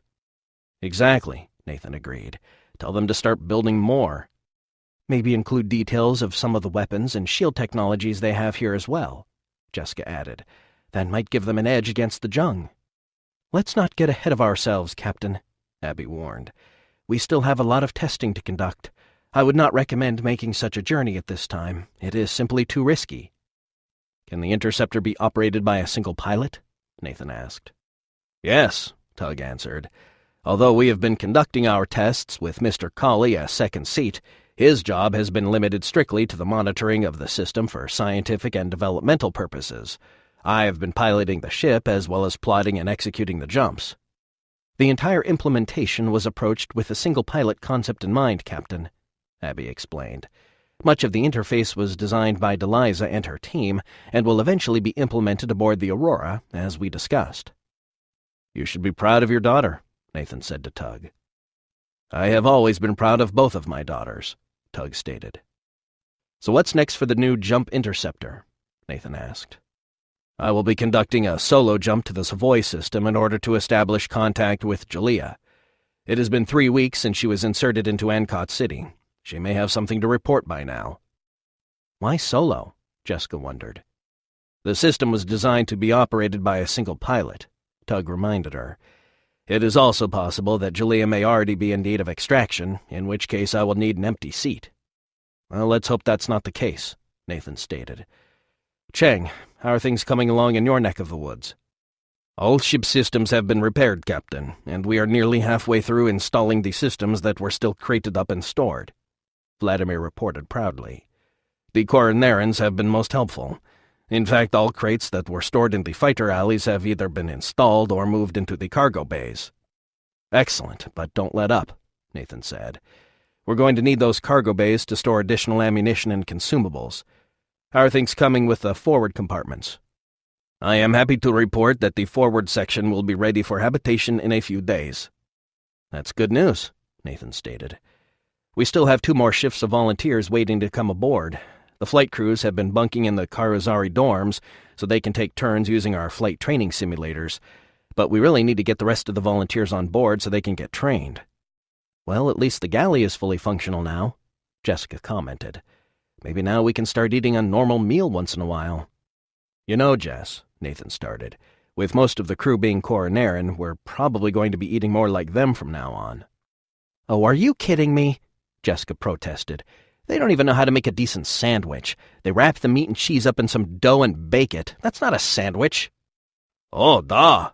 Vladimir exclaimed. "It is like Perejok. It is wonderful." "Wonderful my ass," Jessica disagreed. "There's no lettuce or tomato in it." "Well, wonderful or not, you'd better get used to it," Nathan warned. "Maybe if you're nice to the cook, he'll let you make your own sandwich." "Can't we just install a mini-fridge in my quarters and let me keep my own food in there?" Nathan smiled. "Master Chief, how go things on the flight deck?" "Nicely, Captain. As Cheng said, the fighter alleys are clear, so we finally have a chance to start getting organized in the main hangar bay. Since Marcus has been pretty much running that deck since you took him on board back in Haven, I have been allowing him to continue to do so. He is not exactly Corinari issue, if you understand my meaning, but he is a good enough fellow once you get past his gruffness. Besides, he has taken that hangar bay on as his own, which I believe is good. Do you anticipate any problems once the Corinari Aerospace Group start moving in?" "Maybe a few, Captain. I am not going to pretend otherwise. I expect it will be difficult for many of the Corinari to take orders from a civilian like Marcus, despite the fact he seems to know what he is doing." "Would it help if we enlisted him and gave him a rank?" "Captain," Jessica interrupted. "Perhaps," Master Chief Montrose agreed. "But you would have to make him at least a chief, and since you people have the peculiar custom of assigning people to seemingly arbitrary ranks, why not just make him a senior chief, so he will outrank most of the Corinari that might be working under him?" "Oh, come on," Jessica disagreed. "Marcus, a senior chief?" Jessica threw up her hands in resignation, leaning back in her chair and folding her arms to wait until someone decided what to do. Vladimir smiled as he watched Jessica unravel before his eyes. "I think it is very good idea. I like Marcus. He is very reliable in my opinion." "Has everybody lost their minds?" Jessica wondered aloud. "Captain, you do realize that you're stepping way outside regs here. There's no way Cameron is going to go for this." Nathan turned and looked hard at Jessica. "Commander Taylor will be fine with it, Lieutenant Commander." Jessica straightened up slowly in her chair. Her captain's tone made her realize she had crossed a line. "Ensign Willard," Nathan continued, purposefully leaving the topic of Marcus, as he considered it decided. "I hear you are leading your shipmates in their efforts to integrate the Amaro into her new home within the asteroid," Nathan said. "How's that going?" "Quite well, Captain. The men are happy to return to their familiar quarters. Many of them are still performing the same functions as they were when the Amaro was a spacefaring vessel. Those that cannot do so have taken on new roles, such as construction, fabrication, and even mining." "Mining?" Nathan asked. "Yes," Willard answered. "Although the asteroid was considered fully mined and ready to be deorbited to Corinari for harvesting, there is still a considerable amount of material left within the asteroid.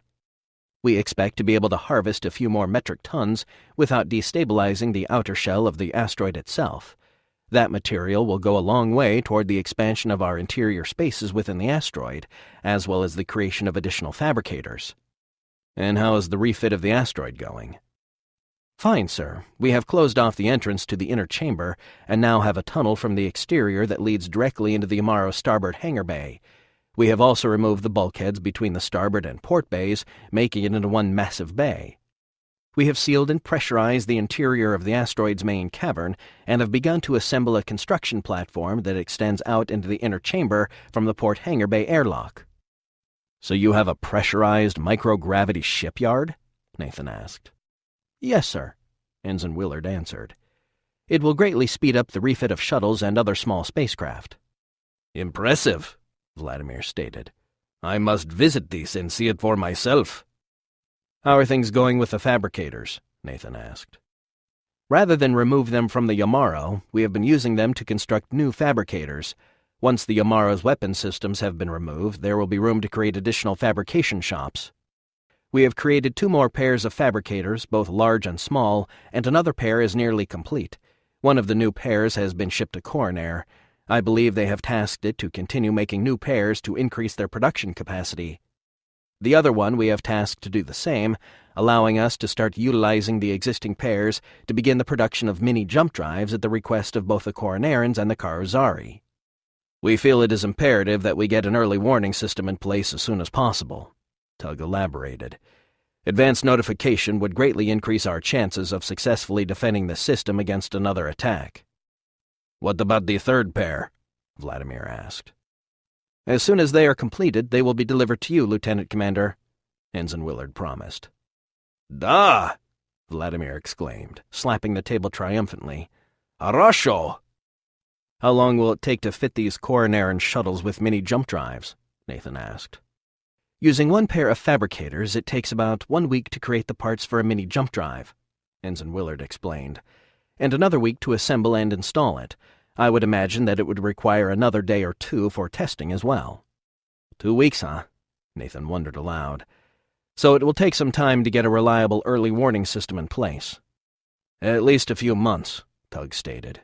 "However, even a single ship jumping about and taking scans can provide us with at least a few hours' warning. It is not much, but it is better than being completely taken by surprise." "Agreed," Nathan stated, wanting to wrap up the meeting. "We'll be taking the ship out of Corinari in a few hours to conduct our first test launches of a Corinari interceptor using the launch tubes. If it works as expected, we'll have at least a wing or 2 of fighters on board within the week. Master Chief, round up Marcus and meet me in my ready room as soon as possible. Lieutenant Commander Nash, please remain. Everyone else is dismissed." One by one, the attendees filed out of the room, all off to begin their work for the day. Nathan waited until they had all left before speaking. The guard looked inside the room, and Nathan gestured for him to close the door. Nathan looked at Jessica, who was leaning back in her seat, nice and relaxed. "What the hell is wrong with you?" he asked. "With me?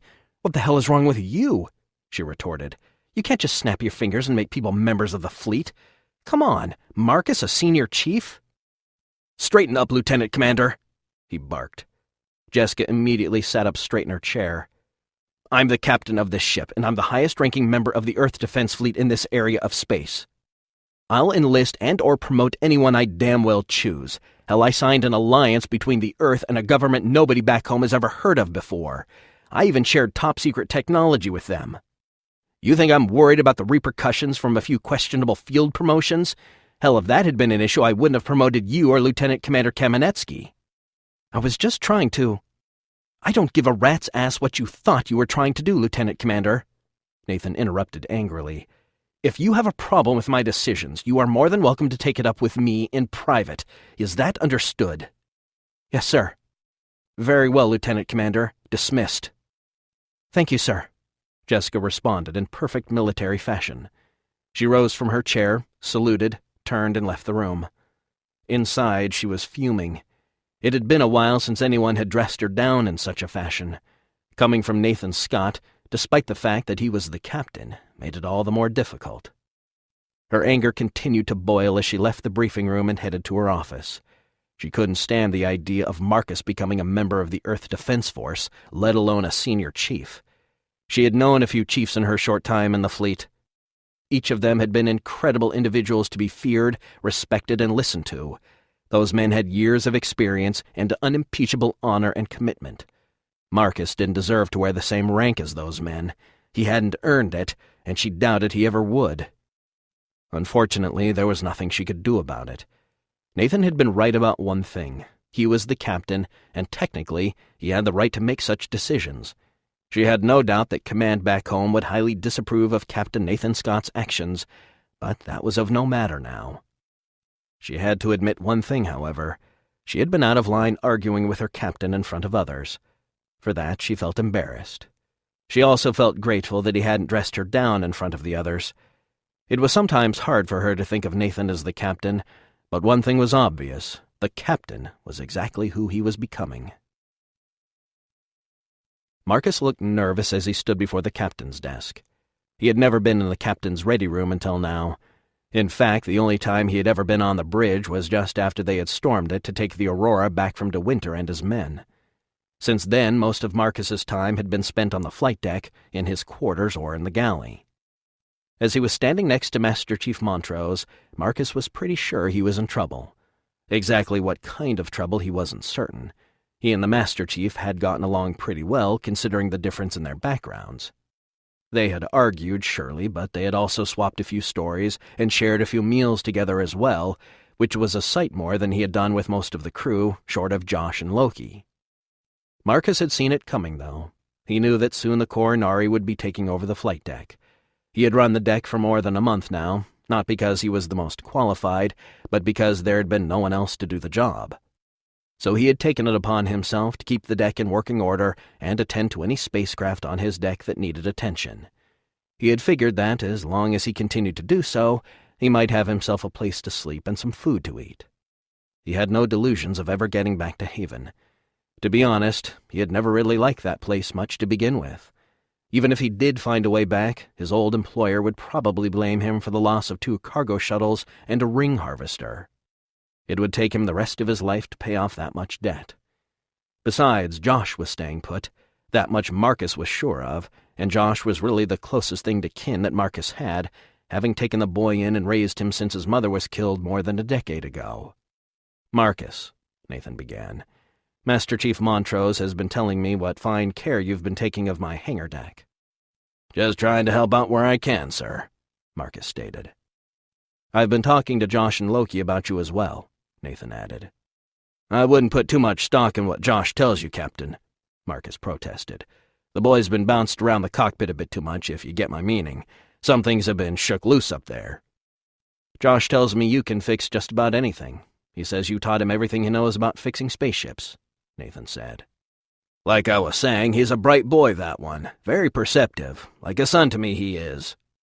"As you are probably aware, the Corinari will be sending one of their aerospace groups over to fly off our decks.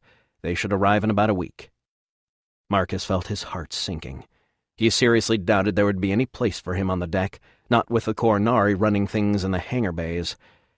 He suddenly had visions of himself back on Haven, working the mining crews again, but not as a foreman. He'd be back on the grunt line for sure. He could feel his expression change as his heart saddened further at the thought of leaving. He had been stranded aboard the Aurora for some time now. He had almost died several times along the way. Oddly enough, the ship had become home to him. Despite all the times he had sworn to jump ship at the first favorable system, Marcus had become attached to the Aurora and her crew, almost like they were family. "Of course," Nathan continued, "we can't have a civilian running the deck. It just wouldn't work. The Corinari just wouldn't listen to the orders of a civilian, I'm afraid." "I understand, Captain," Marcus admitted. "I pretty much saw this coming. That's why I've decided to offer you an enlistment in the Earth Defense Force, with the rank of Senior Chief," Nathan explained with a smile. "Excuse me?" "I want you to be my new Chief of the Deck," Nathan told him. "Did you just say you wanted to make me a Senior Chief?" "Yes, I did," Nathan responded. Marcus laughed. "Okay, I didn't see that coming." Marcus's frown suddenly reversed as he let out a holler. "Hot damn! Thank you, Captain." He laughed again. "Hell, I figured you were going to toss me out an airlock or something." "Not quite," Nathan said. "Congratulations, Marcus," Master Chief Montrose said, reaching out to shake Marcus's hand. "Does this mean I'm going to be the same rank as you?" Marcus asked Master Chief Montrose. "Not exactly," Master Chief Montrose replied. "No, he's a Master Chief," Nathan explained. "So you'll be my boss, then?" "Only because I am also Chief of the Boat," Master Chief Montrose explained, "which, as I understand, gives me authority over you. However, once the Corinari Aerospace Group moves in, I suspect you will be working for them." "You'll probably be working under their equivalent to our air boss," Nathan explained. "Hell, that's fine by me." Marcus laughed again, still not quite believing what had just happened. "I have to admit, Captain, I'm a bit surprised by all this. Why me? There's got to be 100 guys down on Corinari that are more qualified." "I need someone that I know I can count on, Marcus. You've already put your life on the line on more than one occasion for this ship and her crew, and you may have to do it again real soon. I feel better knowing that you will." "You bet your ass, Captain, sir. Ah, crap, I did it again." "I'll work on his decorum, Captain," Master Chief Montrose promised. "Yes, of course," Nathan smiled. "Then I take it you accept my offer." "Yes, sir," Marcus agreed. "Then congratulations, Senior Chief, Nathan paused, slightly embarrassed. "I just realized I don't know your surname," Nathan said. "It's Taggart, sir. Marcus Taggart." "Then congratulations, Senior Chief Taggart," Nathan said, extending his hand. "Thank you, Captain," Marcus said. "I won't let you down." "I'm sure you won't, Senior Chief." "I will get him some uniforms," Master Chief Montrose said. "There should still be a few in the quartermaster's compartment." "Good idea," Nathan agreed. "Captain," Marcus said as he was about to leave, "just one question, if I may." "Of course, Senior Chief." "Do I get paid?" Marcus wondered. "Technically, yes, but we'll have to get back to Earth before you can collect any wages. For now, you just keep my deck running smoothly." "Yes, sir, I will," Marcus promised, grinning from ear to ear as he left the ready room. "You know, I shot one of those down once," Marcus confessed, pointing at the Corinari interceptor that was being loaded into the inboard launch tube at the front of the starboard fighter alley. "Excuse me?" Master Chief Montrose asked. "Yeah, when we were coming out of Aitkina just before the Amaro attacked," Marcus explained. "Port Authority was trying to force us down, and we needed to get back to the ship. I had a laser cannon I took off Tug's interceptor, had it mounted in the back of an old cargo shuttle, the one that got fried on the Amaro's hangar deck." "Really?"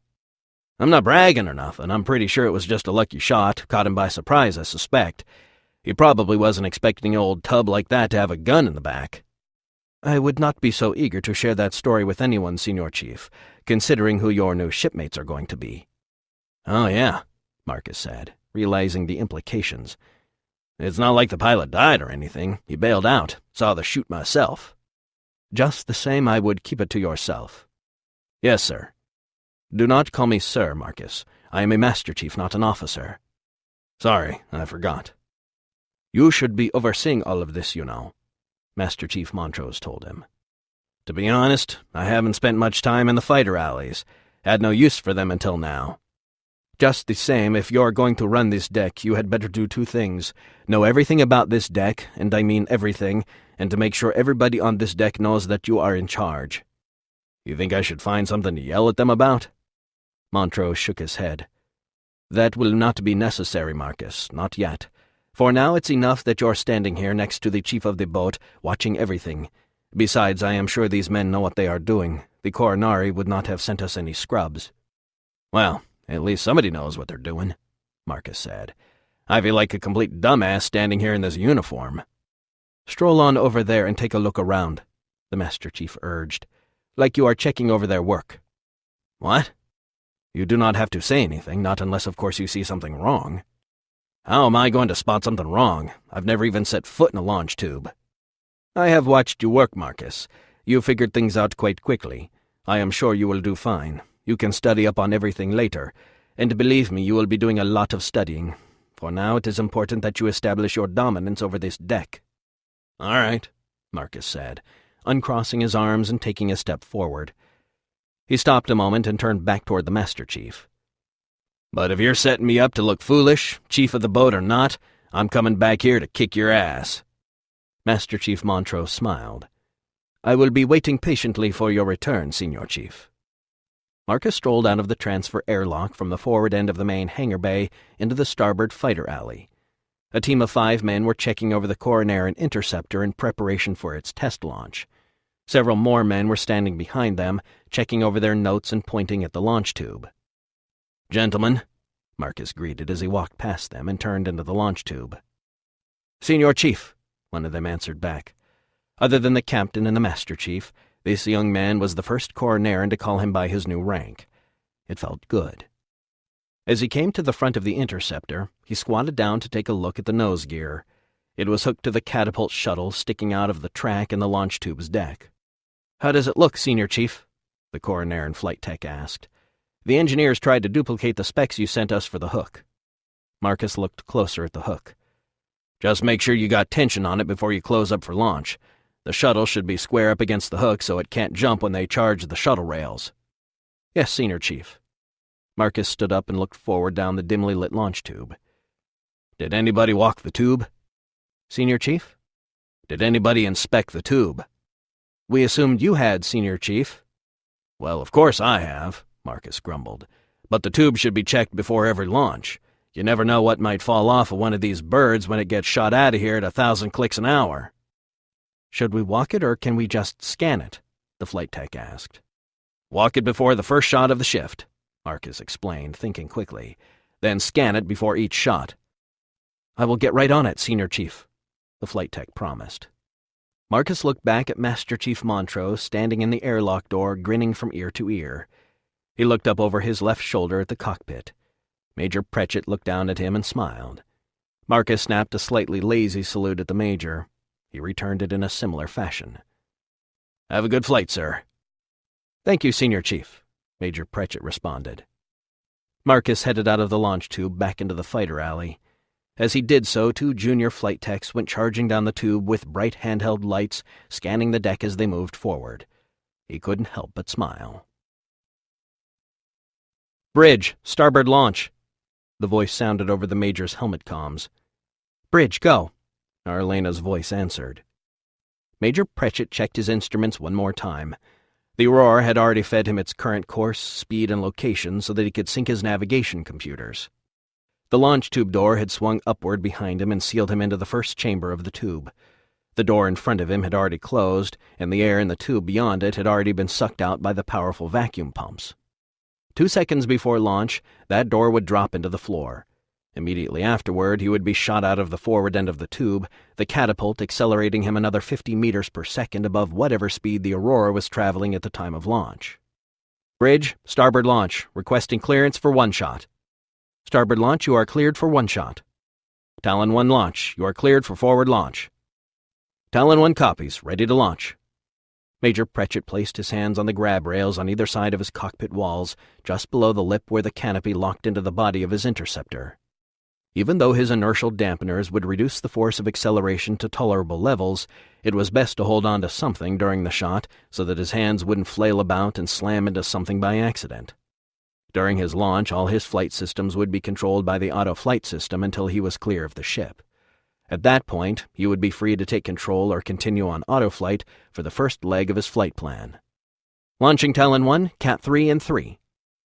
The interceptor's main engines began to spin up in preparation to fire once the ship was clear of the launch tube. 2. The door in front of the interceptor dropped into the deck in less than a second. The Major could almost hear the air rushing past his canopy as it left the space around him, rushing forward down the launch tube and out the open end into the vacuum of space. 1.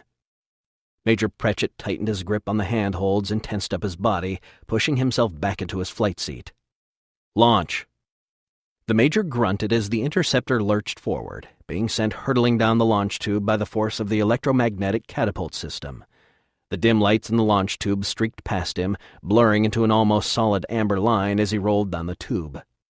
As he approached the exit, he could feel the gravity lessening around him as the adjustable gravity plating in the deck eased up to let go of the small spacecraft as it exited the long tunnel and shot out into space ahead of the Aurora. Still a few hundred meters behind the bow of the ship, the gray-colored starboard side of the Aurora streaked past the Major as he coasted quickly out past the bow of the Aurora. Set up for the first test launch of a Corinari interceptor adapted to launch from the Aurora's launch tubes had taken nearly a month to prepare for. The shot itself had taken 2 seconds. "Wow!" the Major exclaimed.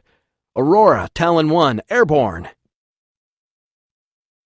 Nathan watched the main view screen as the small interceptor accelerated out past them. The ship was pulling away so fast that it was almost gone from view when it fired its main engines and began its turn to starboard.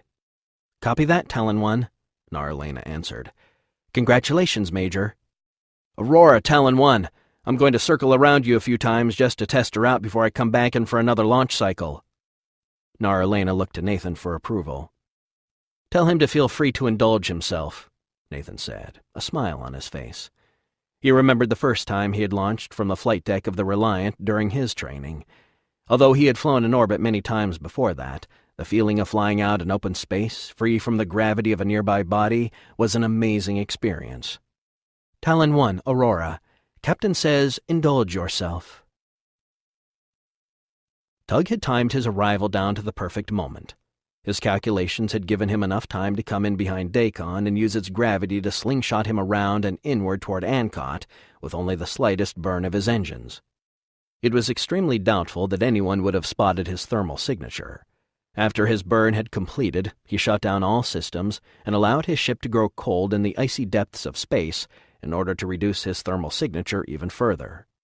The portable environmental and life support systems within his suit would sustain him during the hours it would take to coast across the vast distance between the supermassive gas giant Dacon and the rocky inhabited planet Ancot. As he coasted through the system, he thought about his late wife. She had died bravely on Haven, fighting like the warrior she was. She had been so different from his first wife, whom he had lost contact with after he was stranded on Haven. Somehow, despite the eventual repair of his ship, the new circumstances of his life made reconnecting with her an impossible task. It had all been for the best, of course, for his second wife had given him 2 lovely daughters. Deliza, his oldest, was strong and determined like her mother. His youngest, Nalea, was sweet and kind-hearted, just as he had been at her tender age. Nalea had taken her mother's death hard at first, becoming withdrawn and non-communicative for the most part. For weeks, the only person she would speak with was Deliza, and only then in private. That had rapidly changed once the Montrose family had taken her in. With all the other children around, Nalea opened up again and became happier than he had ever remembered her to be. It only pained him that he was unable to spend as much time as he would like with her. Instead, he was floating through the Savoy system in the hopes of establishing contact with an undercover operative. It was not the place for a father of a young girl to be. Tug checked his ship's clock, which he had set to count down to his contact window. He had timed his journey so that he would be at his closest proximity to Ancot during the 1-minute contact window indicated by the algorithm he and Jalea had worked out before her departure. Communications were the most dangerous part of an undercover operative's work, as it was at that moment when you are most discoverable. He was quite sure, however, that Jalea would take great precautions to ensure her own safety, even if it was at the expense of others. Ancot grew larger in his canopy over the hours. Now, after nearly 7 hours, he was close enough to make out the continents on the surface. There was little traffic in the Savoy system, and with most of his systems powered down for hours, his ship was nearly as cold as space itself. If his ship had been painted black, it would have been nearly invisible in both the infrared and visual spectrums. He made a mental note to have the ship repainted upon his return, as he anticipated more missions such as this in the near future. Finally, the time had come. Tug switched on his focused laser communications array and locked it onto Ancot City below. It was late in the evening there, and he would still be in the shadows behind the planet as he attempted contact. If Jalea was still alive and had something to report, he would get a response. Of that he was sure. He set the beam area to include the entire city of Ancot, as he knew not where she might be located. At the exact moment that contact was to begin, he fired 3 hailing pulses, each one containing the proper contact request codes. Moments later, he received an acknowledgement pulse. He quickly fixed his array on the exact location of the pulse and tightened his beam to be less than 3 meters. Someone would have to be within that 3-meter circle on the ground below in order to exchange messages with him. Tug sent another hail pulse and got an immediate response.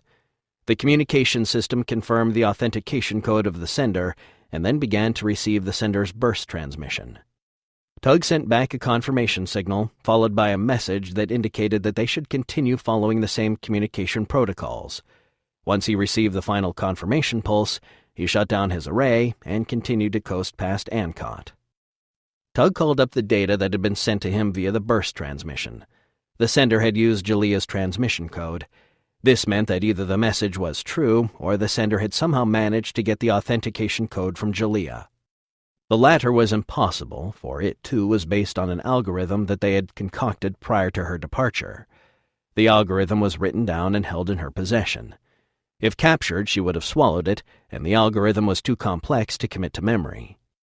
The information sent had to be from Jalea. Tug was sure of it. He punched in the encryption code and decrypted the message. As he read the message, his concern deepened. Tug coasted along for another 3 hours until he was close enough to the Savoy sun that his heat signature and jump flash would be lost in its brilliance. He powered up his ship and jumped to the void just outside the Savoy system, where he changed course for Darvano and jumped home. "Captain, comms," Naralena's voice called over the intercom on the desk. "Go ahead," Nathan answered. "Sir, Karuzara Command reports Tug is inbound. He will be coming straight to our flight deck. He has urgent news and requests a meeting with you and Lieutenant Commander Nash. He also has requested that Mr. Dumar be present as well." "Understood." Nathan keyed off the intercom and rose from his seat. It had to be important for Tug to have called ahead, and that had Nathan worried. "Naralena," Nathan said as he came out of his ready room, "call the COB and have him meet us in the intel shack. Direct Tug there when he arrives." "Yes, sir." "Ensign Yosef, you have the bridge." Tug's interceptor rolled to an abrupt halt in the middle of the hangar bay. He wasted no time jumping down from the cockpit before the Corinari deckhands could roll out a boarding ladder to him. "What the hell's your hurry, Tug?" Marcus asked. "Can you paint my ship black, Senior Chief?" Tug asked as he tossed his helmet to one of the deckhands. "Sure, but why the hell do you want—" "Then get started," Tug instructed. "And after that, please get her ready for launch as soon as possible." Marcus watched as Tug quickly left the hangar deck, not even going to the pilot's dressing room to change first. "You heard the man," he hollered. "Find some black paint, damn it!" Tug entered the intel shack and dropped his data chip on the table. "Intel from Jalea," he announced. "What does it say?" Jessica asked as she picked it up and plugged it into a reader. "A Ta'akar frigate will arrive in Savoy sometime in the next few days. It is coming from the Norwit system. Jalea expects its next logical destination would be Darvano, so she tasked her comm operator to send me this information." "So I guess she made contact with some hidden Karazari on Ancot," Nathan observed. "Yes," Tug acknowledged, "but there is more. Her suspicions were confirmed when a message from Takaran Command arrived in Ancot. Orders for the frigate that is due to arrive in Savoy, the Loranoi, to rendezvous with the battleship Wallach in the Darvano system." "When?" Jessica asked. "It does not say when exactly," Dumar said as he read the data. The transmission just says to make best speed to rendezvous with the Wallach in Darvino at the earliest. Read on, Tug said. It says something about exchanging their comm drones, Dumar said. Why would they need to exchange their comm drones? Nathan wondered. Are they out or something? No, that's not it, Jessica disagreed. If that were the case, wouldn't they use the word replace? Yeah, or refurbish or replenish, not exchange, Nathan agreed. Mr. Dumar's eyes squinted tighter for a moment. Captain, I think I may know what is going on, and I'm afraid it is not good. What is it, Mr. Dumar? Nathan asked. I have been wondering about something, Dumar began. I could never figure out how news of the Ta'akar attack on Tarawa managed to reach the Darvino system so quickly. Tarawa is nearly 8 light-years away, yet the footage of the attack arrived only 3 days later. How do you know the date of the attack? Jessica wondered. On one of the videos, there was a woman clutching a boarding pass at the spaceport. It was probably overlooked as she was running away from danger, so the image was only there for a moment. Dumar called up the video footage and played it back for them. There. Dumar stopped the video and zoomed in on the date. I was able to enhance the image and make out the date on the document. At 8 light-years away, it should have taken a comm drone 29 days to get from Tarawa to Darvino, longer if it went through Takara first, which it normally does. These images got here in only 3 days. You're saying that the Ta'akar have newer, faster comm drones? Nathan asked. It is the only explanation, Dumar insisted. But it would take far more energy than that provided by all 4 of the antimatter reactors on this ship to travel at such speeds, Tug argued. 3 days from Tarawa to Darvino? That would require a speed of 1,000 times that of light. For that you would need a 0-point energy device, Nathan said. The room fell silent. You know, I wondered how those ships in Korak knew to look for us so soon, Nathan commented. We weren't there more than a day when they came out into the asteroid field to find us. It should have taken 5 or 6 days for a message to travel from Tarawa to Korak. That would also explain the message about exchanging the Wallach's comm drones, Dumar explained. Perhaps the Loranoi is carrying a surplus of the newer drones and is tasked with meeting up with warships still carrying the older versions. It makes sense, Captain, Tug agreed. Upgrading the efficiency of their communications network, at least between warships and command, would be the highest priority. The drones used by the various systems can be replaced 1 drone at a time during normal comm runs. There's something else, Captain, Dumar warned. What, more good news? Nathan quipped.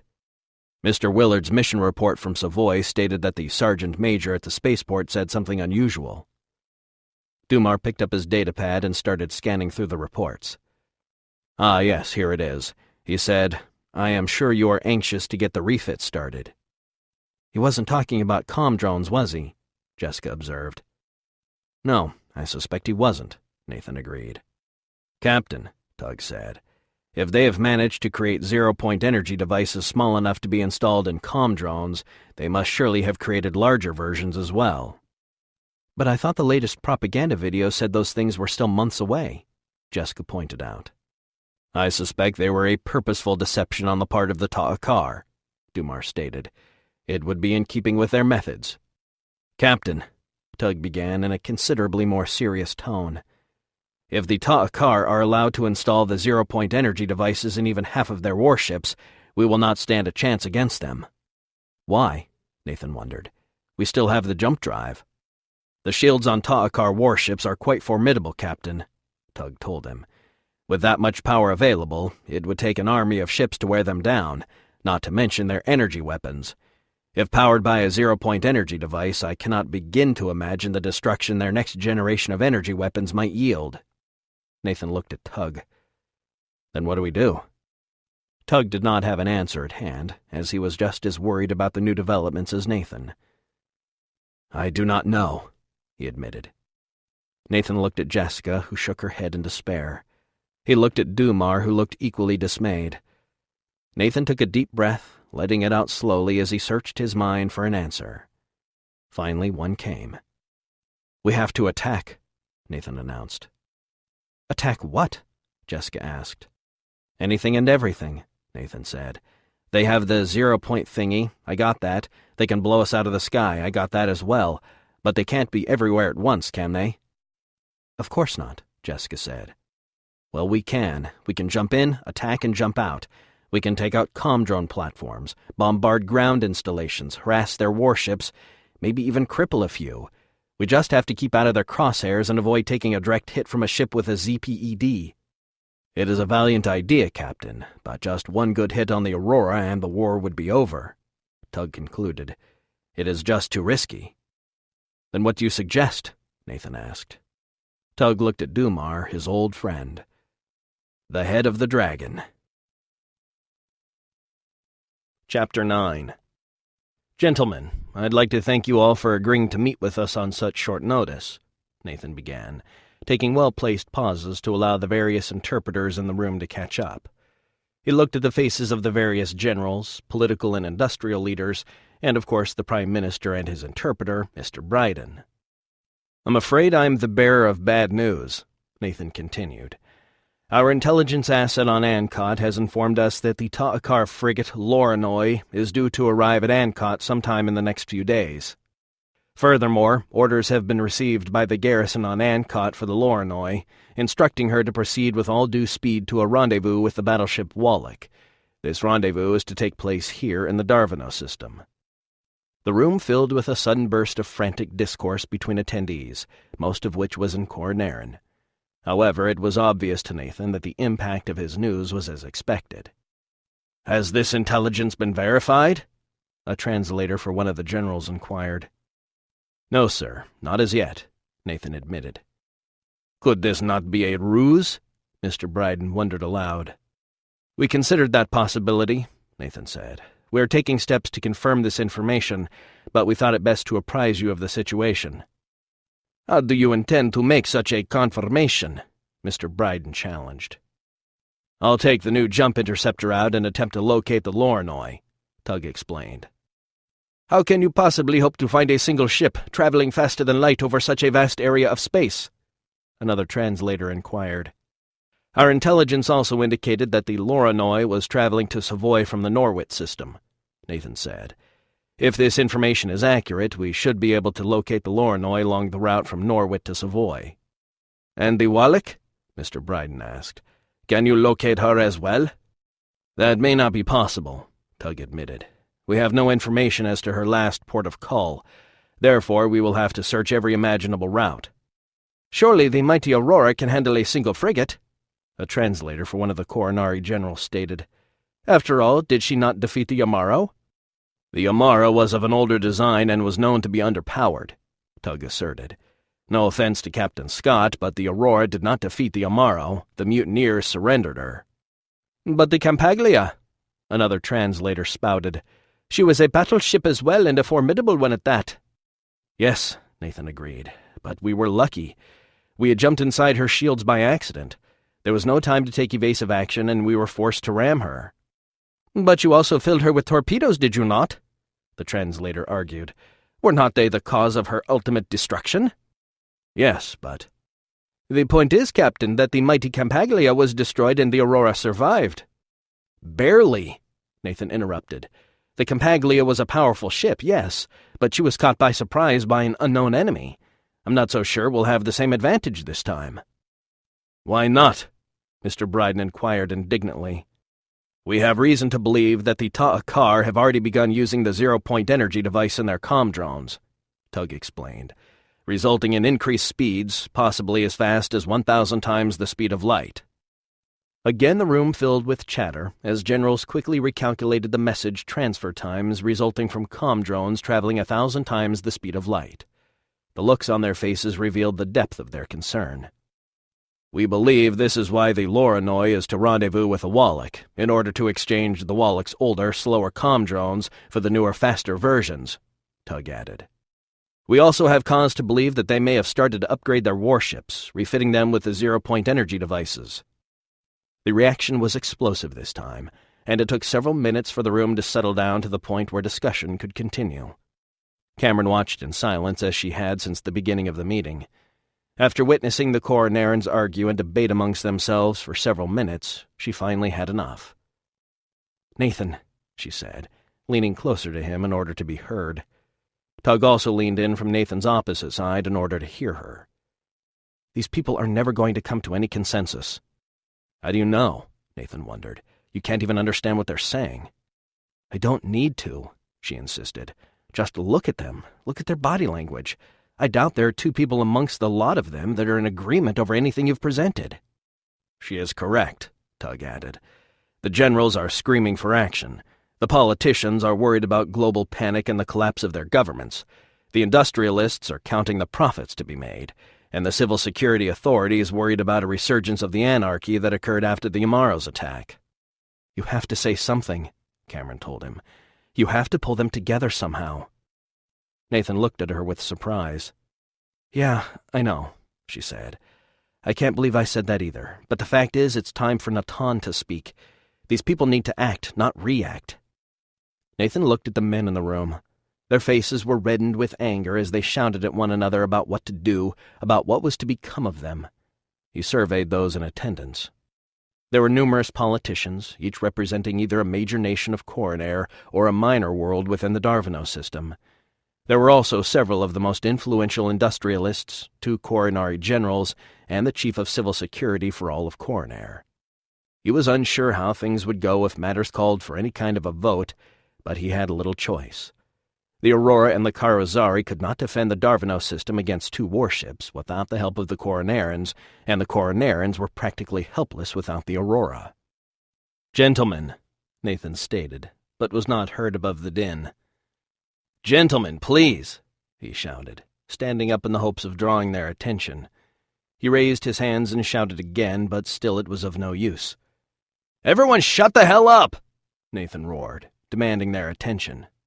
He kicked his chair back and climbed over the top of the table, landing inside the circle of conference table at which the attendees were arguing.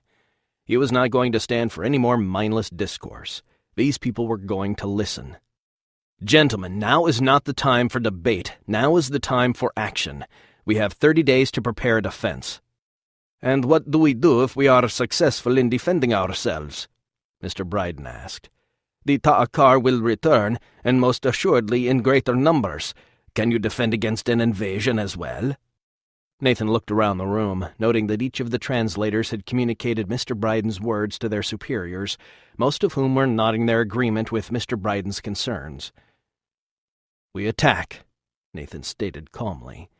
"We take the fight to them. We hit them where they are most vulnerable." "And where might such vulnerabilities be, Captain?" Mr. Bryden challenged. "The Ta'akar are everywhere." "They are?" Nathan asked. "I don't see them here now, nor did I see them when we first arrived." "They appear randomly, usually when you least expect them," Mr. Bryden warned. "The Ta'akar are not everywhere, sir," Tug stated emphatically. "They only wish you to believe as much. They control all interstellar travel and communications within the Pantorus cluster, therefore they control all information as well. The Carizari have weakened them over the decades, reduced their numbers by more than half.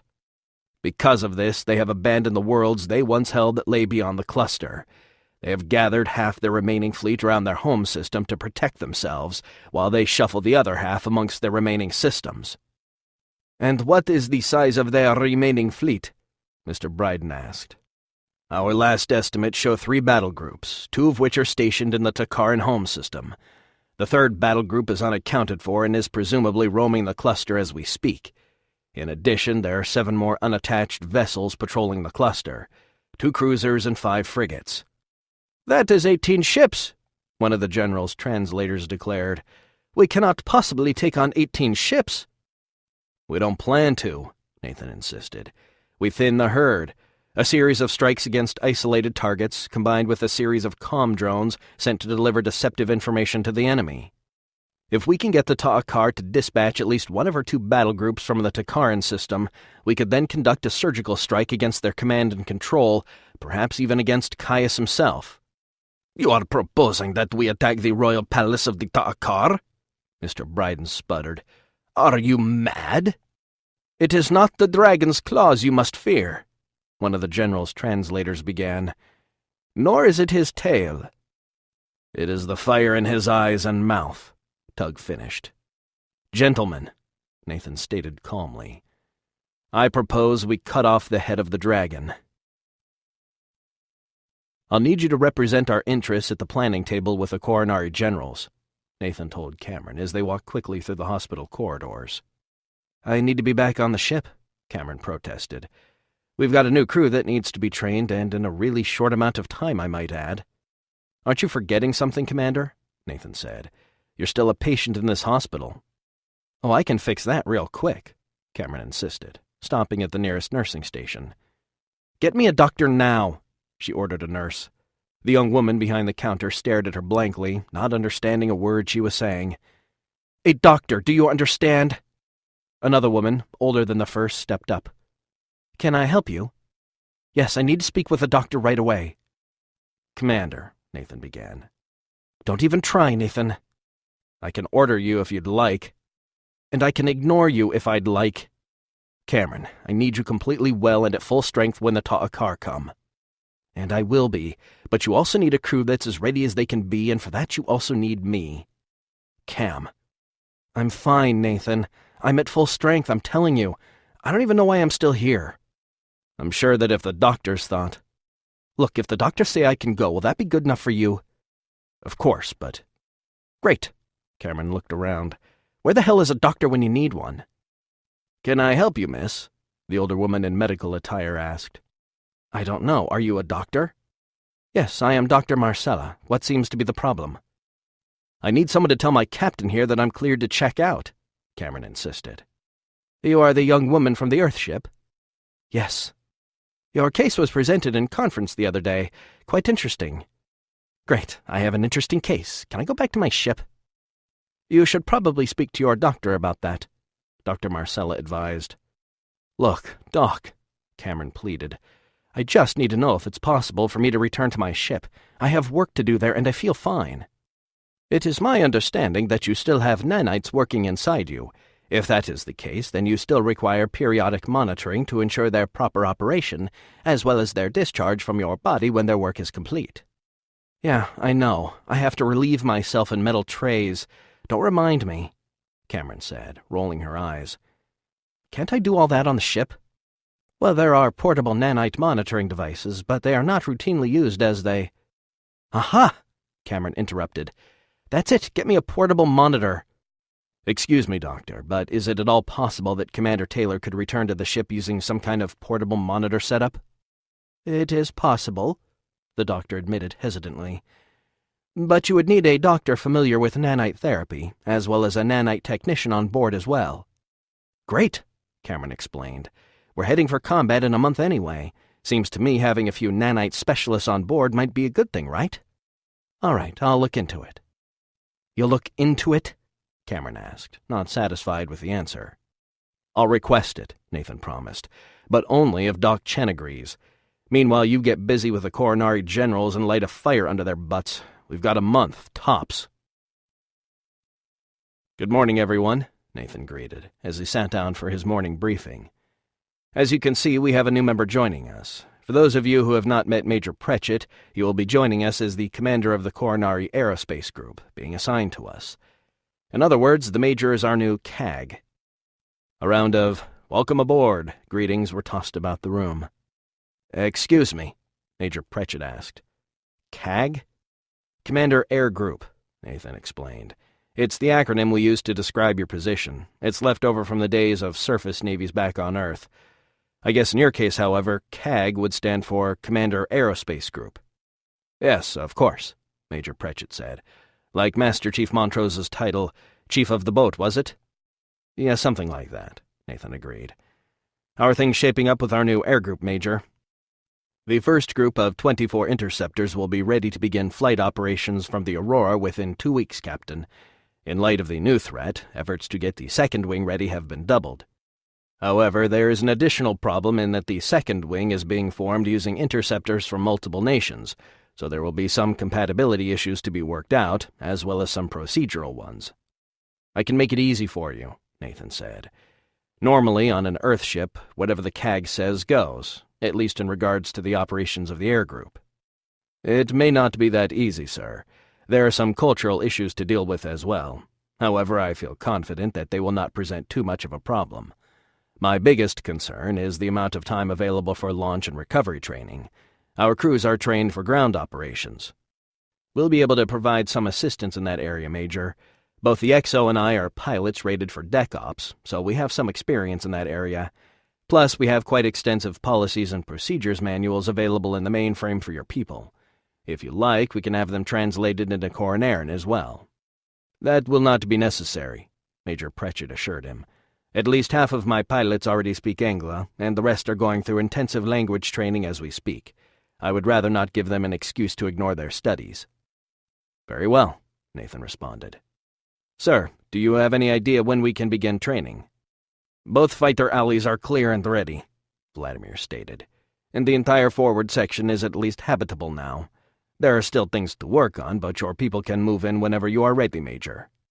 Excellent, Major Pritchett exclaimed. We will begin setting up shop immediately. That way I can get the deck crews trained and ready before we fill your bays with fighters. I believe I like the sound of that, Jessica stated. We're getting some refits on our missile systems right now, Nathan stated. But as soon as that's done, we'll be ready for open space again. I expect that'll happen well before your fighters start landing. That is good news, Captain. 80% of our training has traditionally focused on atmospheric intercepts, with the other 20% spent on orbital. My pilots have almost no training in deep space engagements. I suspect that will change rather soon, I'm afraid, Nathan admitted. Commander Taylor and I will lend any of our limited knowledge and experience in that area as well. Thank you, sir. Anything you can share with us will be of use. Dr. Sorensen, Nathan said, inviting Abby to begin her updates. The Corinarians have successfully tested their first mini-jump drive-equipped shuttle. They are currently installing the necessary sensory and deep space navigational gear required for their new mission as early warning ships. They expect to be able to produce and deploy at least 4 of them before the Lornoi arrives. That will make Tug happy, I'm sure, Nathan commented. Where is Tug? Jessica wondered. He and Josh are out in the interceptor searching for the Wallach. The Corinarians have expressed their displeasure at the fact that they have only 1 pair of fabricators available for the purpose of creating the mini-jump drives, Abby stated. Tough, Nathan answered. We may be full up with railgun ammo, but they're nothing but dumb slugs. That means our only defense against a missile attack is to jump away, which is great if the jump drive is working. But if that goes down, we're screwed. So until they can get some of their factories to agree to start producing fragmenting point defense rounds for us, we're hogging those fabricators. Captain, even with all the fabricators running 24 hours a day, they will still not be able to produce enough frag rounds to be of significant use, Vladimir pointed out. Yeah, I know that and you know that, Nathan explained. But the politicians on Corinari don't, and I don't have time to beg those industrialists to start stamping out ammo for us. This way I get the politicians to put the pressure on them. Konyeshna, Vladimir agreed. They do realize there are 2 heavily armed Takaran warships on their way here, don't they? Jessica asked. They believe the Lornoi is coming, Nathan admitted. But I'm not so sure they believe that the Wallach is coming as well. What, 1 warship's not enough? They seem convinced that we can handle the Lornoi all by ourselves, Nathan said. Then why are they even bothering with the early warning shuttles? Jessica asked. I have no idea, Nathan admitted. I suppose it makes them feel better.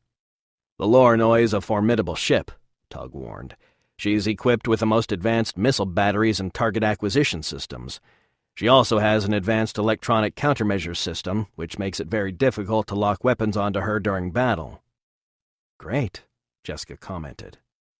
How are things going with our EC suite? Nathan asked Vladimir. Slowly, I'm afraid. It was severely damaged, and the power surge that resulted fried most of it in the control runs, all the way back to the control console and the bridge. I do not think we can fix it, as we simply do not have the parts. Captain, Willard interrupted, I may have a solution for you. Yes, Ensign. I am no longer an ensign, Captain. My shipmates and I are now officially considered defectors from the Empire. Therefore, we no longer carry a rank. Duly noted, Nathan said. Congratulations, by the way.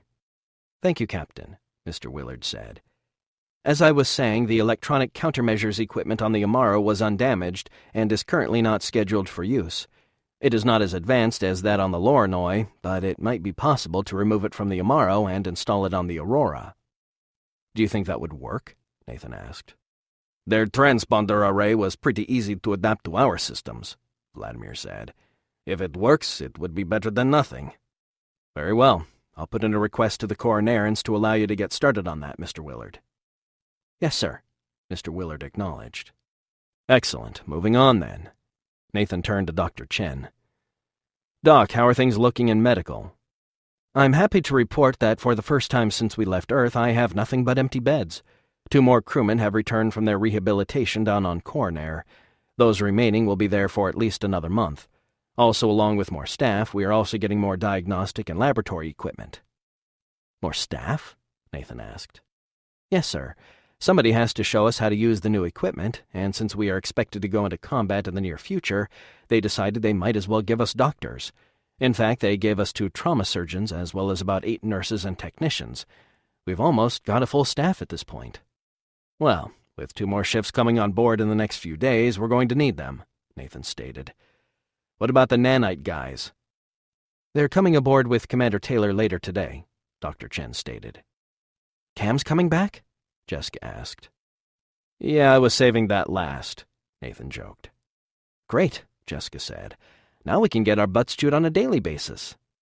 Well, she'll be touching down around 1500, so be ready, Nathan warned. Very well, that about does it. We've all got lots of work to do, so let's get to it. Cheng, Abby, and Mr. Willard, if you'll all please remain, everyone else is dismissed.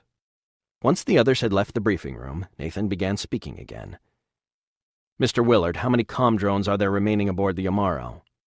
I believe there were 12 when we arrived in the Darvino system, Captain.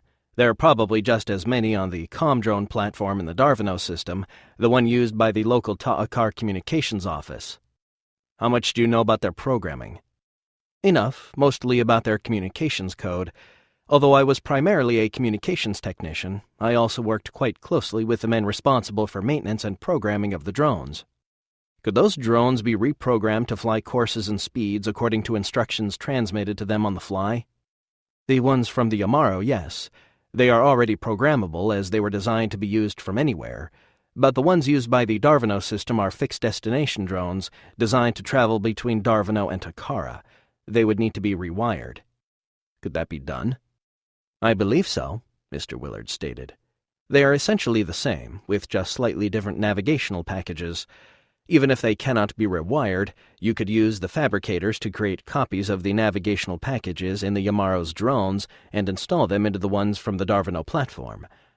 May I inquire as to why? I was thinking of using them as faster-than-light kinetic kill vehicles. Really? If we could get a Takaran ship into a designated kill zone, we could send the jump interceptor out to a drone parked some distance away to issue launch orders. At FTL speeds, it would pack a hell of a wallop. Boże moi, Vladimir exclaimed. Do you realize how much of a wallop? I haven't tried to calculate that yet, Nathan admitted, but I'm pretty sure it would be enough to penetrate the shields of a Ta'akar battleship. And then some, Abby agreed. Forget nuclear weapons, Nathan, Vladimir exclaimed. You are an evil genius. Captain, the odds of successfully striking a moving target in such a manner are astronomically small, Abby warned. I'm not so sure, Doctor, Nathan argued.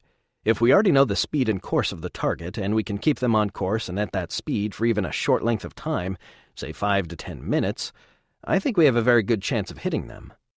Anyway, it's something that I do want to experiment with, and I'm hoping that you'll spearhead the development along with the Corinarians, Doctor. I'll do my best, Captain, Abby promised. Cameron stared out the window of the shuttle as it made its way through the Karuzara entrance tunnel. She thought about the last time she had made this passage, and about the auto-flight script she had written to simplify the Aurora's transit through the long corridor. She hadn't really thought much about it at the time, but the tunnel had barely been big enough for use by a ship as large as the Aurora. Luckily, Nathan had been smart enough to send a shuttle in ahead of them, scanning and mapping the tunnel on their way in to be sure the Aurora really would fit. It had been tight, but they had made it through time and time again. The tunnel looked bigger to her this time around. She wondered if the Karuzari had widened it, or if it was just an optical illusion, since she was flying in a ship only a fraction of the size of the Aurora. In the end, she decided that it was a little bit of both, since she noticed a few spots that appeared to have been freshly excavated. Cameron thought about all that had happened to her over the last 3 months, ever since she had first reported for duty aboard the Aurora back at the assembly platform orbiting the Earth. By this time, she had spent more than half of their mission in the hospital on Corinari. She was excited to get back to her ship, back to her people, but she was nervous as well. It was not the same crew that had left Earth. 3/4 of them were dead, most of them buried on Corinari. Those that remained no longer shared the same experiences as her. They had all been through a lot more on their own without her. It was almost as if she were reporting to a new assignment on a new ship. At least she wouldn't have to prove herself to anyone this time around. She was reporting for duty as the executive officer, and with a full crew, her job would be a big one. She would no longer be just second in command, she would be running the day-to-day operations of the ship. That was, after all, the role of the XO, to make the ship and her crew do what her captain decided he wanted them to do. A good XO enabled a captain to think about what to do with his ship instead of how to do it. To think about what to do with a ship. The thought struck her as ironic, to say the least. Nathan was not exactly the type to give something a lot of thought before acting. She had to admit that he had changed somewhat over the past month, but to her he would always be Nathan Scott, the spoiled son of a rich politician whose daddy always bailed him out of trouble. Not this time, she thought. He was going to have to get himself out of trouble. Funny thing was, he seemed to be doing all right without his father's help. The interior of the shuttle filled with light as it left the tunnel and entered the main central cavern of the asteroid, now officially known as Karuzara. Karuzara. That's what you get for letting Josh pick a name, she thought. She moved her face closer to the glass in order to look forward to get a better view of her ship. She hadn't seen the outside of her since she first walked through the windowed boarding tunnel from the assembly platform. It looked different somehow, more shiny, almost like she was wet. She remembered reading the notes about the special coating the Karuzari technicians had applied, and concluded the glimmer must have been the result of the reflective elements in that coating. She decided she liked it, as it was far more interesting than the standard white and gray of most EDF ships. It looked more polished, more impressive. Cameron could feel her pulse rate increase as she saw her ship for the first time in more than a month. As the shuttle descended toward the Aurora, she strained to try to see any evidence of the previous damage to her bow, but there was none. The Corinari technicians had done a fine job of repairing her, a service for which she would forever be grateful. The Corinari shuttle continued to descend in expert fashion, making only the slightest of adjustments to her flight path on the way in. Finally, it settled gently on the Aurora's flight apron, creating only the slightest bump within the cabin. Now that's how you land a shuttle, she thought. Nothing like that little hotshot Josh. He was too undisciplined for her taste, much like her captain. At least how he used to be. Now she wasn't too sure. After the shuttle rolled into the transfer airlock and the chamber had pressurized, 4 heavily armored security guards in Corinari uniforms came through the personnel hatch into the bay and made their way to the shuttle. 2 of them came on board while the other 2 began inspecting the exterior of the shuttle. One guard went forward into the cockpit to check the flight crew, while the other guard came into the passenger cabin and went straight to Cameron. "Identification, ma'am," the guard said in a serious tone. Cameron handed him the ident chip that the Corinari had made for her before she left the hospital. After inserting the ident chip into his reader, he held it up and scanned Cameron's face. "Thank you, Commander." The guard then repeated the process for the doctor that had accompanied her and the nanite technician that would be monitoring and programming the remaining nanites in her body until they finally finished their work and left her system. A message squawked in the guard's comm set. "Your shuttle has been cleared. If you'll remain seated, the ship will continue into the main hangar bay where you may disembark. Welcome aboard the Aurora." The big inner airlock door began to rise, as did Cameron's pulse rate once more. As the shuttle began to roll forward, she could feel a queasiness building in her stomach. "Are you all right, Commander?" the doctor asked. Apparently she looked like she felt. "I'm fine, thank you." The shuttle finally came to a stop. Cameron took a deep breath and stood. "Here we go," she thought, as she marched up the aisle toward the hatch. The familiar floodlights of the main hangar bay filled her eyes as she stepped through the shuttle's boarding hatch and descended the ramp. There in front of her were the 37 surviving members of the original crew, minus the ones still in the hospital on Corinari, lined up on either side of the boarding ramp, with Nathan, Jessica, and Vladimir all standing at the far end of the line. "Attention on deck!" Jessica shouted. Everyone on the line snapped to attention simultaneously. Cameron felt her heart jump. Calling attention for her arrival wasn't in accordance with military procedures. It was being done as a tribute. At that moment, her nervousness, her fears, and her doubts all seemed to fade away. She descended the ramp and marched down the row between the two lines of her shipmates, coming to a stop in front of Nathan at the end of the line. "Commander Taylor, reporting for duty, sir," she stated, snapping a salute. Nathan returned her salute with his usual smile, the one that always got him out of trouble with his mother, the same smile that always made Cameron want to smack him in the head. "Welcome aboard, Commander." Is there any type of flying that is more boring than this? Josh wondered aloud as he entered the next destination into the Interceptor's jump drive plotting computer. Jump, sweep, flip, jump, sweep, flip, jump, sweep, flip. Hey, I know, let's shake things up a bit. How about we flip, sweep, jump just one time? What do you think? "I think you talk too much," Tug answered as he entered the time and results of the most recent sensor sweep. They had been jumping about in search of the Wallach for more than an hour now, concentrating on the 3 most likely routes that she would be traveling if indeed she was headed for the Darvino system. The problem was that even if she were traveling along one of the 3 most likely routes, they had no idea what speed she was traveling. Therefore, they had no choice but to play it safe. Since they could not see a ship coming at them at speeds faster than light, they had to jump outward from Darvino a little at a time, pausing to look back for signs of the Wallach moving away from them toward Darvino. Since their sensor range was only a few light days, they had a lot of jumps ahead of them. "We don't even know if the Wallach is going to be on any of these routes," Josh complained. "Would you please stop whining and jump to the next sweep point?" Tug begged. "Please, shoot me now and put me out of my misery," Josh said, as he flipped the ship over to point the Interceptor in the direction it was already traveling. "If I had a weapon on me, I would," Tug stated. "For both our sakes." "Ha ha," Josh replied as he lowered his helmet visor. "Jumping in 3, 2, 1, jump." The cockpit filled momentarily with a blue-white jump flash as the ship leapt ahead another light day along its course from Darvino toward the Juntor system. "Jump complete," Josh reported, raising his visor. "We are now 298 light days out. Hey, see if you can guess what I'm going to do next."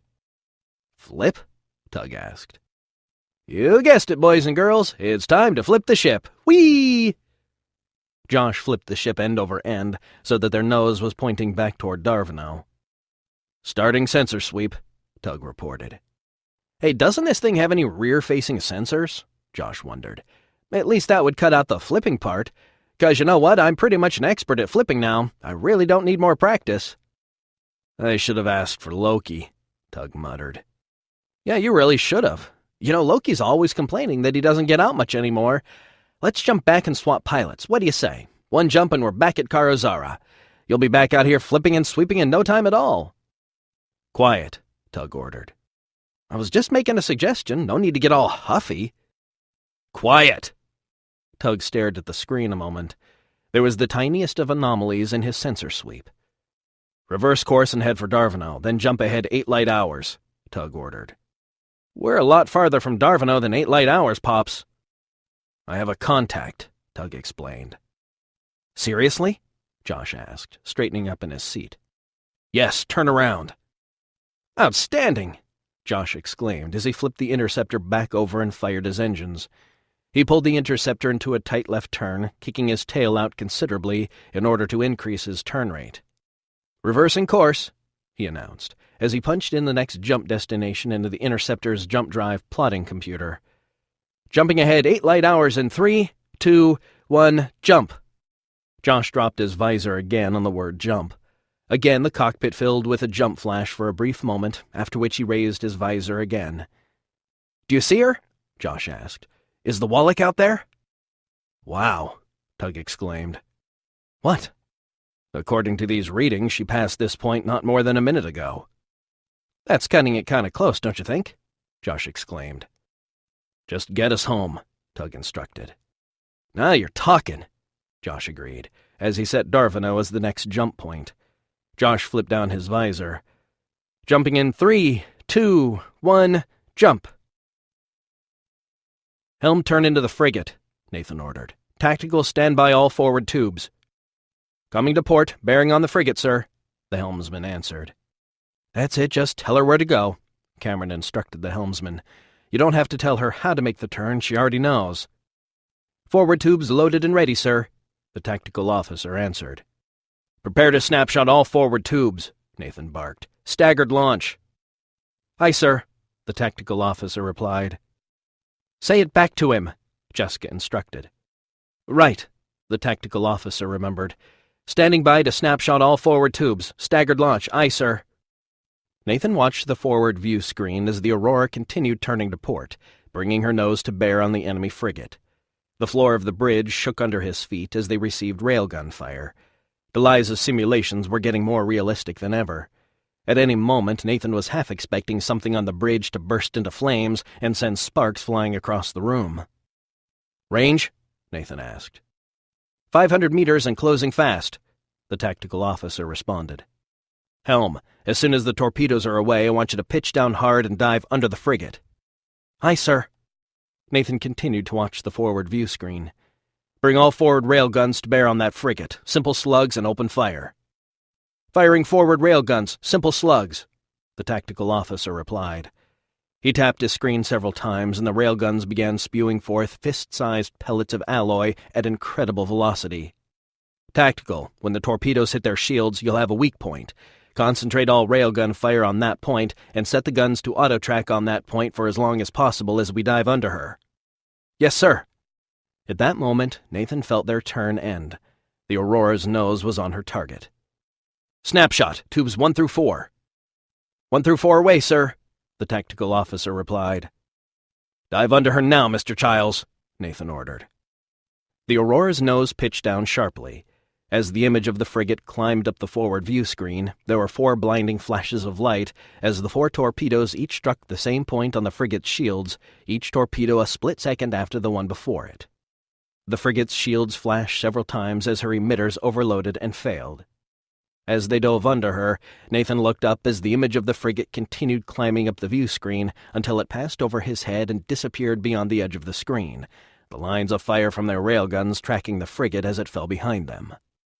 The bridge shook violently beneath their feet, the vibrations translating up through the consoles. We're taking heavy fire aft, the tactical officer declared. Helm, prepare to jump, 1 light minute out on present course, Nathan ordered. Jump 1 light minute out, aye, the helmsman answered. Scan ahead first, Cameron reminded the navigator. Make sure the path is clear. We can't jump through solid objects. Yes, ma'am. Sir, the navigator answered. The frigate's losing emitters on her starboard side, Captain, the sensor officer reported. Give him an estimated time to shield failure, Ensign Yosef told the sensor operator. Estimate starboard shield failure in 2 minutes, the sensor operator added. Jump plotted and locked, the navigator reported. Jump, Nathan ordered. The bridge filled momentarily with a blue-white jump flash. Jump complete, the navigator announced. Nathan waited a moment for the navigator to report their position. 5 seconds was too long. Position? He barked angrily. The navigator stumbled. Where are we, Mr. Riley? Nathan asked impatiently. Position confirmed, sir, the navigator finally reported. We're 1 light minute out. The enemy is directly astern. Show me the current plot, Nathan ordered.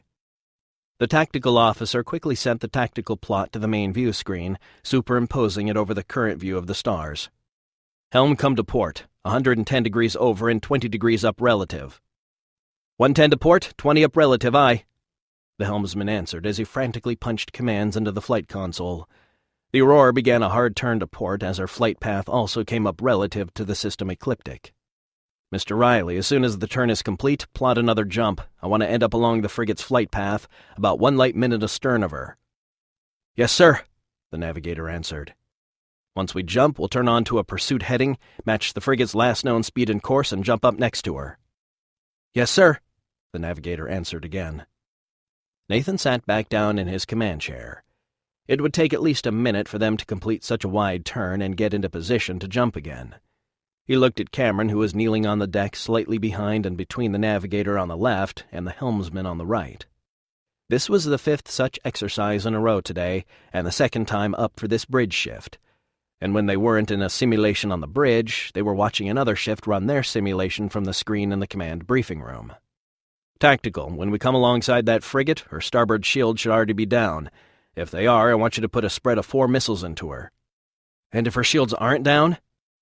Then pound the crap out of her with the railguns as we pass.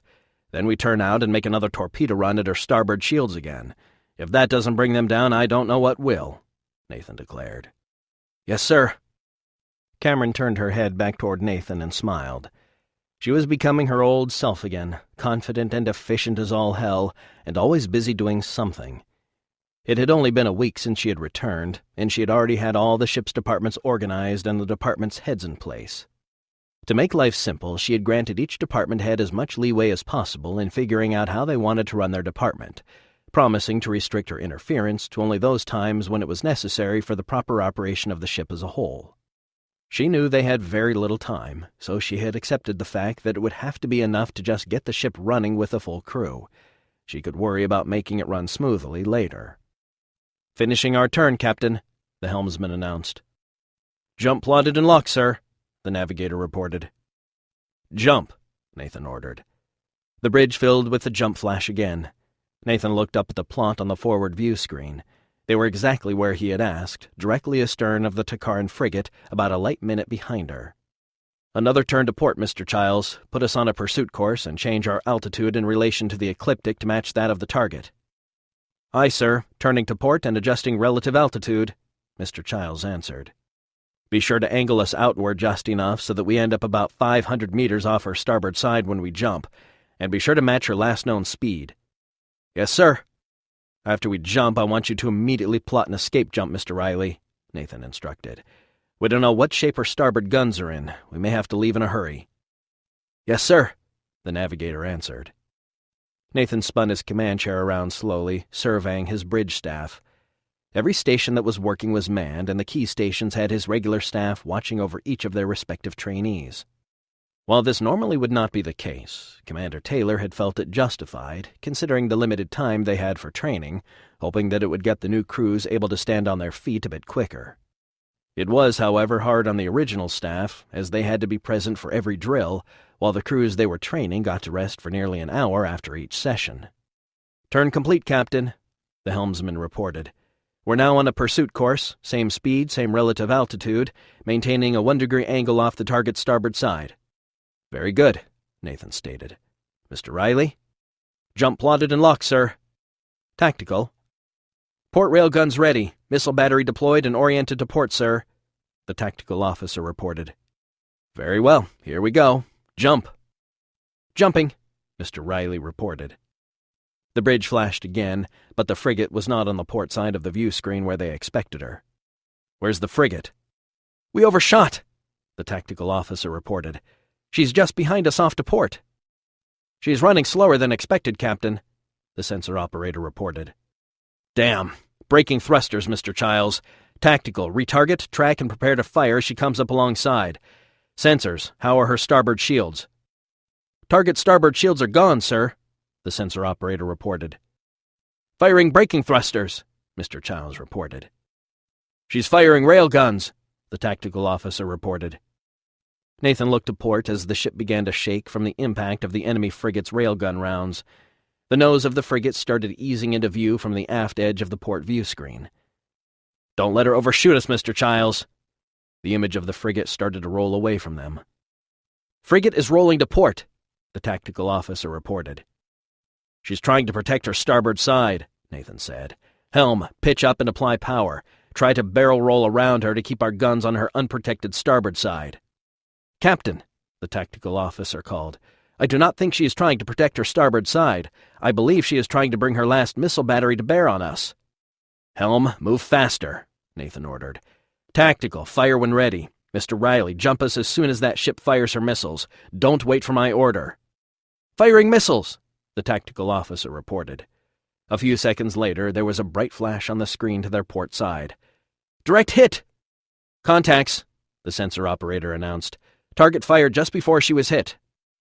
Nathan was about to order the jump when the bridge filled with a jump flash.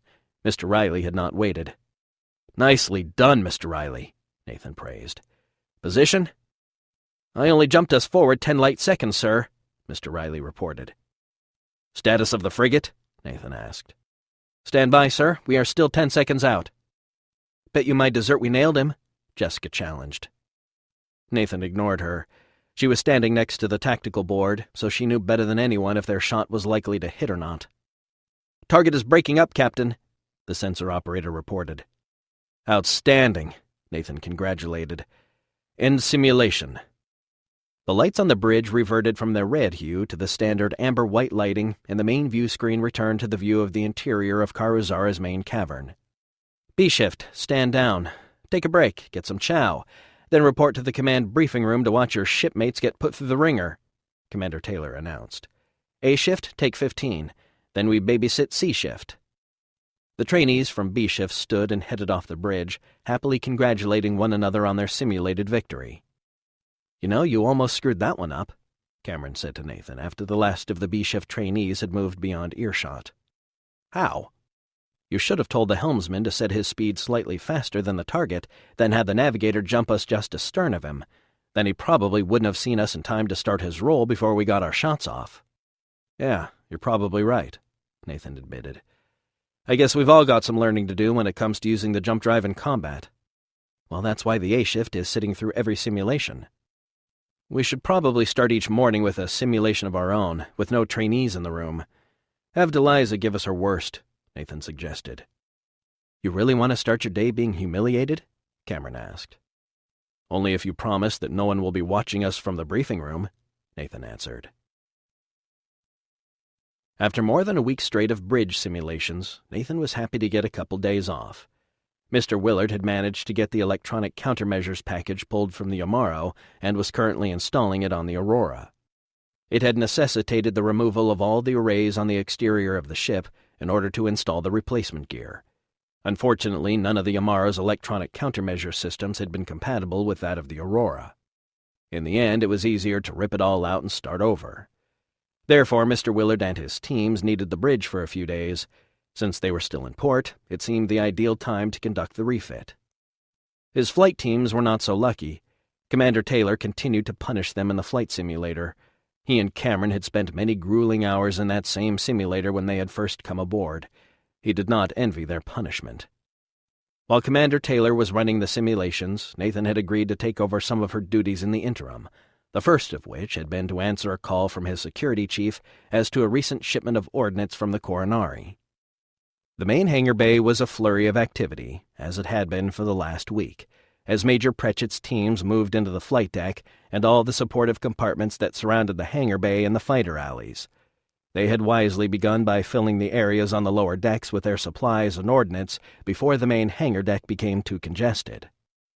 Nathan made his way across the deck, heading for Lieutenant Commander Nash and a group of very serious-looking Corinari guards. "What have you got?" he asked as he approached, noticing the row of 6 carefully secured crates. "You're not going to believe this," Jessica said. She gestured to one of the specialists that had accompanied the delivery. The technician unfastened the clamps on the lid covering one of the crates. He keyed in a code on the access panel, and the lid began to open, a slight hiss sounding as the hydraulics pressurized and lifted the heavy lid open. Nathan leaned forward slightly and peeked inside. There were 2 pairs of what looked like some type of cruise missiles, one pair carefully stacked atop the other. The devices were nearly 5 meters long, more than a meter wide, and resembled flattened cigars. They appeared to have once had stubby wings on them as well, but those had since been removed and replaced with some sort of armatures located on all 4 sides near the front and rear of the device. "What the hell are those?" Nathan wondered. "Well, they were cruise missiles," Jessica stated. "Apparently, they're the same type the Corinari interceptors used to take out their own missile silos when the Takaran agents captured them. They've adapted them to be launched from our torpedo tubes." Nathan noticed the symbols on the sides of the weapons. It was the same symbol that the Corinari had used as icons on their main tracking display when they were tracking the flight of nuclear weapons. "Are these nukes?" Nathan asked, his mouth nearly falling open. "Yes, sir, they are," Jessica stated. "From what the tech boys here tell me, they're about 20 kilotons each." "Holy crap," Nathan said. "Don't get too excited," Jessica warned. "From what they're telling me, they've got no targeting systems. All they'll do is fly a straight line, and at less than impressive speeds. So it's going to be more like throwing a spear than firing a torpedo." "A nuclear-armed spear," Nathan added. "Yes, sir." "We'll take them," Nathan insisted. "I guess the Corinarians are finally taking the threat more seriously." "Yeah, well, Tug and Josh finding the Wallach on her way here probably helped push things along." "You think we can get any more?" Nathan wondered. "These are all we could produce on short notice, Captain," the lead technician said. "We have many more, but they do not have nuclear warheads. These 20 were armed using warheads from our last remaining surface-to-orbit missiles." "And there are 24 of them?" "Yes, Captain." "Well, be sure to tell your superiors that we're happy to receive them," Nathan insisted. "Where should we put them?" Jessica asked. "Don't ask me," Nathan smiled, knowing his answer was going to irritate Jessica. "Ask the Chief of the Deck, Senior Chief Taggart." "Commander Taylor," Nathan announced. "Fancy meeting you here." "I'm a little busy right now, Captain," Cameron protested. She still had to report to medical every few hours to be scanned and have programming adjustments made to the remaining nanites that were still in her system. "You don't look very busy to me," Nathan disagreed. Cameron held up her datapad. "Performance reports," she said. "Oh yeah? How's everyone performing?" he asked, as he opened a food tray and handed it to Cameron. "Pretty good, actually. What's this?" "I brought you your favorite, rabbit food." "They're vegetables, Nathan. They're good for you." "If you're a rabbit." "What are you eating?" "Beef," Nathan stated proudly. "There are no cows on Corinari, Nathan." "Okay, it's more like a yak, I guess, but close enough," he insisted, taking a bite. "So what are they doing to you anyway?" "Altering the programming of my nanites," Cameron explained. "Does it hurt?" "Not in the slightest. All I have to do is sit here until the technician tells me I can go." "When does the doctor see you?" "To be honest, I haven't seen him since I came back on board." "How does he know you're getting better?" "I guess he reads the reports, just like I do." "Oh yeah, the performance reports. So have you figured out who our flight leaders are going to be?" "That's a tough one. To be honest, at this point I'm leaning toward Josh and Loki." Nathan choked on his food. "I think we need to get the doctor in here right away," he said in between coughs. "I think you're becoming delusional." "Seriously, they've scored as high as anyone else for the most part," she explained. "They also work better together as a team than any of the others. Furthermore, we already know they can handle the stress of combat, as they've already proven themselves under fire. That is still an unknown factor with the other teams." "I agree," Nathan said. "I just never thought I'd see you choose Josh over anyone." "You know, Tug says he's gotten quite proficient at piloting the jump interceptor as well, despite the fact that he finds it rather boring to fly." "Then I guess Josh and Loki are still our boys," Nathan agreed. "What about everyone else? Any problems I should know about?" "Other than Jessica objecting to Marcus as a senior chief?" "Yeah, that didn't go over so well." "I understand why you did it, Nathan. I'm not sure I agree with it, but I do understand it." "Marcus will do fine," Nathan insisted. "He's a smart guy. A bit gruff, I'll admit, but smart." "Well, according to Master Chief Montrose, he is working hard to learn the ropes," Cameron admitted. "I just hope it will be enough to win her over." "Jessica will get used to it eventually," Nathan dismissed, as he continued eating. "There are going to be a lot of things that people just have to get used to," he added in between bites. "We're all just making it up as we go along at this point. The regs just weren't written for this situation." Cameron thought about what he had just said. He was right, in a fashion. As complete as she had always found the fleet's extensive regulations to be, they just didn't cover everything, especially now. She had always been a stickler for the rules, confident that they would always guide her in making the correct decision under any circumstances. However, more and more, she was finding herself stepping just outside the very boundaries she had respected and adhered to her entire, albeit short, military career. As much as she hated to admit it, she was beginning to wonder if Nathan wasn't the ideal captain for their situation after all. "In position for spacecraft recovery operations, Captain," Loki responded. "Very well," Nathan answered. "Comms, notify the XO. The ship is in position and is ready to receive spacecraft." "Yes, sir," Naralena responded. "Helm, maintain course and speed." "Maintaining course and speed, aye," Josh acknowledged. "Tactical, position of our fighters?" Nathan asked. "Tracking 24 in 6 groups of 4. First 4 are inbound now, Captain. ETA 5 minutes," Jessica reported. "Notify the air boss. He has control of the flight deck," Nathan ordered. Commander Taylor looked at the row of view screens built into the overhang in front of her. The flight control center was just forward of the main hangar bay, 1 deck up. Its aft wall was a row of large windows that angled into the main hangar bay behind them, so that the air boss and his assistants could easily see into the bay. Although there were cameras everywhere, there was simply no substitute for being able to look out a window and see exactly what was going on below. The center monitor was tracking the lead group, the one that Major Pratchett, the CAG, was leading in for a landing on the Aurora's flight deck. They were still a few minutes away and were barely visible on the screen, but that would all change soon enough.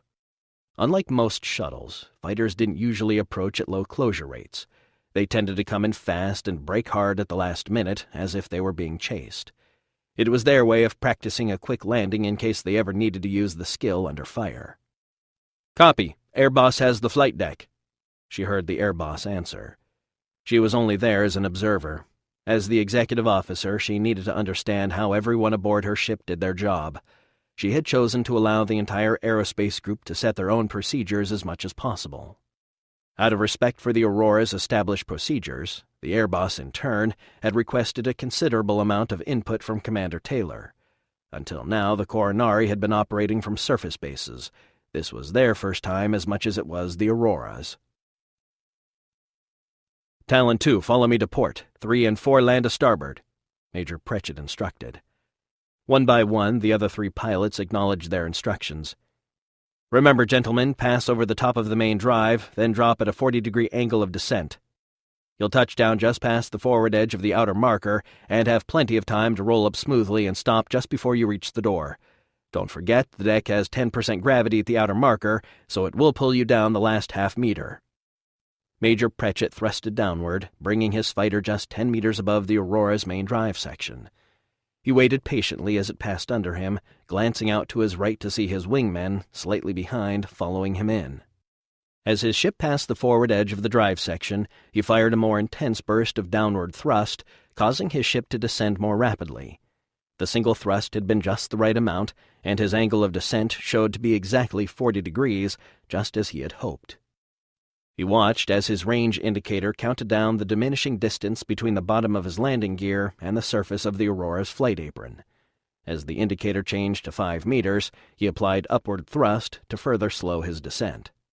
His closure rate dropped rapidly, reaching 100 centimeters per second, just as his altitude above the deck reached 1 meter. After another few seconds of coasting, the artificial gravity of the flight apron grabbed hold and pulled his spacecraft down the last half-meter, his fighter bouncing slightly as his gear touched the deck, and he continued to roll forward along the Aurora's flight apron. "1 down," he announced, as he applied braking thrust to stop his forward momentum and roll to a stop. "2 down. 3 down. 4 down." "First group is down," Jessica reported. Nathan watched the view of the landing deck being displayed on the forward screen. "Nice landings," he commented. "The time they spent in those sims down on Corinari shows." He remembered his first landing on the flight deck of the Reliant, where he had done his flight deck training. He had done quite well on his first landing, but the approach to the Reliant was nearly a straight line, and he hadn't come in nearly as fast. The Aurora's flight deck was purposefully tucked in between her forward section and her main drive in order to protect it from a direct hit. Unfortunately, the placement required radical approaches from either above or beside the main drive section. She was not an easy ship to land on. Nathan felt a sense of completeness filling him as the fighters continued to land in groups of 4, each group 5 minutes apart, so as to give their deck crews a chance to get accustomed to working the Aurora's hangar deck. By the time all fighters had been recovered, the Aurora had 24 combat spacecraft on board, 12 in each fighter alley. It was only half her designed load, but it was a good start. Marcus watched from the forward edge of the hangar deck as the Corinari deck crews directed the 4 fighters out of the port and starboard transfer airlocks, sending each pair outward toward their respective fighter alleys as soon as they passed through the airlock doors. There were at least a dozen men, all moving about in different brightly colored shirts, each shirt identifying their function on the deck. It's like watching one of those fancy dances, Marcus thought, but for men. Nice work, Commander Taylor congratulated the Major as he entered the Flight Command Center. Not a single bad landing in the entire group. Thank you, Commander, he answered as he pulled his flight suit down off his shoulders and refastened it so that the upper half would hang loosely from his waist. What's next? First, a quick debrief of the flight in. After the deck crews refuel and clear the group for flight, we're going to launch all birds and do it again. Are you planning on launching them through the tubes? Cameron asked. Is there any other way? The Major responded with a smile. Chapter 10. Jump complete, Abby reported. We're back at our previous location, Captain, Loki reported. 100,000 kilometers from the kill zone. Very well, Nathan answered. Time to simulated impact of Shot 3? 1 minute, sir, Ensign Yosef reported. All perimeter sensors are online and transmitting. Hopefully this one is a little more accurate than the last 2 shots, Nathan stated. It is only a matter of finding a speed at which the drone can still make last-moment adjustments to its course in order to hit the target zone, Mr. Willard insisted. Well, I hope you're right, Nathan said. Time to simulated impact? 30 seconds, sir, Ensign Yosef reported. Begin moving the target zone. Aye, sir, moving target zone, Ensign Yosef answered. Nathan watched the forward view screen as the tactical display showed 8 markers representing the beacons out in space that, when working together, created a false image of a spacecraft on the sensors of the comm drone. The drone's navigation software was originally designed to avoid objects in space, especially other spacecraft, despite the fact that the likelihood of such an impact was extremely remote. However, since the drones regularly flew into the heavily populated Takaran home system, such safeguards had been necessary to appease the concerns of the population. For Vladimir and Mr. Willard, it had simply been a matter of reprogramming the navigational software to tell the drone to steer toward an obstacle instead of away from it. So far, the drone seemed to be failing to make the last-minute adjustments and had missed the target by a small amount on both test shots. They were hoping the 3rd shot would be successful, as they only had 1 test drone left. Otherwise, they would have to go out and collect all 4 drones on the far side of the system and reload them onto the platform before they could try again. That would take time, which they did not have, as the Ta'akar frigate Loranoy was expected to arrive sometime over the next few days. 10 seconds, Ensign Yosef announced. Nathan continued watching as the beacon icons on the tactical display began sliding to the right, indicating their movement through space. 5, 4, 3, 2, 1. Simulated impact, the ensign reported. Nathan watched the red dot appear on the tactical display on the forward view screen, slightly behind the target area. Damn, he cursed. Any ideas? I believe the problem may be that the simulated image is not strong enough for the drone sensors to register until it is already too close to the target to maneuver. How can you be sure? Nathan asked. I cannot, Mr. Willard admitted. But notice that the impact point was forward of the target area's original position. This would suggest that the drone was trying to maneuver. Since the rate at which it can turn does not change as long as the speed is constant, this would also suggest that the drone is not making the decision to turn until it is already too late. Well, if it's seeing the fake sensor image, why is it turning too late? Nathan asked. I believe that the image is too weak when the drone is still at a distance that allows it enough time to turn. So we need to give it something real to aim at? Or something with a stronger signal, Mr. Willard suggested. We'll give it one last shot, Nathan said. Then we'll go pick the drones up and reload the launch platform before we call it a day. We can ask the Corinarians about boosting the signal strength on the decoy projectors. Yes, sir. Helm, Nathan began. Set course back to the launch platform. Abby, prepare to jump the ship. Contact, Ensign Yosef reported. Belay that, Nathan said. Single contact, 1,000 kilometers to port, sir. How the hell did it get so close? It just appeared out of nowhere, Captain. Trying to ID... Captain, Naralena interrupted. I am getting a hail from Tug, sir. Confirmed, Captain. The contact is Tug's jump interceptor. Aurora, Tug, do you copy? Tug, Aurora, go ahead, Naralena replied. Aurora, early warning shuttle reports contact with Aloranoi. She is 12 hours away at current speed. Tug, Aurora, we copy message. Ask him if anyone has spotted the Wallach, Nathan ordered. Tug, Aurora, has the Wallach been spotted as well? Negative. No recent contact with the Wallach, although we expect her ETA to be the same. Major Pritchett requests you rendezvous with fighter group and orbit over Corinari so they can refuel and arm. Tug, Aurora copies, Naralena answered. Tug out. Contact is turning back toward the center of the Darvanos system, Captain, Ensign Yosef reported. As are we, Nathan stated. Contact has jumped. Helm new course. Head for Corinari. Aye, Captain. Turning toward Corinari, Josh reported. Abby, jump us to orbit over Corinari as soon as you're ready. Yes, sir, Abby answered. Comms, notify the XO and the Cobb of the situation, and let the air boss know he needs to prepare to recover his fighters. Yes, sir. All hands, prepare to jump, Abby announced ship-wide. On course for Corinari, Captain, Loki reported. Jump plotted, Captain, Abby reported. Jump. How much time do we have? Major Pritchett asked as he entered the Flight Operations Center. The air boss and his assistants were still managing the recovery of fighters and were too busy to talk. Just over 11 hours, sir, one of the flight controllers stated. He pointed at one of the mission clocks on the wall. I set the red clock to the Loranoi's ETA. Good thinking, the Major stated as he finished dropping his flight suit to his waist and donned his comm set. Comms, CAG, he called over his comm set. CAG, go for comms, Naralena's voice answered. How long will we be in orbit over Corinari? Wait one. A moment later, Cameron's voice came on the comm set. CAG, XO. Commander, how long are we going to be in orbit over Corinari? As long as possible, Major, Cameron answered. What do you need? The weapons yard at our airbase was supposed to be modifying some of our ordnance for use in space, specifically intercept missiles and ship killers, sort of like the cruise missiles they rigged to work in your torpedo tubes but without the nukes. I do not know how many they managed to finish yet, but I would like to get whatever they have up here while we have a chance. I would also like to top off our fuel reserves while we are at it.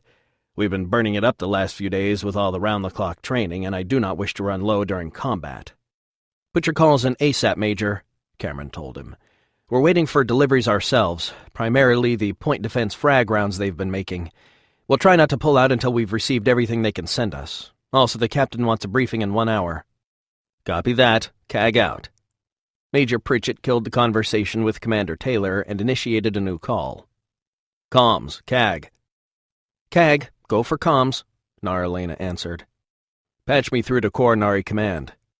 Right away, Major. Attention on deck. The guard at the entrance barked as Nathan entered the command briefing room. Before anyone had a chance to stand and come to attention, Nathan cut them short. As you were. Nathan immediately crossed the short distance from the entrance to his seat at the head of the table, talking as he went. Engineering? All reactors are online and can come to 100% in 10 seconds. Main propulsion and maneuvering are ready, Vladimir reported. What about electronic countermeasures? Nathan asked. Mr. Willard has installed all the systems, but they have only been partially tested, Vladimir admitted. Let's test what we can while we have time, Nathan said. The rest will just have to wait. Yes, sir. Weapons? All 16 quad-rail gun turrets are online, sir, Jessica reported. The 4 double quads are operating as well, but we don't have any ammo for them yet. Why not? It requires retooling their production line, sir, Jessica explained. They already did it once to start making frag rounds for the quads to use for point defense. They were going to retool to produce the larger rounds needed by the double quads after they finished up the frag rounds. Damn, we could really use the punch from the double quads right now, Nathan stated. Don't those people have more than one factory down there? In defense of my people, sir, we are still rebuilding after the Amaro's bombardment, Major Pritchett pointed out. It has only been a couple of months. Of course, Nathan said. My apologies. We've still got 24 nuclear torpedoes, Jessica reminded him. That ought to pack a punch. What about missiles? Total of 64, sir. Long-range stuff mostly. But it wasn't easy getting the Yamaro's missile turret to work with our loading system. Don't expect to be able to reload at the normal rate. How long? Figure at least a minute for each reload, Jessica warned. If we go too fast, they tend to jam. Then we have to send someone into the turret collar in a pressure suit. Not exactly a fun job, especially during combat. Understood, Nathan said. Feel free to remind me of that during action. Yes, sir. Abby? The jump drive is fully charged and ready. I've run diagnostics and rechecked the calibration of all emitters. The system is in better shape now than it's ever been. I've got Deliza and Loki calculating a series of likely jump points and entering them into a database. If we are anywhere near one of those points, it can reduce our plotting time by up to 10 seconds by using the nearest pre-plotted jump point and adjusting for the difference in our position relative to that point. How is the navigator's jump drive control interface doing? Nathan asked. Is it ready to use? I believe so, yes, Abby responded. However, I'd like to remain at my post on the bridge for now in order to monitor the system in case there are any unforeseen problems in the new interface. Good idea, Doctor. I expect we'll be making quite a few short-range combat jumps, so I'd appreciate it if you'd warn me ahead of time if our remaining charge becomes low. Of course, Captain, Abby promised. However, I would not be too concerned if I were you. Based on the length of your previous combat jumps, you could make hundreds of such jumps without having to recharge the energy banks. That's good to know, Doctor, but I'd appreciate knowing that you're keeping an eye on the levels just the same. I shall, Abby promised. Dr. Chen, how's medical? Fully staffed, sir, Dr. Chen responded. Fully stocked as well. The Corinarians are also sending up several combat medic teams to be deployed throughout the ship. We're as ready as we can be at this point. Major Pritchett, Nathan stated, inviting the Major to discuss his readiness. We are ready, Captain. I admit I would have preferred more time to conduct additional drills and training sorties, but my pilots had a lot of time in the simulators on Corinari while we were waiting for our spacecraft to be modified. During that time, we concentrated on fighter interception as well as attacking large warships. What about your deck teams? Cameron asked. Are they ready? This is going to be a pretty straightforward operation for the flight deck commander, Master Chief Montrose stated. I do not expect a significant amount of recovery and relaunch. While it has been a long time since the Corinari have fought such a battle, history tells us that the battle will be measured in minutes, not hours. I hope history is correct, Master Chief, Nathan responded. How are we on supplies, Commander? Fairly close to full loads. I've requested that we top off all fuel, life support, water, and other consumables just in case. While I agree that the battle will most likely be short, we have no idea of the outcome. There may not be a resupply available afterward, so I'd prefer that we're fully stocked and ready for any contingency. Agreed.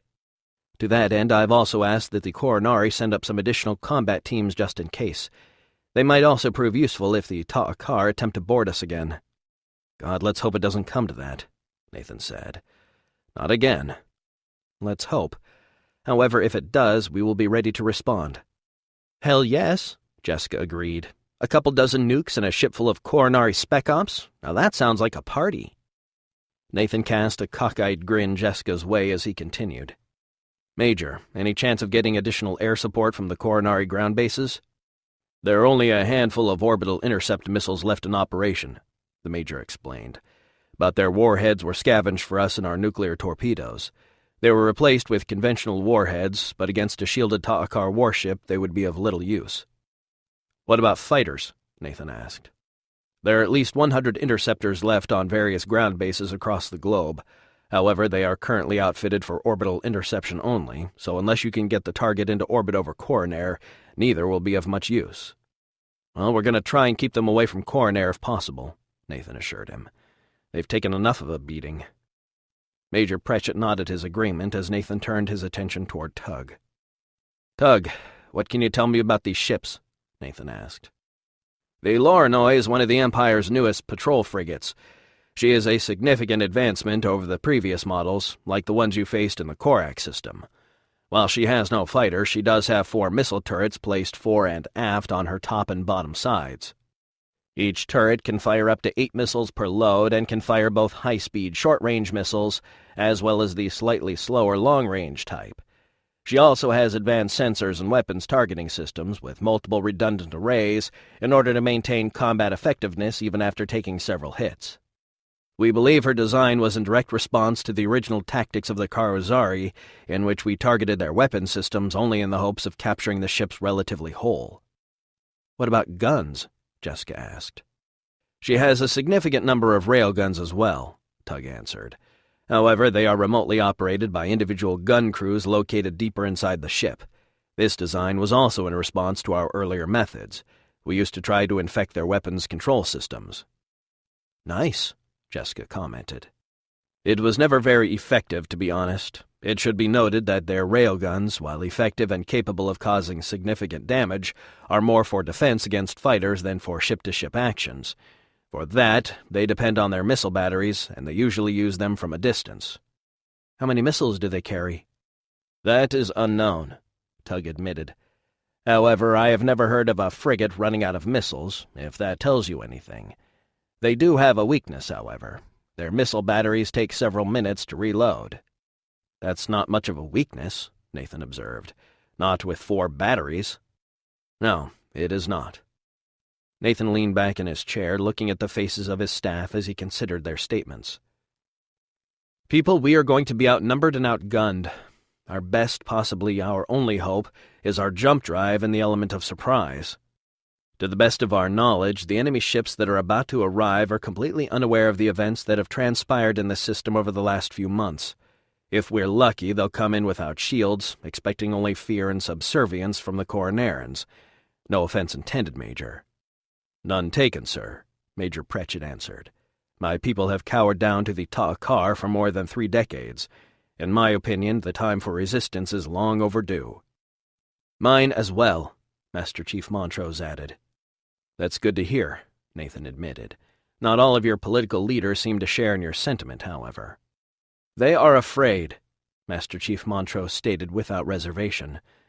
That same fear is what led them to surrender to the Ta'akar decades ago. With your help, we now have a chance to correct their mistakes. Nathan took in a deep breath. It is my intent to strike fast, strike hard, and strike without warning. Without declaring intent? Major Pritchett wondered.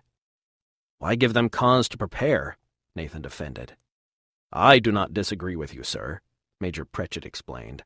However, I suspect that the Corinarian government will. He is correct, Captain, Tug agreed. The Corinarians are quite rigid, both politically and in their interpretation and application of law. They will insist on making some sort of declaration prior to the commencement of hostilities. Well, that's just dumb, Jessica commented. Not from the perspective of the Corinarian people, I suspect, Tug countered. And this is their system, after all. Yes, but we do not want to lose the element of surprise, Nathan argued. You may not, Tug said. As arrogant as they are, I would not expect a Ta'akar nobleman in command of a warship to take any such declaration seriously.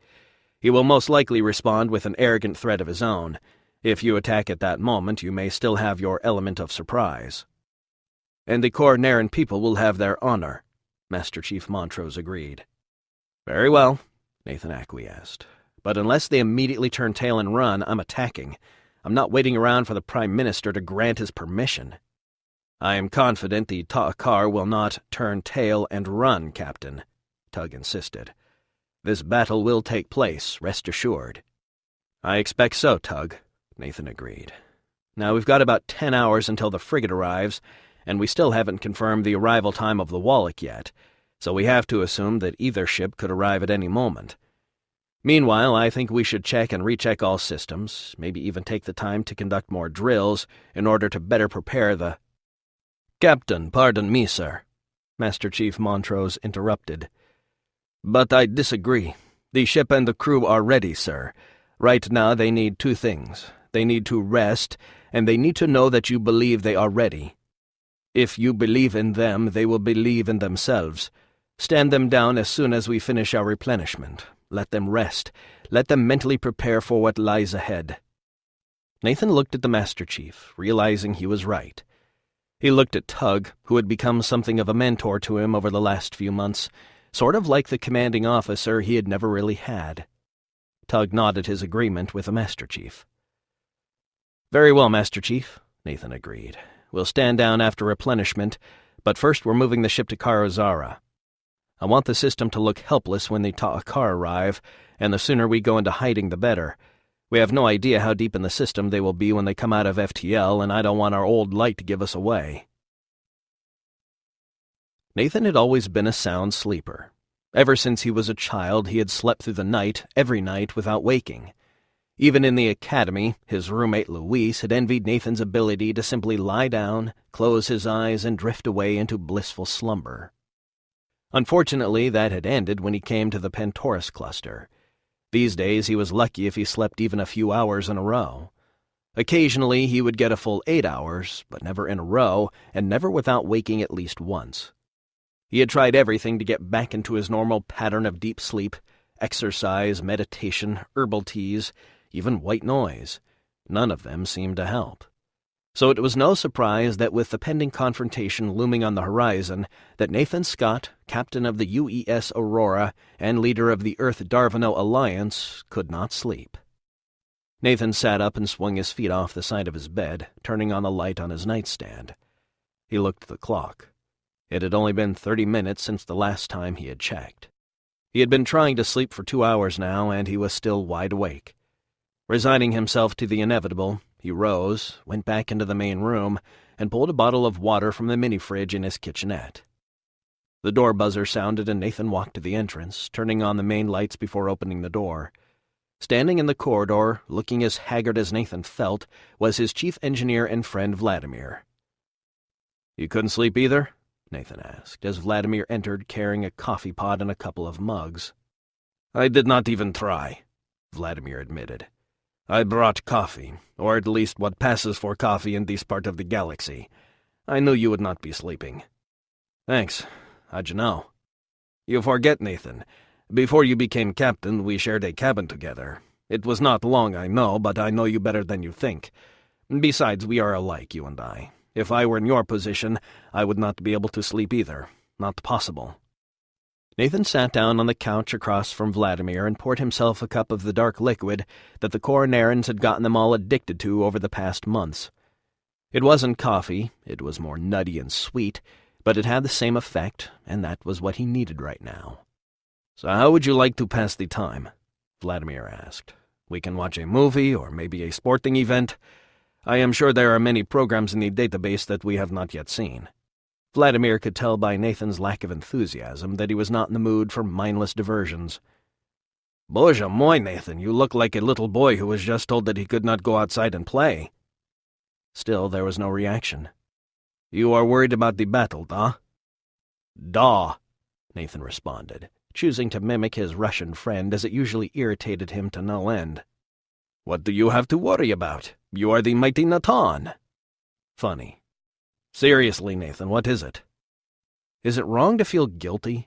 Nathan asked. "Guilty about what?" "Guilty about wishing that someone else was captain. Wishing that I would have ended up on the Reliant working the D-Watch like I'd planned, instead of facing down a couple of Ta'akar warships on the other side of the Milky Way." "Are you joking? Who would wish for your responsibilities? Certainly not me, my friend," Vladimir insisted. "Seriously, Nathan, only a crazy man would want this responsibility."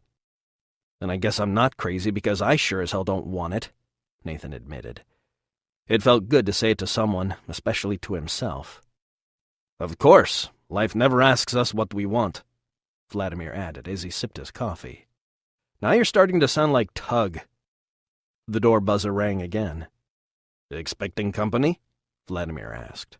"Hey, we should have a party. Invite some of the Corinari nurses over," Vladimir joked. "There are some really cute ones, I hear." Nathan opened the door and found Commander Taylor standing there. "Am I interrupting?" she asked. "Not at all," Nathan said, opening the door to let her in. "Not exactly the cute nurses, but good enough," Vladimir joked. Cameron looked at Nathan as she entered, puzzlement on her face. "We're having a meeting of the Insomniacs," Nathan stated. "Care to join us?" "Yes, I guess I'm qualified enough," Cameron stated, taking a seat on the couch. "What are you guys talking about?" she asked. "If you're telling stories about women, I'm leaving," she warned. "Nothing of the sort," Nathan assured her. Nathan was just whining about the pressures of being captain, Vladimir teased, receiving a dirty look from Nathan as a result. Really? Cameron wondered. Because I'd be more than happy to take over for you. Careful what you wish for, Commander, Nathan warned. You see, Vladimir said. You could have given up command right there, but you did not. Oh, come on, Nathan protested as he sat down. And do you know why you did not? Vladimir asked. Because I'd look like a wuss?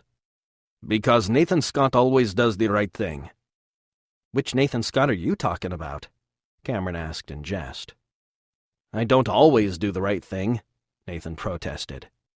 Yes, you do, Vladimir argued. Or at least you try to. That's a little more accurate, Cameron agreed. Okay, maybe sometimes you do not do the right thing, Vladimir admitted. Maybe sometimes you do something stupid, but you always try to do the right thing, and that is what makes you a good man. A good man? A second ago you were calling me stupid, Nathan protested. I'm really beginning to like the direction this conversation is heading, Cameron announced, pouring herself a cup of Corinari coffee. Okay, maybe stupid is the wrong word, Vladimir said. My English is not always correct. I meant silly, duh. So now I'm stupid and silly. Great. The door buzzed again. Just in time, Nathan stated, rising to answer the door. Maybe it is the nurses this time, Vladimir joked. If it is, I swear I'm leaving, Cameron declared. Jess, perfect, come on in, Nathan invited as he opened the door. How did you know about our little get-together? I noticed all three of you gathered together on the personnel tracking system, she announced as she entered the room. I figured it was either a party or a mutiny. Either way, I figured I should check it out. Well, who's watching the bridge? Nathan asked. I left Mr. Hayes in charge, Jessica admitted. You left Josh in charge of the bridge? Cameron asked. Are you nuts? We're holed up in the middle of an asteroid. What's he going to do? But he's a civilian, Cameron pointed out. Jesus, Cam, relax, Jessica said. I'm kidding. I left Ensign Yosef minding the store. Nathan leaned back in his chair, listening to his friends banter back and forth mindlessly about one thing or another. After a few minutes, he realized that if he couldn't sleep, then spending a little time relaxing with friends was the next best thing. As soon as we exit, I want to jump away while we're still hidden behind Karuzara, Nathan instructed. Where would you like to jump to, sir? Loki asked. Turn outward away from Darvanel, Nathan instructed. We'll jump here, Nathan said, pointing to the system chart showing on Loki's console. That should be just past the Wallach, assuming she's still inbound. It will also be far enough away that she won't see us until well after the engagement has started. We take a quick peek to get a fix on her position. Then we immediately jump to the far side of Corinari, right into a high orbit behind her. That way we'll come out around the planet and break orbit, heading directly toward the frigate on her way to Corinari. If the Corinarians want to broadcast their declaration, they can do it while we're hidden on the backside of their world. Interesting strategy, Cameron admitted. We've been hidden inside Karuzara long enough that our image is already past them, so they don't know we're here. I want to keep it that way for as long as possible. As far as the Loranoi knows, we're headed toward a planet full of sheep. You're assuming that they didn't stop to take a deep scan of the system before entering, Jessica pointed out, like we did before we charged into the Savoy system. That's not their M.O., Nathan said. But if they did, we'll surely know about it, as they'll come in with their shields up and their guns blazing. 30 seconds to open space, Captain, Loki reported. Very well. First jump plotted and locked, Captain, Loki added. Nathan turned his head and glanced at Abby. Their eyes met for only a moment, but he knew that she was keeping an eye on the jump plots that the new interface was creating. Open space, Loki reported, as the walls of the Karuzara exit tunnel fell away on the main view screen. All sensor feeds from Karuzara have been discontinued, Ensign Yosef reported. All sensor data is now live. Turning to new course, Josh reported.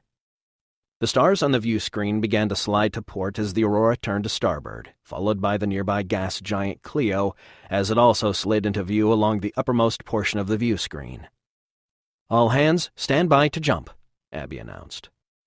Jumping in 3, 2, 1, jump, Loki announced. The bridge filled with the blue-white light of the jump flash, which subsided a moment later. Jump complete, Loki reported. "Tactical plot to main view screen," Nathan ordered. He still found it extremely annoying that the standard view everyone seemed to expect was of nearby space, especially since 90% of what you saw was so far away it didn't matter. The system plot appeared in a window in the middle of the forward view screen in a rectangular box superimposed over the image of space outside the ship. The map showed the Darvino system, as well as a light day outside the system. There were 2 tracks, one coming in from the left that represented the flight path of the Lornoi, and another coming in from the right that represented the last known path of the battleship Wallach. "We are in position 1 light day outside of Darvino, along the route from Juntor," Loki reported. "Helm, come about on a heading for the backside of Corinari." "Aye, sir, coming about on new course for Corinari," Josh reported. "Sensors, find that battleship," Nathan ordered Ensign Yosef. "Aye, sir," Ensign Yosef answered. "Mr. Sheehan," Nathan said, "calculate a jump to high orbit over Corinari and make sure we come out on the backside where the frigate can't see us." "Yes, sir," Loki answered. "With any luck, the Wallach has been delayed," Tug said quietly. "I can't afford to bet on luck," Nathan replied. "Not anymore." "Contact," Ensign Yosef reported from the comm station. "Definitely faster than light, Captain. Calculating course and speed now." Nathan looked at Tug. "See what I mean?" "Speed is 9 times light on course for Darvino. Based on size and similarities with Tug's earlier contact, I'd say it's the Wallach, sir." "Calculate its arrival time at Darvino, Ensign." "Based on course and speed, ETA to Darvino is 32 minutes, Captain." "Tactical, mark that time and keep an eye on it for me," Nathan ordered. "Aye, sir," Jessica answered. "Whenever you're ready, Mr. Sheehan," Nathan told Loki. "All hands prepare to jump," Loki announced ship-wide. For a brief moment, Nathan thought about just changing course and jumping away. His ship was fully repaired and fully stocked. It would take at least 100 jumps over a few months, but they would probably make it back to Earth in one piece. That was, after all, his primary mission. Unfortunately, the time to cut and run was long past. Vladimir had been right about him all along. He always did try to do the right thing. At least Captain Scott tried. The old Ensign Scott, he wasn't too sure about. "Jump plotted and locked, Captain," Loki reported. "Execute. Jumping in 3, 2, 1, jump." The bridge filled with the blue-white jump flash again. When it cleared a moment later, the right side of the screen was filled with the image of the planet Corinari. "Jump complete," Loki reported. "Now orbiting Corinari." "How long until we peek our nose out far enough to be seen by that frigate?" Nathan asked. 22 minutes, Captain," Ensign Yosef reported. "How far out is the frigate?" "We can't see the frigate right now, sir, but based on its last known course and speed, it should be approximately 25 light minutes out," Ensign Yosef answered. "Comms," Nathan began. "Contact the Corinarians and tell them that if they intend to transmit any type of warning to that frigate, they'd better do it now, because when we come out from behind their planet, we're coming out shooting." "Yes, sir," Naralena answered. "Captain," Abby warned, "even if the Corinarians transmit a message immediately, there will not be enough time to receive a response before we come out from behind Corinari." "We'll be jumping to just in front of them," Nathan answered. "They can transmit their response then if they so choose." "And if they agree to stand down?" "Seriously?" Jessica asked. "I'm not really interested in their response," Nathan stated calmly. For several moments, the bridge was relatively quiet. "They'd probably just say something pompous anyway," Jessica mumbled. "Captain, there will be very little time between your initial contact with the Lornoi and the arrival of the Wallach," Tug stated. "He's right," Cameron agreed. "Jess?" Nathan asked. "About 5 or 6 minutes," Jessica answered from her post at the tactical station. "Once the Wallach sees you jump, your element of surprise will be lost on them," Tug continued. "If they witness your attack on the frigate, they may keep their shields tight, and your opportunity to jump inside them will be lost. If that happens, you may not be able to defeat her." "I had considered that," Nathan stated. "You must strike quickly and decisively," Tug insisted.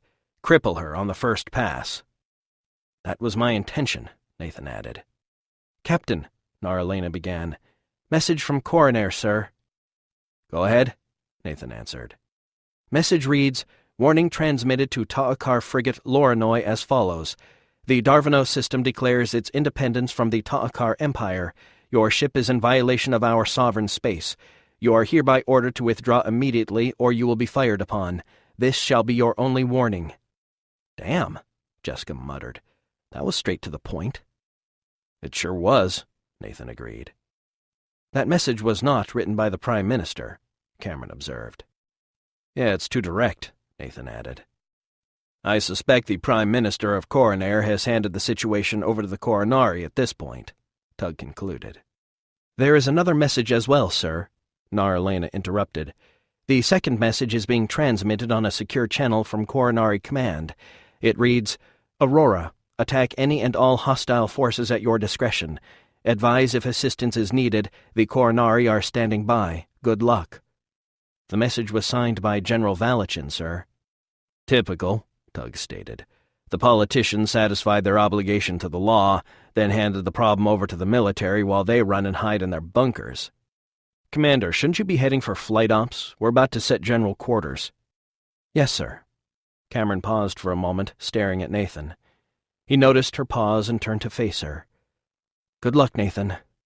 Nathan recognized a vote of confidence from Cameron when he got one, which wasn't often, as best he could recall. "Thanks, Cam." Cameron looked at Jessica and nodded to her as well before she left the bridge. "I should get to my interceptor as well," Tug stated. "Remember, Tug, as soon as we jump in, you get off the deck and jump away," Nathan said. "You're only going to have about 20 seconds. "Do not concern yourself with me, Captain," Tug told him. "I can take care of myself. You have more than enough to worry about. Just don't jump too far. We may need you." "I will remain close by," Tug promised. "Call and I will respond." "Good luck," Nathan wished Tug as he headed for the exit. "To us all," Tug bid on his way out. "How long until we get a line of sight on the Lorinoy?" 5 minutes, Loki answered. "Very well." Nathan took in a deep breath and let it out slowly, clearing his mind as best he could. He was about to take the Aurora back into battle, only this time she was fully armed and fully crewed. "Set general quarters, amber deck," Nathan ordered. "General quarters, amber deck, aye," Jessica answered. Nathan moved to his chair, glancing at his watch and noting the time as he walked. As he took his seat, the warning klaxon sounded, and the lighting on the bridge took on a red tinge.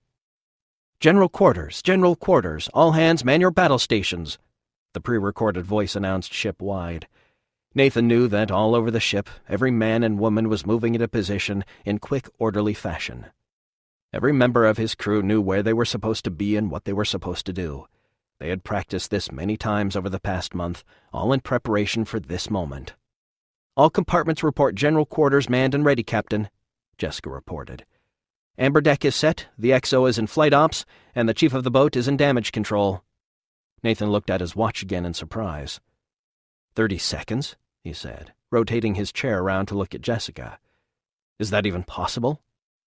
"I suspect everyone was already at their battle stations," Jessica responded. "Mr. Sheehan, new jump plot. As soon as we get line of sight on the Lorinoy, I want to jump 30 seconds directly in front of her based on our closure rate." "Yes, sir," Loki answered. "Tactical, load all forward tubes, nuclear with full yield, rig for snapshot, staggered firing." "Loading all forward tubes, full nukes, rig for snapshot, staggered firing, aye," Jessica answered. "Deploy all rail guns. We'll start with the forward guns only." "Yes, sir," Jessica answered. "Helm, as soon as we fire our torpedoes, pitch down under the target and go to full power.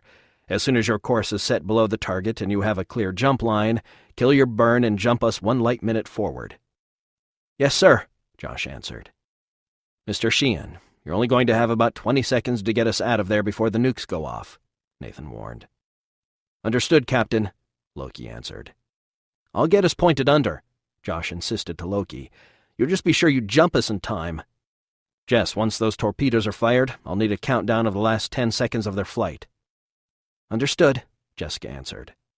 "Comms, tell the air boss that Tug should be sitting on the apron ready to launch in 3 minutes, Captain," Loki answered. 3 minutes, Nathan repeated to Nar-Elena. "If he doesn't get off the deck immediately, he'll have to ride it out and take his chances with us." "Yes, sir." Nathan took another breath. "Comms, put me ship-wide." "Ship-wide now," Naralena answered. "Attention crew of the Aurora. This is your captain.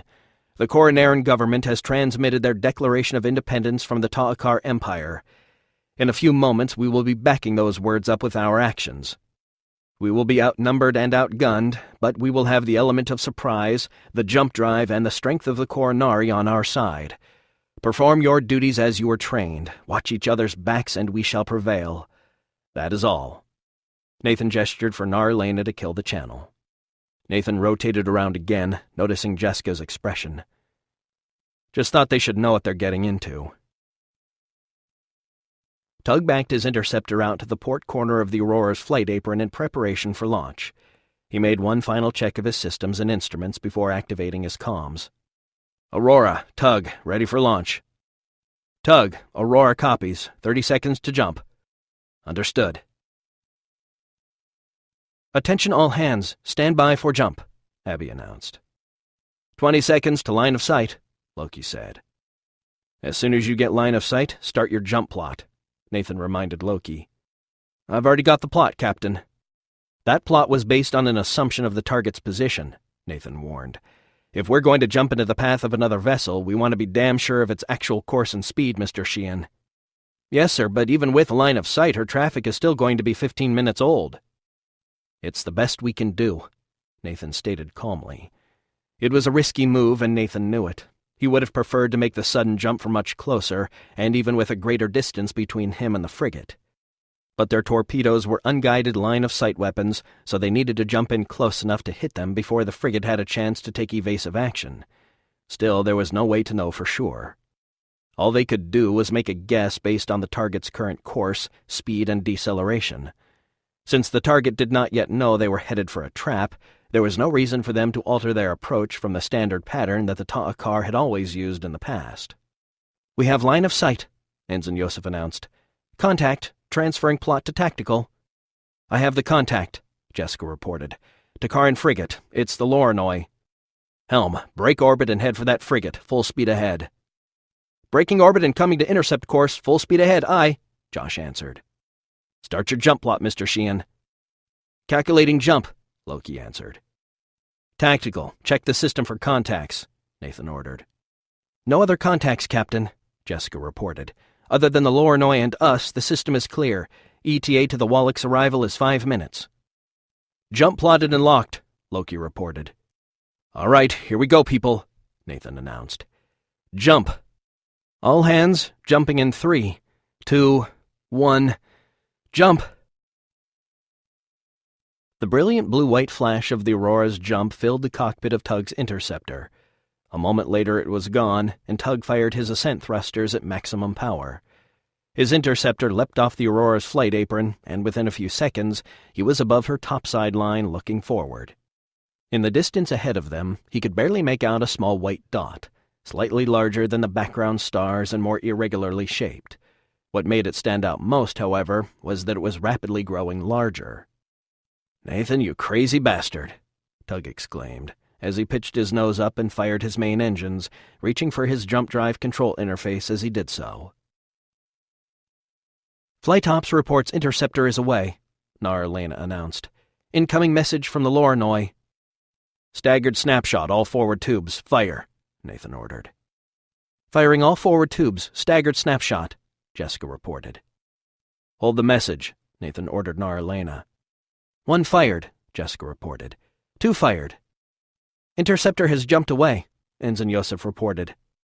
3 fired, Jessica continued. 4 fired, all torpedoes away. "Helm, pitch down.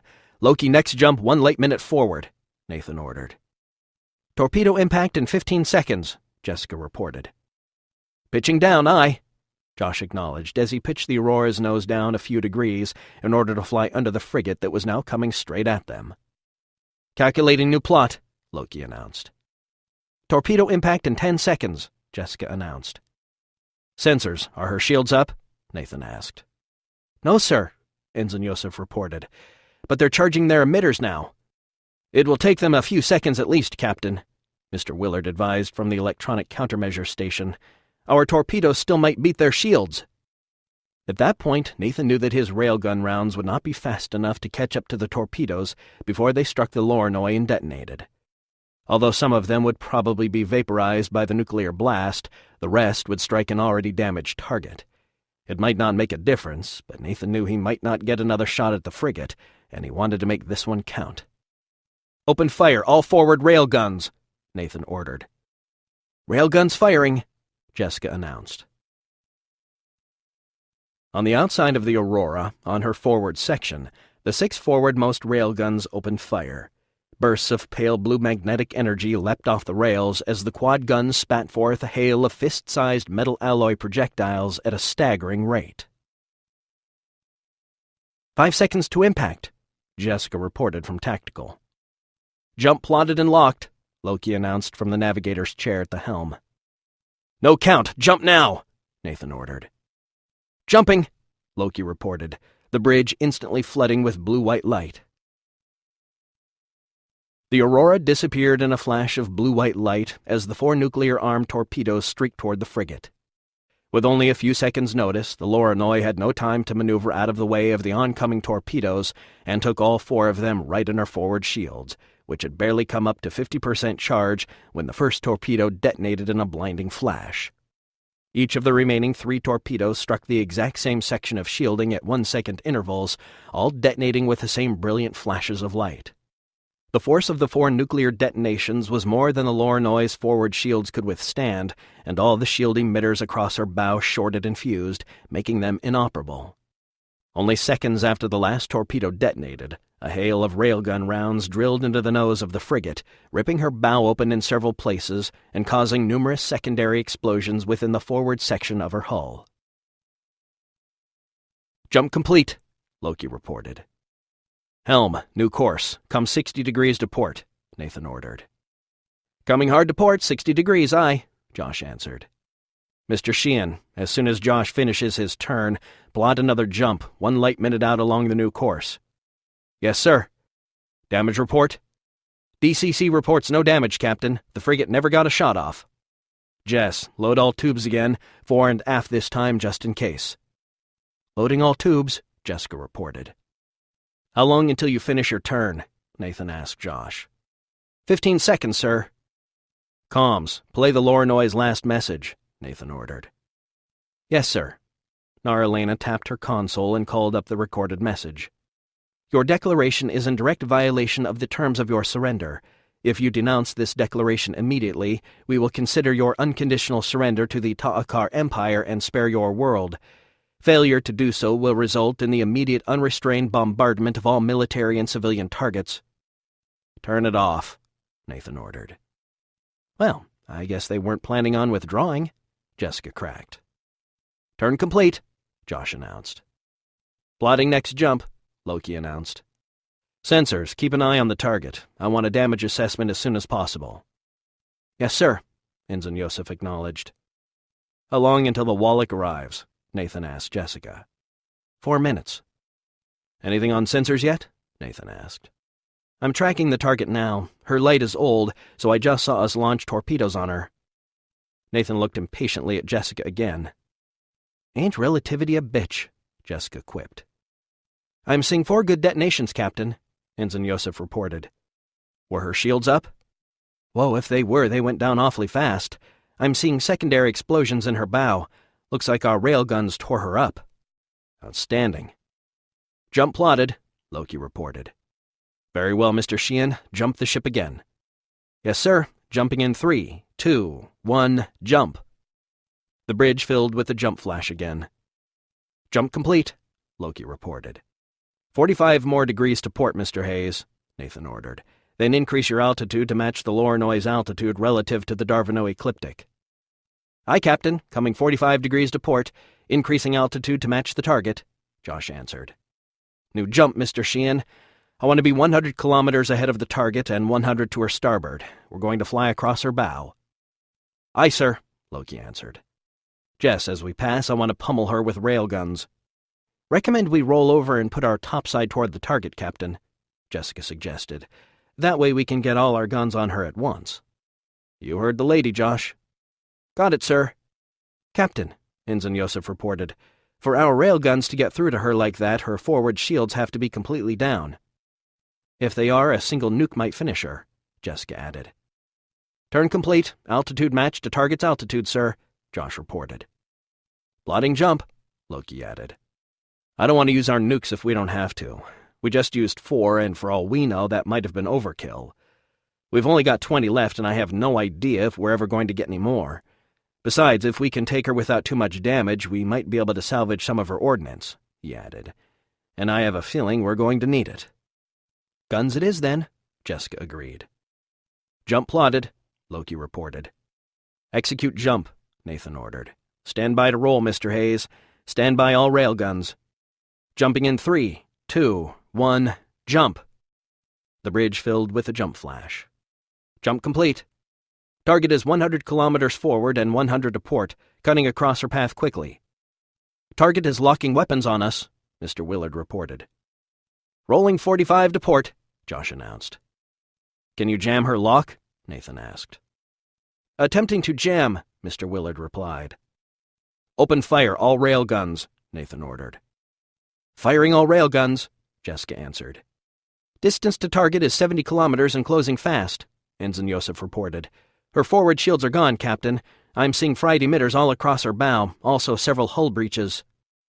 She's firing, Jessica reported. The ship rocked as the bridge filled with a red flash. What the hell was that? Nathan asked. Energy pulse cannon, Ensign Yosef answered. She's still firing, but her weapons aren't tracking us properly, sir. Good work, Mr. Willard, Nathan congratulated. Damage report? Checking, Jessica answered. Minor damage to the port side, just forward of the aft torpedo tubes. That fancy coating the Karazari applied helped. 50 kilometers and closing, Ensign Yosef announced. Railgun fire will reach the target in 10 seconds, Jessica announced. Captain, Ensign Yosef reported. She's launched a comm drone. It's headed out of the system. Course? I'll give you 3 guesses, Jessica said. It's headed for Takara, Captain. It's accelerating rapidly. Comms, hail tug, Nathan ordered. Tactical, lock a full spread of missiles onto that comm drone and fire. Loading missiles, firing in 5 seconds, Jessica reported. The frigate is starting to take hits from our railguns, Ensign Yosef reported. Keep pounding her with our guns, Jess. 25 kilometers and closing, Ensign Yosef reported. Missiles locked and loaded, Jessica announced. Firing 4. I have tug on comms, Captain, Naralena reported. Put him on, Nathan ordered, as he watched the missiles streak away from the Aurora on the main view screen. Tug, are you in position to intercept that comm drone before she goes to FTL? I am already at full power and turning to intercept, Tug reported. If the drone takes the time to accelerate to maximum subluminal velocity before it goes to FTL, I might be able to destroy it. 30 seconds to missile impact, Jessica reported. Nathan watched the tactical plot on the main view screen as the 4 missiles headed toward the accelerating comm drone. The longer they could keep word of Corinari's rebellion a secret, the more time they would have to build up their forces.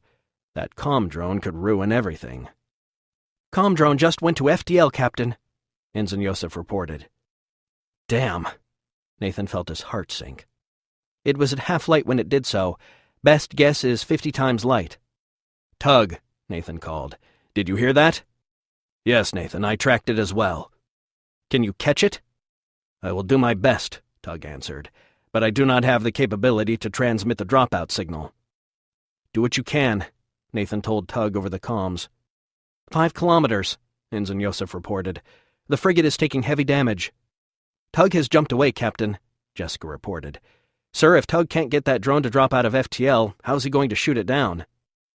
He'll just have to make a guess at its position and fire blind, Nathan answered. Captain, new contact, 90 degrees to starboard, 14 down, Ensign Yosef reported. Transferring track to tactical. Got it, Jessica reported. Pretty sure it's the Wallach, range 100,000 kilometers and closing. Helm, hard to starboard and pitch down, Nathan ordered. Put us on an intercept course for the Wallach. Aye, sir, coming to starboard and pitching down, Josh answered. What about the frigate, sir? Jessica asked. Can we fire a torpedo from the aft tubes? Nathan asked. On our current trajectory, no, sir, and by the time we line up, she'll have enough room to take evasive if we do fire at her. Load 4 missiles and prepare to fire at the frigate." "Aye, loading missiles and deploying battery," Jessica answered. "The Wallach is raising shields and charging energy weapons, Captain," Ensign Yosef reported. "She's joining the fight," Nathan muttered. The ship vibrated and shook as it was struck by hundreds of small objects. "We're taking railgun fire from the Lorinoy," Jessica announced. "Damage to the number 1 heat exchanger." "Helm, roll us back over so we don't take any more damage to the exchangers." "Rolling," Josh announced. "We're passing the Lorinoy's flight path now, Captain." "Range from the Lorinoy is 500 meters," Jessica announced. "We're still taking fire, but it's hitting our undersides now. No significant damage reported." "Turn will complete in 30 seconds, Captain," Josh reported. "Bring the missile battery to bear on the Wallach," Nathan ordered. "We'll worry about the Lorinoy later." "Yes, sir," Jessica answered. "Turn completed," Josh reported. "Now on intercept course with the Wallach." "Missile battery ready, Captain," Jessica reported. "Fire 4 and reload." "Firing 4, Jessica announced. "Mr. Sheehan, new jump," Nathan ordered. "I want to be 5 kilometers off the Wallach's starboard side." "Plotting," Loki answered.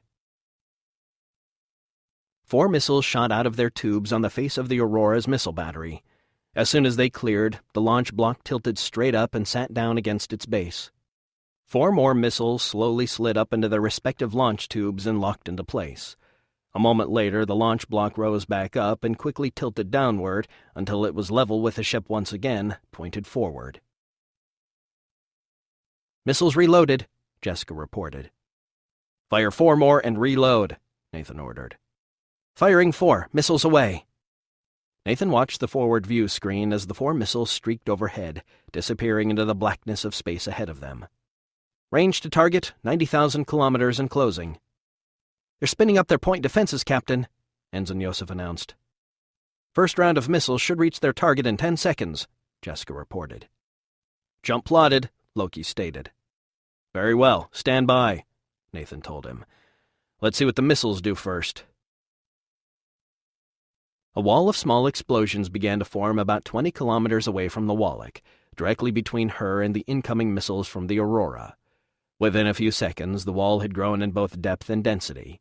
One by one, the 4 missiles reached the wall and were torn apart by the shrapnel from the Wallach's fragmenting point defense rounds. "No joy, Captain. The Wallach's point defenses are too good. She took the first 4 missiles down without breaking a sweat," Jessica reported. "Anything you can do about their point defenses, Mr. Willard?" Nathan asked. "No, sir. She is already jamming. Our missiles will not be able to lock onto her now. To the missile sensors, there is nothing out there." "Second round of missiles has also been destroyed," Jessica reported. "Update your jump plot," Nathan ordered. "Jess, stand by to fire all forward tubes. Same as before, full nuclear, staggered snapshots." "Yes, sir," Jessica replied. "Setting 1 through 4, full nukes, snapshots, staggered firing." "Captain, I wouldn't recommend jumping through their point defense screen," Abby warned. "No choice, Doctor," Nathan responded. "Jump plot updated," Loki reported. "Execute jump," Nathan ordered. The bridge again filled with a blue-white jump flash as the Aurora leapt forward more than 90,000 kilometers in a single instant, coming to her new position 5 kilometers away from the second Takaran warship. The entire ship shook violently as she came out of her jump.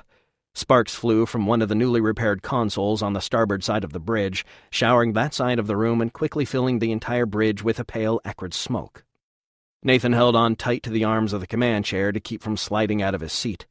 Jessica nearly lost her balance, falling forward onto the tactical console. "Shit!" Josh exclaimed. "What the hell was that?" "Jump complete," Loki reported. The violent shaking subsided just as suddenly as it had begun. "Fire!"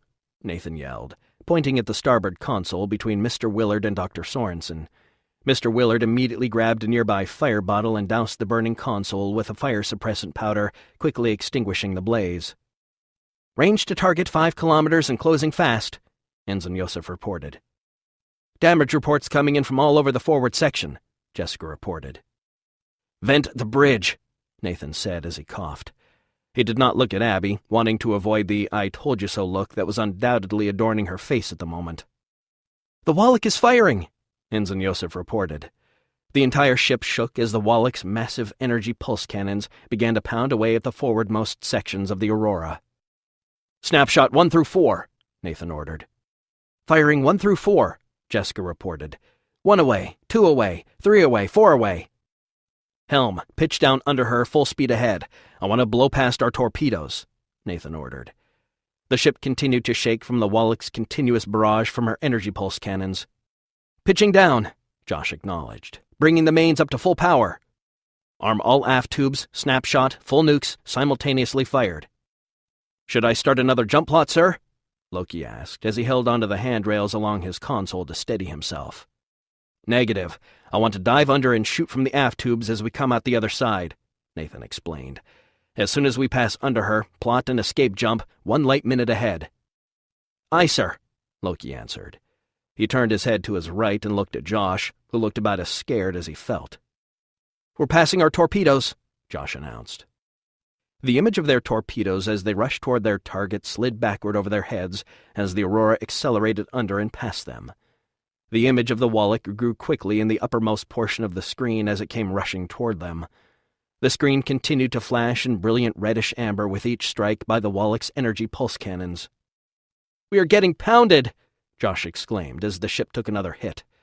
The entire bridge seemed to shift to port as a result of the energy blasts. 10 seconds to first torpedo impact, Jessica reported. The image of the Wallach slid over them on the spherical view screen that encompassed the front third of the bridge.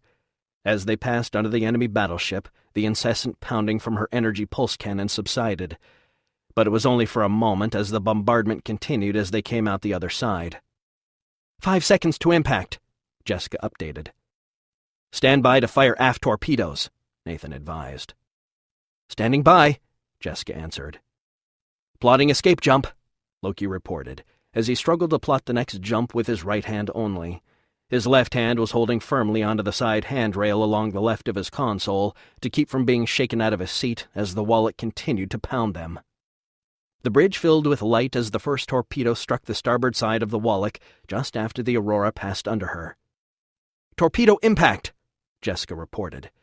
There were 3 more flashes of light that followed as the other 3 torpedoes also detonated.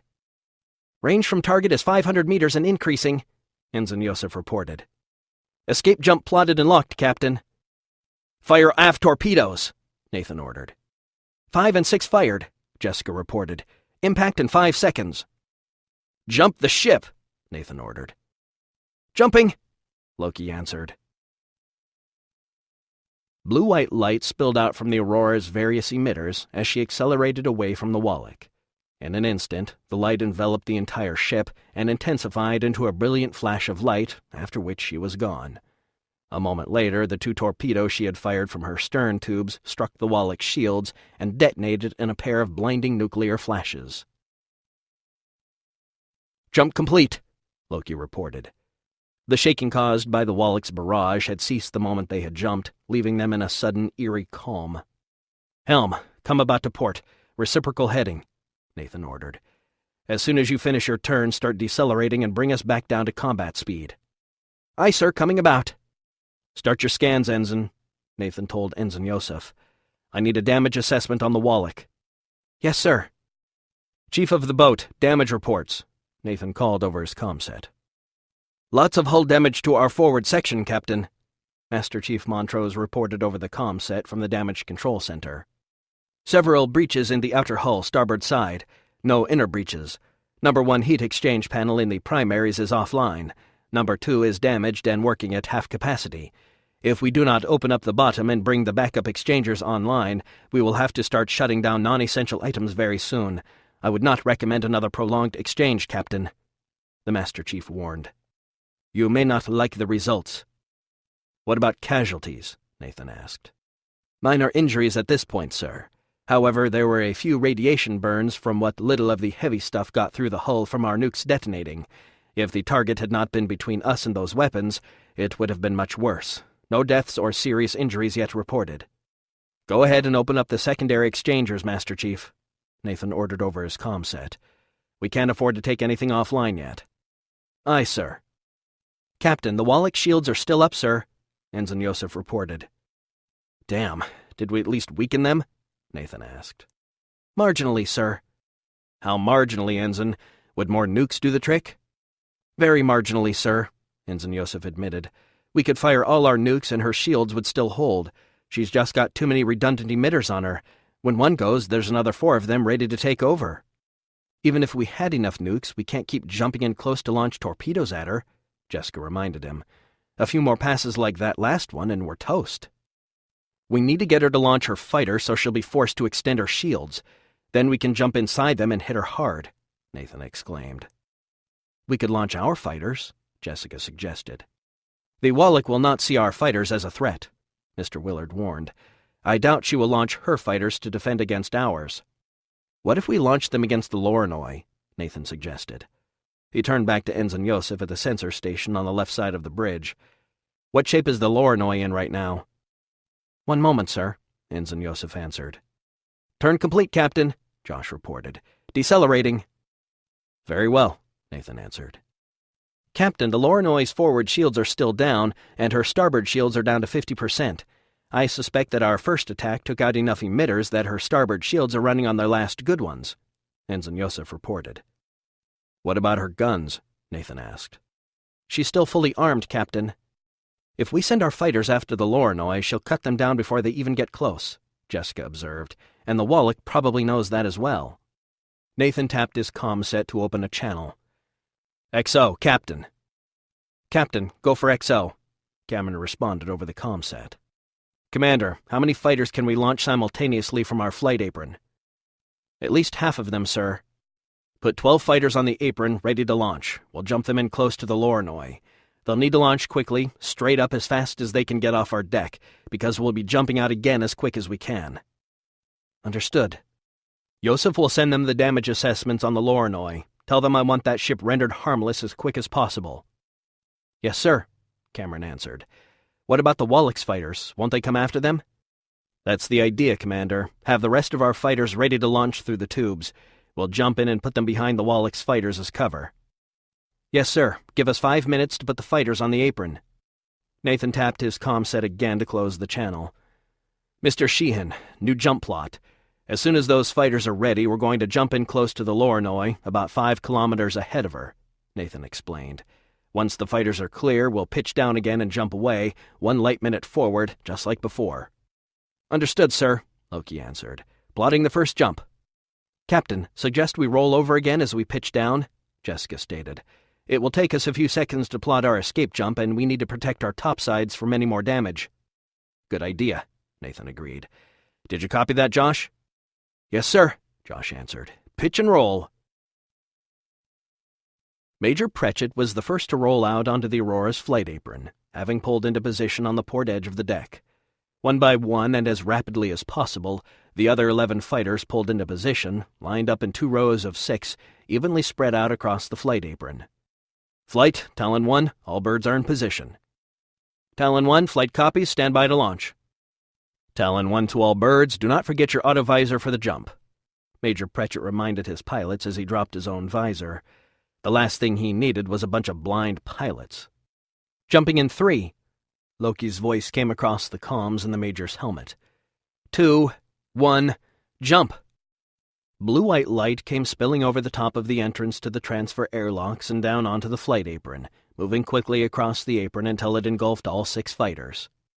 During that brief moment before the flash, Major Pritchett thought it looked like some ethereal river had overflowed its banks and was rushing toward them. An instant later, however, the light had flashed, and it was gone.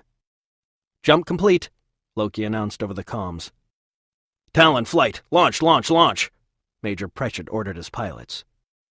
All 12 fighters fired their ascent thrusters, causing them to jump up off the Aurora's flight deck simultaneously. It was a maneuver none of them had ever practiced together as a group, and the Major was surprised that they were able to launch without knocking into one another. The top of the Aurora's hull quickly dropped down, and Major Pritchett could see forward beyond her. The Lorinoy was still a few kilometers away and would not be visible for a few more seconds. As he fired his main engines, 4 jets of smoke shot out the back of the Aurora's missile battery as she launched a full round of missiles at the Lorinoy in the distance. A moment later, the Aurora pitched down and away from the fighters and began to roll over. As his main engines came up to full power and they began accelerating away from the Aurora, He knew she was about to take a lot of railgun fire, thus keeping most of it off of his fleet of fighters. "Talon 1 to all birds, lock missiles and prepare to fire." He looked at his weapons display. The range-to-target indicator showed them at 2 kilometers and closing fast. "We fire at 1 kilometer," he ordered. There was a blue-white flash of light from below them as the Aurora jumped away again. He raised his auto-visor in order to see better as his range came down to 1 kilometer. "Firing missiles," he announced. 2 anti-ship missiles left the rails on the fighter's stubby wings, racing forward on tails of blue-tinged golden jets of burning gases. "Time to impact, 10 seconds. 2 through 6 will break left with me. 7 through 12 will break right and draw some fire." "The Aurora scored big time," one of its pilots reported. "Her starboard shield is gone." "Change of plans. All birds fall in behind me, single file," Major Pritchett ordered. "We all slide sideways along her unprotected starboard side. Target her guns on the first pass and her hull on the second. I want to open her up." "Missile impacts. She's taking damage," another pilot reported. With the fighters launching the anti-ship missiles from such short range, the frigate did not have the time to spin up her point defense screen. Nearly every missile fired struck its target. "Incoming fire. Check your shields," Major Pritchett ordered. Outside his fighter, hundreds of railgun rounds began striking his shields, creating little yellow-red explosions as the impact blew them apart and the shield robbed the projectiles of their deadly kinetic energy. Every impact drained his fully charged shields just a fraction, but continued passes with hundreds of impacts per pass would quickly result in complete shield failure. If that happened, he would become combat ineffective and would have to stand off for several minutes while his shields recharged and reached full strength again. Unfortunately, in a few minutes, this engagement would be over, one way or another. The Lornoi quickly grew in size as Major Pritchett raced toward her. He adjusted his course slightly, so he would slip past her starboard side at a range of only 50 meters. At that range, the frigate's railguns would not be able to keep up with him as he shot past her. As odd as it seemed, that would be when he was in the least amount of danger. Just as he was about to pass by the Lornoi, Major Pritchett killed his engines and swung his nose to starboard, opening fire with the mini railguns in his nose, applying slight forward thrust to counteract the reverse push of his railguns. Hundreds of projectiles streamed out of his barrels, smashing violently into the side of the enemy frigate, carving a long line down her starboard side. He watched in fascination as his rounds smashed through already fried emitters, external conduits, hull plating, and even a few of the railguns that were desperately trying to keep up with his fast-moving fighter as it streaked past. His entire attack run only lasted 2 seconds, and then he was aft of the frigate and beginning to take fire once more. He swung his nose back around to face the same direction his ship was traveling and kicked in his main engines, wanting to get away from the frigate's aft railguns as quickly as possible. One by one, and in rapid succession, each of the fighters performed the same sideways strafing run along the unshielded starboard side of the enemy frigate. As each fighter passed by, more of the frigate's railguns along her starboard side began to fail as they took damage. Finally, in a desperate attempt to protect herself, she started rolling over to bring one of her working energy shields in between herself and her attackers. As the frigate rolled, more of her undamaged guns were brought into action, eventually managing to destroy the last 2 Corinari fighters as they streaked past. After 2 more jumps with turns in between, the Aurora was now sitting half a light minute astern of the Wallach and slightly to her starboard, the same side that faced the approaching Lornoi. "The Wallach is extending her shields, Captain," Ensign Yosef reported. "Stand by all railguns," Nathan ordered. "Railguns are ready, sir," Jessica answered. "Helm, roll us 45 degrees to port and prepare to jump," Nathan ordered. "Rolling to port," Josh answered. "How close do you want us, Captain?" Loki asked. "How far out are her shields extended, Kayla?" Nathan asked Ensign Yosef. 500 meters, Captain," Ensign Yosef reported. "Put us at 300 meters, Mr. Sheehan." "Are you sure, sir?" Loki wondered. "That's awfully close." "No, I'm not," Nathan admitted. "But do it anyway, and make our speed so that we can take from 5 to 10 seconds to pass her. I don't think we can withstand her guns any longer than that." "Do you want 5 or 10, sir?" Loki asked. 5. "Plotting jump," Loki reported, shaking his head in disbelief. "Comms, make sure Flight Ops is ready to launch the rest of our fighters." "Yes, sir," Naralena answered. The Wallach is launching fighters, Ensign Yosef reported. Mr. Sheehan? Nathan asked. 1 moment, sir, Loki answered. We don't have a moment, Loki. That's old light. They launched those fighters 30 seconds ago. I'm plotting a jump to within 300 meters, sir. If it's all right with you, I'd like to double-check my... They're good, Abby insisted.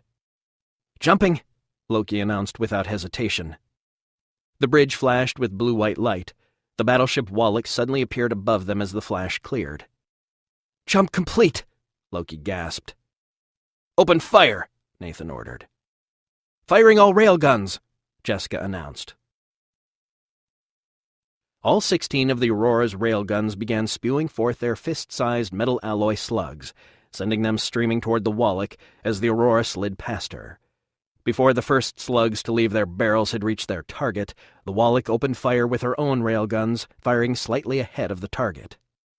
Enemy fighters launched out of the side of the Wallach, cutting directly across the path of the Aurora as she slid past the massive battleship, 2 of the fighters slamming into the Aurora's port side.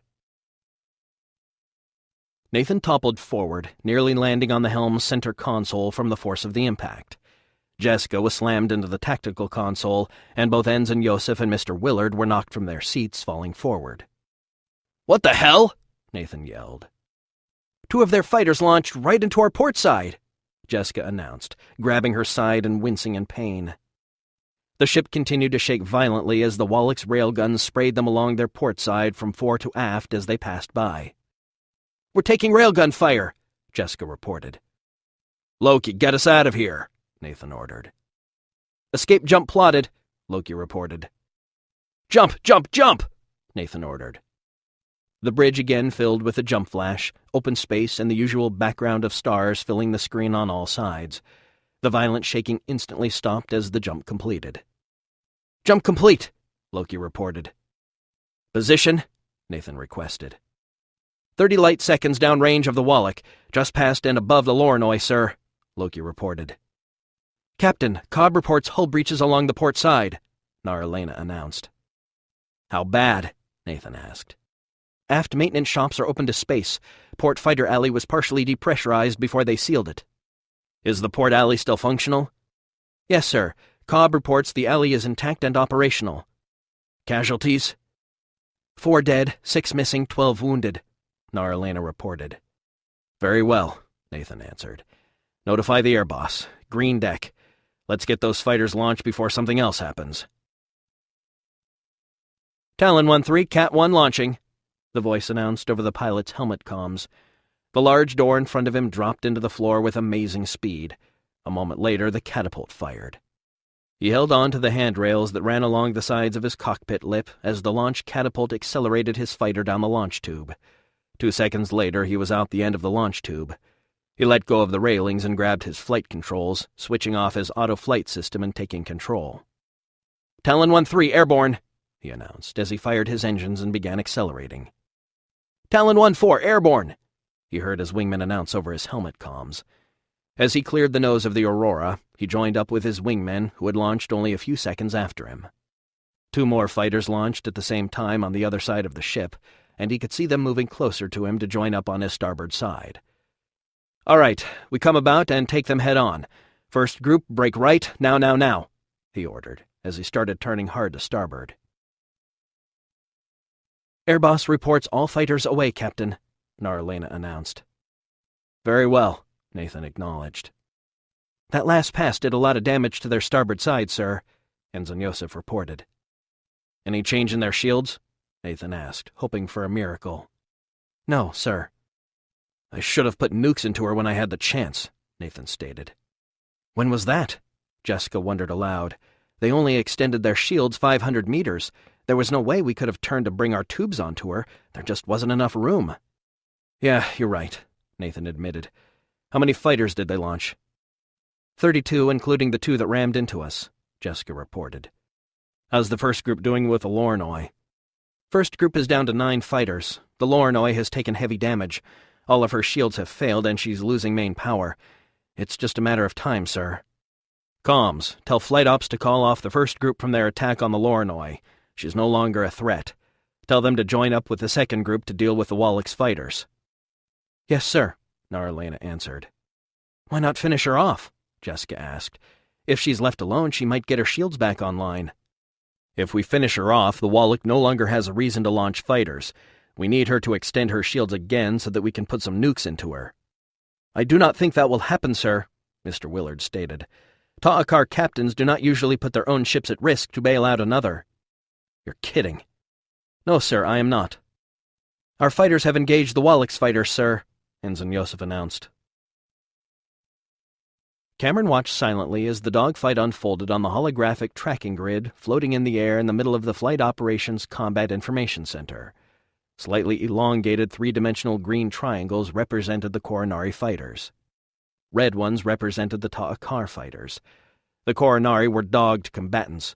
Working in pairs and with the assistance of their flight controllers on the Aurora, they were slowly carving away at the superior enemy numbers.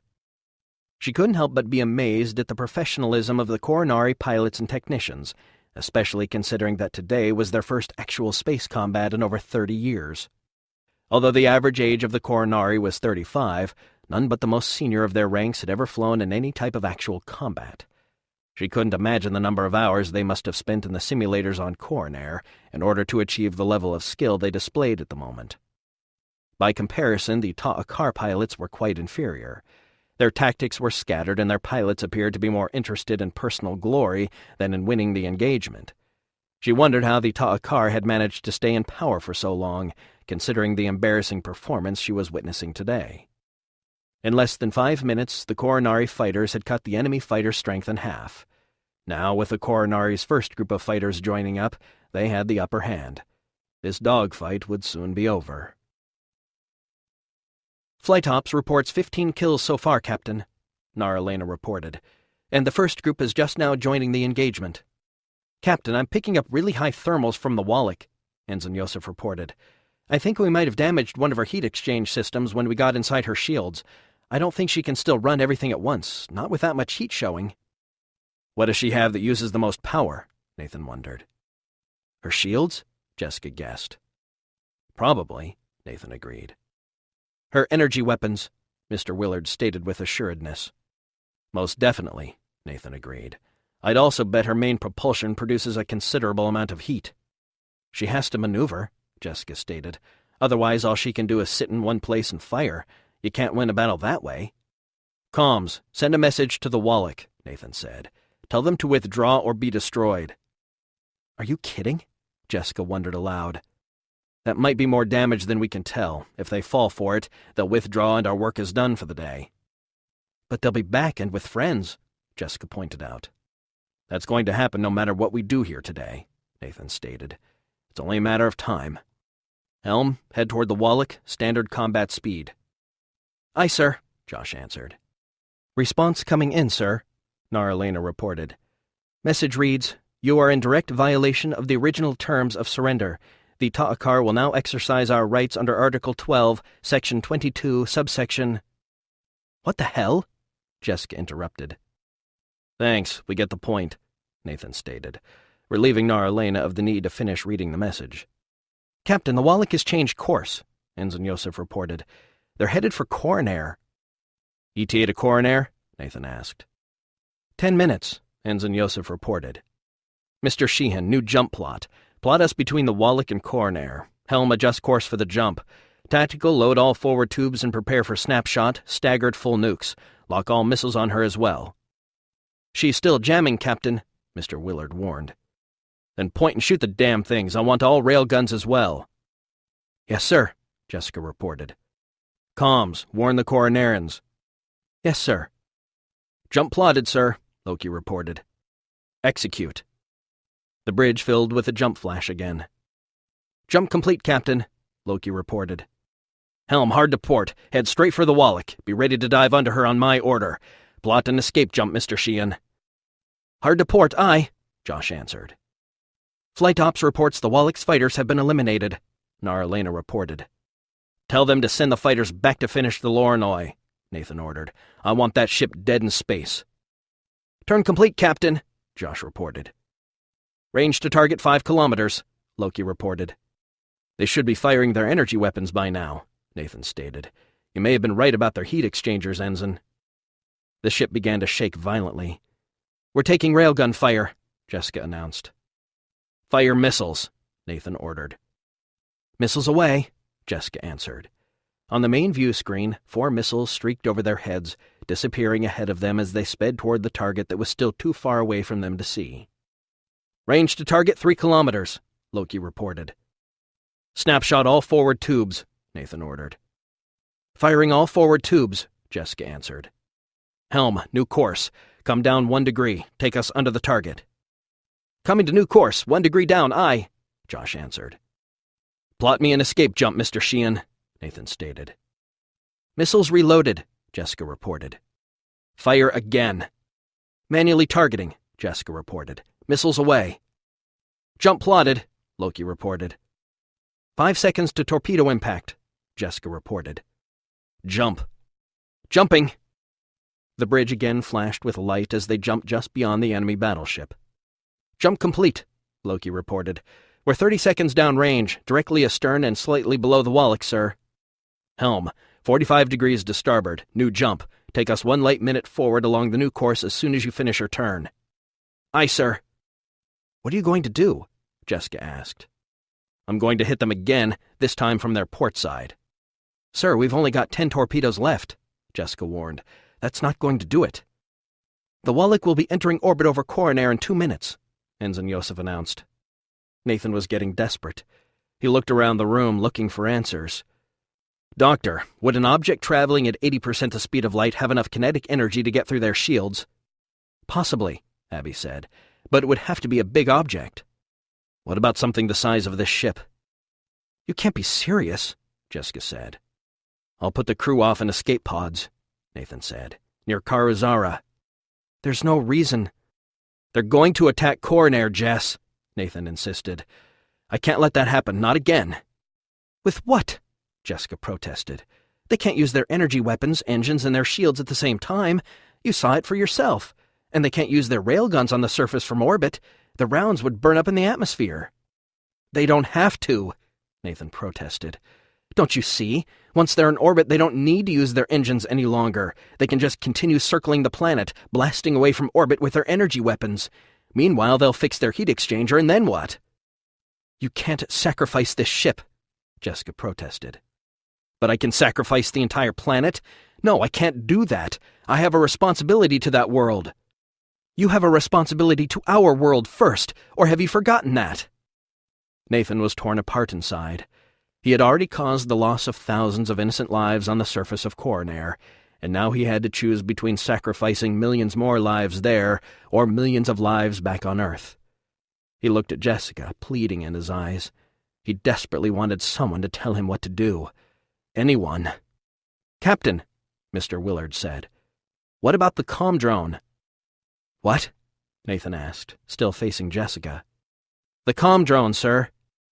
"We sent Tug after it," he reminded him. "No, sir, the other one, the one we were testing, it is still out there." "They didn't work, remember?" "They worked, sir. They just did not pick up the moving target soon enough.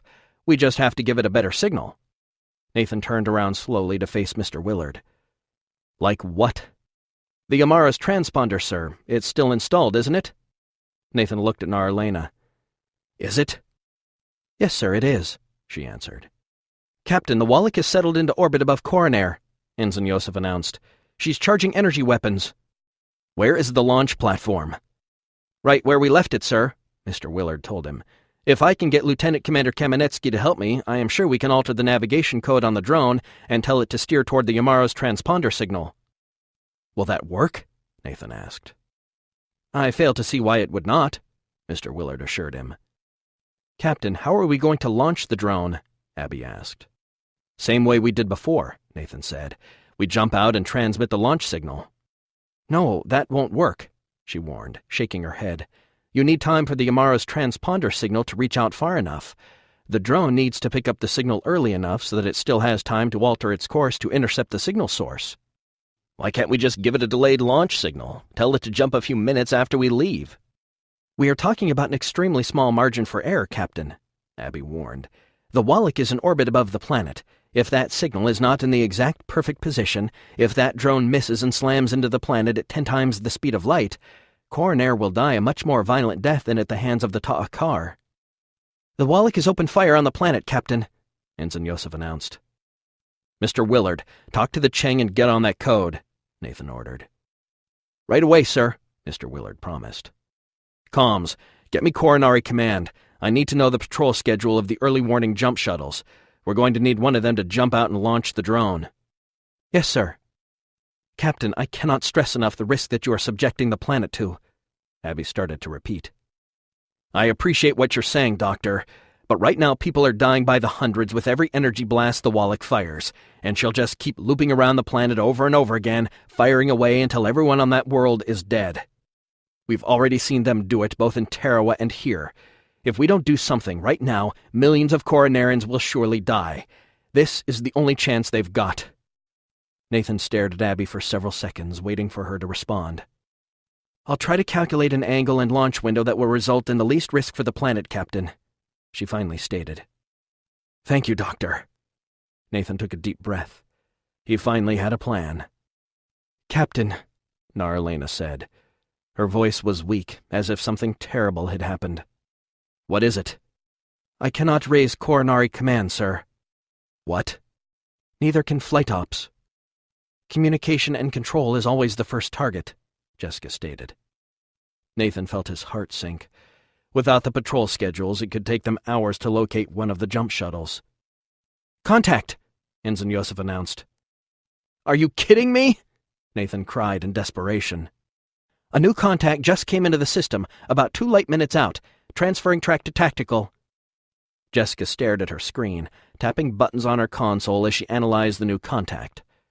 "I've got it," she stated. "Who is it?" Nathan asked, afraid of the answer. Jessica's expression suddenly relaxed. "It's Tug, sir." "Oh, hell yes!" Nathan exclaimed. "Comms, tell him to get his ass over here." "Multiple contacts coming up from the surface," Ensign Yosef announced. "From where?" Nathan asked. "From all over the planet, sir. They appear to be Corinari interceptors." "They're going to attack the Wallach," Jessica said, astounded. "Don't they realize how hopeless that is?" "They don't care," Nathan said. "They're refusing to go down without a fight."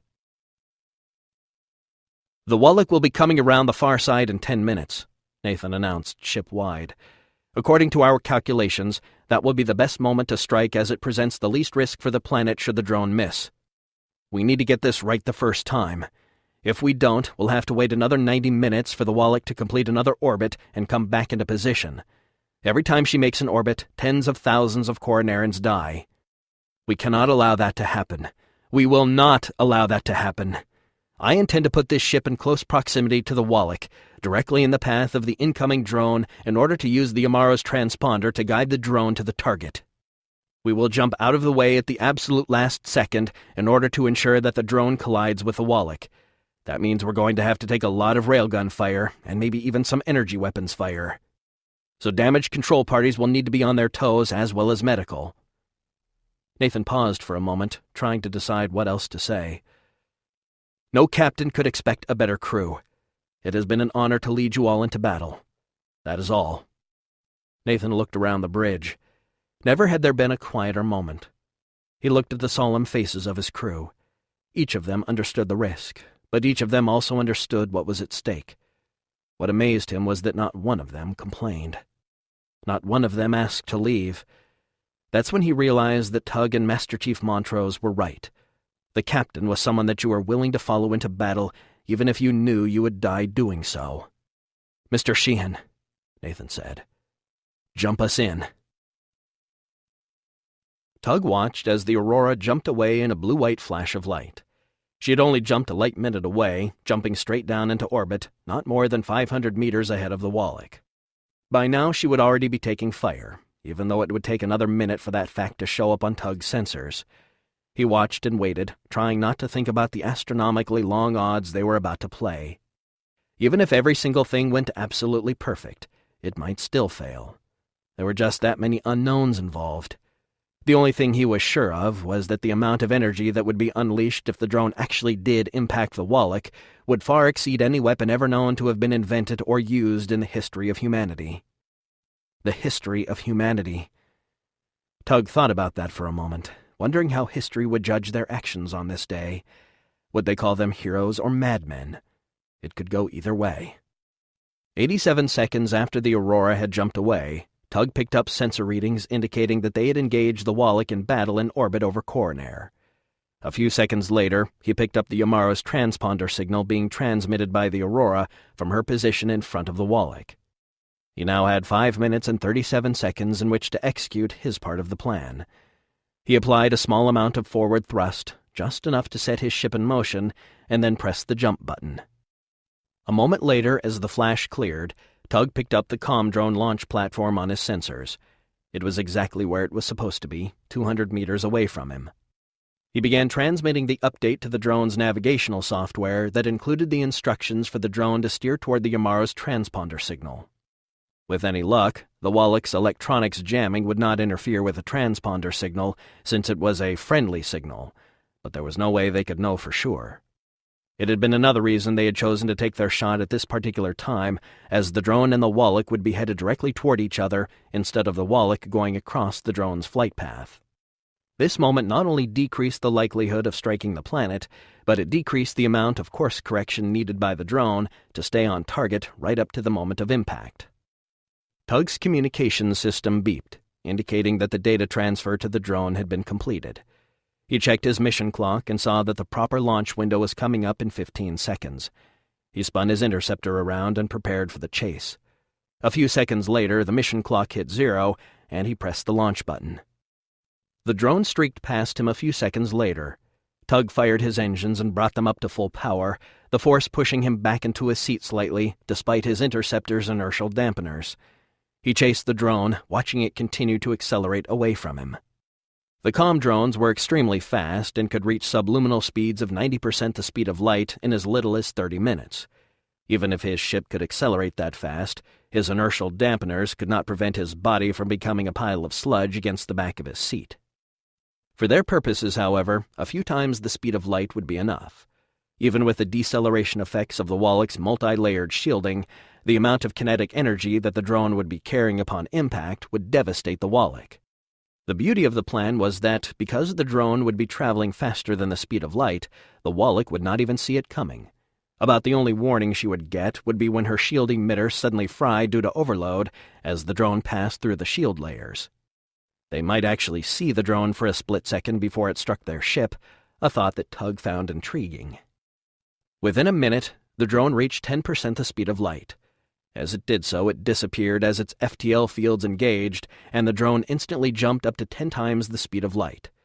Tug checked his sensors, ensuring that they had registered the exact speed of the drone and the time that it had gone to FTL. The Aurora would need the information for their part of the plan. The Aurora vibrated and shook as she continued to take railgun fire from the battleship Wallach, not more than 500 meters behind her. "Keep it up, Josh," Nathan ordered. "The more we move around, the more she has to work to hit us." "It doesn't look like they have to work hard enough, sir," Josh responded, as he jogged the ship from side to side and up and down. "Missiles reloaded," Jessica announced. "Helm, steady her out for a moment. Fire when ready, Jess." Jessica waited for the ship to steady, adjusting the angle on the missile battery sitting on top of the Aurora until the aiming reticle was centered on the Wallach's live image in the target camera. "Firing," she announced, pressing the launch button. On the forward view screen, 4 more missiles streaked over their heads on their way to the Wallach. Nathan knew they weren't going to do any good, but at least it kept the enemy thinking they were invincible, which was fine with him. "They're still firing their energy weapons at the planet, sir," Ensign Yosef reported. Nathan felt guilty for thinking it, but as long as the Wallach was firing her energy weapons at the planet, they weren't firing them at him. They could take a pounding from her railguns for a while, as their hull had been designed for just that purpose. It was several layers thick, with specialized sections in between that greatly absorbed the kinetic energy the enemy's railgun rounds carried. It would take several very lucky shots, all striking in the exact same spot and at the exact same angle, for one of those rounds to puncture their inner hull. "Don't worry about that right now, Ensign," Nathan ordered. "Just keep your eye on that mission clock." Of course, it wasn't only hull punctures they were worried about. There were a lot of things on the hull that could be damaged, and they had already lost several external systems. If it hadn't been for the constant jamming being performed by Mr. Willard, the Wallach would have gotten a much clearer targeting image and would have been able to take aim at specific components. "Captain!" Abby shouted above the noise of railgun rounds striking the hull and the various warnings and alarms going off all around the bridge. "We'll have a much better chance of hitting the Wallach if we can get her to turn and show us her profile." "Not much chance of that," Nathan told her. "No captain shows any more cross-section to an enemy than they have to." "Contact," Ensign Yosef reported. "It's Tug, sir," Naralena reported. "I am receiving a data transmission from him now." "It's about time," Nathan observed.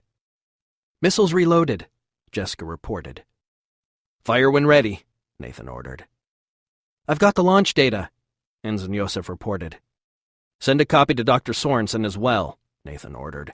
"I want 2 brains as well as all our computers checking the math on this one." "Missiles away," Jessica reported. "We're down to 75% on our railgun ammo." "Why isn't she firing any missiles at us?" Nathan wondered. "She doesn't need to," Jessica stated. "She's just harassing us, giving her railgun operator some target practice. If she ever runs out of railgun ammo, she might start lobbing missiles at us. Besides, she knows we can jump away if she does." "Her captain's not as dumb as I'd hoped," Nathan stated. "I have a solution, Captain," Ensign Yosef announced. "Coming up on 2 minutes to impact. Setting countdown clock." "Abby," Nathan called, turning her way. "I concur." "Very well," Nathan agreed. "I just hope we can last 2 more minutes." "Captain, can't we just turn our belly to him and take the shots?" Jessica asked. "If we stop firing, he might think we're out of ammo and turn his energy weapon on us for a finishing blow," Nathan stated. "Mr. Willard, what can he see of us through your jamming?" "Nothing more than a silhouette, sir," Mr. Willard explained. "He cannot see any more detail than that." "I'll keep that as a last option," Nathan decided. 90 seconds to impact," Ensign Yosef announced. Nathan tried not to think about the comm drone that was streaking toward him at 10 times the speed of light. An alarm sounded on Abby's console. Red and orange lights began flashing on a drawing that represented the Aurora and all the jump field emitters that were placed about her hull. "Captain, I've got a hit on a primary junction on the power distribution system for the emitters." "What does that mean?" Nathan asked. "It means I'm not sure if the system will compensate properly through the other nodes." "Will it or won't it, Doc?" Nathan asked, shouting to be heard above the alarms, as well as the sound of railgun rounds as they sprayed across the top of the ship. "I don't know. I did not design that part of the system. My father did." "Great. Can we pull out of the way manually?" Nathan asked. "If we do, the drone may alter course to stay with us," Mr. Willard warned. "What if we just turn the transponder off and then try to move?" "I don't know, Captain," Mr. Willard admitted. "It may just track the ship itself, in which case it will still alter course to stay with us. The whole plan was based on the idea that we could jump out of the way at the last second." 1 minute to impact," Ensign Yosef announced. "Do what you can to make sure the other nodes compensate, Doctor," Nathan ordered, "and pray that your father designed those compensation systems correctly." "I will try, Captain," Abby promised. "But it would help if we did not take any more hits like that along our topside. The system can only compensate for so much before it will refuse to allow a jump to occur." "Doctor, you have to override that particular failsafe. This ship has to jump." "If I do, and the other nodes do not compensate for the damaged power pathways, some parts of the ship might not be included in the jump." "Yeah, I was trying not to think about that part," Nathan admitted. "Josh, roll us over and show them our belly." "Rolling," Josh announced, as the ship began to roll, the stars on the main view screen rotating. Nathan could hear and feel the vibrations of the Wallach's railgun rounds as they walked from the top of his ship, around the port side, and across onto her reinforced underside. The shaking eased slightly, as did the noise, but both were still present. 30 seconds to impact," Ensign Yosef reported.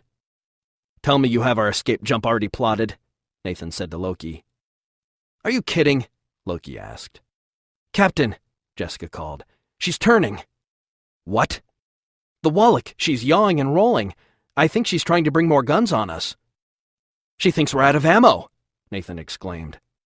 20 seconds to impact. "She's moving in closer as well," Jessica added. "She's trying to move in for the kill." "I was wrong about that guy," Nathan mumbled. "He's a dumbass." 10 seconds to impact," Ensign Yosef yelled. "Mr. Sheehan, stand by to jump on my command," Nathan ordered. "Standing by to jump, aye," Loki answered. 5. "Set forward view screen to the target," Nathan ordered, wanting to take one last look at the ship he was about to destroy. 4. The main view screen switched over, showing a view of the Wallach as she approached. She was still a few hundred meters away. 3. "Magnify," Nathan ordered. 2. The image on the screen magnified once. The image of the Wallach now filled the screen. "Jump!" Tug watched from his position just a few kilometers away in a higher orbit over Corinari. He could see neither ship from his position, but had all of his reconnaissance cameras trained on the event. On his main console, he had one of his cameras zoomed in on the Wallach's position. He saw the Aurora's jump flash, followed a moment later by a flash so intense he had to cover his eyes despite the auto-darkening capabilities of his helmet visor. It took several seconds for the flash to subside enough to actually see anything on his monitor. He zoomed out slightly in order to encompass the entire image of the explosion. The force of the drone's impact had ripped the massive battleship in half. The concussion and subsequent secondary explosions had then blasted her apart from the inside out, sending fragments spinning off in all directions. The biggest debris field had shot out from the opposite side of the once great warship, the force of the impact causing the far side of the ship to spew outward. Those pieces would have enough velocity to leave orbit. They probably would have enough velocity to leave the entire system. Tug wondered if the pieces of the Wallach might be found thousands of light-years away sometime in the distant future. He wondered what the finders of such objects would think. Would they figure out what it was, where it came from, and how it was destroyed? Would they even know of the battle that took place here this day? If so, would they display their artifact in some private collection or in a museum on some distant world? His thoughts were interrupted by his helmet comm. "Tug, Aurora, do you copy?" It was Naralena. "Aurora, go for Tug," he answered. "Tug, Aurora, hold one." Tug continued to watch his monitor as pieces of the Wallach began to burn up on the Corinari atmosphere. It must have been an incredible sight for them to behold, he thought. "Tug, Nathan, how does it look?" Tug laughed. "Glorious, my friend. Glorious." Nathan entered his ready room, thankful to finally have a moment alone. The bridge, in fact the entire ship, had been awash with congratulatory handshakes and pats on the back. He had thanked his bridge crew for their excellent work and had waited for all his surviving fighters to be recovered before he set a course back to Karuzara. There were repairs to be made and wounded to be tended. Unfortunately, Tug had been right. There were new dead to be buried. He sat alone in his chair, his hands quivering, the adrenaline of the engagement still coursing through his veins. It would wear off soon, he was sure of this, and then he might finally sleep, from pure exhaustion if nothing else. It would not be from peace of mind, of that he could be sure. Although the losses among his crew had been few, thousands had surely died on Corinari. The Wallach had been allowed to make nearly a full orbit around the planet, bombarding the Corinarians with a near constant rain from her energy pulse cannons. It had been a difficult decision to wait to take their shot, but he had been left with no other choice. The risk of cracking the planet in half was too great. It had been better to sacrifice thousands to protect millions. At least that was what he would continue to tell himself. The door buzzer sounded, breaking him from his guilt. He grasped his hands together to stop the quivering and tried as best he could to compose himself. "Enter," he called out. The hatch opened and Cameron stepped into the room, closing the hatch behind her. "You look like hell," she commented upon seeing him. "I feel like hell," he admitted. "It's probably just the adrenaline rush wearing off." "You should be pleased with yourself right about now," she encouraged. "I don't think so, Cam. I just allowed thousands of people to die on Corinari," he stated in hushed tones. "But you saved millions by doing so." "Did I save them?" Nathan wondered. "Or did I just postpone their deaths another day?" "You can't look at it that way, Nathan, not if you expect to live with yourself in the end." "Perhaps." Nathan leaned back in his chair, taking in a deep breath and changing the subject. "How many of our own did we lose?" 12 dead, 47 injured, 14 of them are serious." "How many pilots?" 4 did not return." The hatch opened again, slowly, and Tug peeked inside. "Captain?" "Tug, come in," Nathan said. "Commander," Tug added, noticing Cameron as he entered. "Nice work," Nathan congratulated. "To you as well," Tug returned. "Your crew performed admirably." "Yes, they surely did," Nathan agreed. "By the way, in all the excitement, I forgot to ask you about the drone. Did you manage to catch it?" "No, I did not," Tug admitted, his expression falling. "But I am afraid I have even more troubling news to report." "What is it?" Nathan asked, noticing the dour expression on the face of his friend and mentor. "I'm afraid Mr. Dumar was correct in his conclusions, Nathan. That drone was traveling at well over 500 times the speed of light. It will only take 3 days for it to reach Takara." "Then it's true," Nathan said, his expression falling as well. "They've already started implementing the zero-point energy device." "Yes. If we do not act quickly, soon it will be too late." "Then we have to attack immediately," Cameron stated emphatically. Both Nathan and Tug looked at Cameron with surprise. From the beginning, she had been against their involvement in the affairs of the Pantoris cluster. She had never made any allusions to the contrary. Her sudden and enthusiastic endorsement was all Nathan needed. "We will, Commander. We will." This concludes Rise of the Corinari by Rick Brown. Narrated by Jeffrey Kafer. Copyright 2012 by Rick Brown.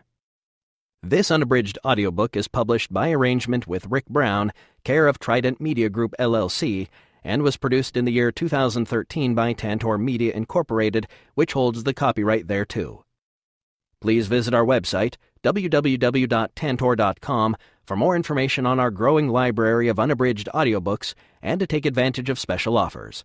Or call toll-free 877-7-TANTOR to request a catalog.